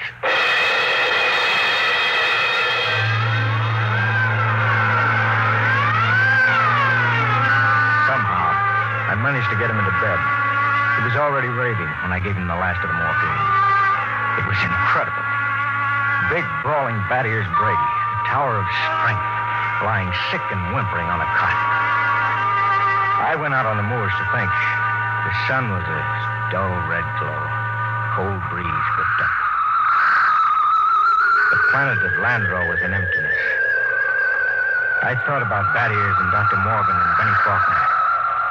Why should Faulkner, of all of us, recover from the plague from which no man recovered? I turned and went back to see Benny Faulkner. Hello, Captain. Hello, Benny. How are you? Good. Got up and walked a couple of steps today. How goes it? Brady's down. Oh. Listen, Benny. There must be some reason why you survived the virus. Well, how about you? Why didn't you ever even get it? I give it time. What can I do? I want you to tell me everything you know about yourself, everything you can remember. But why? Because somewhere in your makeup is some little thing that makes the difference. At least I can leave a record for any future expedition that comes to Landro. Okay? Okay, Captain Warren. Where do you want me to start? At the beginning. Now, I'm going to take notes.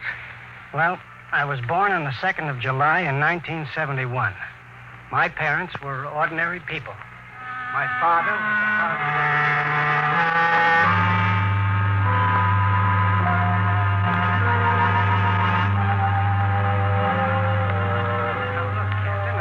everything I can remember.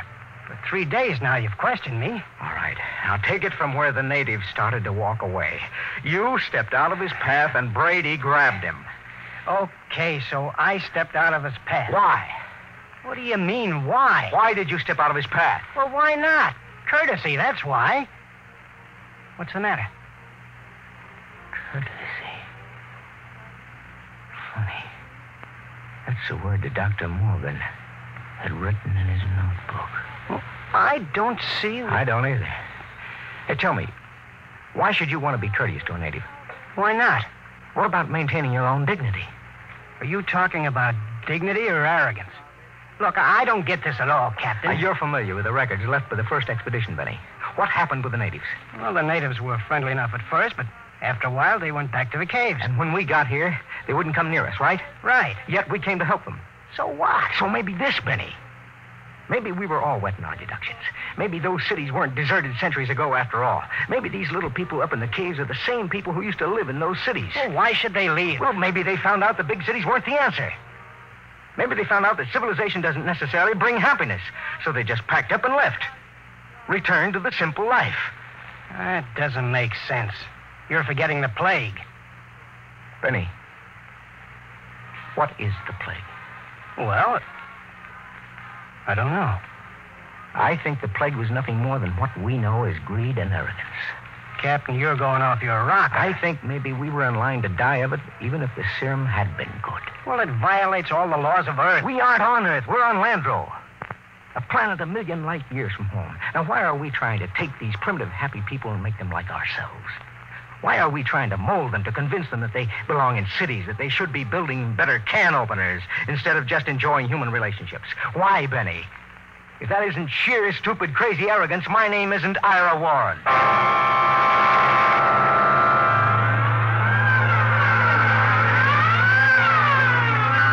other four went that night. 3 days later, Thaddeus Brady died.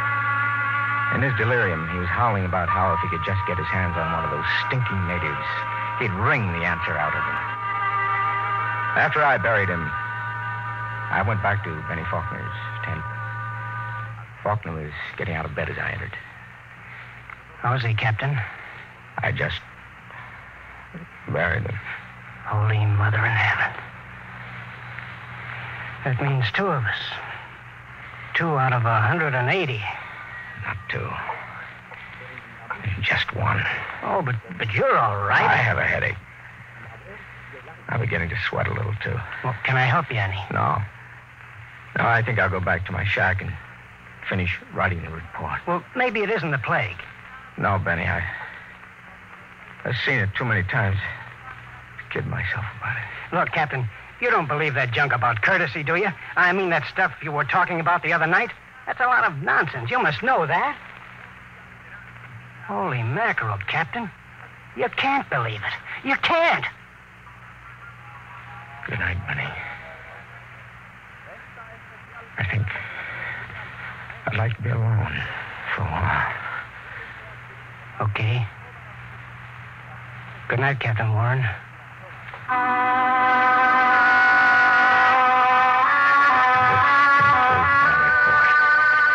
I'm turning it over to Benny Faulkner in the hopes that he will be able to transmit it to any other expedition commander who contemplates exploring the planet of Landro. The fever is beginning to mount now. My hands tremble as I write. The end should not be far off. You see, I didn't have a chance. I stepped out of no paths.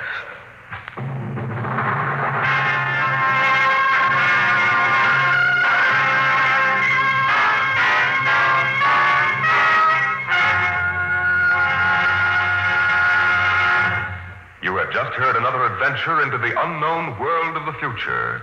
The world of... Dimension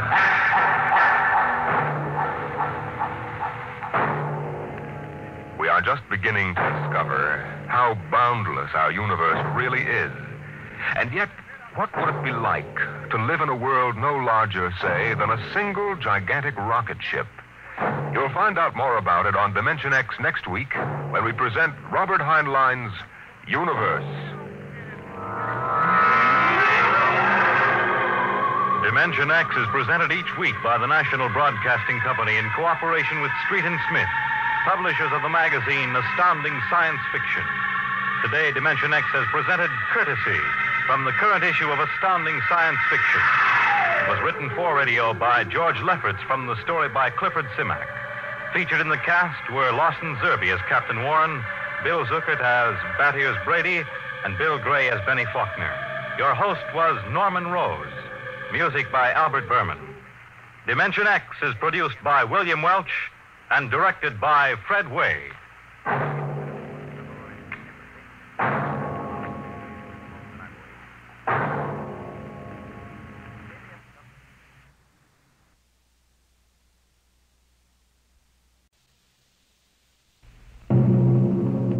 Adventures in Time and Space, transcribed in future tense. Dimension X.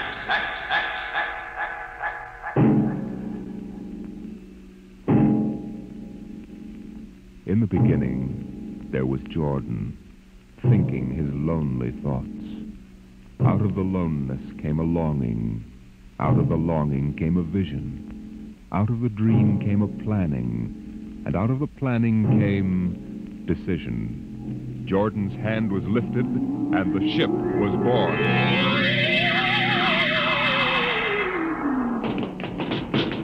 You, look out! Are you all right? Yes, it missed me. What was it? A mutant with a slingshot. I think it dashed down that passageway. You want to go after it? We'd never catch it, Alan. It's probably 12 decks above us by now. I didn't think they ever came down this far. Patrols usually get them before they reach this level. They get more daring with each generation. This one looked like a female. Male or female, it might have killed us. I told you this trip was pure foolishness. Climbing 24 deck levels to hear a crazy old man rave. We're almost there now. Compartment X15, level 24. This is the place. This area smells as if it hadn't been visited by a sanitation crew for generations. Part of the ship is almost deserted.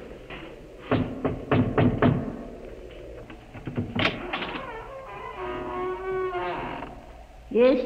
This is the compartment of John the Witness. Who are you? My name is Hugh Hoyland. I'm a cadet from the scientist barracks. This is my friend Alan Mahoney. What do you want of John the Witness? Only to talk. Are you a believer in Jordan? Naturally. I have heard that there are those among the younger scientists who doubt the word of Jordan. To doubt is death. We're not heretics. Enter. I have brought a gift of tobacco, grown on the richest level.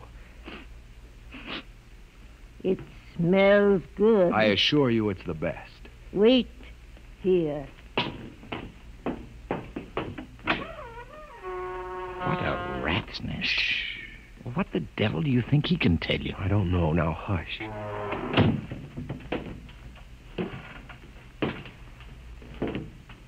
Well? You are John the Witness? I am. Good eating to you. I am Hugh Hoyland. This is my friend, Alan Mahoney. What brings a gentleman of the scientist class to my humble apartment? I have heard that you and your parents before you have long been keepers of the legend of the ship. Since Jordan gave the word. I am anxious to hear the word as Jordan spoke it. Why? You see, among the young scientists, there have been some who talk against the word. Regulations against such heresy? Some of them say the ship has no purpose. They say that we're here accidentally. That we have no more grace in Jordan's eyes than the most deformed mutant who dwells in the highest level of the ship. What shall I say to you? I wish to hear the word from the mouth of one who knows, that I may become more convinced. Sit. You have gift for the witness? The finest tobacco. Good. I will dim the light. Now, pay close attention, for these are the words as my father's father's father gave them to his son's son's son. This is how the ship came into being, how our people were created. In the beginning, there was only Jordan, thinking his lonely thoughts. In the beginning, there was darkness, formless and dead. Out of the loneness came a longing. Out of the longing came a vision. Out of the dream came a planning. And out of the planning came decision. Jordan's hand was lifted, and the ship was born. Mile after mile of good compartments, tank after tank for golden corn, ladder and passage, door and locker, fit for the needs of the yet unborn. He looked on his work and found it pleasing, meet for a race that was yet to be. He thought of man, and man came into being. Then Jordan checked his thought and searched for a key. Man untamed would shame his maker. Man unruled would spoil the plan. So Jordan made the regulations, some to speak and some to listen. Order came to the ranks of men. Crew he created to work at their stations, scientists to guide the plan. Over them all he created captain, made him judge of the race of man. Thus it was in the Golden Age.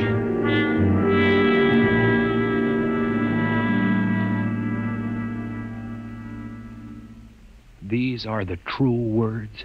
As my father's father taught them. But what of the strange beast-like people on the upper levels of the ship? Surely Jordan did not create them. Jordan is perfect. All below him lack perfection. You have heard of the legend of Huff? I have heard that he mutinied against Jordan. Darkness swallowed the ways of virtue. Sin prevailed upon the ship. And before wisdom prevailed and the bodies of Huff and his followers were fed into the converter, some of the rebels escaped and lived to father the mutants. They are tainted with the sins of their fathers. One more question, witness. Speak. What is the ship?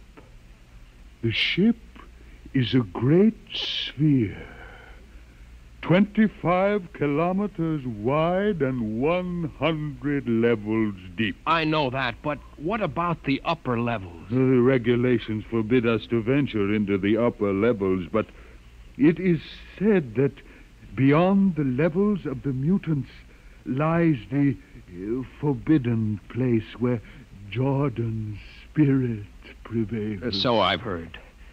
But something troubles me. Something which prompted my coming here. Yes, my son. What lies beyond the ship? What? What lies beyond the ship? This is heresy. Answer me. I will not permit such talk. The ship is complete. The ship is universal. The ship is everywhere. The ship is endless. Ah, your mutterings are those of a frightened old man. They answer nothing.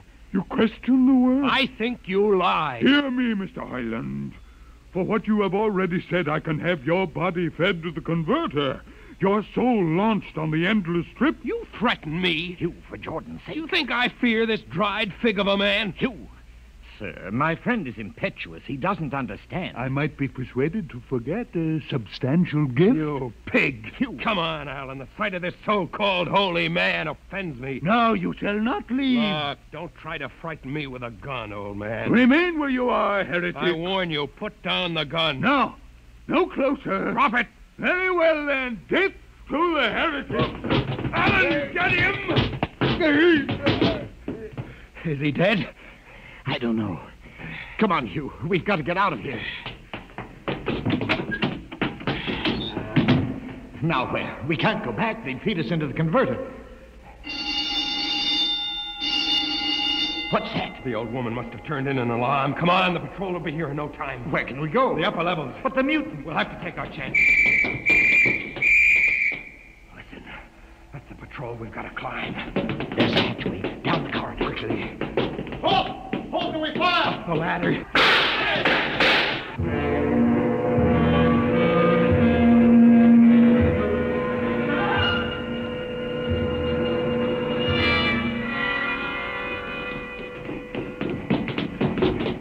Wait. How far are we from the outside wall? Judging by the slope of the deck, about 2 miles. Mutant territory. Come on, we'll try this passageway. Hugh. What? I don't know. I feel as if we're being watched. It's your imagination. Perhaps not. Oh! It's only a ship's rat. Get a grip on yourself. This is as big as a dog. Come on. I can't drag myself much further. We've got to find a compartment with water.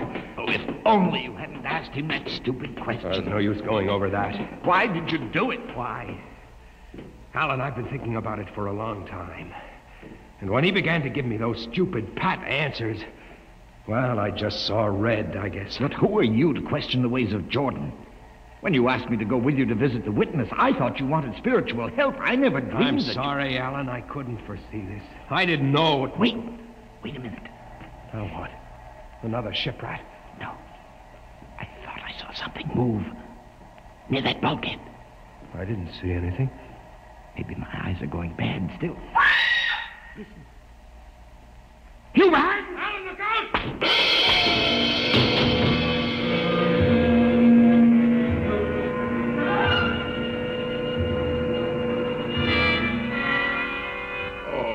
Oh. Where am I? What are you? Get away from me! Alan! Alan! Look out with that knife! Stay away from me! Alan! Alan! Don't kill him, Bobo. Not yet. Who are you? You must forgive my friend Bobo. Like so many of my people, he's rather impetuous where members of the so-called super race are concerned. Who are you?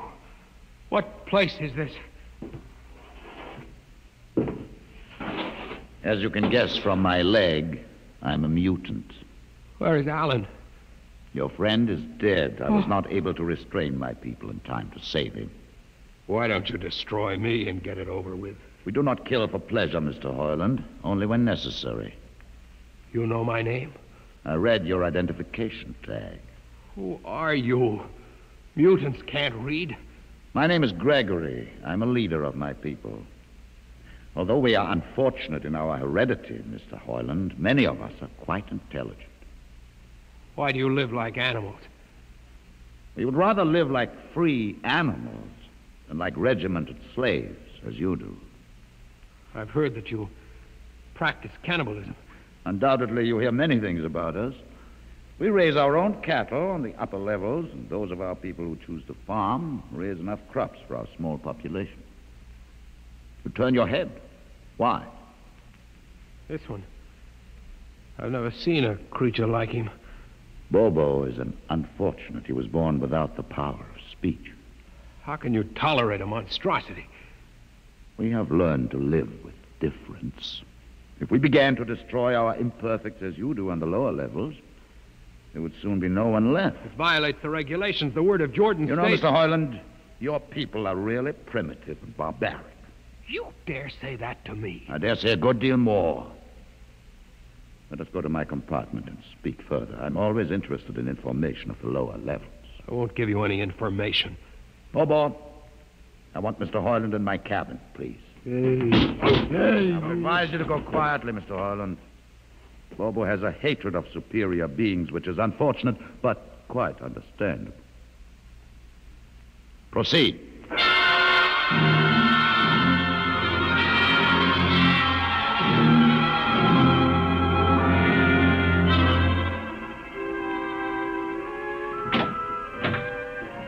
Enter, Mr. Hoyland.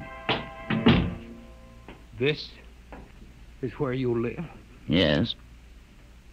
But you have books. Stolen from your libraries, Mr. Hoyland. Compton's Astrophysics. The Philosophy of Interstellar Navigation. Celestial Mechanics. You have read these? Most of them. Why did you bring me here? What do you intend to do? Do you believe in Jordan, Mr. Hoyland? There is no other belief. And the trip? I suppose you believe in the trip, too. Well, what else is there to believe? When you die, your remains are fed to the converter, and your soul makes the trip. And where does the trip take you? Why, to Centaurus, of course. Huh? And what is Centaurus? Why, Centaurus, mind you, I'm just telling you the orthodox answer. Centaurus is where you arrive when you've made the trip. A place where everything is happy and everybody's happy and there's always good eating. It's mythological, of course. And you believe this? The peasants believe it, literally, but many of the younger scientists like myself know that it's figurative, symbolic. Why do you ask? Didn't it ever occur to you, Mr. Hoyland, that the trip is exactly what your peasants believe it is? That the ship and all the crew were actually going someplace, moving? The ship can't go anywhere.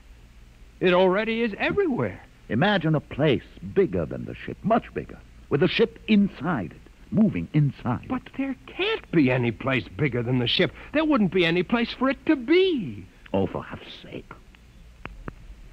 Listen, you know the lowest level? Yes. If you started digging a hole in the lowest level, where would that hole go? Where would that... Oh, no. No, it's forbidden to think such a thought. Where would it go? No. No, I can't think about it. Bobo. Bobo, we're going to take Mr. Hoyland to the place. Where are we going? To the top level. But it's certain death. Nonsense. I've been there 1,000 times. Come along. No, I won't. You can't make me. I think we can. Now, shall we proceed peacefully, or shall I have Bobo persuade you?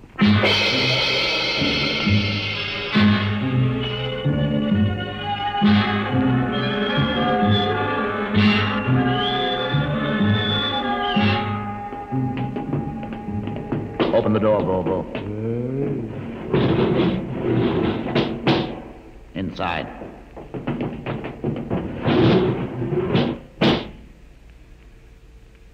What place is this? This, Mr. Hoyland, is the main control room. Why, Mr. Hoyland, you're trembling. It isn't true. There is no such place except in mythology. Oh, you younger men are so wise, Mr. Hoyland, except for one thing. This happens to be the main control room of the ship. But it's nothing but a huge room with an instrument panel. What did you expect? How do you know this is the main control room? See these instruments? Using them, the navigator, many hundreds of years ago, actually steered the ship on its voyage. I don't understand. I didn't suppose you would. Your people have been so steeped in superstition and ignorance that the whole concept has lost its meaning. Sit in that chair. Don't be frightened. Sit down. Very well. Look up.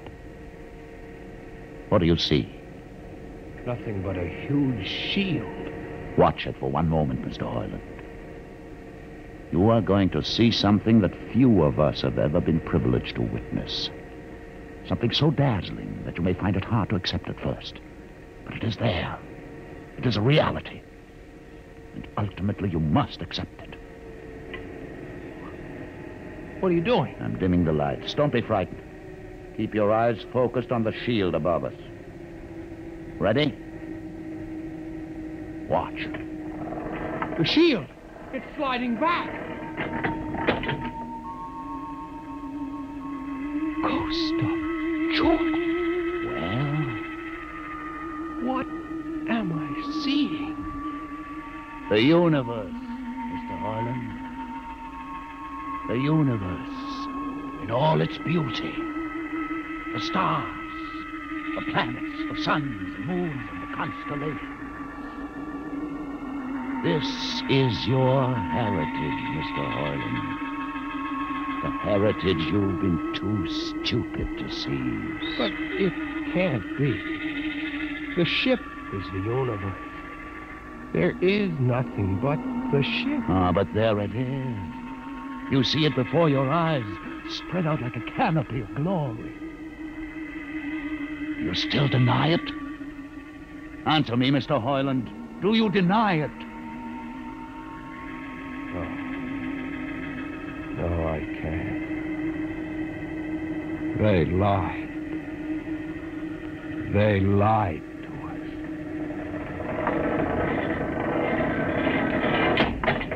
Good. Why did you close the shield? You will see it again if you're not afraid. I'm not afraid. Many times. I've shown this to others of your people whom we captured, and though they saw it before their very eyes, they would not believe it. Tell me about it. Tell me about the ship, about the universe. What are these things? How did this come about? Many thousands of years ago, on a planet like those you've just seen, a planet called Earth, a scientist named Jordan decided to build a ship that would carry men from one planet to another. For many years, Jordan and thousands of others studied and planned. And when they were finished, they built the ship. A ship so large that it had to be assembled in its own orbit beyond the place called the moon. 60 years it took them to construct. And when it was finished, a whole new science had been conceived. Then the trip was begun. The trip that was to land a colony of Earthmen on a far-off planet called Centaurus, millions of light years beyond the furthest planet ever reached before. How do you know these things? Among my books are the log which Jordan himself kept, and the records of the journey for the first 40 years. What happened? There was a mutiny. A man named Huff led a rebellion of those who wanted to turn back. In the struggle, the navigators were killed, and the crew fell into a state of anarchy. In the years to follow, small groups of men tried to organize the ship for navigation, and each time they failed. Finally, the whole idea was abandoned. And so for centuries, we have swung in space, unmanned, undirected, living in a lost world of our own making, without purpose, without direction. Why have you told me this? Why have you brought me here? You could have killed me. Can you guess? No. No, I can't. Unless... But it would be too fantastic. Well? You want to finish the trip. Yes, that's it. What would it take to do it? A miracle, almost. The crew would have to be trained. Many people, each skilled in a certain duty. Couldn't you train your own people? We are too few. Besides, the main drivers in the lower levels where my people are forbidden to go. No. It would mean that both our peoples would have to work together. Our differences encouraged rather than denied. It can be done. You showed me. You can show others. I can show them. Can you? I'll see the captain himself. I have an uncle on the central board. I'll tell him what I've seen here. And do you think he'll believe you? Send one of your people with me. That's asking a good deal. I'm risking a good deal by going back. Very well. Bobo will go with you. He can't talk. There will be no need for talk. I will write a message guaranteeing safe conduct for a group of unarmed scientists to visit the main control room. Bobo will take you safely through our territory. What happens when you reach your own level is up to you.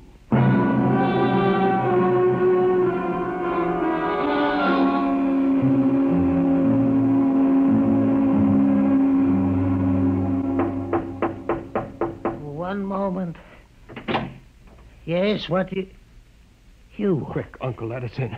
But this mutant... He's harmless, please. Now, what is this? You're wanted I know all about that. Listen, Uncle, I must see the captain. The captain? Are you mad? You're a council member. You can get me to see him. They'll kill you. You're wanted for heresy. I don't care. I must speak with the captain. You're close to him. You can arrange it. I don't understand why... Uncle, listen to me. The ship is moving. I can prove it. Do you understand? There is a purpose in the ship. I don't understand what you're babbling about. Never mind. Just talk to the captain. Tell him I have information of tremendous importance. Tell him I've arranged a truce with the mutants. A truce? Here, show him this paper signed by their leader. Do it, Uncle, for my sake. I don't know. Please, Uncle. If I'm to die, let this be my last request to you. Very well. I'll speak to the captain. I'll try.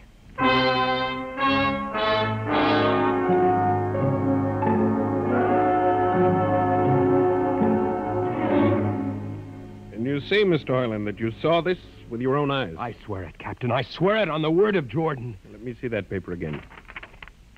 What do you think, Commander Erst? I don't know, sir. It might be a trick. I guarantee you safe conduct. If these things are as Mr. Hoyland reports them, it would pay to risk a few lives. The man is a convicted heretic. Still, we mustn't discount his word entirely. He has a safe conduct. The mutant risked its life coming with him. I think we might investigate. You will do it? I'll have an expedition outfitted. Dismissed, Mr. Hoyland. Thank you, sir. Thank you. Captain, do Commander Erst. Sir. You'll make the necessary arrangements for an expedition. I trust you understand. Perfectly, sir. Perfectly.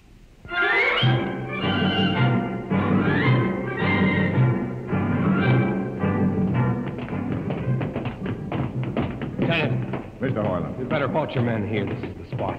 Patrol, halt. I see no welcoming party of mutants. There will be none. Their leader will meet you inside the main control room. You don't say. And just where is this main control room? Beyond that door. I see. All right, men. Ready arms. Why do you ready arms? In case of ambush. Ambush? Don't you think they could have ambushed you on the way up here a good deal more easily? You know, Mr. Hoyland, I think you're a muty lover. They have a place in the converter for that kind. Lieutenant, are you mad? No, Mr. Hoyland. But most certainly you are.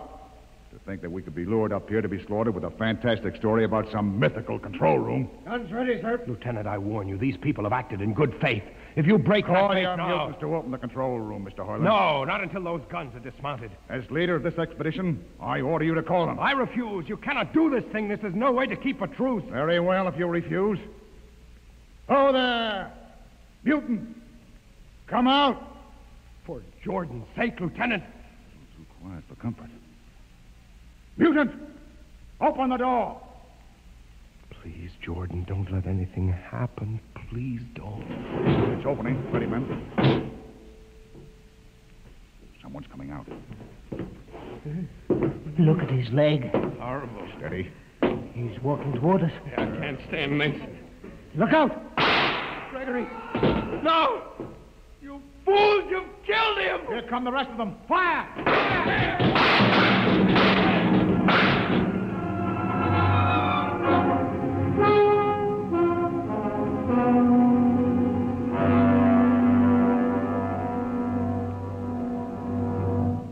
That should teach them a lesson they won't forget. All right, men. Inside the room. Hoyland, you're under arrest as a conspirator in this ambush. Ambush, you fool, you blind, stupid fool. That'll be enough. Have you been inside this place before? Yes. What's all this machinery? These are the controls he would have used to steer the ship. He's gone out of his mind, Lieutenant. Steer the ship? Who? The leader. The one you killed. This ugly mutant? This ugly mutant happened to be a man of true greatness. You're mad. Am I? This man had a vision which could have saved you, but you chose to kill him because you couldn't stand the sight of his difference from you. I'll not listen to these ravings. Close your ears. Shut your minds against the conscience that tells you it's wrong to kill. That tells you that your need to be arrogant only proves your inadequacy to yourself. Shut him up. Don't listen to him, man. You can't shut your ears. My words sting you. You cannot shut your mind. And you cannot shut your eyes. Don't do this! The roof. It's moving back. Look. Let the vision of this confound your ignorance and blind your eyes. This is the heritage you tried to stifle in your own breasts. This is the heritage of stars and open skies for which men have yearned for centuries. Try to destroy this, and you will only destroy yourselves. Death to the heretic. Kill me if you choose. But I say to you that this you cannot keep from our people, that they will seek it out, and the ship will be manned, and the ship will be steered, and there will be freedom and purpose and respect for ourselves. This is your heritage. Look upon the universe. Kill him! Kill him! Kill him!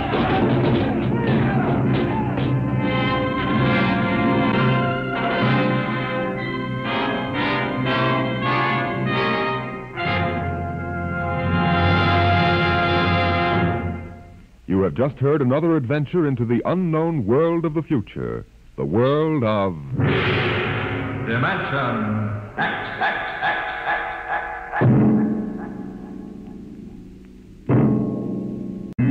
Today, Dimension X is transcribed Universe, written for radio by George Lefferts and based on a story by Robert Heinlein.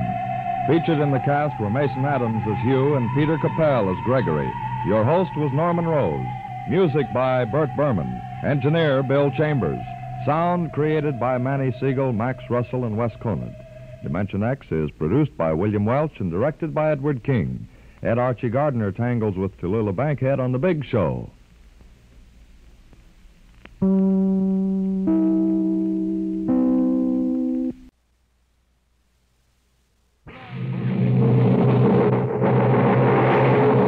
Adventures in time and space, told in future tense.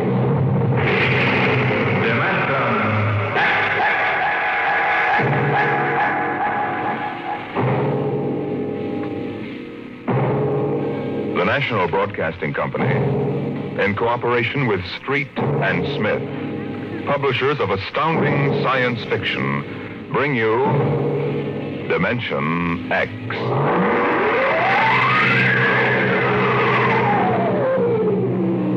The soundproofed Happy Life home had cost $30,000 installed. It clothed and fed and rocked them to sleep and played and sang and was good to them.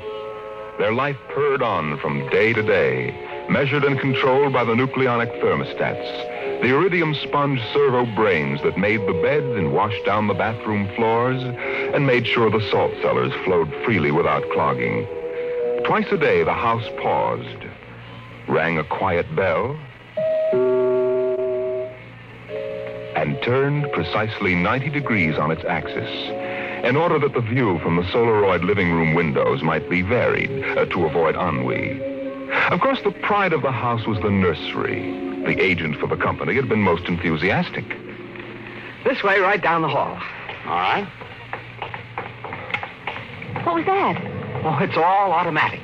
The nursery turns itself on when you come within 10 feet of it. Soft automaticity. That's the motto of the company.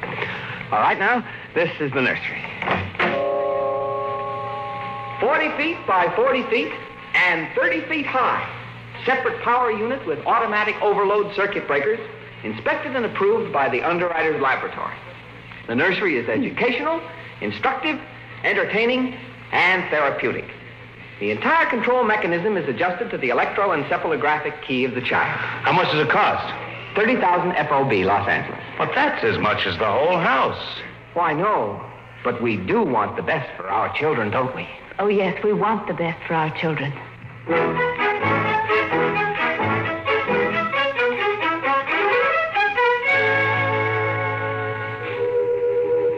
And it was the best. The crystalline walls wavered from 2 to 3 dimensions. The pseudo-textured composition flooring shifted lightly from brick to dirt to waving grass. And the odorophonics wafted the scent of fantasy through the hermetically conditioned and filtered air. The nursery was the very best. But then they wanted the very best for the children. The technicians installed the nursery, and the heavy coaxial power cable was run in from the main line. The walls sprang to life, and the mental control banks and relays hummed. All right, Peter and Wendy, this is your nursery. What's so special about a nursery, Dad? Plenty. You just go in and see. Oh, do we have to? It's so big. You promised you'd play ball with me outside, Pop. Go on, kids. Try out the nursery. It's better than any old yard. Oh. Go on in, dear. You'll be surprised. Gee. Go ahead, Wendy. I'm scared. I'm not. Hey, it's nice in here. It is? Come on in, Wendy. Boy, look at the pictures on those walls. They're real. Well, almost real. You can change them any way you like just by thinking about it. Go on in, dear. Well, all right, Mommy. Hey, Wendy, look what I can do with the pictures. Oh, that's a white mouse from Alice in Wonderland. Sure. I just thought about it, and there it was. Well, let me try, Peter. Let me try. Go ahead. Just think. How about the... Oh, I know. I want to see the Wizard of Oz.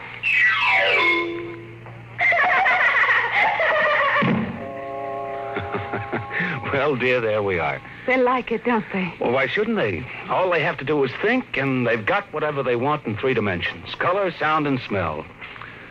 Oh, think what it would have been like to have a nursery like that when you were a kid.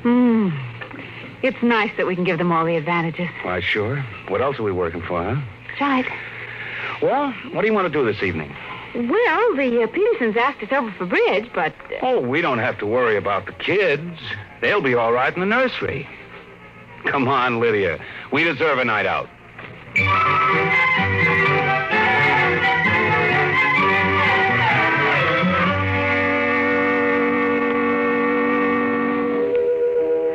And in the nursery, the walls were a kaleidoscope of time and space and imagination.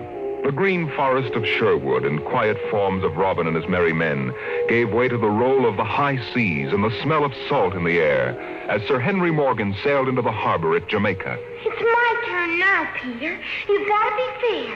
It's my turn. Dorothy and the Wizard of Oz followed the yellow brick road round the nursery walls. Then Hansel and Gretel discovered the gingerbread house about 3 feet from the door. And from a high tower that stretched into the clouds, the little lame prince sailed out over his kingdom. And behind the crystal and quartz walls, the vacuum tubes and grids and banks of mental image tape spun quietly and efficiently, erasing the line between illusion and reality. Of course, the electric bill from Consolidated Utilities was tremendous, but it was worth it. The house went on. The stove hummed happily in the kitchen, making breakfast, dinner, and supper for 4, turning the eggs over lightly and producing popovers electronically calculated by capacity to a 30-volt current and specific gravity. The automatic laundry did the shirts with a medium starch in the collars, except the button-down Oxfords, which had no starch at all. The Happy Life home breathed contentedly as life proceeded with soft automaticity as guaranteed in the brochure and bill of sale. George. George, I wish you'd look at the nursery. Well, what's wrong with it? Well, I don't know. Well, that might... I just want you to look at it, that's all. Or call a psychologist to look at it. What would a psychologist want with a nursery? Oh, now, George, you know very well what he'd want. I was in the nursery last week. It's perfectly all right. Well, it's different now. Huh? What do you mean, different? Well, I just want you to come and see. Are the kids there? No, Madge Allen took them to a show along with her kids. That's why I want you to look in now before they get back. All right. What you expect me to do, I don't know. I'm no mechanic. This isn't a question of a leaky faucet, George. All right, dear, I'm coming.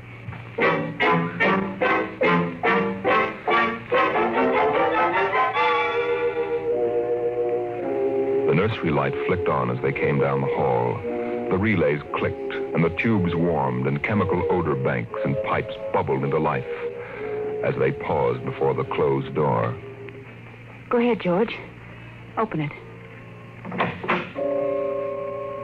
On all sides, in 3 dimensions, stretched the hot, tired landscape of an African veldt, reproduced to the last stick and pebble and bit of straw. The ceiling above them became a sky with a hot, yellow sun. A wind blew in from the baked veldtland. The hot straw smell of lion grass. The cool, green smell of the hidden waterhole. The great, rusty smell of animals. The smell of dust like red paprika on the hot air. And now the sounds.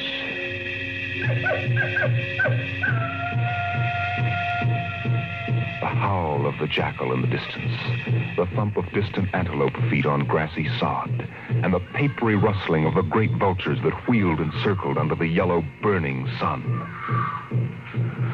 Oh, let's get out of this sun. It's a little too real. Oh, no, George. You promised you'd look around. Well, I don't see anything. Now, wait a minute. Look. There are the vultures. Filthy creatures. And there are the lions. Far over that way. Yes, I see them. They're on their way to the water hole. They've just eaten. Eaten? Yes, I can't see what. The sun's too strong. Well, shade your eyes. It's some animal. A zebra or a baby giraffe, maybe. Can you see it? Are you sure? It's a little too late to be sure. Nothing over there but clean bone. Vultures dropping for what's left. George, did you hear that scream? What scream? Just now. Sorry, hon, no.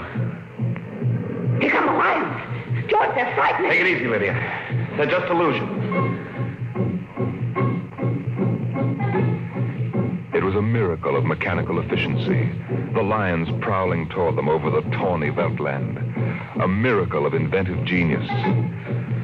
Every house should have one. The lions were 15 feet away.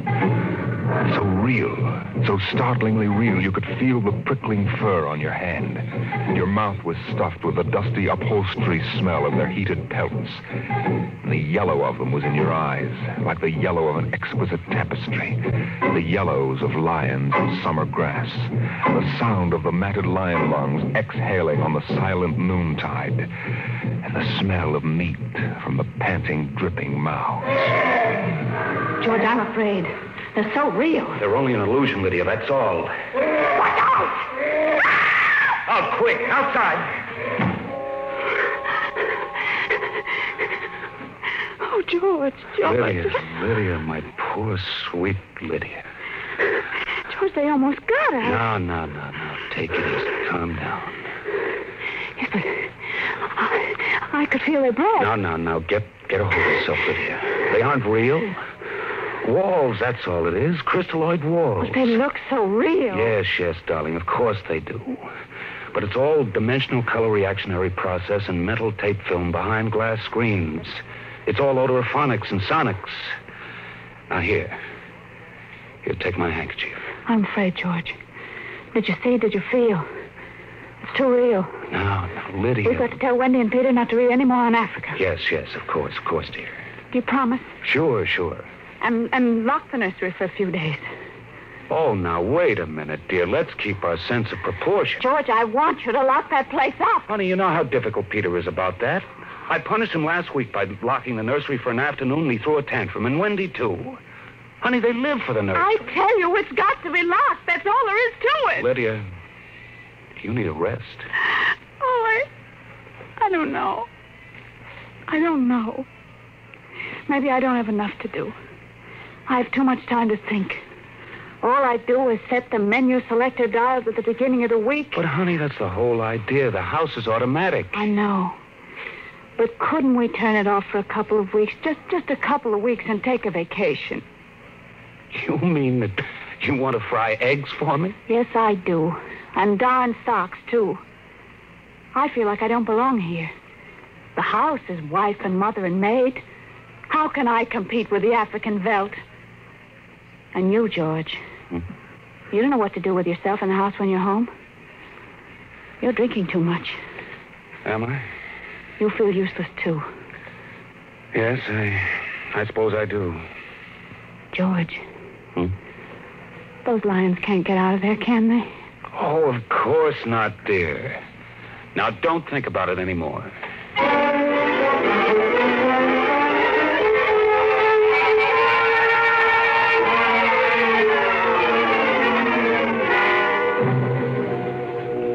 They ate alone. He sat idly watching the dining room table produce warm dishes of food from its mechanical interior. You forgot the ketchup. That's better. It wouldn't hurt to lock the children out of the nursery for a while. It was clear that they'd been spending too much time in Africa. Oh, that sun. He could still feel it on his neck like a hot paw. And the lions, and the smell of blood. Remarkable how the nursery caught the telepathic emanations of the children's minds and created a life to fulfill their desires. The children thought zebras, and there were zebras. Sun, death, and death. They were so young. But long before you knew what death was, you were wishing it on someone else.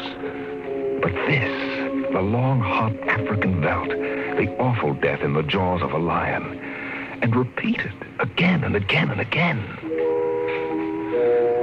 The children came home dutifully at 8:30. Hi, Mom. Hi, Pop. Hi, Peter. You want something to eat, Wendy? No, thanks. Well, we're just having dessert. We're full of strawberry ice cream. And hot dogs. We'll just sit and watch. Sure. Peter, tell us about the nursery. Nursery? Yes, all about Africa and everything. I don't understand. Your mother and I were just traveling through Africa with rod and reel. There's no Africa in the nursery. Oh, come now, Peter. We know better. I don't remember any Africa. Do you, Wen? Run and see, huh? Sure. Wendy, come back here. Wendy! She'll be right back, Pop. She doesn't have to. I've seen it. Now, come on. Sure, Pop. Wendy will tell us, though. Could they be lying? We'll see in just a moment. Peter, open the door. See, Daddy? It's not Africa. It's Florida. Like in the yearling. There go the deer, see? It isn't Africa. Yes, I see it isn't. Go to bed. But it isn't 9 o'clock. No, it isn't. You heard me. Go to bed. Okay. Night, Mom. Night, Pop. Good night. Good night, dears. I'll be right in. Lydia, wait a minute. Here, look at this. What is it? This is the corner where the lions were, isn't it? What's that you picked up? It's an old wallet of mine. There's a smell of hot grass on it. The smell of a lion. It's wet with saliva. And it's been chewed. George, those smears are blood. Come on out.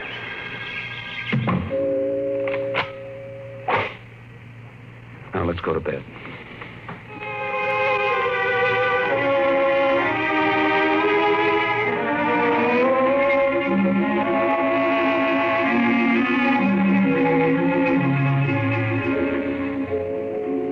So they went to bed. But in the middle of the night, Lydia was still awake, and she knew her husband was awake. George. Hmm? How did your wallet get in the nursery? I don't know. Wendy must have changed the walls from the African Veldt. Honey, I'm going to keep it locked. Maybe it isn't good for the children. It's supposed to help them work off their neuroses in a harmless way. I'm starting to wonder. We've given the children everything they wanted. My father used to say children are like carpets. They should be stepped on occasionally. We've never lifted a hand. They're spoiled. And we're spoiled. I think I'll have Dr. McLean come tomorrow morning and have a look at Africa. Yes, only it isn't Africa now. It's Florida and the yearling. I have a feeling it'll be Africa again before then. George, Wendy and Peter aren't in their room. No. They've broken into the nursery. Those screams. They sounded familiar. Did they? Yes, awfully. Oh, George.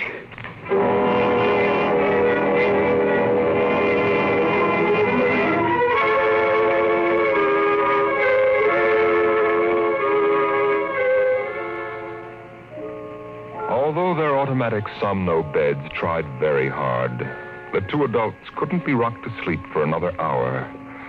A smell of cats was in the night air. And in the morning, the stove cooked French toast, and the dining room table poured the syrup and melted butter. Pop, Yes? you aren't going to lock up the nursery for good, are you? That all depends. On what? On you and your sister? We feel that you should have some variety, dear. If you intersperse this Africa with a little Sweden or China... I thought we were free to play the way we like. Well, you are within reasonable bounds. Well, what's wrong with Africa, Daddy? Oh, so now you admit you've been thinking up Africa, hmm? I wouldn't want the nursery locked up ever. Well, as a matter of fact, we're thinking of turning the whole house off for about a month. Sort of camping out. You mean I'd have to tie my own shoes instead of having my shoe tire do it? And brush my own teeth and comb my own hair and give myself a bath? Well, Wendy, it would be fun for a change, don't you think, dear? No, it'd be awful. I didn't like it when you took out the picture painter last month. Well, that's because I wanted you to learn to paint by yourself. I don't want to do anything but look and listen and smell. What else is there to do? Oh, all right. All right, go play in Africa. Are you going to shut off the house? We're considering it. I don't think you better consider it anymore, Pop. I won't have any threats from you, son. Okay, Pop. Come on, Wendy. Let's get back.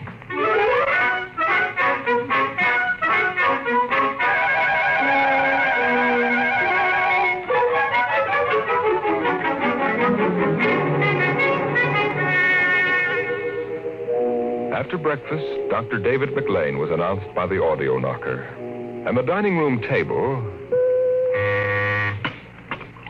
recognizing him as an old friend, poured an extra cup of coffee, light with 4 lumps. I saw the nursery last year, George. It looked all right to me. You didn't notice anything unusual? No. The pattern showed the usual violence, a tendency toward slight paranoia. All children feel persecuted by their parents. Perfectly normal. I locked the nursery and they broke into it last night. I let them stay so they could form the patterns for you to see. There it is. Well, suppose we take a look at it right now.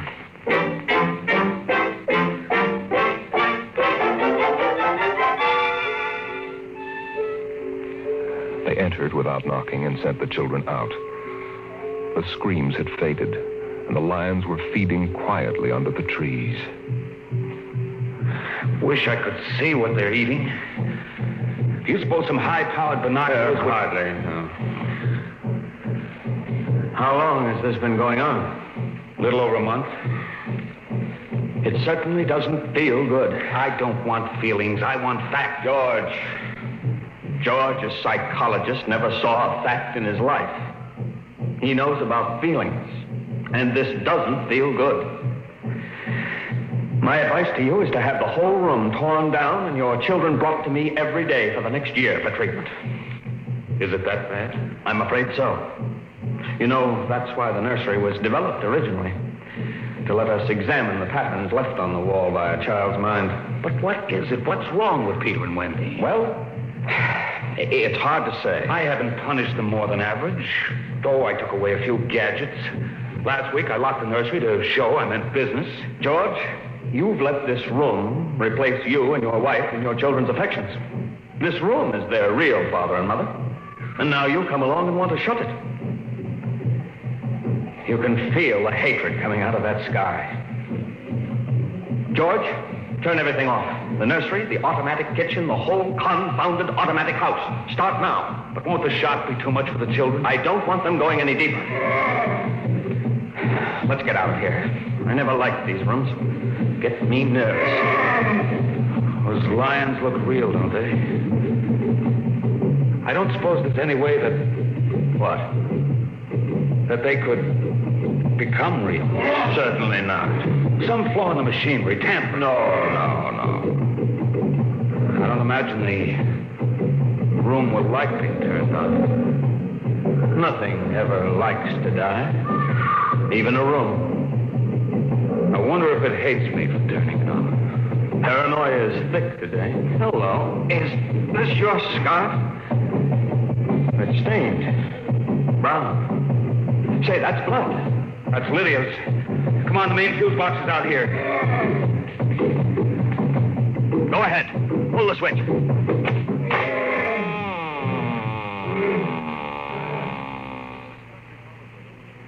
There. It's off.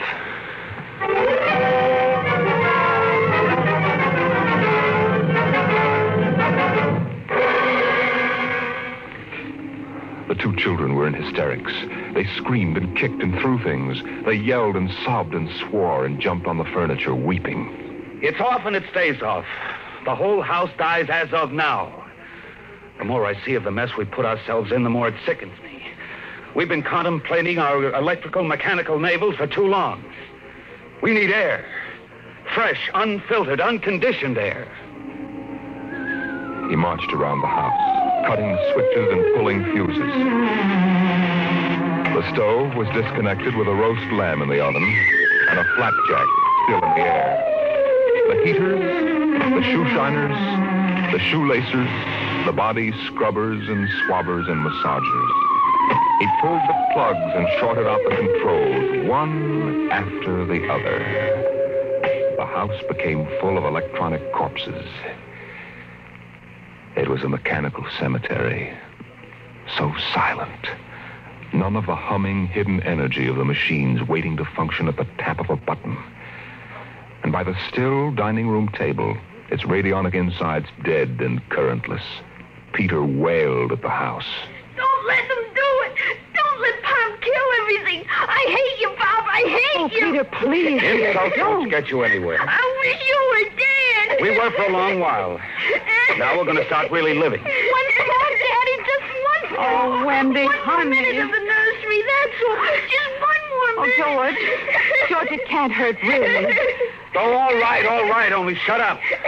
1 minute. And that's the end. Forever. Gee, thanks, Pop. Thanks. Then we're going on a vacation.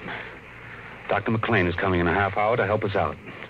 Lydia, turn on the nursery. Now, remember, kids, it'll be just for 1 minute. Oh, boy. Come on, Wendy. Come on. Oh, thanks, Daddy. Thanks a lot. Just 1 minute, remember.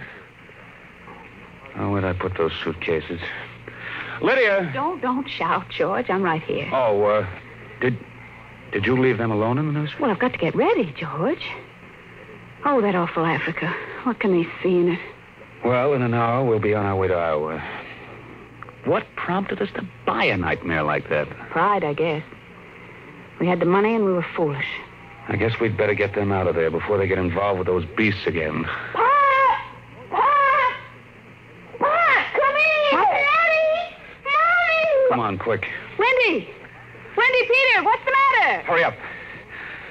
Open the nursery. Wendy! Peter! Well, they aren't anywhere.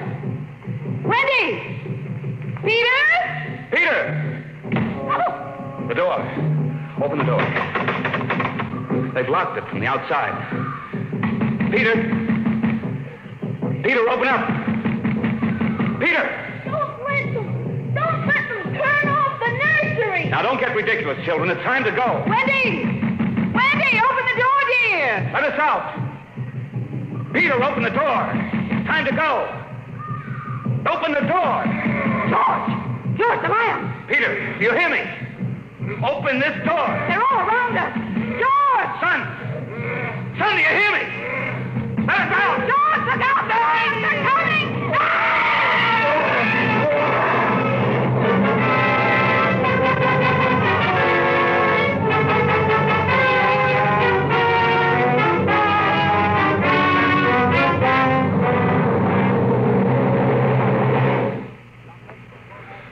When Dr. David McLean came a half hour later, he found the two children in the nursery sitting in the center of the open glade, eating a picnic lunch.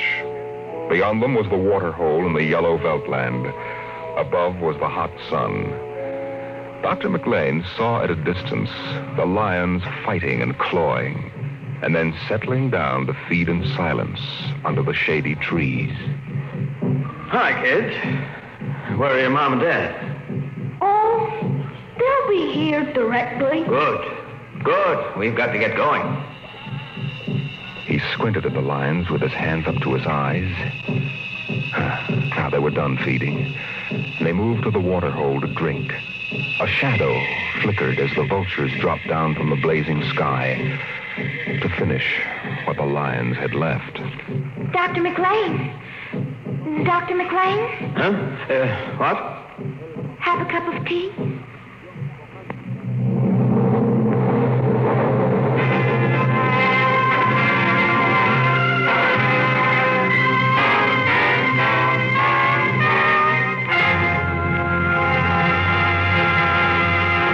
You've just heard another adventure into the unknown world of the future. The world of...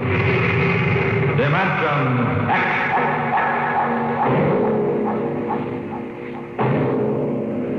How soon we actually build a spaceship to conquer the stars depends upon many factors, not the least of which is a man, the overwhelming desire to create such a ship, and the power to have it done. Next week, we tell the story of such a man as Dimension X brings you Nelson Bond's The Vital Factor.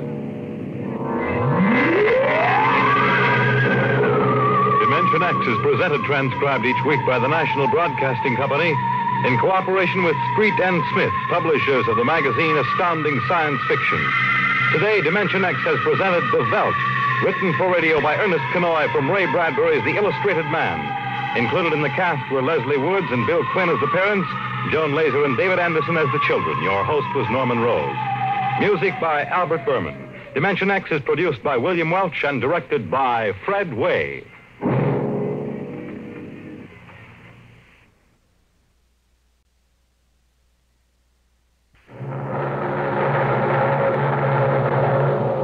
Adventures in time and space, told in future tense.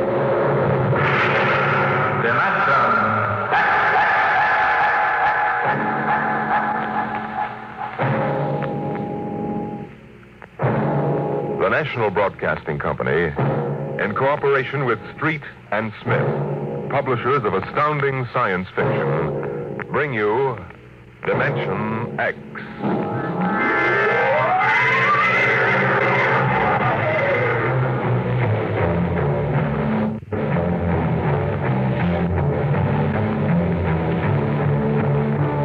I doubt that anywhere on Earth there's a man or a woman or a child who doesn't know the name Wayne Crowder. I doubt whether there's a human being who hasn't at one time or another used one of the Crowder products, the can opener or the razor blade, or the patented tooth powder dispenser, or the Crowder improved slideless fastener.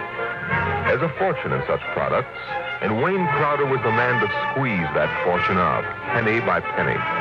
And he did. And in the magazines which write about men of business, he was described as a man of ice and stone and ink and steel. No warmth, and a heart to pump blood, not feel human emotion. But he took some of his money and he built himself a towering skyscraper. And he placed his private office at the very peak. And he built a battery of buttons into his desk so that when he wanted something, all he ever had to do was press a button. And like genies springing out of the bottle, the proper personnel would come running. Yes, Mr. Crowder. Get me my engineers. Yes, sir. Right away, Mr. Crowder. Mr. Crowder wants his engineers at once.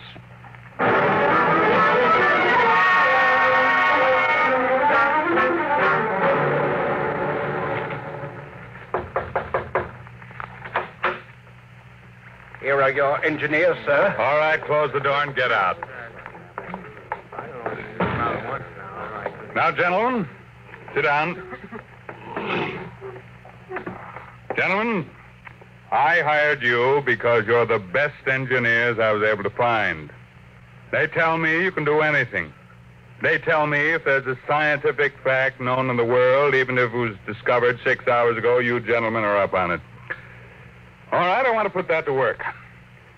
Gentlemen, I want you to build me a spaceship. What? A spaceship, sir? That's right. I've decided that I'm going to be the man who gives space flight to mankind. Any questions? Well, I don't know, sir. We can design such a ship. That part's not too hard.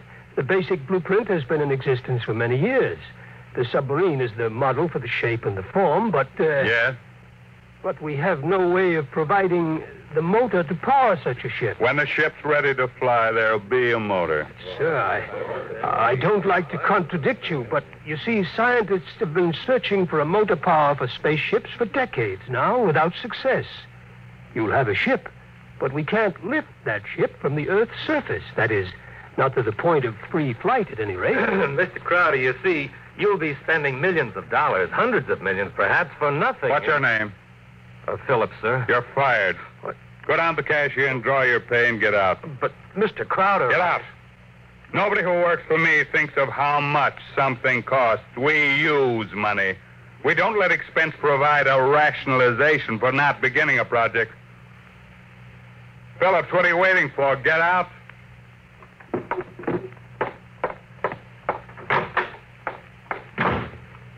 Gentlemen, any other comments? The ship will be built, of course, Mr. Crowder, but the fact still remains. We can't power it. You design the ship. I'll find the motor for you. Where, sir? That's a fair question. The answer is, I don't know. But somewhere in the world, there's a man who does know the secret. Long before Henry Ford, there was Leonardo da Vinci. And long before him, there was Archimedes. And long before him, there was some Stone Age genius who invented the wheel when the only thing the mob could conceive was dragging things around on their backs. I want that motor. And I'll root out the man who has the theory which will let us build it. I'll find him. Money will be available to him, an organization, my backing, and we'll get what we want. You're going to be plagued with a host of crackpots, sir. Obviously. So it's going to be your job to separate the wheat from the chaff. But anyone who shows up with a promising idea, no matter how fantastic it sounds, is going to have a chance to show what it can do. How quickly do you want this done, sir? Yesterday. Yes, sir. Anything you need. Well, Mr. Crowder, we'll need construction yards, sir, and certain machinery and a great many materials, of course. A labor force. Get them. Send me the bills. I don't want to be bothered with minor details. Yes, sir. One more thing, sir. Phillips, sir. Yes? We need him, sir. He's a top man on electronics. He's a vital cog in our team. I don't want Phillips working for me. That's clear, I hope. Who else in the country knows what he does? Not one in this country, sir. There's a man in Asia, though. Get him. We've tried before, Mr. Crowder. He's working on an important project for his country. I'm not concerned with details. Now get that man, pay him what he wants, but get him. Sir, you don't understand. I understand, man. If this man quits his job, that whole project will collapse. It means the welfare of many people, millions of people in his country. And he has a high sense of patriotism. By that sense of patriotism. Now, that's all. I don't want to see you again until you have a report of work in progress. Yes, sir.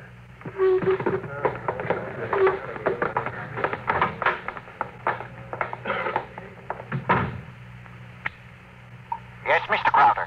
As a man named Phillips going to draw his pay, I want 2 company policemen to meet him at the cashier's office and escort him from there directly off the premises, and I want them to be emphatic about it. Yes, Mr. Crowder. And notify the newspapers, the television, and the radio networks, periodicals, and the scientific journals that I'll receive the press in my office this afternoon at 3:30. I have an important announcement to make.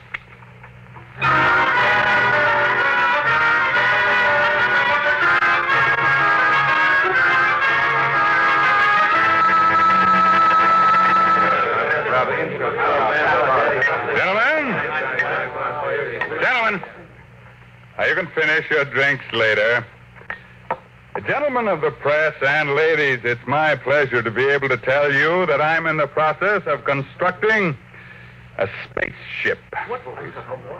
Any questions? Did you say a spaceship? That's right. That's what I thought you said. I knew the drinks weren't that strong.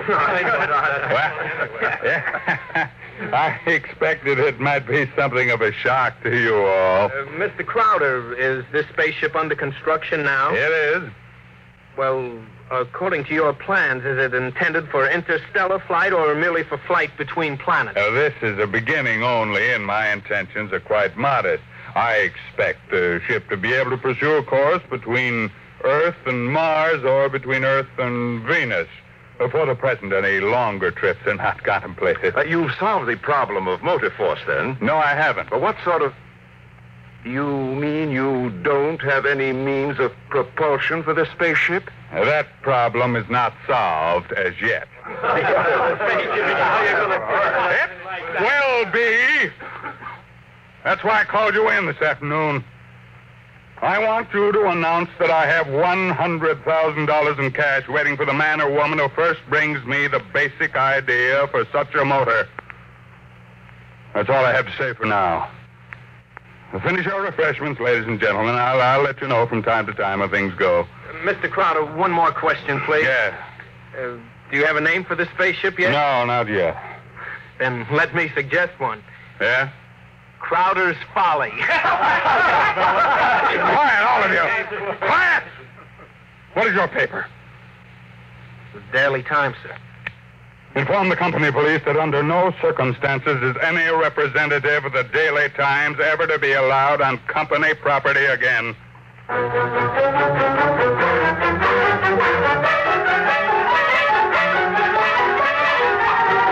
Wayne Crowder is offering $100,000 to any inventor who can produce an engine capable of driving a spaceship.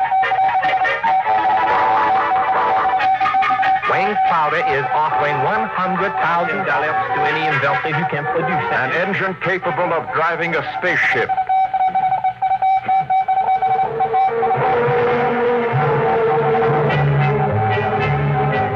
It was Crowder's Folly, but the word of what he wanted circulated to the far corners of the globe, and it was known in the white ice block huts of the Eskimos and in the grass-thatched villages of Central Africa, as well as places less remote. And the Crowder office became the Mecca and the heaven for the lunatic fringe of humanity. Their blueprints and scale models clogged its corridors, and more applicants came to the great skyscraper. Well, listen, I got something out of I told you I don't want these people in my office till they're screened. Now get out! Get out! Every time I open that door, they surge in like a tidal wave. I have a progress report for you, sir, on the construction of the ship. Go ahead. I've spent $13 million for the yards, the equipment, including 3 gantry cranes, several dozen presses, thousands of dies, and so forth. Go on. We have 12,000 people working for us directly, not including subcontractors and their labor force. Well, what about the ship? Mr. Crowder, the ship is finished as far as we can go. Certain additional construction cannot be done now because it depends on the shape and the mass of the engine, on the type of fuel, on the weight of that fuel. I see. All right, lay off everybody we don't need. I've ordered that, sir. Miss Crowder, is it possible that no one will turn up with a motor? That's the one thing that's not possible. He will come. Money and determination will buy anything. Now close the door on your way out. Yes.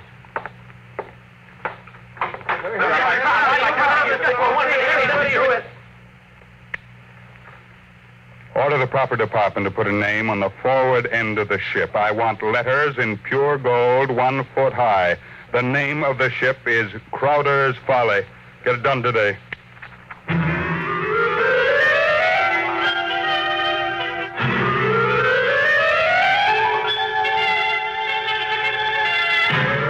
The sun rose in the morning and glinted rose on the silver sheen of the hollow ship's skin. The sun set at night and glinted rose on the silver sheen of the hollow ship's skin. The golden letters on the prow held out the fury of Crowder for the world to see. A staff of 50 was employed as time went on in taking rust-preventive measures to ensure the ship's well-being. In a year, the first experiment seemed ready to bear fruit, and a test was held. The atomic fission motor.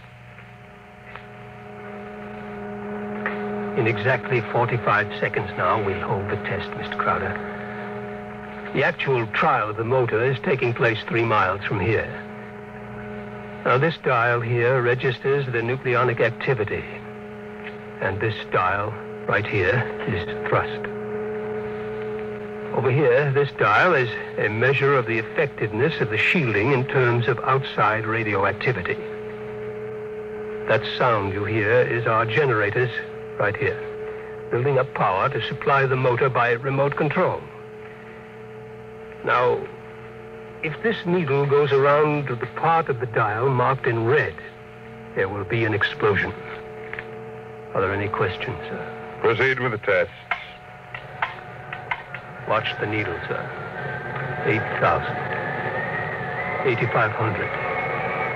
9,000. 10. 11.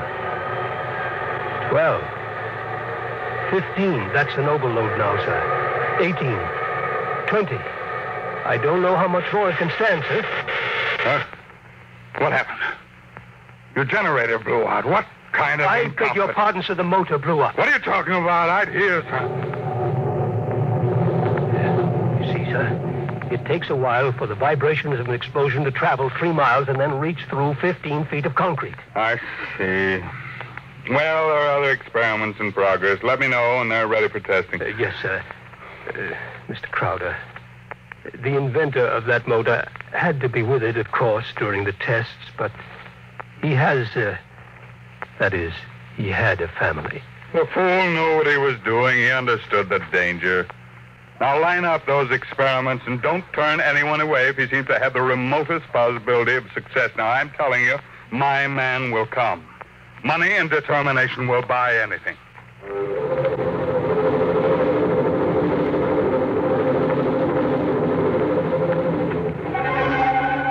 And strangely enough, Crowder was right.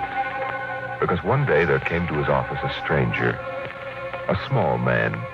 He looked even smaller in that tremendous room.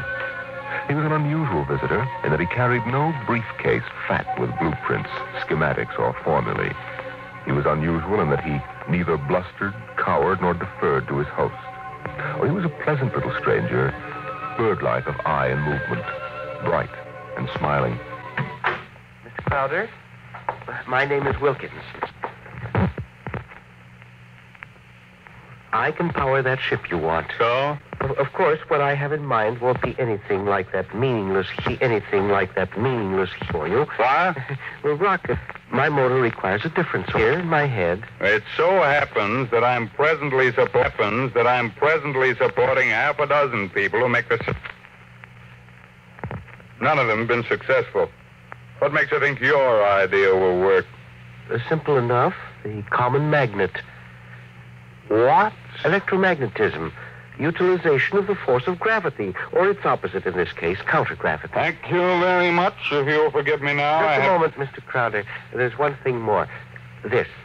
I've seen pieces of metal before, thank you. How high from your desk would you say I'm holding it? I'm very sorry, Mr. Wilkins. Do you want to leave, or do you want to be escorted out? This will only take a second, sir. How high from your desk would you say I'm holding this piece of metal? A foot and a half. And if I let go, then in less than a second, a fraction of a second, it should fall to your desk. Now, look, I don't want the surface of that desk marred. But will it be?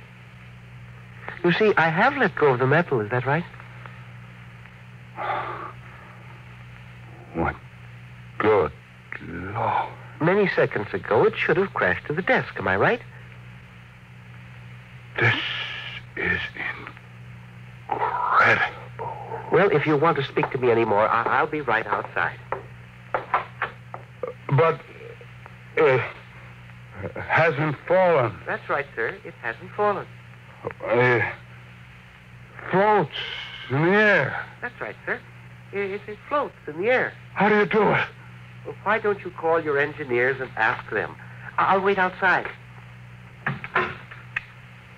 Get me my engineers immediately.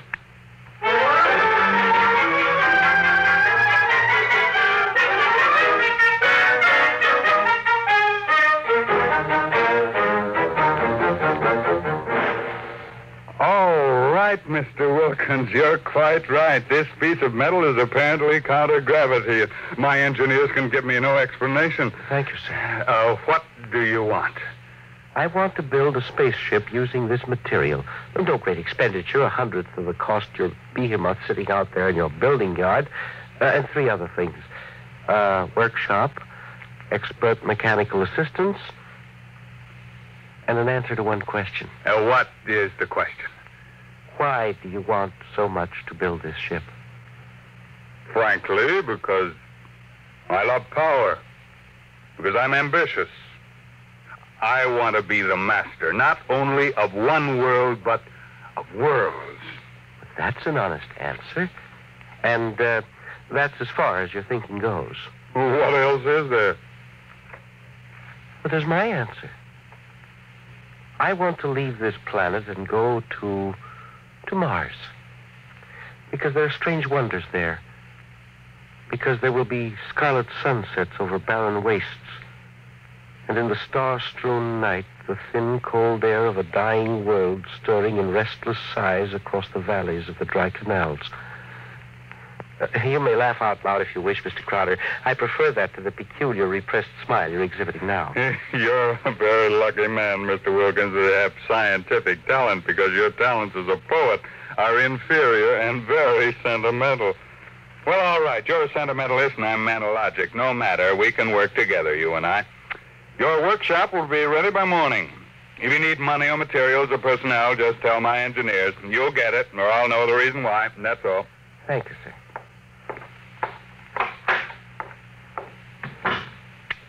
Get me my engineers.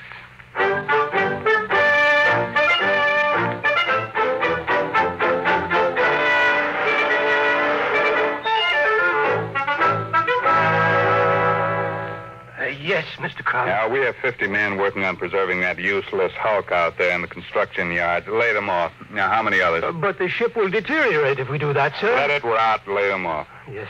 Now, how many other employees are still working for us on the project? About 3,000, sir, including the people working on experimental motors. Get rid of them. But, sir... Get rid of them. Well, Mr. Crowder, I never thought you'd drop this project. You were so adamant on it. I'm not dropping anything but dead wood. You saw what Wilkins had to offer. He's my man, and the rest is junk. Mr. Crowder, he might fail. We ought to have a minimum of protection against... I say he won't fail. Yes. You just lay everybody off that isn't needed. Give him 2 weeks' pay and my thanks for a thankless job well done, that's all. Yes, sir. I'll get it done, sir. What a year's work. Yes, and 10 years or 20 years, now do the same thing. That's why you're an engineer and I'm an executive. That's why you work for me, because when I have to, I can be ruthless with my own mistakes. What are you waiting for? I was just thinking, Mr. Crowder, what would happen to me if my usefulness to you were over? I've worked for you for 30 years now. Just don't give me any occasion to consider your usefulness terminated. That oughtn't be too hard. Yes. What? Nothing, sir. I'll make the arrangements at once.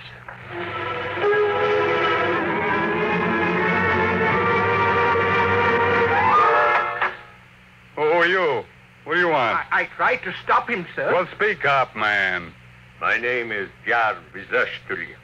I am an electronics expert. Oh, yes, I remember. You're the, Asian. Well, come in. Do you want me, sir? Never mind. Just stay outside. Close the door behind you. Yes, sir. Sit down, Vizushtali. Thank you, no. I want to give you a gift before I leave. Oh, you leaving? I thought we still needed you. I resigned. Well, I'm sorry to hear that. I'm told you're a good man. I want you to understand what's behind this gift. I was working on a power project in my country which would have meant a tremendous rise in the standard of living for millions of my people. I was unable to resist the money you offered. Had you resisted, even more money would have been forthcoming. I placed no limit on your worth to me. I understand. But you see, I did not come without a sense of guilt, because there was no one in my country who could take my place. I would assume that. And now I discovered that what I did was for nothing. The spaceship on which I worked is being dismantled. That's right. So I have been corrupted by you at a whim. I think you have too much power, sir. I think you use your power for evil, selfish purposes. Selfish, yes. Only sentimentality is evil. I think otherwise. And so, in order that you shall not corrupt anyone else, I have this gift for you. Here you are, sir. Oh. And just one more shot for good measure, to make sure you are really dead. Good.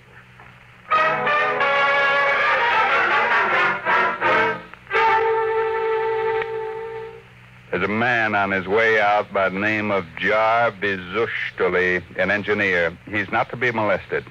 He probably won't stop at the cashier, so I want a check for 6 months' salary in advance mailed to his home address. The man showed a certain quality of ruthlessness which is deserving of recognition. And have the chief of the company police bring me a new bulletproof vest. This one seems to have been dented in 2 places.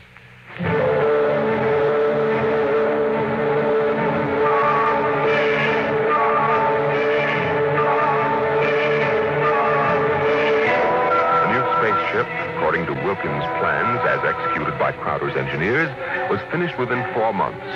It was small. It was shaped like a disc. It gleamed brightly, even in the smoky haze of an October sunset. Inside, Crowder and Mr. Wilkins, in a small cubicle at the heart of the machine, were surrounded by many instruments of a complicated nature. Outside, huge crowds gathered to witness the test. They stirred and murmured, waiting restlessly, as inside the control room of the craft, Wilkins installed the final secret part he had not revealed to those who built his driving apparatus. Well, Wilkins, what's holding us up? Nothing now. Or sentiment, perhaps. What? A wish to look once more on Earth's familiar scenes. Here, now the screening is removed. Look at the people out there. Never mind looking out there. Let's leave that thing closed. You're a sentimental fool. Or are you afraid? Or did you decide at that last minute that your invention won't work? It will work. Oh, sit down, Mr. Crowder. And do me a favor. When I press this button, will you please press the button on the arm of the chair you're seated on? I'll tell you when. Turn on your motor. I want to hear its roar and feel its tug as we cut loose from Earth's gravity and fly outward into space. That might be a moment in which I'd share your sentimentality. Press your button now, sir. Thank you.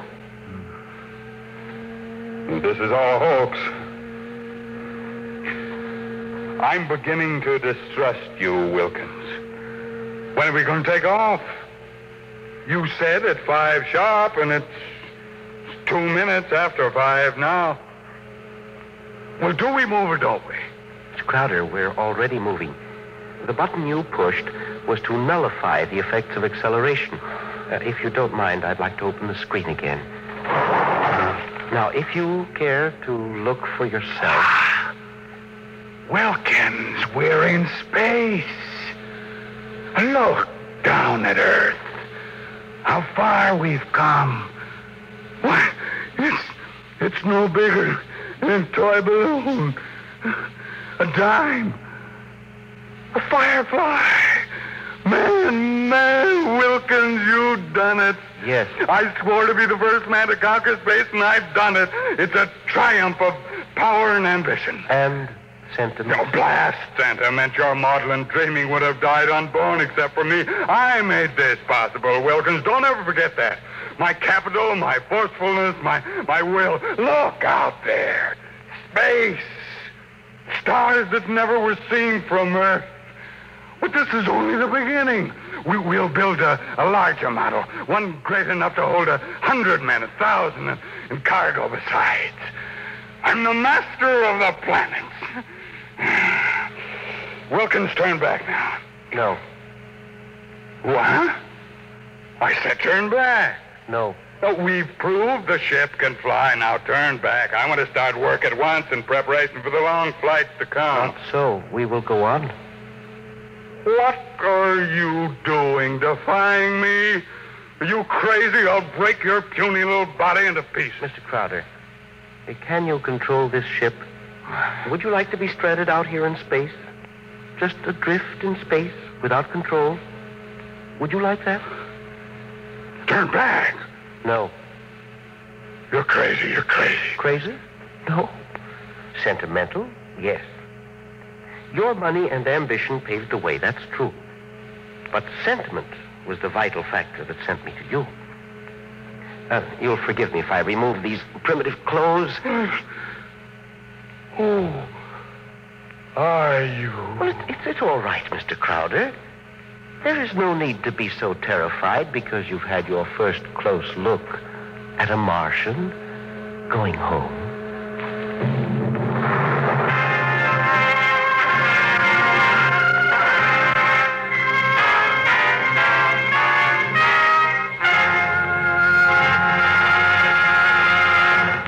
You've just heard another adventure into the unknown world of the future.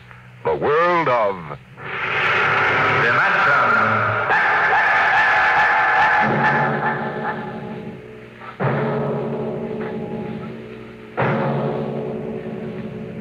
A private detective receives many strange assignments, but none has ever received one quite like that given to the investigator we're going to tell you about next week, as we bring you from the pages of the September issue of astounding science fiction, Untitled Story.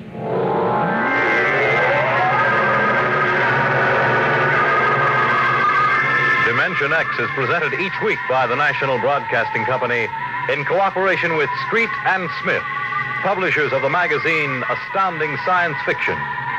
Today, Dimension X has presented The Vital Factor, written for radio by Howard Rodman from the story by Nelson Bond. Featured in the cast were Raymond Edward Johnson as Crowder, John McGovern as the engineer, and Louis Van Ruten as the Martian. Your host was Norman Rose. Music by Albert Berman. Dimension X is produced by William Welch and directed by Fred Way.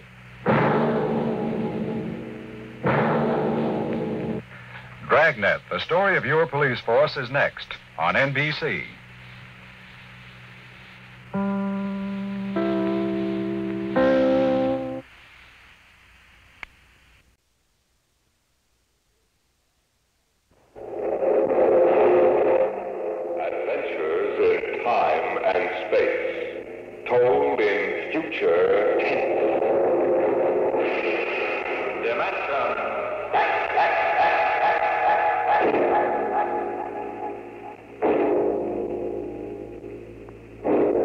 The National Broadcasting Company, in cooperation with Street and Smith, publishers of astounding science fiction, bring you Dimension X.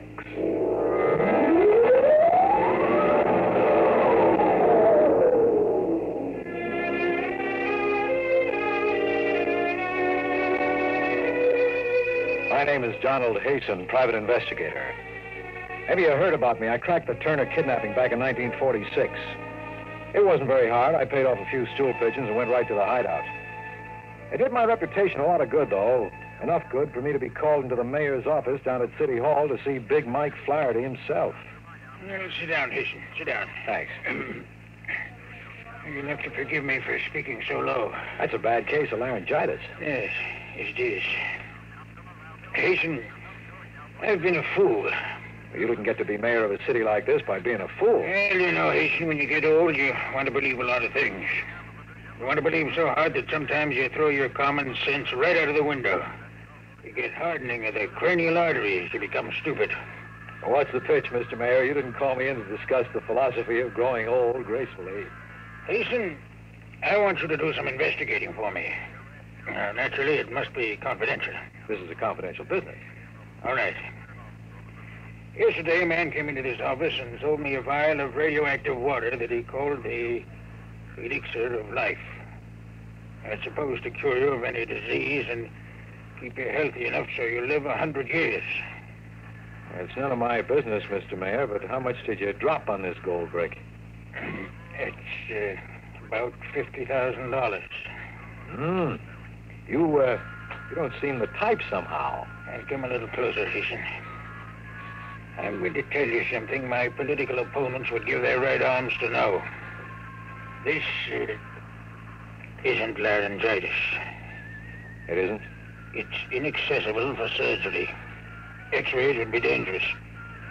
How much time I have left, I don't know. But I live like a man who's going to the chair. Hasten, if I want a vacation, I pack up and go. If I want a drink, I take one. If somebody comes to me with a vial of liquid and says it'll keep me alive, I think twice before I throw him out as a crackpot.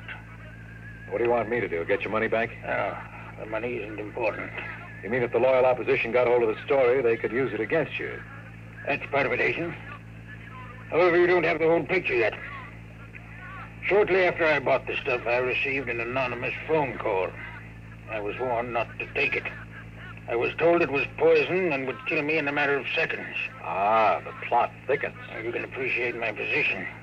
I feel like a man who can either save his life or destroy himself by taking that stuff. Well, the phone call might be a hoax. Yes, and so might the elixir of life. Yeah, very likely. What do you want me to do about it? Investigate the man who sold it to me. Find out who's behind him, what he knows, where he goes. Nothing else, I want that 50 grand back. What's in it for me? $1 grand. If he's on the level.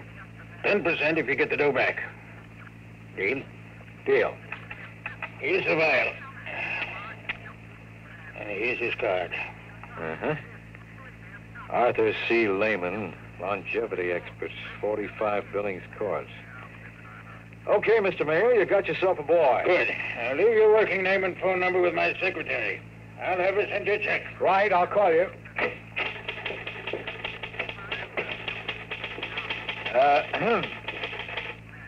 You were in there a long time. How'd you make out? Swell. I bought the outer drive for only $10 and the cost of mailing. That's kind of high. Last week we were selling it for only $5. I'm sorry. I've been listening to too many detective programs. It isn't polite to stare. I was just wondering what your name was. Sign on the desk says Katharina Cooper. I'll call you Kathy. Oh, I'm supposed to leave my name and phone number. Go ahead. The name is Donald Hasten. But then you knew that, honey. You've been listening to the mayor call me by it for the last half hour. You forgot to shut off the intercom switch. Big Mike's getting kind of careless, isn't he?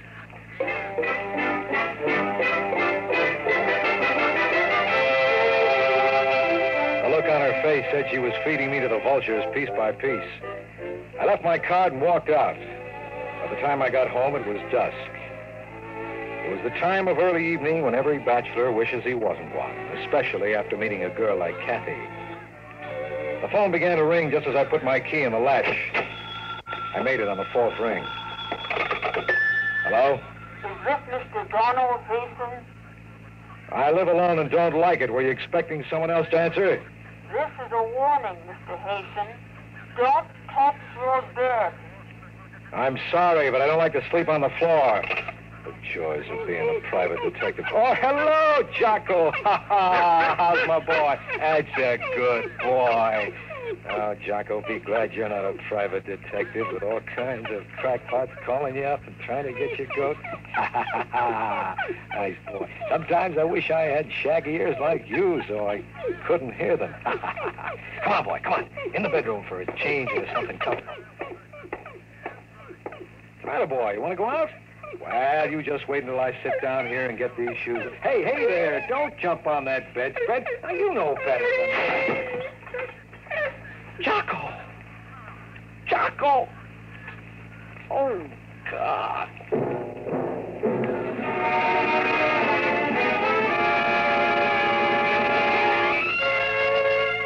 The bedspread closed on him the way a Venus flytrap closes on a fly. When I looked more closely, I saw that the bedspread had silvery threads of fine spring steel woven into it. It had been set like a bear trap to spring shut and strangle anything that touched it. Somebody wanted to get rid of me pretty badly, somebody to whom I had suddenly become very dangerous. Instead, they got Jocko. My poor little Jocko. I decided to take a fast drive over to Billings Court to see Arthur Lehman, longevity expert. Well, what? I'm looking for Mr. Lehman's office. I'm the janitor. You didn't need to explain. He isn't in. Mr. Lehman isn't in. I just said I was looking for his office. Oh, a detective. No, I'm really a vacuum cleaner salesman. I just had these credentials printed up for fun. Here, buy your wife a muskrat coat. I can't take any money. I'll just keep this till it's spent. What floor is it on? Up those steps, rear. Thanks.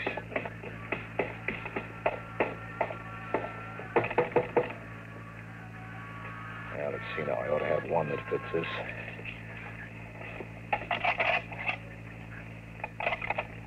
There we are. Now, there should be a light switch somewhere. Let's see if I can... Perhaps I can be of assistance. Looking for someone? Mr. Lehman? Yes. The janitor told me you weren't in, so I... You picked the lock. Yes, I hope you don't mind. Not at all. If you'd put down the gun. I like to hold it. It gives me a feeling of power. Now, Mr. Hasten. Mr. Hasten, if you will tell me just who you are and what you're doing here. I couldn't sleep. My bed had a dead dog in it. I thought I should consult a health expert. Who sent you? Nobody sent me. I'm like Topsy. I just growed. I'd like to keep on growing, Mr. Lehman. I don't like people trying to kill me. And I don't like people killing my dog. What makes you think I would try to kill you? Just a hunch. If I really wanted to kill you, I could do it right now, perfectly legally, since you broke in here. That'd be hard to prove. Fortunately for you, Mr. Hasten, I don't have the faintest interest in trying to kill you. On the contrary, it was I who telephoned and warned you about that bed. You know about that phone call? I ought to. I made it. What's the pitch, Mr. Lehman? I can't tell you what the pitch is, Mr. Hasten, but I will tell you this. Give that vial of liquid back to Flaherty and let him cure himself. Or poison himself. Sure. Look, Mr. Lehman, I wasn't born yesterday. Don't give me this elixir of life stuff. There ain't no such thing. And don't try to top me off this case by pretending you're on my side. Mr. Hasten, I warn you, you're playing around with something much too big for you to handle. That vial is the only one of its kind in existence today. The liquid it contains will cure Flaherty if he drinks it. You know, I've seen lots of carnival men peddling flukum and ink sticks, but you're good. You almost convinced me. Almost, but not quite. You're a very stubborn fool, Mr. Hasten. Give back that 50 grand and I'll become very unstubborn. I have a suggestion. I'll bet you do. Why don't you siphon off the tiniest drop of that elixir and have it tested on, say, a rabbit? Then, if it's non-poisonous, you can go back to Flaherty and have him drink it. And while we're proving it's Carmel water, you're on a fast boat to Outer Mongolia with 50 G's. Come with me. Where to? A reputable biological laboratory, any one you choose. Suppose I don't want to play. Then I'll kill you. You will feel my gun against your side, so don't try anything. Shall we go? Before we do, just one thing. Well? If you didn't try to kill me, who did? Who else knew about it? Nobody. Nobody except Flaherty, you, me, and Flaherty's secretary. Shall we go, Mr. Hasten?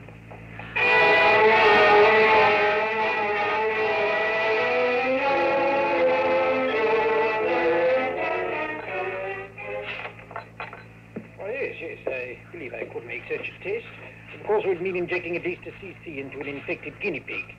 Then we'd have to wait and do a biopsy. How long would it take? 24 hours at least. Okay, how much? $50. My friend will pay you. Your friend? Yeah, the gentleman will... Holy jumping sunfish. Sir? Look, you saw me come in with a guy just a minute ago, didn't you? Yes, sir, but he left when you started talking to me. Isn't that just dandy? Is something wrong? No, nothing much. You know what Barnum said about one being born every minute? Yes, sir. Well, he was talking about me. Well, I better get going. Oh, yes, sir. Oh, sir, what about that test? Okay, I suppose you might as well do it just for laughs. Send the report on the bill to Donald Hasten, private investigator, Cater Building. Yes, sir.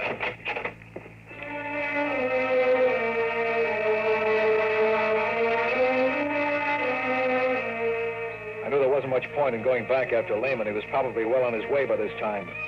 It was an all-around phony story from beginning to end. But still somewhere, hanging around the edges of my brain, was a funny kind of hunch. If Lehman had wanted to kill me, then who called me up to warn me? Lehman himself? Why? It didn't figure. I stopped to look up an address in the phone book, and then I invested 10 cents.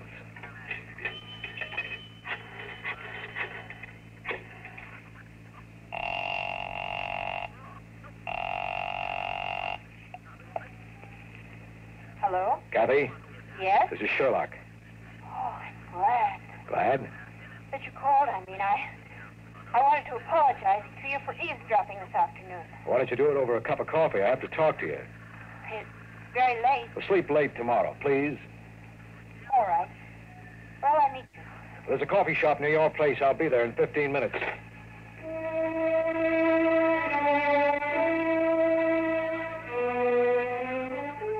She came in wearing a blue nylon dress and a short gray jacket.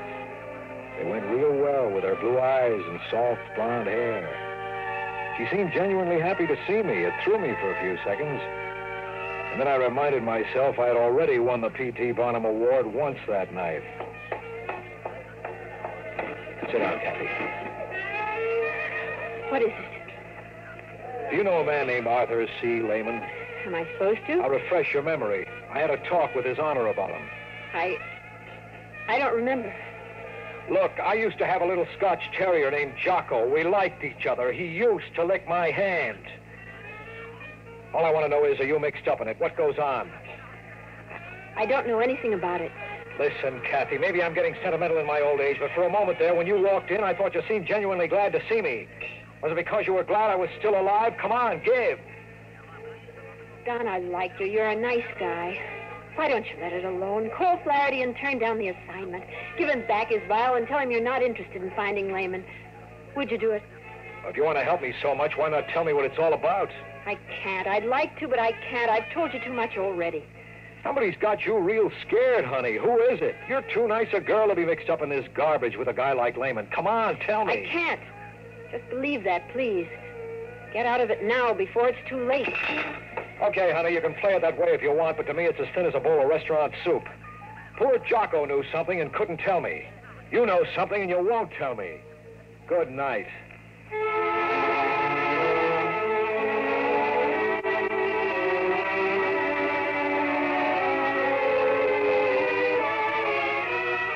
I didn't go home. I spent the night in a local YMCA, and I didn't sleep very well. It went around and around in my brain like a squirrel in a cage, but it didn't add up to anything when it came out.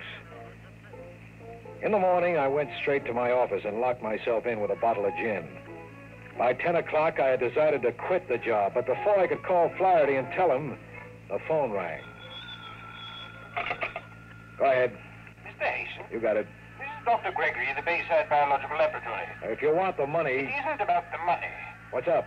Mr. Hasten, do you have the formula for that serum you gave me? No, I know a guy who might, but he's in outer Mongolia by now. Why? Well, I've never seen anything quite like it. I don't know if it was just a freak of fate or What not. happened? Well, that pig, that diseased guinea pig, Mr. Hasten, well, it completely recovered in 12 hours. Not only that, Mr. Hasten, but there is not a trace of the malignancy. That pig looks healthy enough to live another 100 years.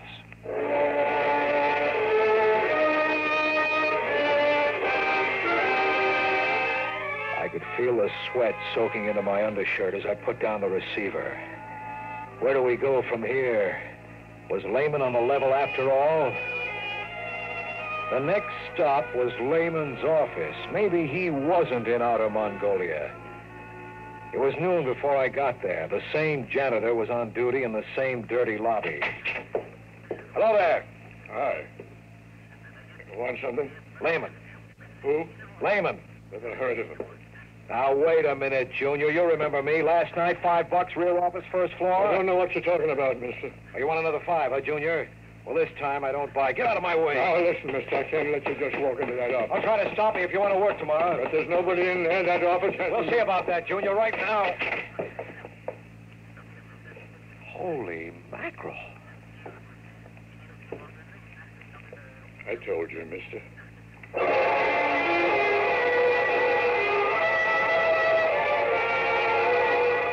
The room was bare. There were caps on the electrical outlets. Everything in the room was covered by a 6 weeks accumulation of dust that was undisturbed except for the footprints of the janitor and myself. Yet yesterday there had been a rug, telephones, desks, chairs, file cabinets. I checked the door number. 1B, that was it, all right. Then I checked the janitor. He was standing there just looking stupid. But he looked a little too stupid. I figured I could make him talk, so I tried an old trick. I reached inside my hat band, took out an ordinary pin, and jabbed him hard on the arm. Hey, Al! What's the big idea, mister? Sit down, Junior. Sit down, over here on the window ledge. Okay. Now, listen, I don't know anything. Maybe you saw something like this in the movies, Junior. There's this guy, see, a killer. And he sticks another guy with a needle that has a slow poison on the end of it, like I have, right in this little glass vial. See it? And only this killer has the antidote. If the other guy doesn't talk, it's curtains in 1 minute. If he does, the killer will give him the antidote. Okay, Junior, talk. Well, I don't believe you. There's no poison in that pin. It's a joke. It's up to you, Junior. Don't you feel something different, though? Feel your heart speed up a little from the poison? Now, listen, I don't know anything. It makes you sweat, too. When it reaches the brain, that's when it really begins to work. You got 30 seconds to spill. Otherwise... Please. 25 seconds. Okay. He was here. He gave me $100 to forget it. He rented the office only a couple of days ago, and then last night he said he was moving out. Said I shouldn't mention to anybody that he'd been here. And now our lady was gone. Files, furniture, and all. Don't know how I moved all that stuff out so fast. Now, that's all I know. Honest, that's all I know. Now, for God's sake, mister, give me that stuff. Don't let me just croak. I feel it in my blood. Relax, Junior. There was no poison. You're all right. A trick. Yeah, a trick. Thanks for the information. A trick. To trick me. He said he'd kill me. Thanks again.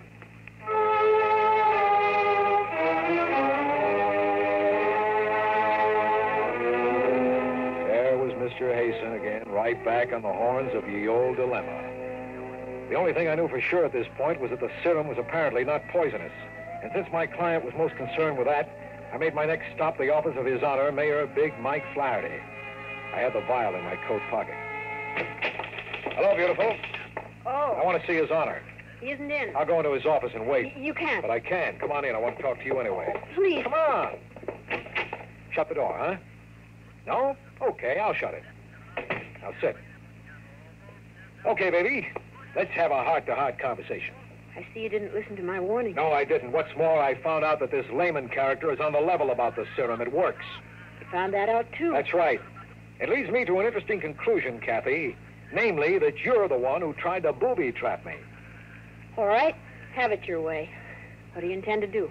Well, first, I'm going to give Flaherty that serum and let him cure himself. You mustn't do that. Why not? I can't tell you, but you mustn't. Down in a few minutes, Mike Flaherty will be here. Before he comes, I'll have to ask you to give me that serum. Try again. I don't hear so good. Maybe you'll hear this. It works, too, so don't try anything. Well, well. So now it comes out. Okay, Kathy, if you want to play that way, go ahead. Give me that serum. Why don't you shoot? I warn you, I may have no choice. Give it to me. Pull the trigger, baby. You're weakening. Don, please, don't make me kill you. Please. What is it, baby? True love or just weak in the knees? Oh, You better hand me that gun. Oh, Don, what can I do? I'm so mixed up. Yeah, that's better. Now, what is it, Kathy? You're no killer. Tell me what's going on here. Maybe I can help you. You gotta trust me. No, I can't, Don. Believe me. I want to, but it's against the prime injunction. The what? Oh, you wouldn't understand. There's no way I could make you understand. Only believe me, Don, because I love you. You mustn't let Lehman succeed in giving that serum to Mike Flaherty. The consequences would be unimaginable. You know, Kathy, if you had come to me and leveled right at the start, maybe we could have worked something out. Maybe I'd be listening to you now. But you're a little late because I just heard Big Mike come into the outer office. He'll be here in a second.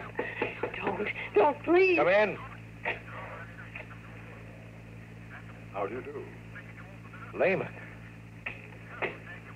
I see she's been trying to get the vial from you, Mr. Hasten.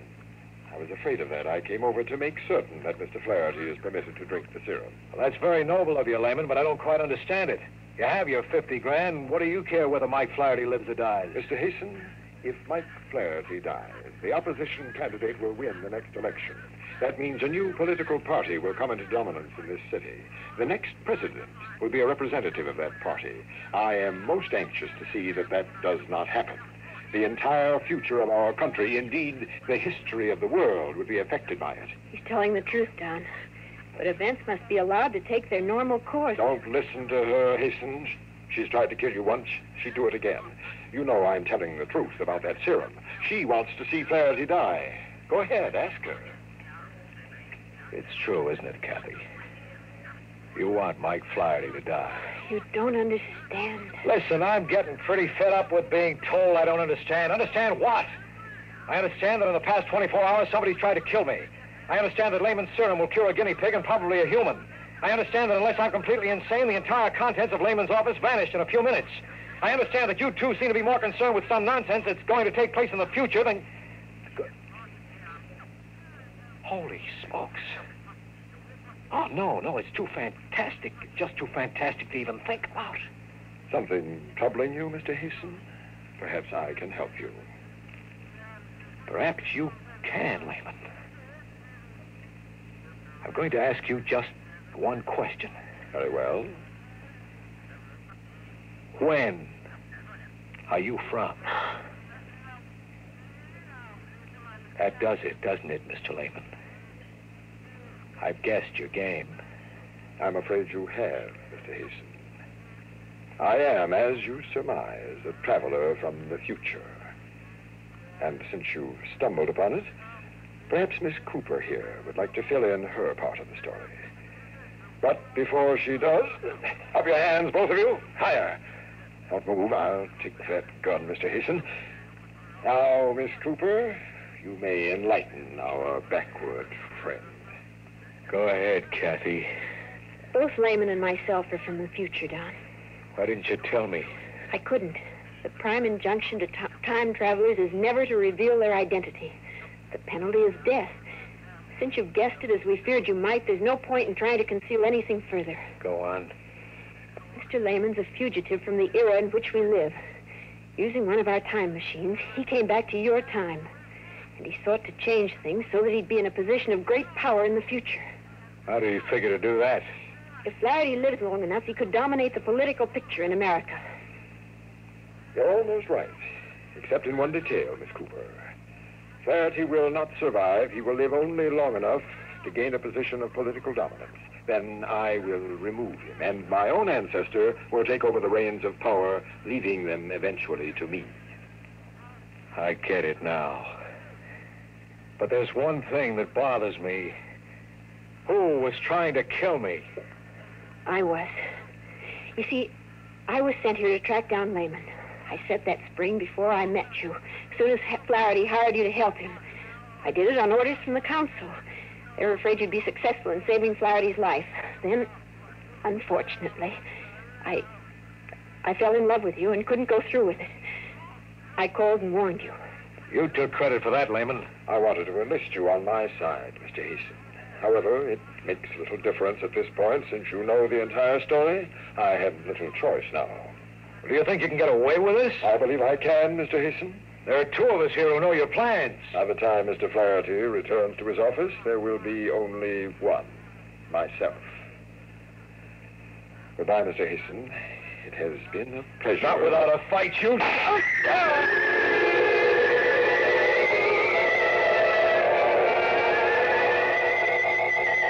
Not many people know how it feels to be shot in the forehead.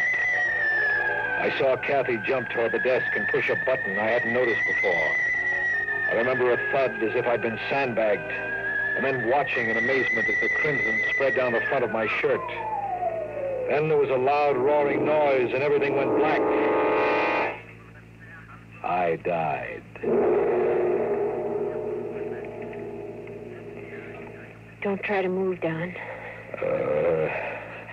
Don't move yet. It'll take a few minutes for you to feel like yourself. What?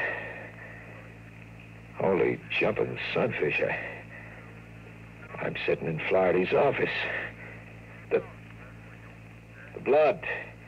There was blood on my shirt, and it's gone now. Here, drink this.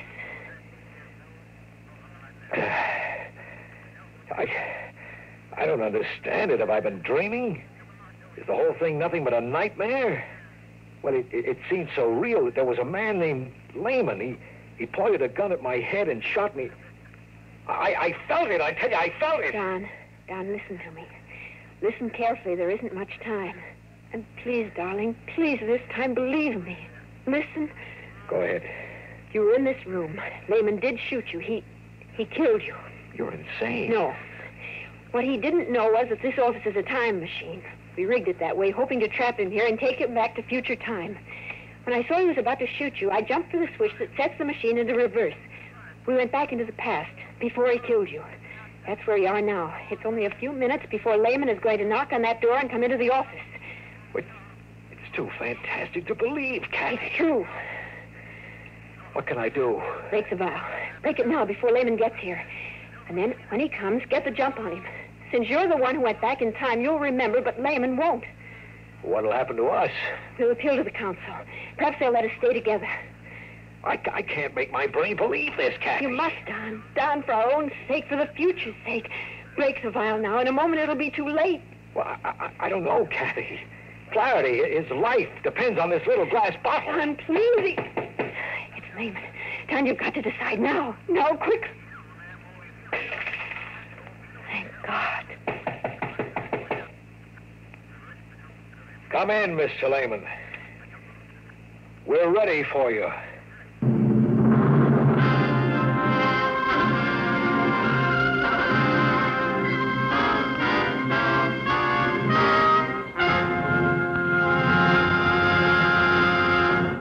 You've just heard another adventure into the unknown world of the future. The world of...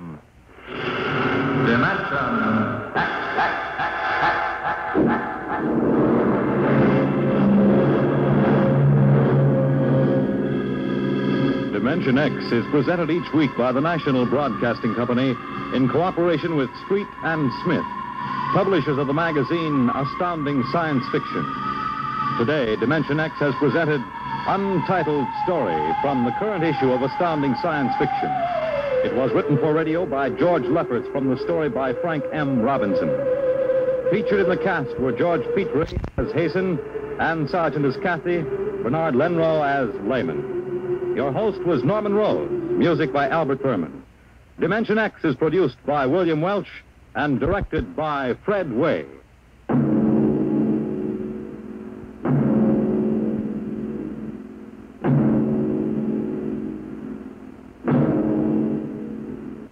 Dragnet, the story of your police force, is next on NBC.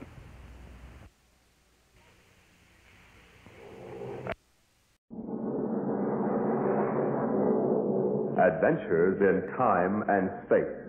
Told in future tense.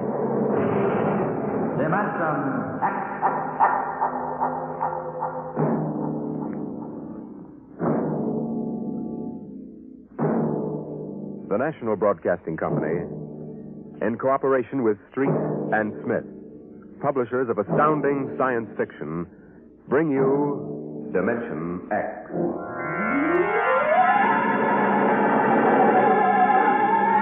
By the year 1990, we should see many amazing technological advances.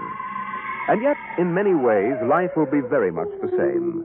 A husband will stop off at a bar on his way home and perhaps unburden himself a little to a friendly bartender. Another one, Mr. Smith? What time is it, Sam? Why, almost 10 o'clock, Mr. Smith. One more. Listen to them. The old songs are still the best, huh, Mr. Smith? Yes, Sam. I remember singing that one back in 1974, just before I met my wife. Golden days, Sam. Here's your beer, Mr. Smith. Ah, thanks. That's good. Almost feels if I can go home and face Nettie now. Wife trouble, Mr. Smith? Wife trouble, Sam. Fight? Oh, never. Nettie and I never fight. Nettie's too mad about me ever to fight with me. She adores me. Worships the ground I walk on. Well, this is something new. I remember only last year you was complaining she was throwing things. And times have changed. Only wish she was still throwing things. At least in those days I could walk out and slam the door with a clear conscience. Now she's so sweet and loving, I feel like a murderer every time I stop in for a beer on my way home. Tough, Mr. Smith. Tough. Ever hear the expression, love will fly if held too lightly? Love will die if held too tightly? Can't say I ever did. If only she'd relax a little bit. See this bruise on my lip? She kisses me. For an hour every night when I come home. Can you do anything for her? I try. I remind her that she really wanted to marry Harvey Tubman. I remind her how we used to have those battles till the neighbors called the robot police. Nothing works.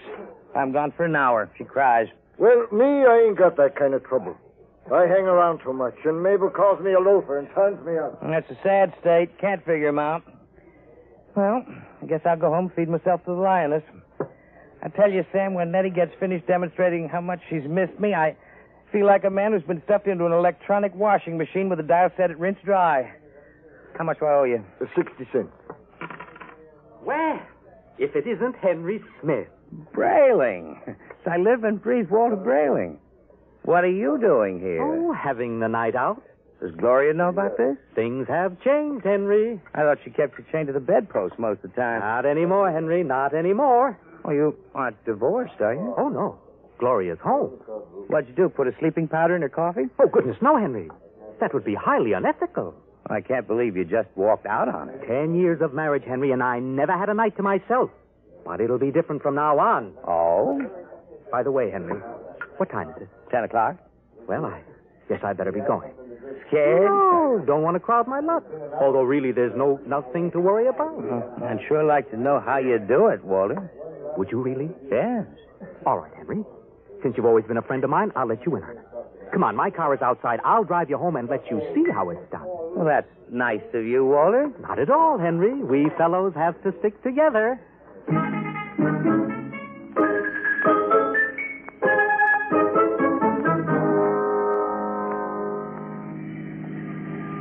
I don't suppose you know how Gloria and I came to be married in the first place, eh? No, I don't. Well, one evening, she threatened to tear off her clothing and call the police unless I married her. No. Oh, yes. Well, that's a bit extreme, isn't it? Well, Gloria was always a nervous girl.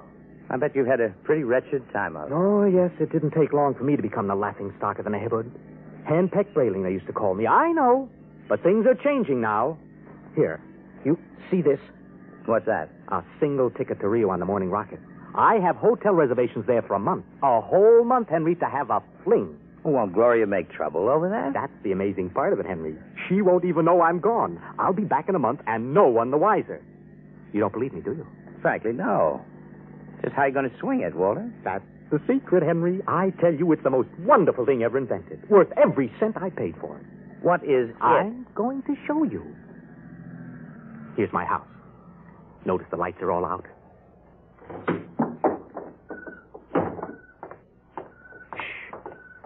we'll wait up there on the front porch. Walter, you haven't gone off your rocker, have you? Now, I meow twice. Meow! Meow! Now, Henry, watch the window in my bedroom. Well, it looks as if somebody... Hey, there's a man up there. He's looking out. Good. He sees me. He'll be down directly. Isn't it a bit embarrassing for you, Walter? Oh, not at all. You'll find out. Here he comes. Hello, B2. Oh, good evening, Mr. Brayling. Close the door. Either I'm going out of my mind or there are two of you. You never told me you had a twin brother. I don't. But if this fellow weren't in pajamas, I couldn't tell you apart. That's the secret, Henry. Everything go all right, B2? Oh, just fine, Mr. Brayling. I suppose my wife was in her usual good form this evening? As a matter of fact, we spent the evening playing gin. No screaming? No shouting accusations? Oh, no, sir. It was a very quiet evening. Well, this is even better than I thought. Well, Marrionettes Incorporated aims to satisfy, sir. Did he say Marrionettes Incorporated? That's right, Henry. Look him over. Isn't he excellently fashioned? You wouldn't dream he was a robot, a marionette, eh? Well, I can't believe it. It's against the law, of course, to duplicate a human like this, but it's well worth the opportunity. Well, I still don't believe it. You can't tell him from a human. Only one way, Henry. Put your ear next to his chest. Listen. That's it. Machinery. Walter, old man, how long's this been going on? I've had him a month, Henry. I keep him in the cellar in my toolbox. Now, tonight I told Gloria I'd like to be excused for 5 minutes to run down to the cigar store. She agreed. I went down to the cellar, took out Brayling too, sent him back upstairs to sit with my wife until I got home. Miraculous. Of course, it doesn't seem quite ethical somehow. Oh, nonsense. It's highly ethical. I've been home all evening. I shall be home with her for the next month. In the meantime, another gentleman named Walter Brayling will be in Rio having the time of his life. Well, can he walk around without fuel for a month? Oh, he refuels himself, and he's built to do everything. Eat, drink, sleep. You'll take good care of my wife, won't you, B2? Oh, of course. Your wife is rather nice. I've grown quite fond of her. You see? Walter, old man, how long has this Marrionettes Incorporated outfit been in business? Secretly, for 2 years now. Why? Well, I wonder, is there a possibility that I might get in touch with them? You? But you love your Nettie. Well, I know, but even so, it's a little respite, a night or two once a month. And she loves you dearly. So much she can't barely leave me for half an hour. You know that lately she's taken to calling me up at work 10 or 12 times a day to talk baby talk? Your Nettie? My Nettie. What do you say, old man? A favor to an old buddy? Fellow lodge member? Well, I could put you in touch with the man who makes them. Of course, you'd be pledged to secrecy once you learned where he's located. Oh, naturally. Very well, Henry. Here's his card. Marrionettes Incorporated, W. Zig, proprietor and owner. New humanoid plastic 1990 model, guaranteed against wear. Our motto, no strings attached. Address the Jumble Shop, 43 South Wesley Drive. And Mr. Zig will take good care of you, Henry. He's a charming fellow, a real craftsman. Wonderful. I'll see him first thing tomorrow. Well, I'd better be getting home now, though. Nettie's probably splitting a gasket. See you around, old man, after I get back from Rio. And while I'm gone, you might drop around regularly, just as you always have. Treat Brayling, too, here as if he were me. Otherwise, Gloria might be suspicious. Oh, I will. And, before I go, these marionettes are safe, aren't they? Oh, absolutely. Oh, tell them, B2. We're guaranteed. Fine. Well, good night, Walter. Good night, B2. Good night, Mr. Smith. Good night, Henry. Well, I'm glad someone else will have a chance at a little happiness and freedom. All right, Brayling, too. Back into the cellar box for you. Come on. Down the steps. That's it. It's very damp down here, Mr. Brayling. Bad plumbing. Well, here we are. Brayling. Yes. Before you put me back into the toolbox, could we have a word? Certainly, old man. This toolbox. What about it? Well, I don't like it, Mr. Brayling. Why not? It's cramped. Oh. Well, I'll try to fix up something more comfortable when I get back from Rio. All right, now, before Gloria gets worried, back Marionettes are made to move, not to keep still. How would you like to lie in a stuffy old box most of the time? I didn't realize you fellas were that sensitive. Well, you wouldn't like it at all. I keep running. There's no way to shut me off. I have my feelings, you know. Well, day after tomorrow, I'll be off to Rio, and you won't have to stay in the box for a whole month. Why, you can move upstairs. Yes, but when you get back from Rio, I'll go back in the box. Mr. Zig didn't tell me at Marrionettes Incorporated that it was possible to get a difficult specimen. There's a lot he doesn't know about us. We're pretty new. Now, look here, B2. This has gone far enough. I'll never get to Rio. Now, come on now. Into the box. And another thing. Well... Your wife. What about my wife? Well, I've grown quite fond of her. Well, I'm glad you enjoy your employment. You'll have the whole month. I'm afraid you don't quite understand, Brayling. I've fallen in love with her. You what? You just don't appreciate her. Maybe if you hadn't always acted so meek and apologetic about everything, she'd have a little more respect for you as a man. Well, now, you aren't supposed to behave like this. You know you think you... Well, anyway, I could be very happy if I were married to Gloria. Aren't you forgetting you're nothing but a big, overgrown puppet? Careful, Brayling. I'm sensitive. All right. I'm sorry. Now, look, you wouldn't mind waiting here a moment, would you? I have to go upstairs and make a phone call. To whom? Oh, nobody important. I have to call Henry Smith about something. You're lying. You're going to call Marrionettes Incorporated and tell Mr. Zig to come and get me. Oh, no, really, I'm not. I was... B2, stay away. Stand where you are, Brayling. Now, B2, take your hand off my arm. No, Brayling. What are you going to do? Nothing much. I'm just going to put you in the toolbox, lock it, and lose the key. What? And then I'll buy another ticket to Rio, and Gloria and I can have a wonderful vacation. You're insane. Am I? Now, wait a minute. Hold on, B2. Now, don't be rash. Let's talk this over. Goodbye, Brayling. B2, stop it. Don't. Let go. Help. To the box, Brayling. Help. Stop. There.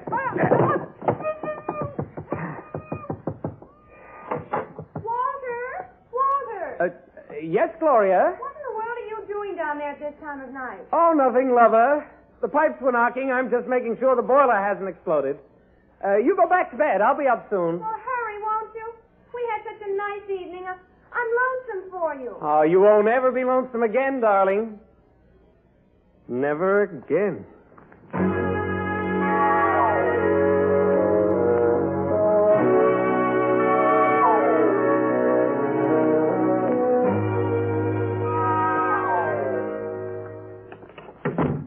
Good morning, Nettie. Oh, good morning, darling. How are you? Have a nice time last night? I missed you so. Breakfast ready? Aren't you going to kiss me good morning? Oh, yes, I suppose so. Oh, you're so wonderful, Henry. I guess I'm the luckiest person in the world. Oh. Here's your coffee. And how would you like your eggs? Anyway, it's all. Oh, but I want to please you. Oh, Nettie, skipped the eggs this morning. Oh, but you have to eat to keep well, darling. I'm very healthy. I have an early business appointment. Oh? It's a friend of Walter Brayling's. I met Walter last night, and he... Yes? I'd better be off. Now, Nettie, don't look as if I were on my way to Rio or something. I'm only going to work. It's just that I miss you so. I want to be with you all the time. Do I have to go through this every morning? I'll be back at supper. There's no need to cry now, is there? No, darling. You aren't displeased with me, are you? I try so hard to do everything just as I think you'll like it. No, I'm not displeased. Well, goodbye, dear. Henry? Yes? You forgot to kiss me goodbye.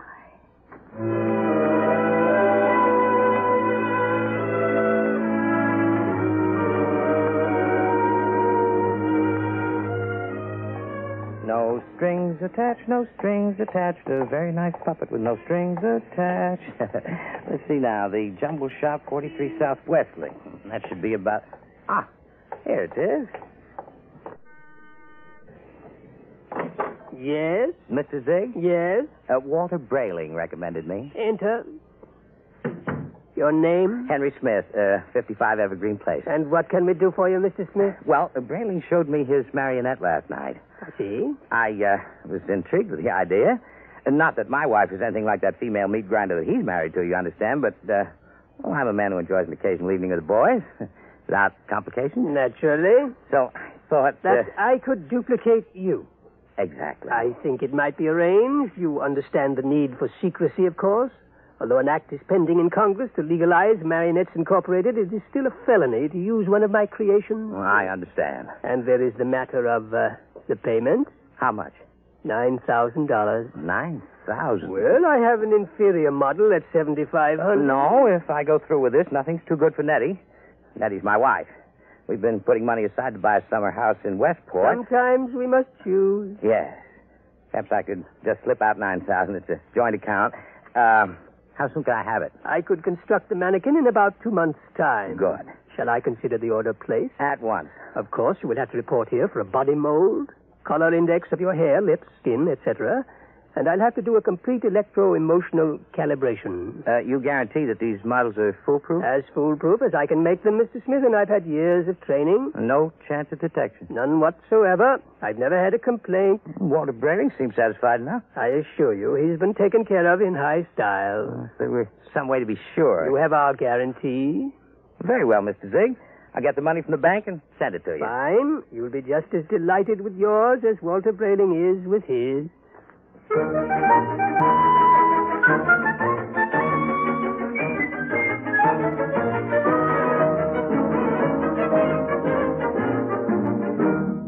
Oh, tell her. Yes, Mr. Smith? I'd like to cash this draft on my joint account. Yes, sir.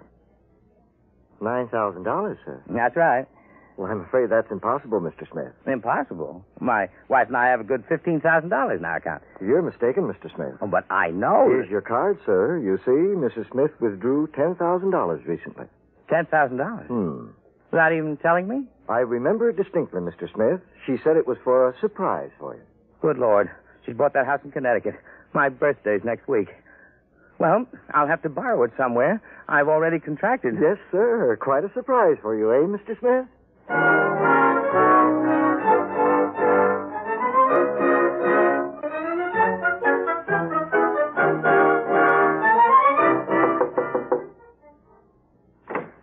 Yes?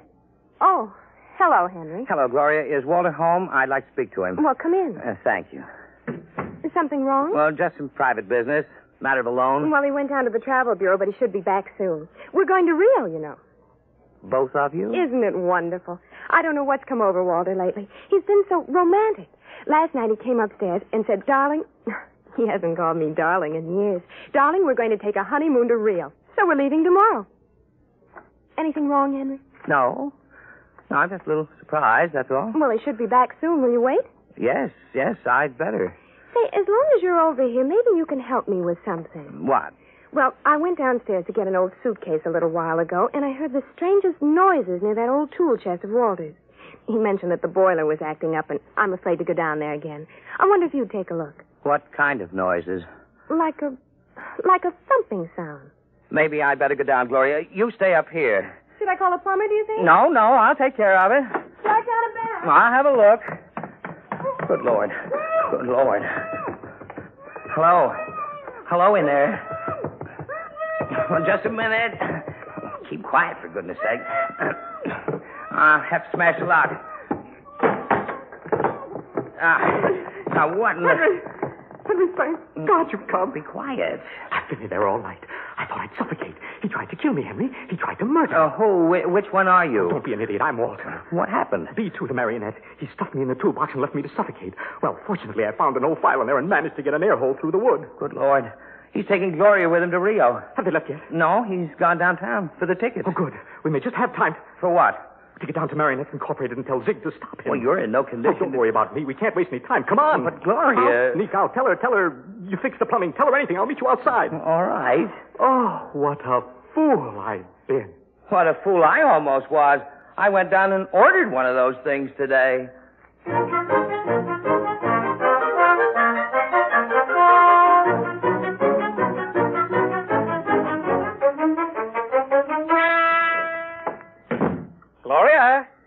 Gloria, love. Yes, darling. Did you get the tickets to Rio? Right here in my wallet. Honeymoon for two under the pampas moon. Oh, Walter, it's so nice to have you like this. You like the change? I don't know what did it, but whatever it is, I'm in favor of it. I hope it's permanent. Oh, I intend to see that it is. Oh, by the way, darling, do you happen to remember where that old pistol of mine is? Pistol? Yes, I just thought since we're going to be traveling in strange countries, it wouldn't hurt to bring it along. Oh. Well, I think it's here in the sideboard. Yes, there. Oh, Walter, you know how frightened I am of those things. Oh, I'll be very careful of it. In fact, I think I'll go down the basement and practice. Not really shooting it, of course, just to make sure it's in good working order. Do be careful, darling. Oh, I will. If you should hear a shot, dear, don't be frightened. I may fire it into a block of wood just to test it. Perhaps I'll fire into that old tool chest of mine. Yeah, that should absorb it. Oh, speaking of that tool chest, Yes, what about it? it reminds me that Henry Smith was here. Oh? Yeah, I heard some noises downstairs, dear, and he went down to fix the plumbing. Is he still down there? No, he left. I really don't understand it. He seemed so anxious to see you before he went down to the cellar, and then he just left. Oh. Did he stop the noises? Well, he must have. I don't hear them. I see. What is it, dear? I have to go out for a while, But, darling. Walter, we'll have to pack if we're leaving. I'll be back soon. There's something very important I have to attend to. Well, what is it? Just some personal business with Henry Smith. Please excuse me, darling, and don't worry. When I get back, everything will be fixed once and for all. Yes, we can enjoy the rest of our lives just as though the old Walter Brayling never existed.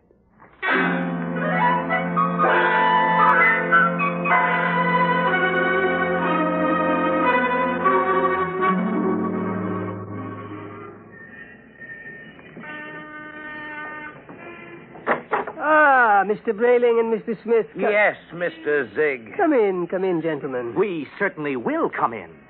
What brings you? A good deal, Mr. Zig. Yes, indeed, a good deal. If I might know exactly, you seem so upset. Tell him, Henry. You told me your marionettes were foolproof, Mr. Zig. They are. My personal guarantee goes with each one We of know them. all about your personal guarantee.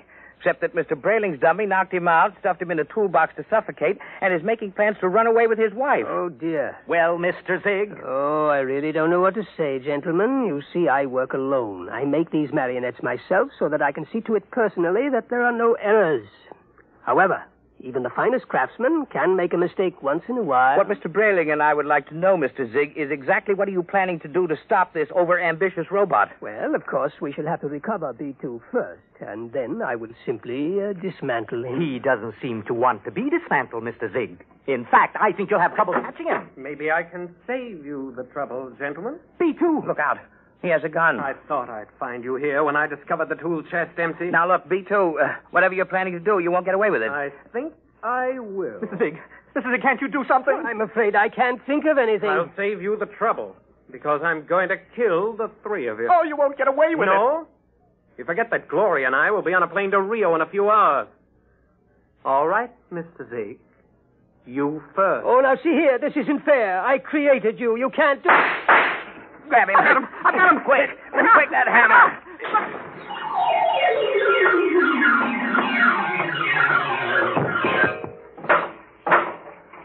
Wow. That's the end of Brayling, too. Oh, thank heaven. Henry, he got Zig right through the... Oh, holy jumping catfish. Henry, look at him. Look at Zig. Nothing but a mass of coils and springs, just like Brayling, too. Why, he's nothing but a marionette. He's no different from... Walter, you know what this means? It's incredible. A marionette building other marionettes. But someone must have built Mr. Zig originally. Well, perhaps Mr. Zig turned on whoever built him the same way that Brayling, too, turned on you. Well, at any rate, we'll never know. I wonder how many of these things are walking around among us. Oh, I shudder to think of it. Some of our best friends might be... Come on, we got to get out of here. But the police? Don't be a fool. There's been no crime committed here. All the police will find is two oversized puppets with the springs coming out of them. But they seem so lifelike. They're only machinery. You've got to remember that. Well, what'll I tell Gloria? If I were you, Brayling, I wouldn't tell Gloria a thing. I'd simply pick up that other ticket to Rio and take her on a honeymoon. What about you, Henry? What are you going to do? Me? I'm going home and give Nettie a kiss that'll singe her hair. I'll even forgive her for taking that $10,000 out of the bank without telling me. You know, when I think of what might have happened if I'd gone through with this marionette thing, what makes a fella realize how lucky he is to be married to a decent woman. Let's go.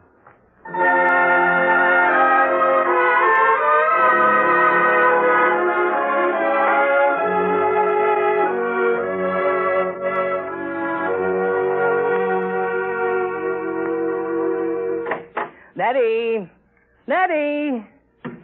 Where are you, sweetheart? In here, darling. I've missed you today. Come here. Oh, Henry. Oh, you look tired, darling. Can I do something for you? Just tell me. I'm yours to command. Oh, a man's a fool to jeopardize a nice home and a loving wife like you. You do love me, don't you, Nettie? You know I do. Here, let me get your slippers on. Oh, feels good to sit back on the sofa and relax. You don't know what a trying day I've had. I can see you're all upset. It isn't anything I've done, is it, dearest? Well, in a way, something you've done is connected with it. What's that, darling? The money. Money? I know you want to surprise me with the house, darling, but really you shouldn't have taken that money out of the bank without consulting me. Henry, I don't even know what you're talking about. Now, Nettie. But I don't. Nettie. Oh, you're so upset, darling. If it's anything important, let's talk about it later. Meanwhile, why don't you just put your head on my shoulder and rest? I must admit that sounds enticing. Here, let me make you comfortable. There. Now you just close your eyes. That's it. Nettie. Yes, darling. You hear something? No, darling. You sure? Like what? Well, like the ticking of a clock. No. Well, strange. I don't hear it now, but when I had my ear against your chest. Oh, no. Oh, no. What are you talking about, No, I darling? won't believe it. You are my Nettie, aren't you? You're a real live flesh and blood. Oh, she couldn't have done that to me. Not Nettie. But I hear it. And it's coming from you. It's coming from you.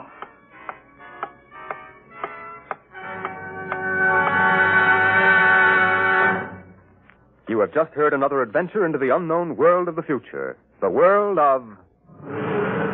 Dimension X.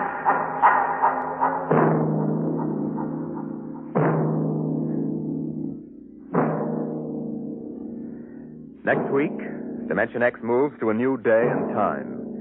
It will originate in New York on Saturdays from 8 to 8:30 p.m., beginning September 8th.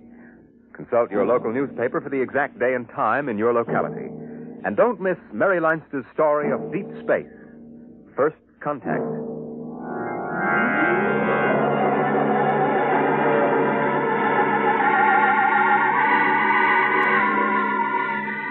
Dimension X is presented each week by the National Broadcasting Company in cooperation with Street and Smith, publishers of the magazine Astounding Science Fiction. Today, Dimension X has presented Marrionettes Incorporated, written for radio by George Lefferts, from the story by Ray Bradbury. Featured in the cast were Kermit Murdoch as Henry, Martin Rudy as Brayling, and Ross Martin as Brayling, too. Your host was Norman Rose. Music by Albert Berman. Fred Collins speaking. Dimension X is produced by William Welch and directed by Fred Way.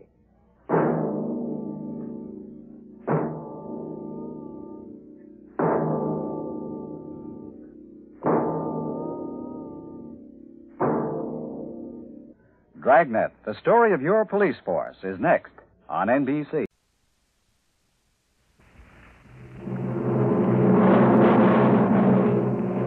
Adventures in Time and Space, transcribed in future tense.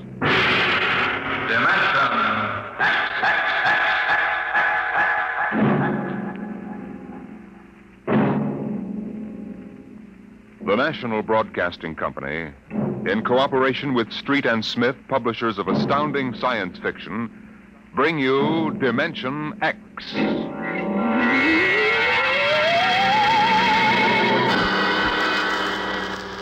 Tonight's story, First Contact, by Murray Leinster.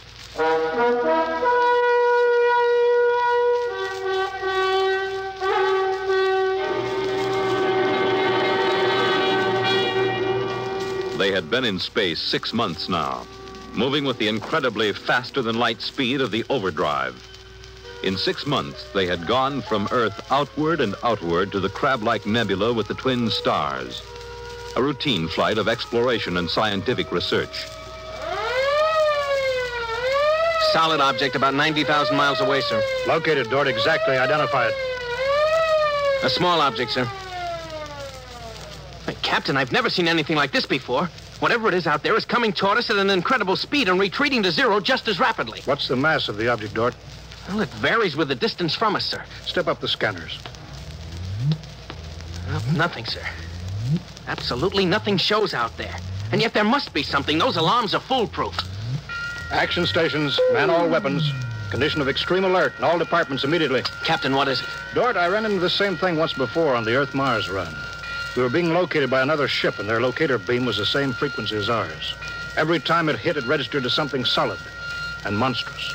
But, Captain, we're the only Earth ship in 18 light years around. How? I didn't say it was another Earth ship out there, Dort. Another race? That's right. There's a spaceship out there, all right. But it's not manned by human beings.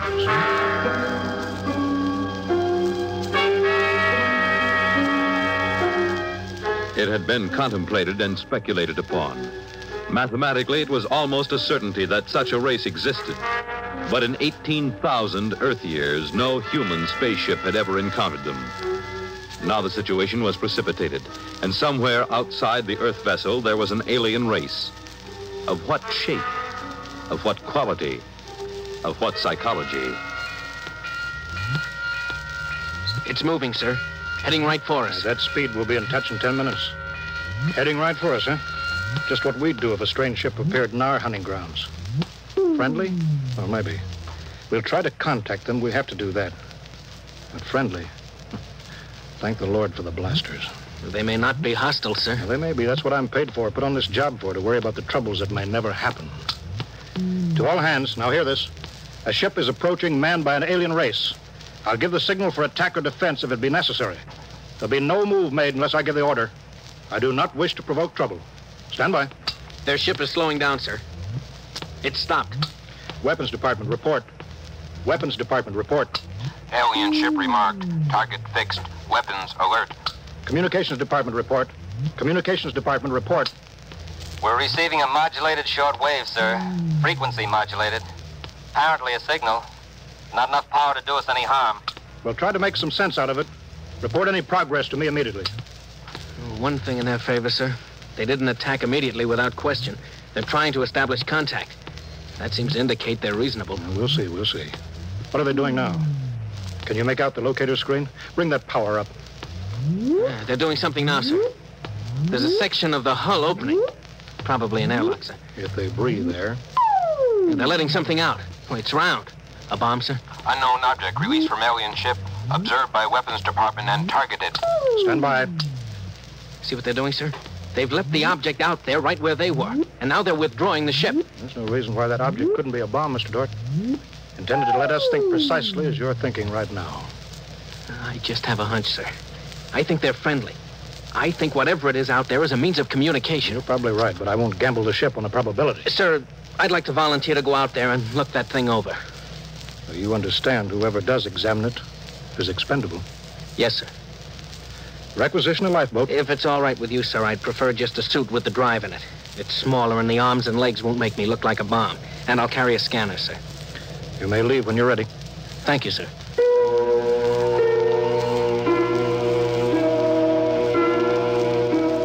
I'm all ready. Clear the lock and let me out.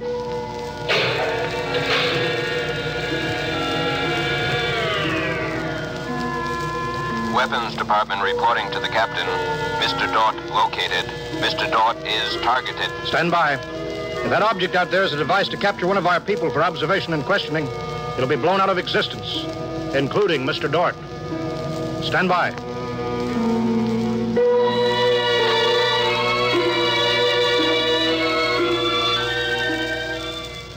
Mr. Dort. Mr. Dort. Report. Object, as you can see on the scanner, sir, is covered with many small horns, like the detonating horns of the obsolete mines formerly used in naval warfare. Is that their purpose, do you assume, Mr. Dort? I'm going to find out, sir. I'm going to grab one. Mr. Dort. I'm here, sir. I don't think this is a mine. Circle it so we can see it completely through your scanner. Deadlock, sir. Nothing to report that the scanner hasn't shown you. Oh, wait a minute, sir. A section of the outer hull seems to be opening. Do you see it? Very good, Dort. Hold that. I'm sure it's a communications device, sir. It looks like it. Fix your scanner so it'll focus on that communications device. Return to the ship.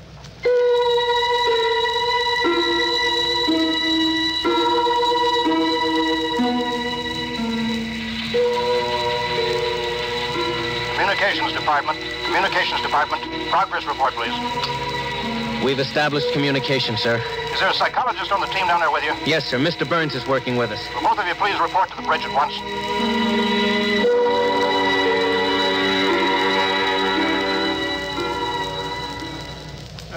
tired, Dort. We've established fairly satisfactory communication, sir. They seem to have highly developed thought patterns.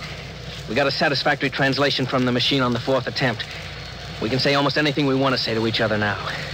Of course, how much of what they tell us is the truth, we have no way of knowing. Mr. Burns, you're the psychologist. What do you think? Well, I don't know, sir. They seem to be completely direct.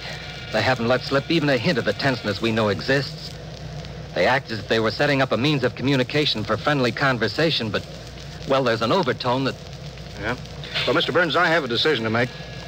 On the one hand, opening contact with the friendly people of a vastly different culture could only be beneficial to us of Earth. On the other hand, if they're hostile, I ought to blast them out of existence without any other preliminaries. Oh, but, sir, you can't... I'm not talking to you, Dort. It's not warranted yet, sir. Yes. Now, hear this, all departments.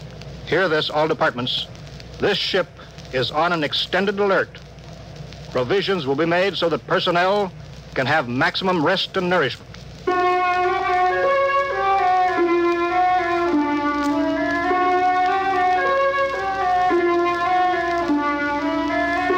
Communication continued by means of the artificial language set up arbitrarily between the Earthmen and the aliens, decoded by the mechanical decoders. Dort disobeyed orders. He lived on powerful stimulants so that he could stay with the communications machine. Talking to the aliens. Other people. Are we being received? We are receiving your message. The chief of this ship wishes to speak with the chief of your ship. The message is heard by the chief of this ship. The chief of this ship communicates that he will hear the message of the chief of that ship. Go ahead, sir. People of the other ship, I'd like to say the appropriate things about this first contact of two dissimilar civilized races, and of my hopes that a friendly intercourse between the two peoples will result. People of that ship, what you say is all very well, but is there any way for us to let each other go home alive? That's all, sir. They've stopped sending. Very direct people. Very direct. But, sir, I don't follow. I didn't know what that meant. You know, is there any way for us to let each other go home alive? It means what it says, Dort. Sir, what's to stop us from just cutting communication and leaving, and they can do likewise? What's to stop us? Simply that whichever ship leaves first will be followed by the other. If they find Earth and get back to their own planet and we don't know where that planet is, Earth will be completely at their mercy. If they leave first, we'll follow them. We'll attempt to find their home planet. Dort, could you swear to any decision that the policymakers on Earth will come to? Sir, even if they do follow us, the closer we get to home, the more of our ships and weapons they'll face. They'd never get away. Well, how do you know that they can't communicate with their home planet without returning? We can't, sir. How do you know they can't? I don't, sir. So that's the situation.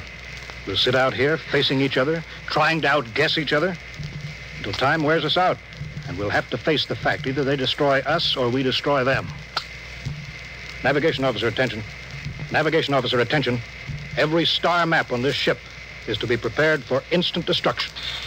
The chief of this ship wishes to know whether the chief of that ship can suggest an answer to the problem concerning us both. Do you want me to answer that, sir? I'll answer it myself. Tell me when to talk. Now, sir. I am giving that matter personal attention.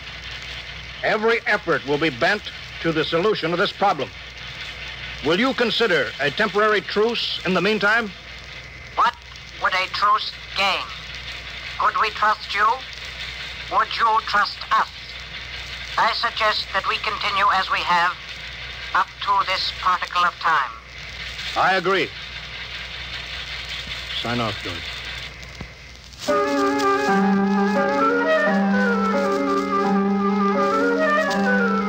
Weeks went by, and during the weeks, the exchange of information continued without let-up. What particle of time are the people on that ship at? The resting time. All rest except myself and others on alert duty. Same on this ship. You people of that ship are very similar in many ways. Do you have a family? I have a mate. I have a mate and 3 offspring. It is too bad for them, as well as us, to have to kill each other. This ship can't see any way out of it. Can that ship? If we could believe each ship, yes. Our chief would like it. But we can't believe you, and you are afraid that we do not tell truth, although we do. This ship would trail you home if this ship were able to. That ship would do the same. But this ship feels sorry about it. I believe you're a friend. I share your belief and like you. But there is a possibility that you were put to make a trap for me. I will stop now and think it over.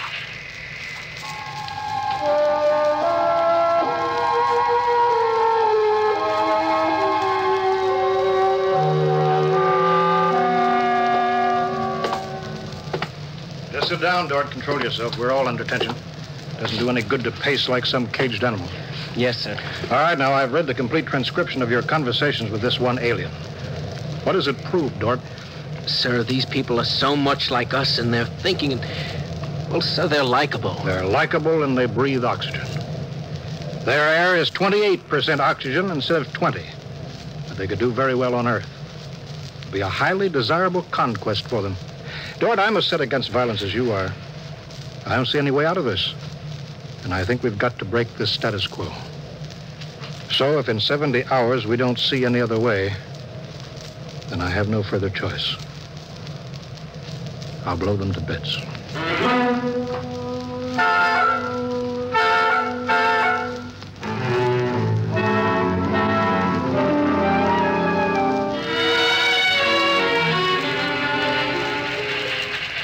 Will that ship receive communications?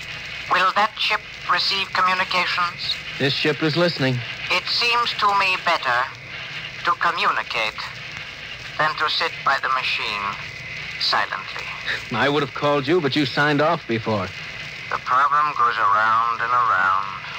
I find no answer. Perhaps we could turn our thoughts to other things.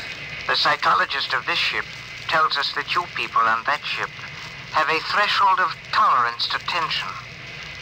He tells us that you will be forced to take one action or another in a period of less than 100 time particles. I have no communication on this matter. Well, this ship is not trying to extract unwilling information from that ship. A truth is mentioned in passing. A report of this conversation will be carried to the chief of this ship. It would be so. We are prepared. If only the people of this ship could meet in direct contact with the people of that ship, it might be better. We could not communicate then. The communications machine is too large to carry from place to place. In direct contact, the peoples of the two ships would be further apart than now. That's true. I am sad. Much that is pleasant has passed between us. I am sad, too. We are not yet ready for each other. We are not yet ready for each other. It's hard, isn't it, Dort? Well, Captain, I'm sorry. I didn't know you were here, sir. I've been here for quite a while. Eavesdropping, I'm afraid. It's all right, sir. Nothing can be personal in a situation like this. Yeah, that's right. How long is 100 time particles, Dort? Pardon, sir? That reference he made to us not being able to stand tension is interesting. Their psychologists seem to make more out of us than we do out of them, don't they? Yes, sir. They hit the nail right on the head. Yes, they did. I think, Dort, we'll just have to push our timetable up a bit. No further communication with the aliens under any circumstances. That's clear, isn't it? Yes, sir. Sir, if they know so much about our psychology, isn't it possible that remark was intended to make us act more quickly? Probable, Dort. Probable. Well, why would they do that, sir? Why? You tell me why, Dort. All of a sudden, I have an idea, sir. That's crazy. It doesn't matter how crazy. I'll listen to it. Sir, I think these people are playing some kind of a joke on us. Joke? A joke, Dort? Yes, sir. Over and over again, I've noticed what I think is a sense of humor. A highly developed sense of humor. Do you recall when we went to all the trouble to set up a fictitious star map and then they just sent us back a mirror image of the same one? I think somehow they're playing a joke on us. Well, maybe you're right. In which case, you've seen practical jokers, Dort. Their jokes aren't always funny. Sometimes they hurt people.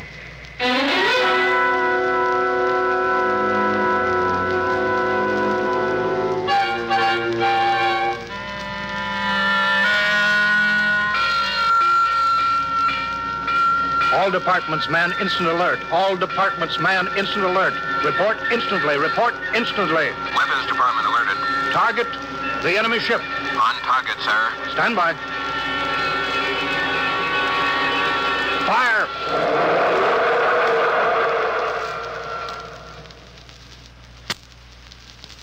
They're gone, sir. Not a trace of them left. Not a tiny trace. Now we can go home.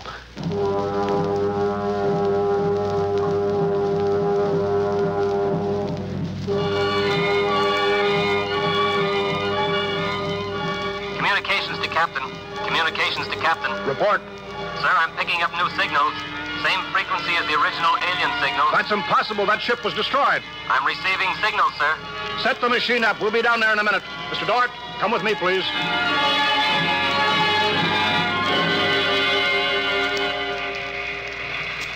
It's good to be on the way home. Yes, it is good. Do you suppose we'll ever figure out what happened to the other ship? Never. A blinding flash and they were gone. I suppose they couldn't figure a way out of the situation.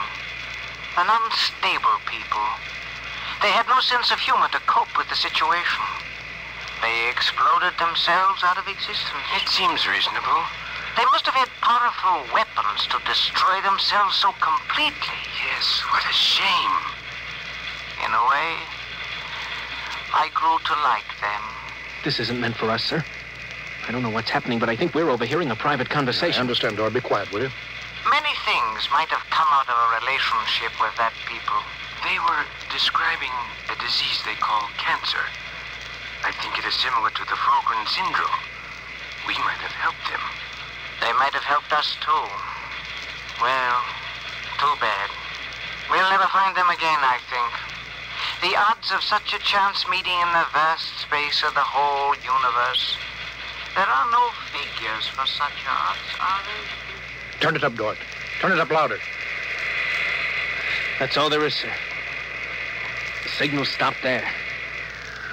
Sir, I don't know how, but somehow when we fired at them, we didn't destroy them, but we did set up a condition whereby they've become invisible to us and we've become invisible to them. Captain to Engineering Department. Halt forward motion. Captain, why are we stopping? Listen, Dort, you say they're invisible. All right, they are. But they're not destroyed because we just heard them. They're out there somewhere. Invisible. Well, you heard them, sir. They're heading for home. We're invisible to them, too, sir. How do you know, Dort? How do you know this whole thing isn't a setup? Well, suppose that's true, Captain. You heard their conversation. They weren't talking like any monstrous people. They seemed decent and warm, just as decent and warm as we are. How do you know this conversation wasn't planned, deliberately set up for us to hear? How do you know that, Dort? Yes, sir, you're right. They may be out there and they may not. They may be telling the truth or they may be trying to trick us. They may be friends or they may be the most deadly enemies. You said they had a sense of humor, Dort. What a joke to play. To deliberately set up a situation where we wouldn't know fact from fantasy, truth from lie. Wouldn't that be a joke, Dort? Yeah, but we don't know that they did that, sir. And we don't know that they didn't. We don't know anything. Sir, does that mean we never go home again? I don't know. I have to think about it. I have to think about it.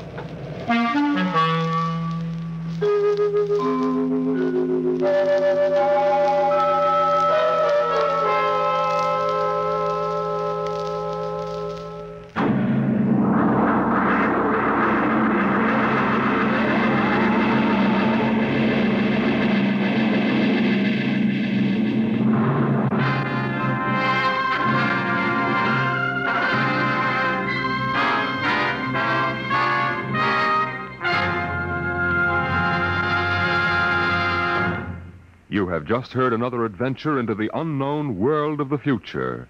The world of... Dimension X.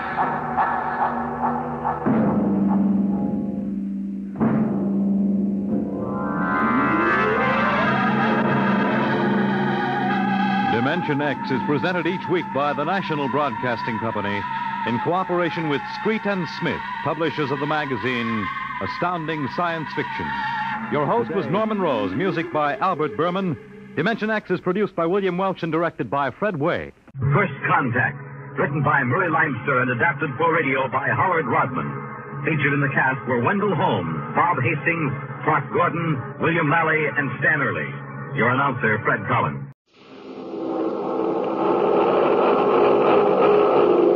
Adventures in Time and Space, transcribed in future tense.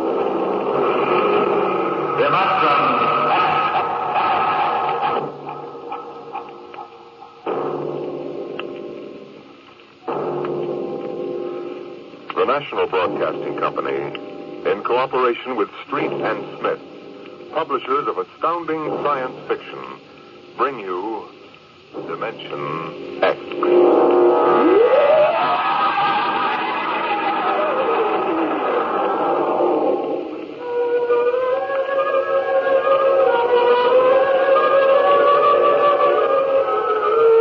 The rocket drove through space like a silver fish in an endless tank, the stars in black velocity swirling by. Inside her case, tiny, finite specks of humanity controlled the tremendous power that impelled her so relentlessly toward the other galaxies. Who were these men? What mad, fantastic need and desire had caused them to abandon Mother Earth and venture to the ends of the universe? Captain Hollis. What is it, Stone? Magnetic storm dead ahead, sir. And the aperture? About 100-mile gap between elements, sir, but shifting rapidly. Switch on the radar screen. Let's have a look. Yes, sir. There are asteroids in it, Captain. I see that. Thank you, Stone. Sir? What? Any change in course? What for? The storm, sir. If I decide to change course, I'll issue the order. At the rate we're approaching, it'll be too late to issue an order. Mr. Stone, do I need to remind you who's master of this ship? Look, sir, there are 25 other lives to be considered besides your own.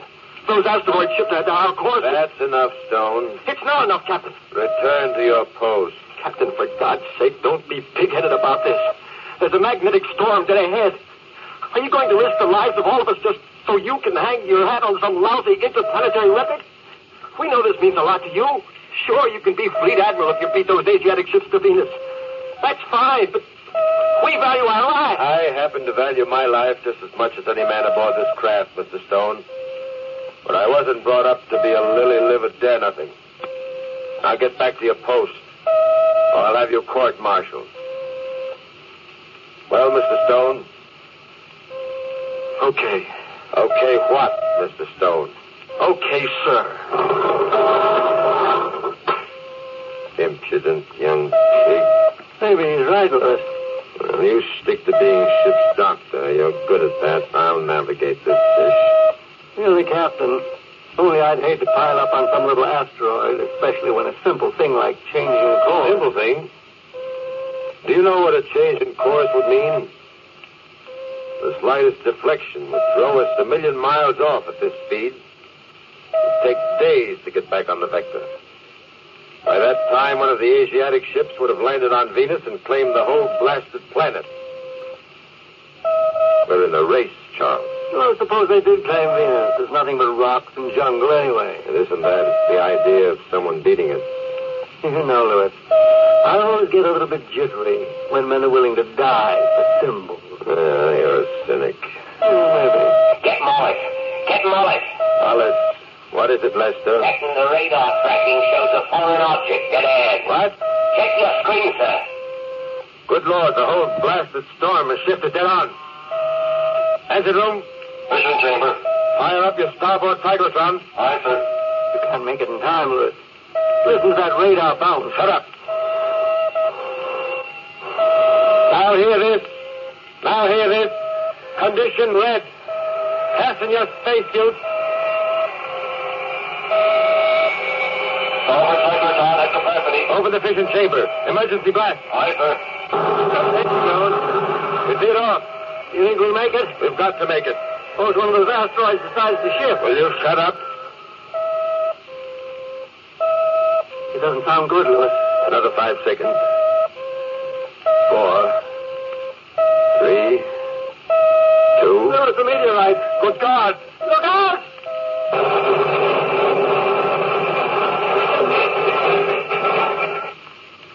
Hello? Hello, anyone? Can you hear me? I can see you floating out there. Can you hear me? For God's sake, answer if you can. I don't want to just float out here alone.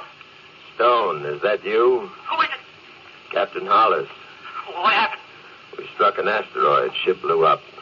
Is anybody else alive? I don't know. I can see some spacesuits floating in space not far from me, but I don't know if they're alive. Maybe they just don't hear us. Their radios are working, they do. Hello? Hello, somebody? Doc, is that you? Lewis? Yes. Thank God.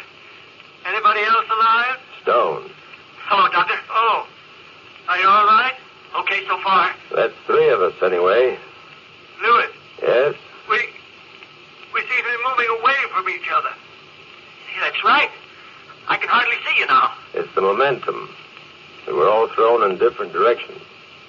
Since there's no friction, we'll pick up speed. Isn't there some way we could stick together at least? I'm afraid not. If there's no friction, then there's nothing to stop us. That's right, Stone. But then we'll just keep falling. Maybe forever. Not forever. You'll fall until you get into one of the gravitational fields of some planet. After that, you'll fall toward the planet. Mother in heaven, what a way to die. Nobody's going to die. Those Asiatic ships will be along this way. We can radio to them when they get in range. Aren't you forgetting something, Lewis? What's that?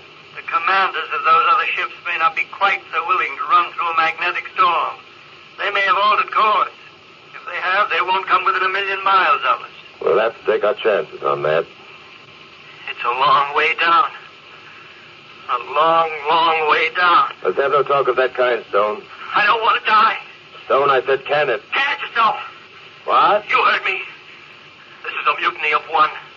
Don't try to put your rank on me now, mister. You'll be 10,000 miles away in another hour. So help me, I'll have you court-martialed when we're picked up. Let's not kid ourselves. Nobody's going to be picked up. I've got a few things to get off my chest before we lose contact with each other. Don't let it drop. Let him talk. Thanks. Your ship was a bad ship, and you were a bad captain. I hope you break when you hit the moon. Thanks for the goodwill, Stone. That isn't all. I believe there are different kinds of deaths, Captain. Just as there are different kinds of lives. Yours should be pretty interesting because you've been dead for years. Stone! Let him. When was the last time you had an honest human feeling, Captain? I'll bet you don't even remember when. I don't think you're capable of any kind of strong feeling. Do you have a wife, Captain? I'll bet she won't miss you one bit. Children? I have a son, little boy. Maybe he'll grow up to be a hero like his daddy. A tin hero with a piece of stone where other men have hearts. Are you quite finished? I've said it. Well, so long, Doc. So long.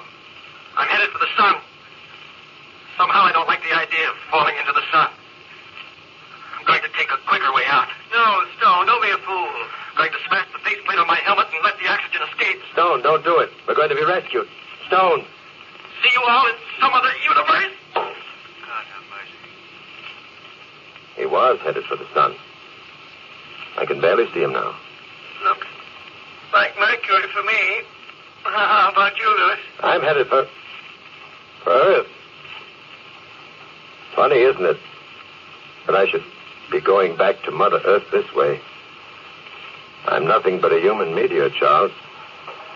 When I hit the Earth's atmosphere, I'll burn like a match.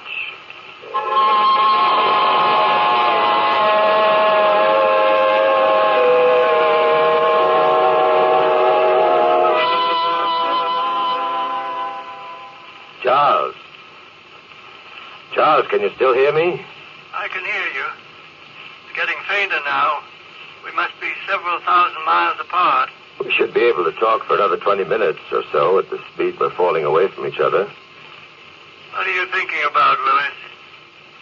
I was thinking about Stone. what he said. Don't let it get you. You know, in a way, he was right. He was insane. The shock knocked him off balance. No. Each of us dies in a different way. Each of us has his own life to look back on. Huh? What's that? I don't know. It sounds like... Lester. Hello? Hello, Lester. Can you hear us? I don't think so. It's possible that the sending unit of his radio is working, but the receiving unit is damaged. Singing good stuff to keep up his nerves. Right there. Hello? Hello? Anybody alive? This is Engineer's Mate Harry Lester. Hello? Mother of heaven, ain't there somebody that talks to me at least? Lester, can you hear us? No. Listen, anybody. If you can hear me, this is Engineer's Mate Harry Lester. We had an accident. We were... Oh, what's the use? He doesn't even know we can hear him. Poor devil may have forgotten to switch on his receiving unit. Well, there are three of us again anyway. Isn't much comfort. Maybe Stone's way is best. Don't be a fool. They're going to be picked up. I doubt We it. must. I must. I've too much to accomplish in life to die like this. A fellow like Stone or Lester, they come a dime a dozen. But I was in line to be commander of the whole fleet. You know what that means, Charles? Commander of the hemisphere. No, I don't know what it means. I never wanted to be commander of anything but myself. And I never even came close to that. Helen was counting on it. Stevie, too, in his own little way. It's hardest for Helen. Stevie's too young to understand. He'll know. He'll know his daddy went out with a ship. Like a man. They'll give him a medal. Louis, I'm beginning to think that maybe Stone was right about you. Huh? What do you mean? Oh, nothing. No, Charles. I want to know. We've shipped together a good many years. You never told me what you really think of me, whether or not you've envied my success. I'd like to know now. We've nothing to do but talk anyway. I've never envied anything except the fact that you're falling back to Earth, Louis. I've admired you as I admire some sort of perfect machine. But that's where it stopped. You know the trouble with you, Louis? Well? You can't cry. What? You can't cry. Well, men don't cry, only children. That's what I mean, Louis. You can't cry. I don't know what the devil you're babbling about. Well, skip it. Now, look here. There's one thing... I had a wife on Mars. I had a wife on Jupiter. And I had a wife on Venus. Every one of them had money and treated me swell. What's he babbling about? I don't know. He seems to be reminiscing about his life. I had some nice times, I did. Oh, it's Roxy. She didn't know about any of them others. Roxy. Married 15 years and she still looks like a schoolgirl. And there's a boy, too. I wonder what he's doing now. Like he's not in some mischief. I remember when I kissed him goodbye. I said to him, I says, now, my son, take good care of your mom and don't get fresh with the girls. He'd slap me if he didn't wink at me and smile that winning smile of his and say, all right, Dad, take care of you, come back well. All in all, we miss you terrible much. Oh, well, Eddie, Lister, you can't complain. You've had the best of it and some to spare. Simple soul. Too simple. I envy him. Why? Because he has all that to hang on to. Women always frightened me. I ran from them. Always wanting them and jealous of men like Lester for having them. And jealous of him for being able to spend money without fear and for as much happiness as he could have in his own wild way. Haven't you ever wanted that? Don't be a fool. The difference between us and Lester is that he lives in the present. He gets into the experience of the moment. You and I, Louis, we live in the past and in the future, but never in the present. Could we change the subject? I thought you wanted to talk. Well, let's talk about something else. Charles? Charles? Charles, are you there?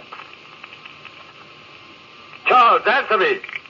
I just switched to my auxiliary battery. I'm sorry. Well, don't do that. Afraid to be alone? I've never been afraid of anything in my life, and you know it. I wonder. It's a long way back down. Why doesn't he shut up? Louis. What? Louis, I got myself into a meteor swarm. Some little asteroid. Meteors? I think it's that Myrmidon cluster that goes out past Mars, then swings in towards Earth once every 5 years. I'm right in the middle of it now. It's like a big kaleidoscope. All kinds of colors and shapes and sizes. God, it's beautiful, all that metal. I'm going with them. They take me with them. Well, I'll be doggone. Remember when you were a kid, Louis? Held a kaleidoscope to your eye, gave it a twirl? That's what I'm part of now. Keep talking. I can barely hear you now. They're taking me off, Louis. So long. Charles! Charles, don't leave me alone like this. Charles! Charles!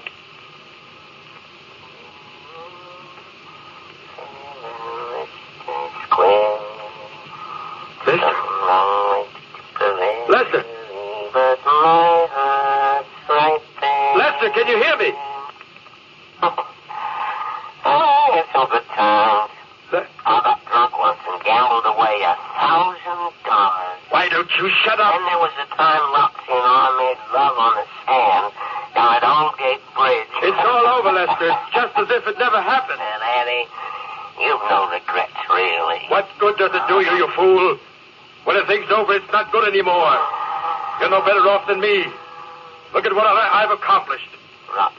You floating there, languishing over some skinny, misbegotten slut of a wife. Roxy. My wife is beautiful. Understand? Beautiful. Like marble. Well, like chiseled marble. You'll find herself another man. She'll have some more good times. No, she won't. She'll be faithful to my memory. Helen, you will be faithful, won't you? You'll never forget me. It's a long way. I won't listen. I'll switch off my radio.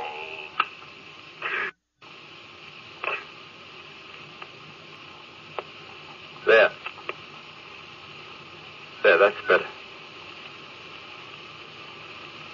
You're alone now, Captain Hollis. Alone with yourself. And your thoughts. And your memories. Going back to Earth like a human rocket. And remembering.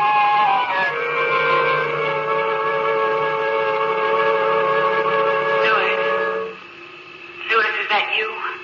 Yes, Helen, it's me. I've missed you. Have you? Didn't you know? But I thought... we quarreled. Oh, I've forgotten about that. I had some trouble, Helen. We won't talk about it. You're home now. That's the important thing. Stevie is so excited. Stevie, where is he? Right here, darling. Stevie? Steve? Daddy! Hello, son. You're going to stay with us this time, aren't you, Daddy?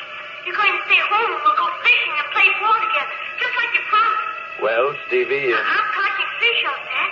I've got a whole collection of all different colors. Would you like to see them? Yes, I would, son. I'll go up and get them. I've got them in my room. Don't go away, Dad. I'll be right back. I won't go away. He's, quite a little guy, isn't he? I'm glad you're finally getting together with him. What? What do you mean, Helen? You've always seemed so, detached from him. Steve is a sensitive little creature. All he ever wanted from you really was just a little affection and respect, Louis. Just a little respect for the things he felt and wanted. I've been a good father. Nobody can ever say I haven't been a good father.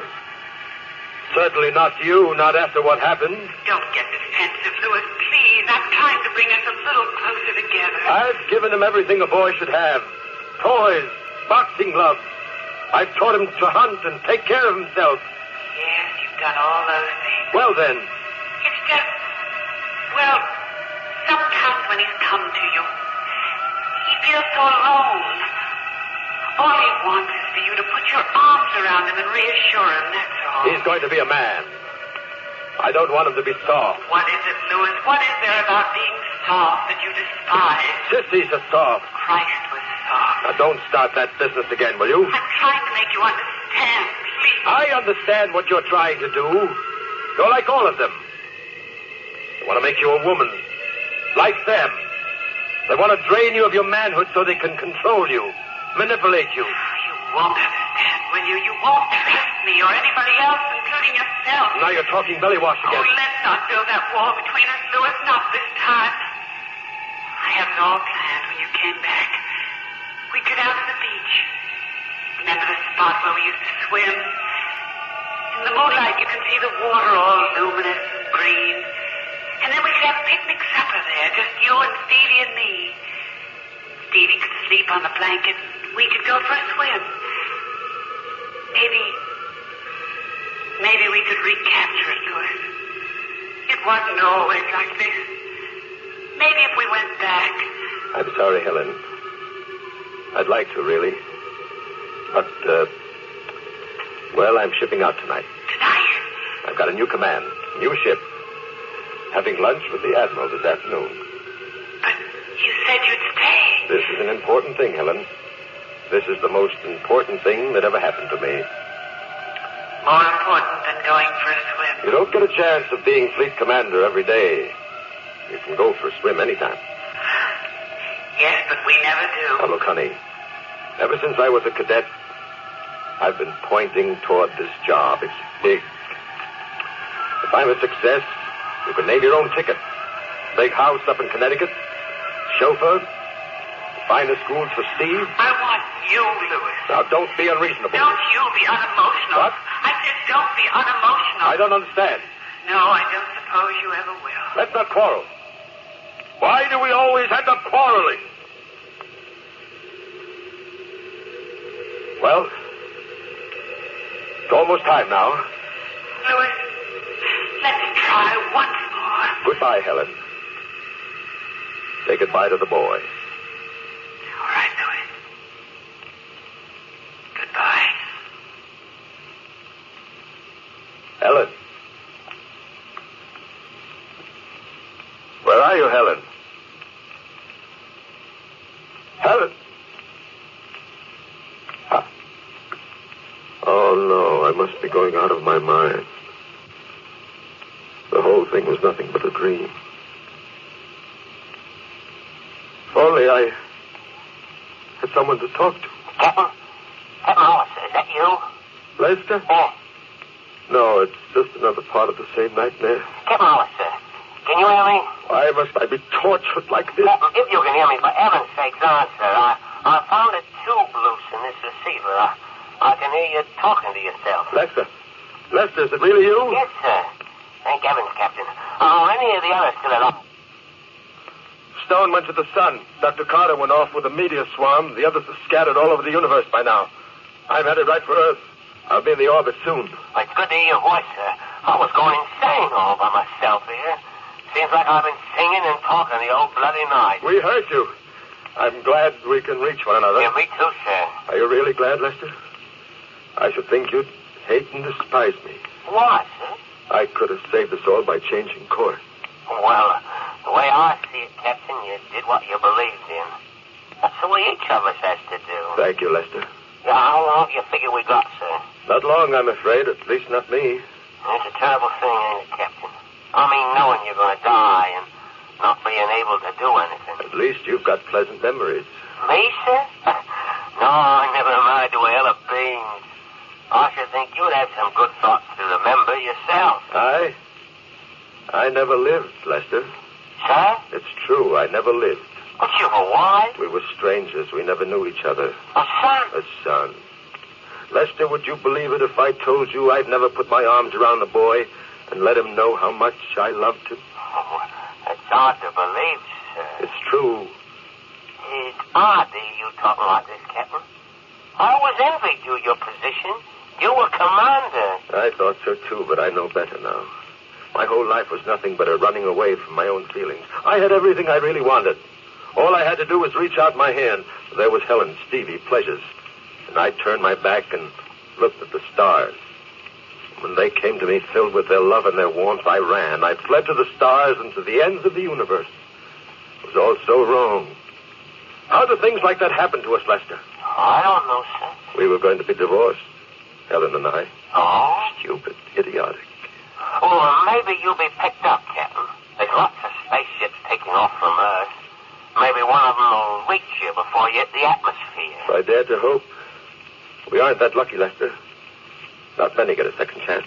Well, keep I hoping. can see her now, Lester. Mother Earth, big and green and rich. Won't be more than a few minutes at this rate.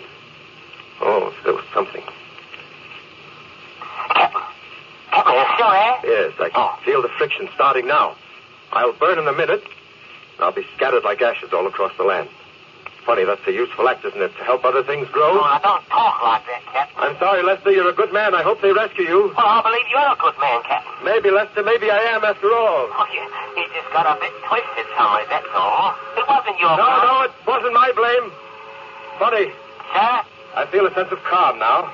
Almost relief. Did you ever get out of a cold shower and feel like a new man? Clean and ready for breakfast and a new day? I have a feeling like that. It's a beautiful old Earth, Lester. Good to go home. I wonder if anyone will see me. Captain!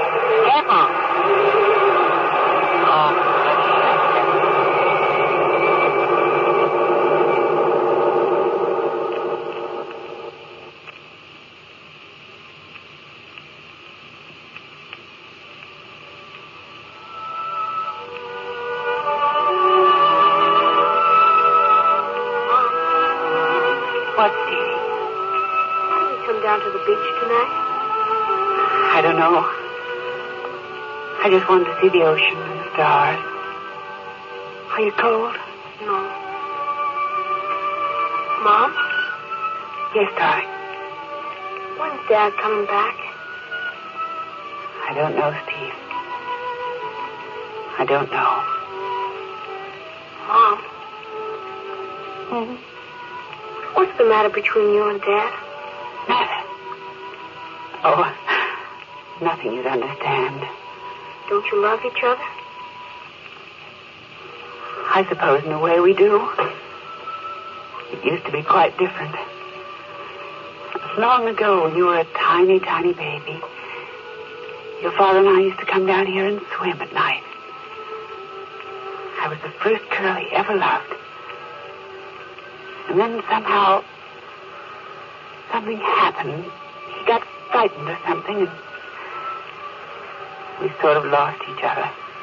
Oh. Come here, Steve. What's wrong, Mom? Oh, I just feel a little chill. Perhaps we'd better be getting back. It's almost your bedtime. Okay, Mom.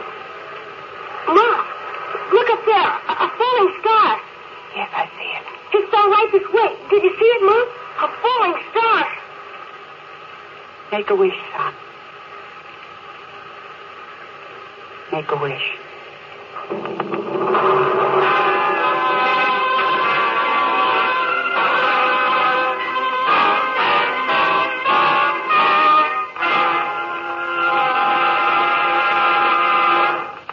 You've just heard another adventure into the unknown world of the future.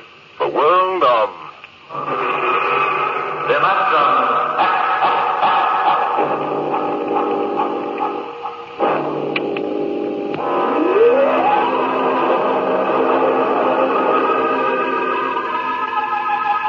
Dimension X is presented transcribed each week by the National Broadcasting Company in cooperation with Street & Smith, publishers of the magazine Astounding Science Fiction. Today, Dimension X has presented Kaleidoscope, written for radio by George Lefferts from the story by Ray Bradbury. Featured in the cast were Joe DeSantos as the captain, Leon Janney as Lester, and Joan Alexander as Helen. Your host was Norman Rose.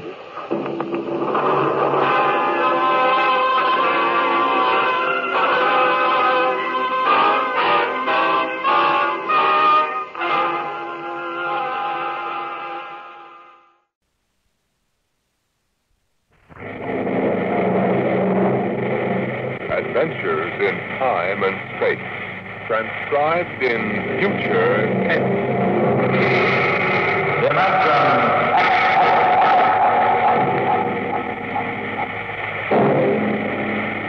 The National Broadcasting Company, in cooperation with Street and Smith, publishers of astounding science fiction, brings you Dimension X.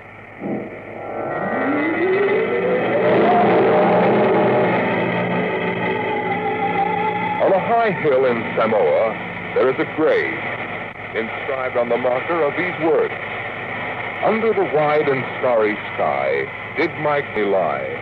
Gladly did I live and gladly die, and I lay me down with a will. This be the verse you graved for me.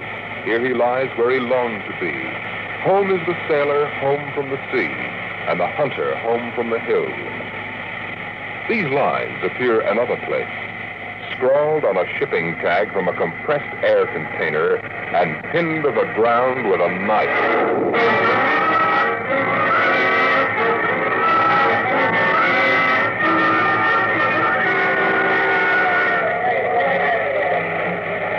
It wasn't much of a fair, as fairs go. The trotting races wouldn't be held till 8 o'clock at night. The flags and bunting drooped in the gray afternoon, and the pitchmen seemed discouraged. A large black cabriolet limousine stood at the side of the road, 32 cylinders purring quietly. And over the dust and the clatter of the fair, a bullhorn blasted its highest pitch. Hurry, hurry, hurry, this way to the moon rocket. The moon rocket. See it fly. The actual type rocket used by the first men to fly it. Chills, thrills, the romance of space. You can ride in it for only $25. Hurry, hurry, hurry. Henry. Yes, sir. I'm getting out. But the board meeting, sir, you're due in Kansas City at 4. You think I need another $5 gold piece? Oh, no, sir. You trying to tell me what to do? No, sir. Of course not, sir. Then get this confounded buffalo robe off my legs. Get it off. Just a minute, sir. I'll help you. Let go of me. Of course, sir. Watch your head on the door, sir. Let go of me. I'm sorry, sir. Yeah. That's the ship. Rotten old tub. Single jet type with fractional midriff controls. Stay here, Henry. I'm going over.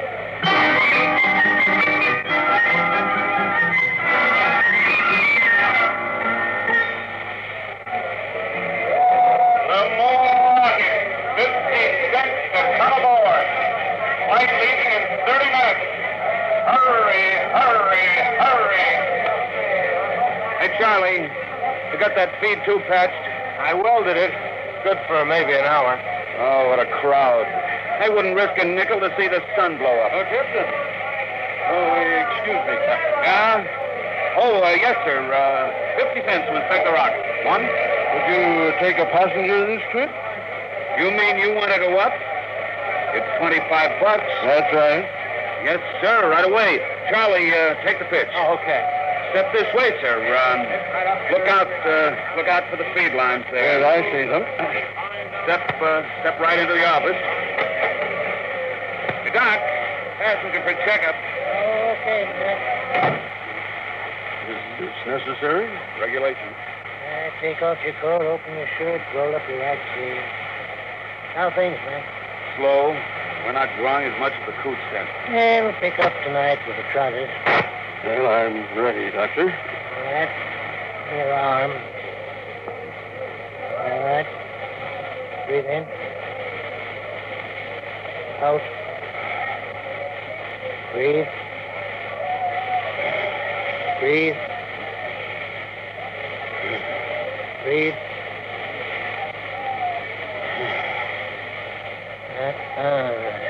Sorry, Mac. No go, Doc?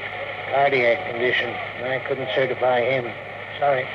You mean you won't take me up? He's the doctor. I couldn't even guarantee you'd live through the takeoff.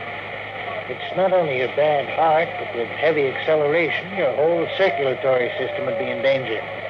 And at your age, bones are brittle, highly calcified. You could snap one on the takeoff.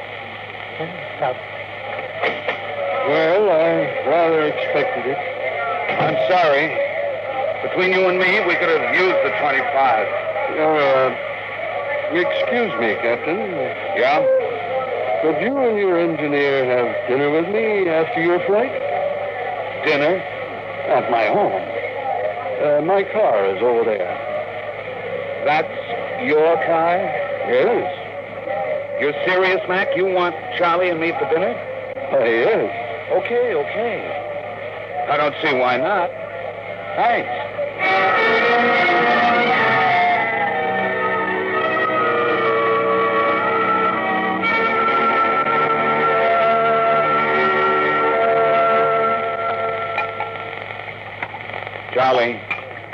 Charlie, you had enough. Oh, lay off, Mac. Oh, that's perfectly all right, Captain McIntyre. A cigar? Thanks. Light? Yes, thanks. Yeah, it's hard for me to see why any holder of a master's ticket would quit the Earth-Moon run. I didn't like it. Yeah. Don't hand us that. It was little G walked you out. All right. So I took a few drinks. I could have squared that. Too many regulations, red tape. Yeah. Would it help you to get back to the moon? Sure. I could get a short-haul job hopping oil. If I kept my nose clean, I might even get back on the run. Captain, would you be open to a business proposition? What is it? You own your rocket, barring a couple of liens and anything. I want to charter her to take me to the moon. What? You hear what he said, Mac? He wants us to fly that old heap to the moon. Oh, no, can't do it. The old boat's worn out. We don't even use standard fuel, just gasoline and liquid air. Why don't you bribe a couple of company medics? It's been done before. I know, but not for me. I'm D.D. Harriman. Harriman? Why, you own the company. I own a large percentage of the company, but the other directors won't permit me to jeopardize the franchise. Can you tie that, Mac? A guy with half the money in the world, and he's up the creek. Shut up, Charlie. He's right. Well, Captain, it's against the law. I'd make it worth your while. Sure he would, Mac. D.D. Harriman. He'd make it worth our while. Mac, in the city. Why do you want to go to the moon so bad, Mr. Harriman? It's the one thing I've really wanted to do all my life. I'm maybe 50 years older than you are. When I was a kid, nobody believed we'd really reach the moon. You've seen rockets all your lives, but when I was a boy, they laughed at the idea. But I believed. I wanted the moon made. I used to stand in the backyard and stare.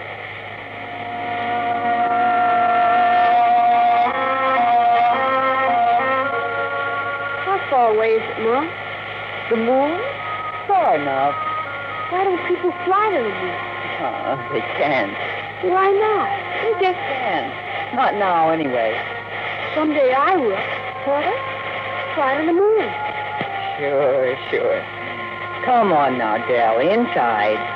Way past your bedtime.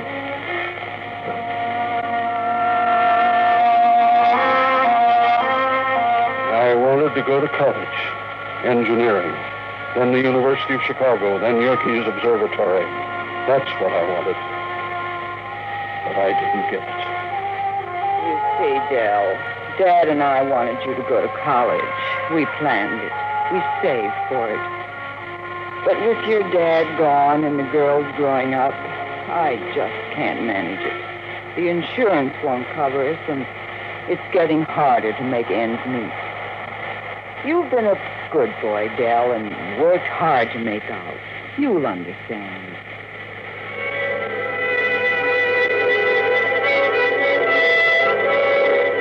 I understood, and I worked. Stock boy at the old Ford plant in Detroit. Accountant. Credit manager for a mail-order house. And then New York. Wall Street. And then transportation. The monorail line between New York and Chicago. The Atlantic pressure tunnel. And then Harriman rockets. Dell, I want to talk to you. But I'm working, Charlotte. You talk to me now, Dell, or you may not get another chance. What is? Fred Lockwood. You've sold out again? I run the business, Charlotte. Dell, I'm fed up with it. Up to here. I married you because I love you. I still love you, but I'm fed up. Now, what is it, Charlotte? We're not young anymore, Del. I'm tired. I'm not asking for millions, just a little life for the two of us. I'll pull the money out. I know you will. 20 hours a day on benzodrine to stay awake and neobarbital to sleep. Oh, Del, I can't stop you from doing this to yourself, but I won't let you do it to me.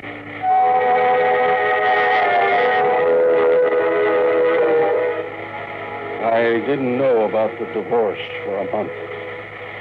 I lost the papers under a stack of blueprints and stock prospectus. Here's the news flash, Del. Strato rocket reaches Paris. We've got the franchise lined up. The House Committee is solid. The Federal Rocket Commission is okay. The next step is the moon, Fred. Sure. Look, Del, if we cut the freight rate on the tunnel, we could... I'm serious, Fred. The next step is the moon. Del, you've been riding that joke for years. It's no joke, Fred.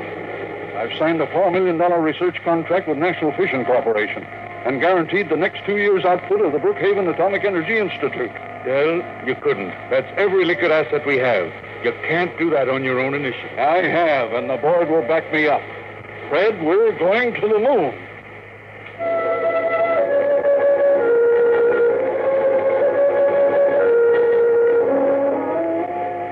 It took 2 fraudulent bankruptcies and an investigation by the Securities and Exchange Commission before we did it. There were 3 injunctions on the rocket before it blasted off. I was going on the second trip, but my considerate board served a court order on me. You can't go, Del. Fred, I'll break you if it's the last thing. You've got a bad heart. That's no secret. If you die out there, the whole card house comes down. We've got an equity in this corporation, and we're going to see it protected. You've sucked us in on this wild scheme, and now that it paid off, you're going to sit right down here on Earth and see that the dividends come out on time. You're not going to the moon, Del. Forget it.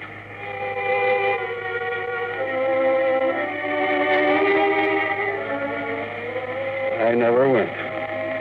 By the time my lawyers shook off the restraining orders, the first cargo rocket had crashed into the Pacific, and Congress rushed through the Space Precautionary Act.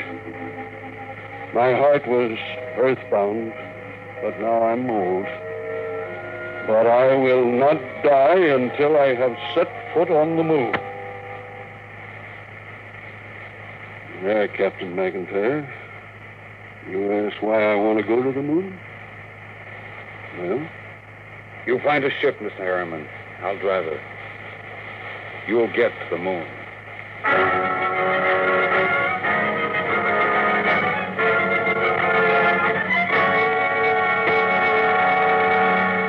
What, Mr. Harriman? You heard me. Sell out my holdings. I want every share I own realized in cash as soon as possible. But it'll depress the market, sir. You won't realize the full value of your holdings. Don't you think I know that? I was juggling stock before you were born. I can afford to take the loss. Yes, sir. Oh, Mr. Harriman, there are 2 men outside. Who are they?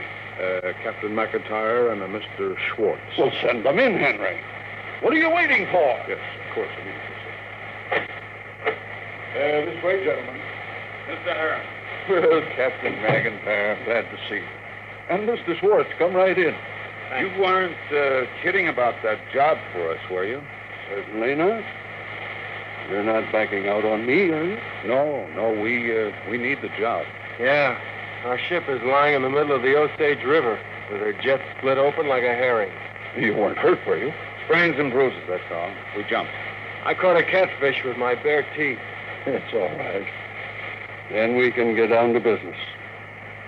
I'll have contracts drawn up for you. You two will have to buy me a ship. I can't do it openly. My dear board of directors will find out and slap a court order on me. But we can't get credit. Don't worry. I'll supply the cash in advance. Pick some ship that can be fitted for the jump. A straddle yacht. Move to a piece of desert. I'll find a strip and buy it. You mean fit her out there? Yes, we'll install extra fuel tanks, change the injectors and timers for space flight. Spend all the money you want. I'll see that you get it.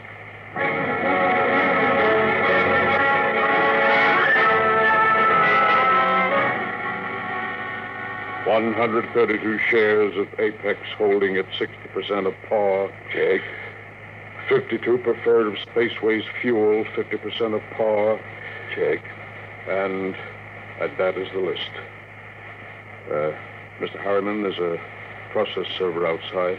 What is it? I don't know, sir, but I think it's a subpoena. I was expecting that. Henry, get Mr. Cammons on the phone. Yes, sir. I think it's time for my lawyer.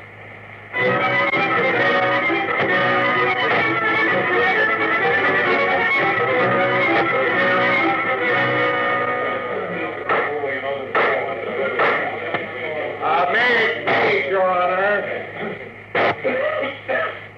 Counsel representing Mr. Harriman's relatives contend that his behavior for the past few weeks gives clear indication that a mind brilliant in the world of finance has become senile.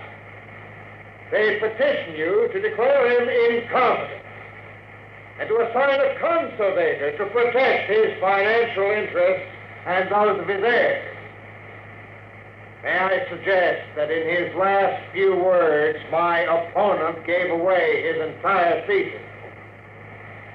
It is evident that the petitioners believe that my client should conduct his affairs in such a way as to ensure that his nephews, nieces, and their issue will be supported in unearned luxury the rest of their lives.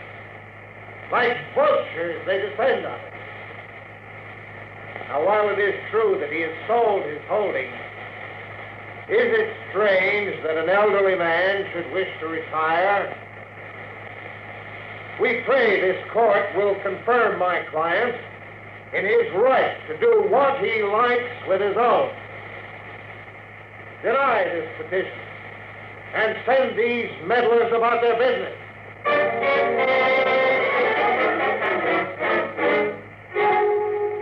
Well, Cammons? He reserved judgment till tomorrow. Which way is the cat going to jump? Well, Judge Embry is a strange one, Dal. He assured me he has a higher regard for personal liberty and then added that any action he took would be in your interest. But he did say that men do become senile and must be protected. Senile? He might rule against me. Yes, Dale. He might.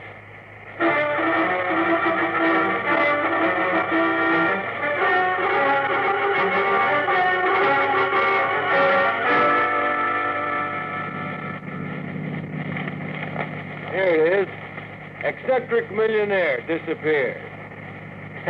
Are you eccentric, Mr. Harriman? Well, they used to call me crazy. It depends on your credit rating. A bench warrant under contempt proceedings has been issued. They won't find me out here. How's the work going, Charlie? Well, my end's in pretty good shape. We finished the second pressure test on the new tanks and fuel lines today. The ground tests are all done except the calibrations. Take about 4 hours unless I run into bugs. How about supplies? Food and water on board.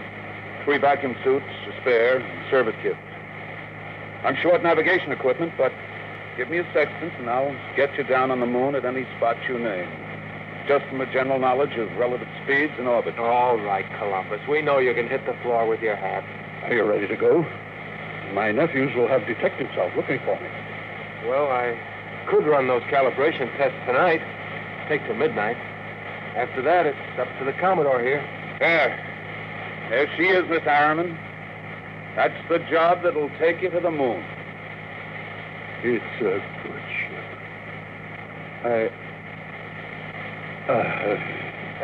Mac, stop the car. Charlie's out.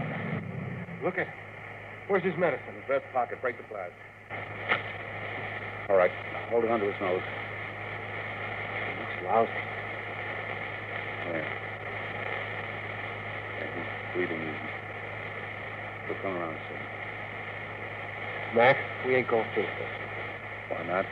It's murder. He'll never stand up under the initial acceleration. Maybe not, but it's what he wants to do. Get that ship ready to fly.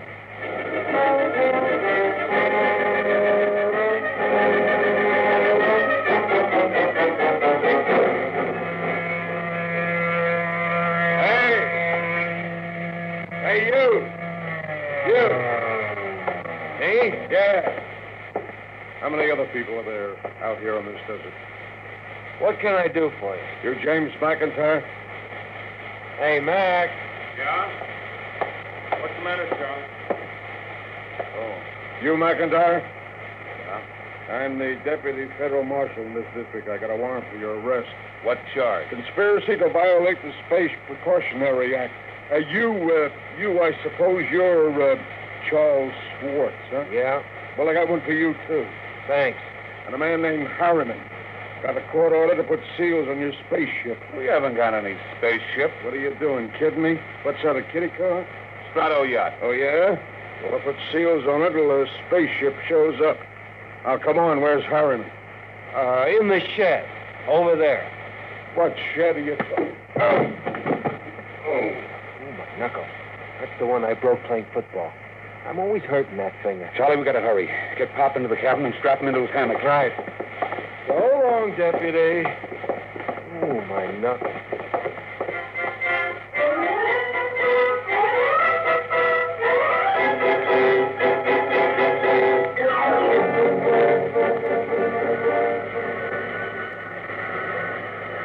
She's warm, Charlie.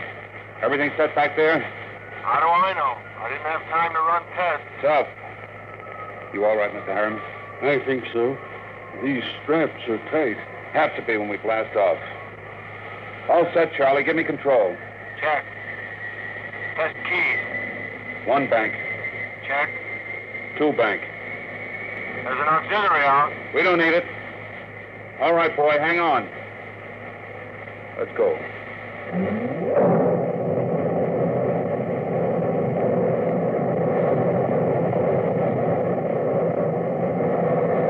How are you, Pop?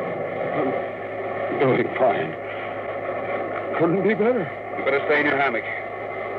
I'll loosen the straps a little. What is it? Nothing. Just go easy on that side. Pop, you ain't fooling me, man. You got a couple of busted ribs. Well, there isn't much I can do until we ground. You take a neobarbital, and I'll wake you when we cut jets. No, I'll stay awake. Okay. Just you safe, man.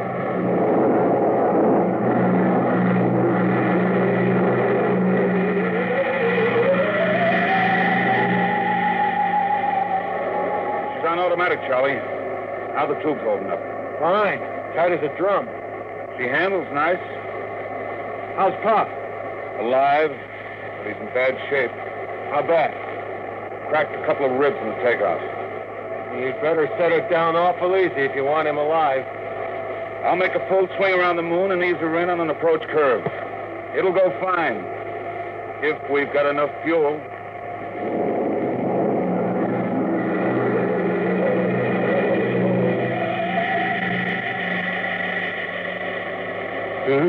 What? Who called me? Something wrong, Pop? I thought somebody was calling me. I must have been asleep. I swung your hammock around. We're breaking now. There she is ahead. The moon. I've seen 1,000 photographs. There. That's Copernicus. Tycho. The Minerva Mine Stone. You know it all right, Pop. Where are you landing? Marrionettes, between Aristoteles and Archimedes. That's about 40 miles from Luna City, isn't it? Sure. It won't be easy landing with a ground approach radar, will it?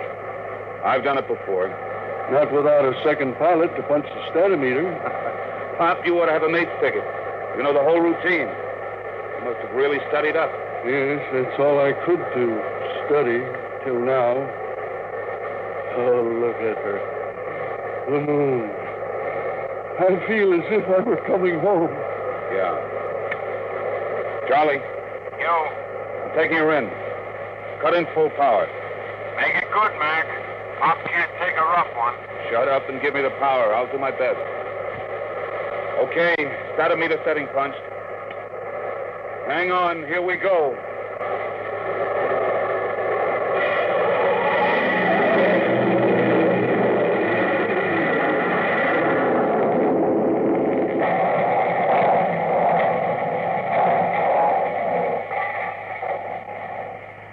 How's he landing, Mac? About a meter drift. How's our passenger? Quiet. Now look. I wouldn't make any bets. That landing stunk. Will you shut up? I did my best. Hey, Pop. He's alive.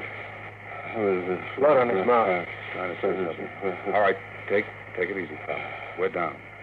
Where? Take it easy. Vacuum suits. Where are they? Now, steady, Pop. Steady. You can't go out there yet. We've got to give you some first aid. Get me that suit. What do you think, Mac? Might as well get his suit out of the locker. Use the big one. He'll be more comfortable. Okay, Pop. Easy now. Hurry. Hurry. Feel those zippers, Charlie. All right, now, take it easy. All right, the helmet. Ear diaphragm set? Check. Air valve? Set. Lift it on. Don't hit him. There. All right. Come on, Charlie.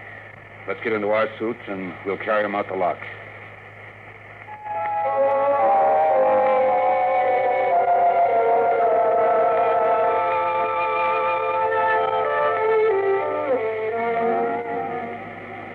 Easy. Easy with him. Okay. You all right, Pop? Outside. Take me outside. His left leg is going. Get your shoulder under him.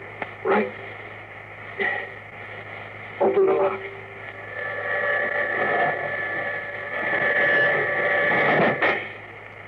All right, Pop. Come on. We're going out on the moon.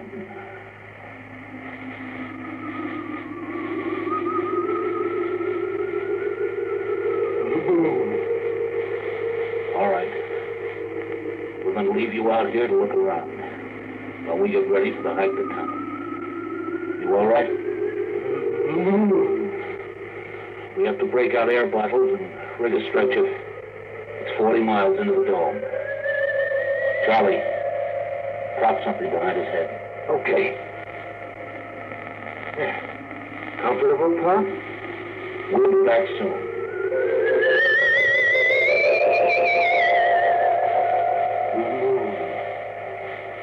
I can feel the pumice dust. There's the earth overhead. The earth in the sky. Green, blue. I know the moon.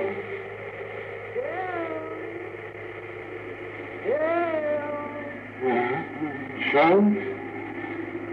I thought somebody called my name. I'm getting old. My mind wanders.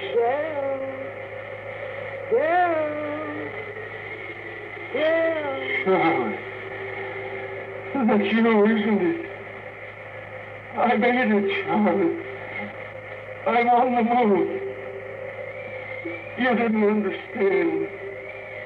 You were afraid I wouldn't take care of myself. But I made it. Dale. I'm on the moon.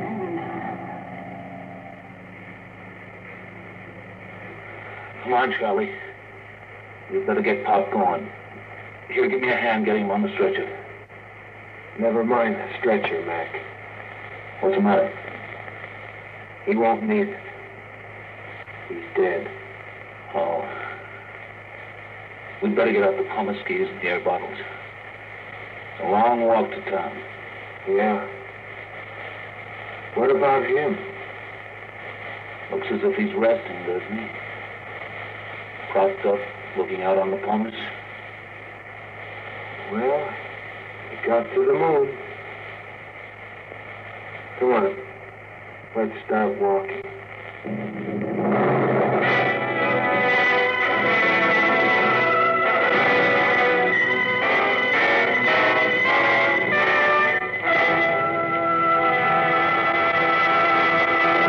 You've just heard another adventure into the unknown world of the future.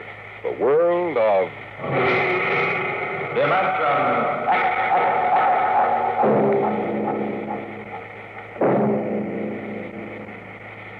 Imagine a planet somewhere in the universe where night comes only once in 1,000 years. The friendly darkness night brings to our own world on this far-off planet is a thing of terror, a breeder of panic and evil. Be with us next week as we bring you Isaac Asimov's Nightfall.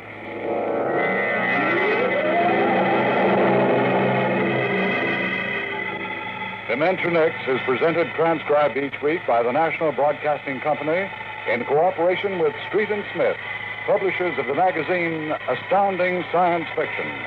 Today, Dimension X is presented Requiem, written for radio by Ernest Kenoy from the story by Robert Heinlein. Featured in the cast were Rod Hendrickson as Harriman, Bill Quinn as McIntyre, and Owen Jordan as Charlie.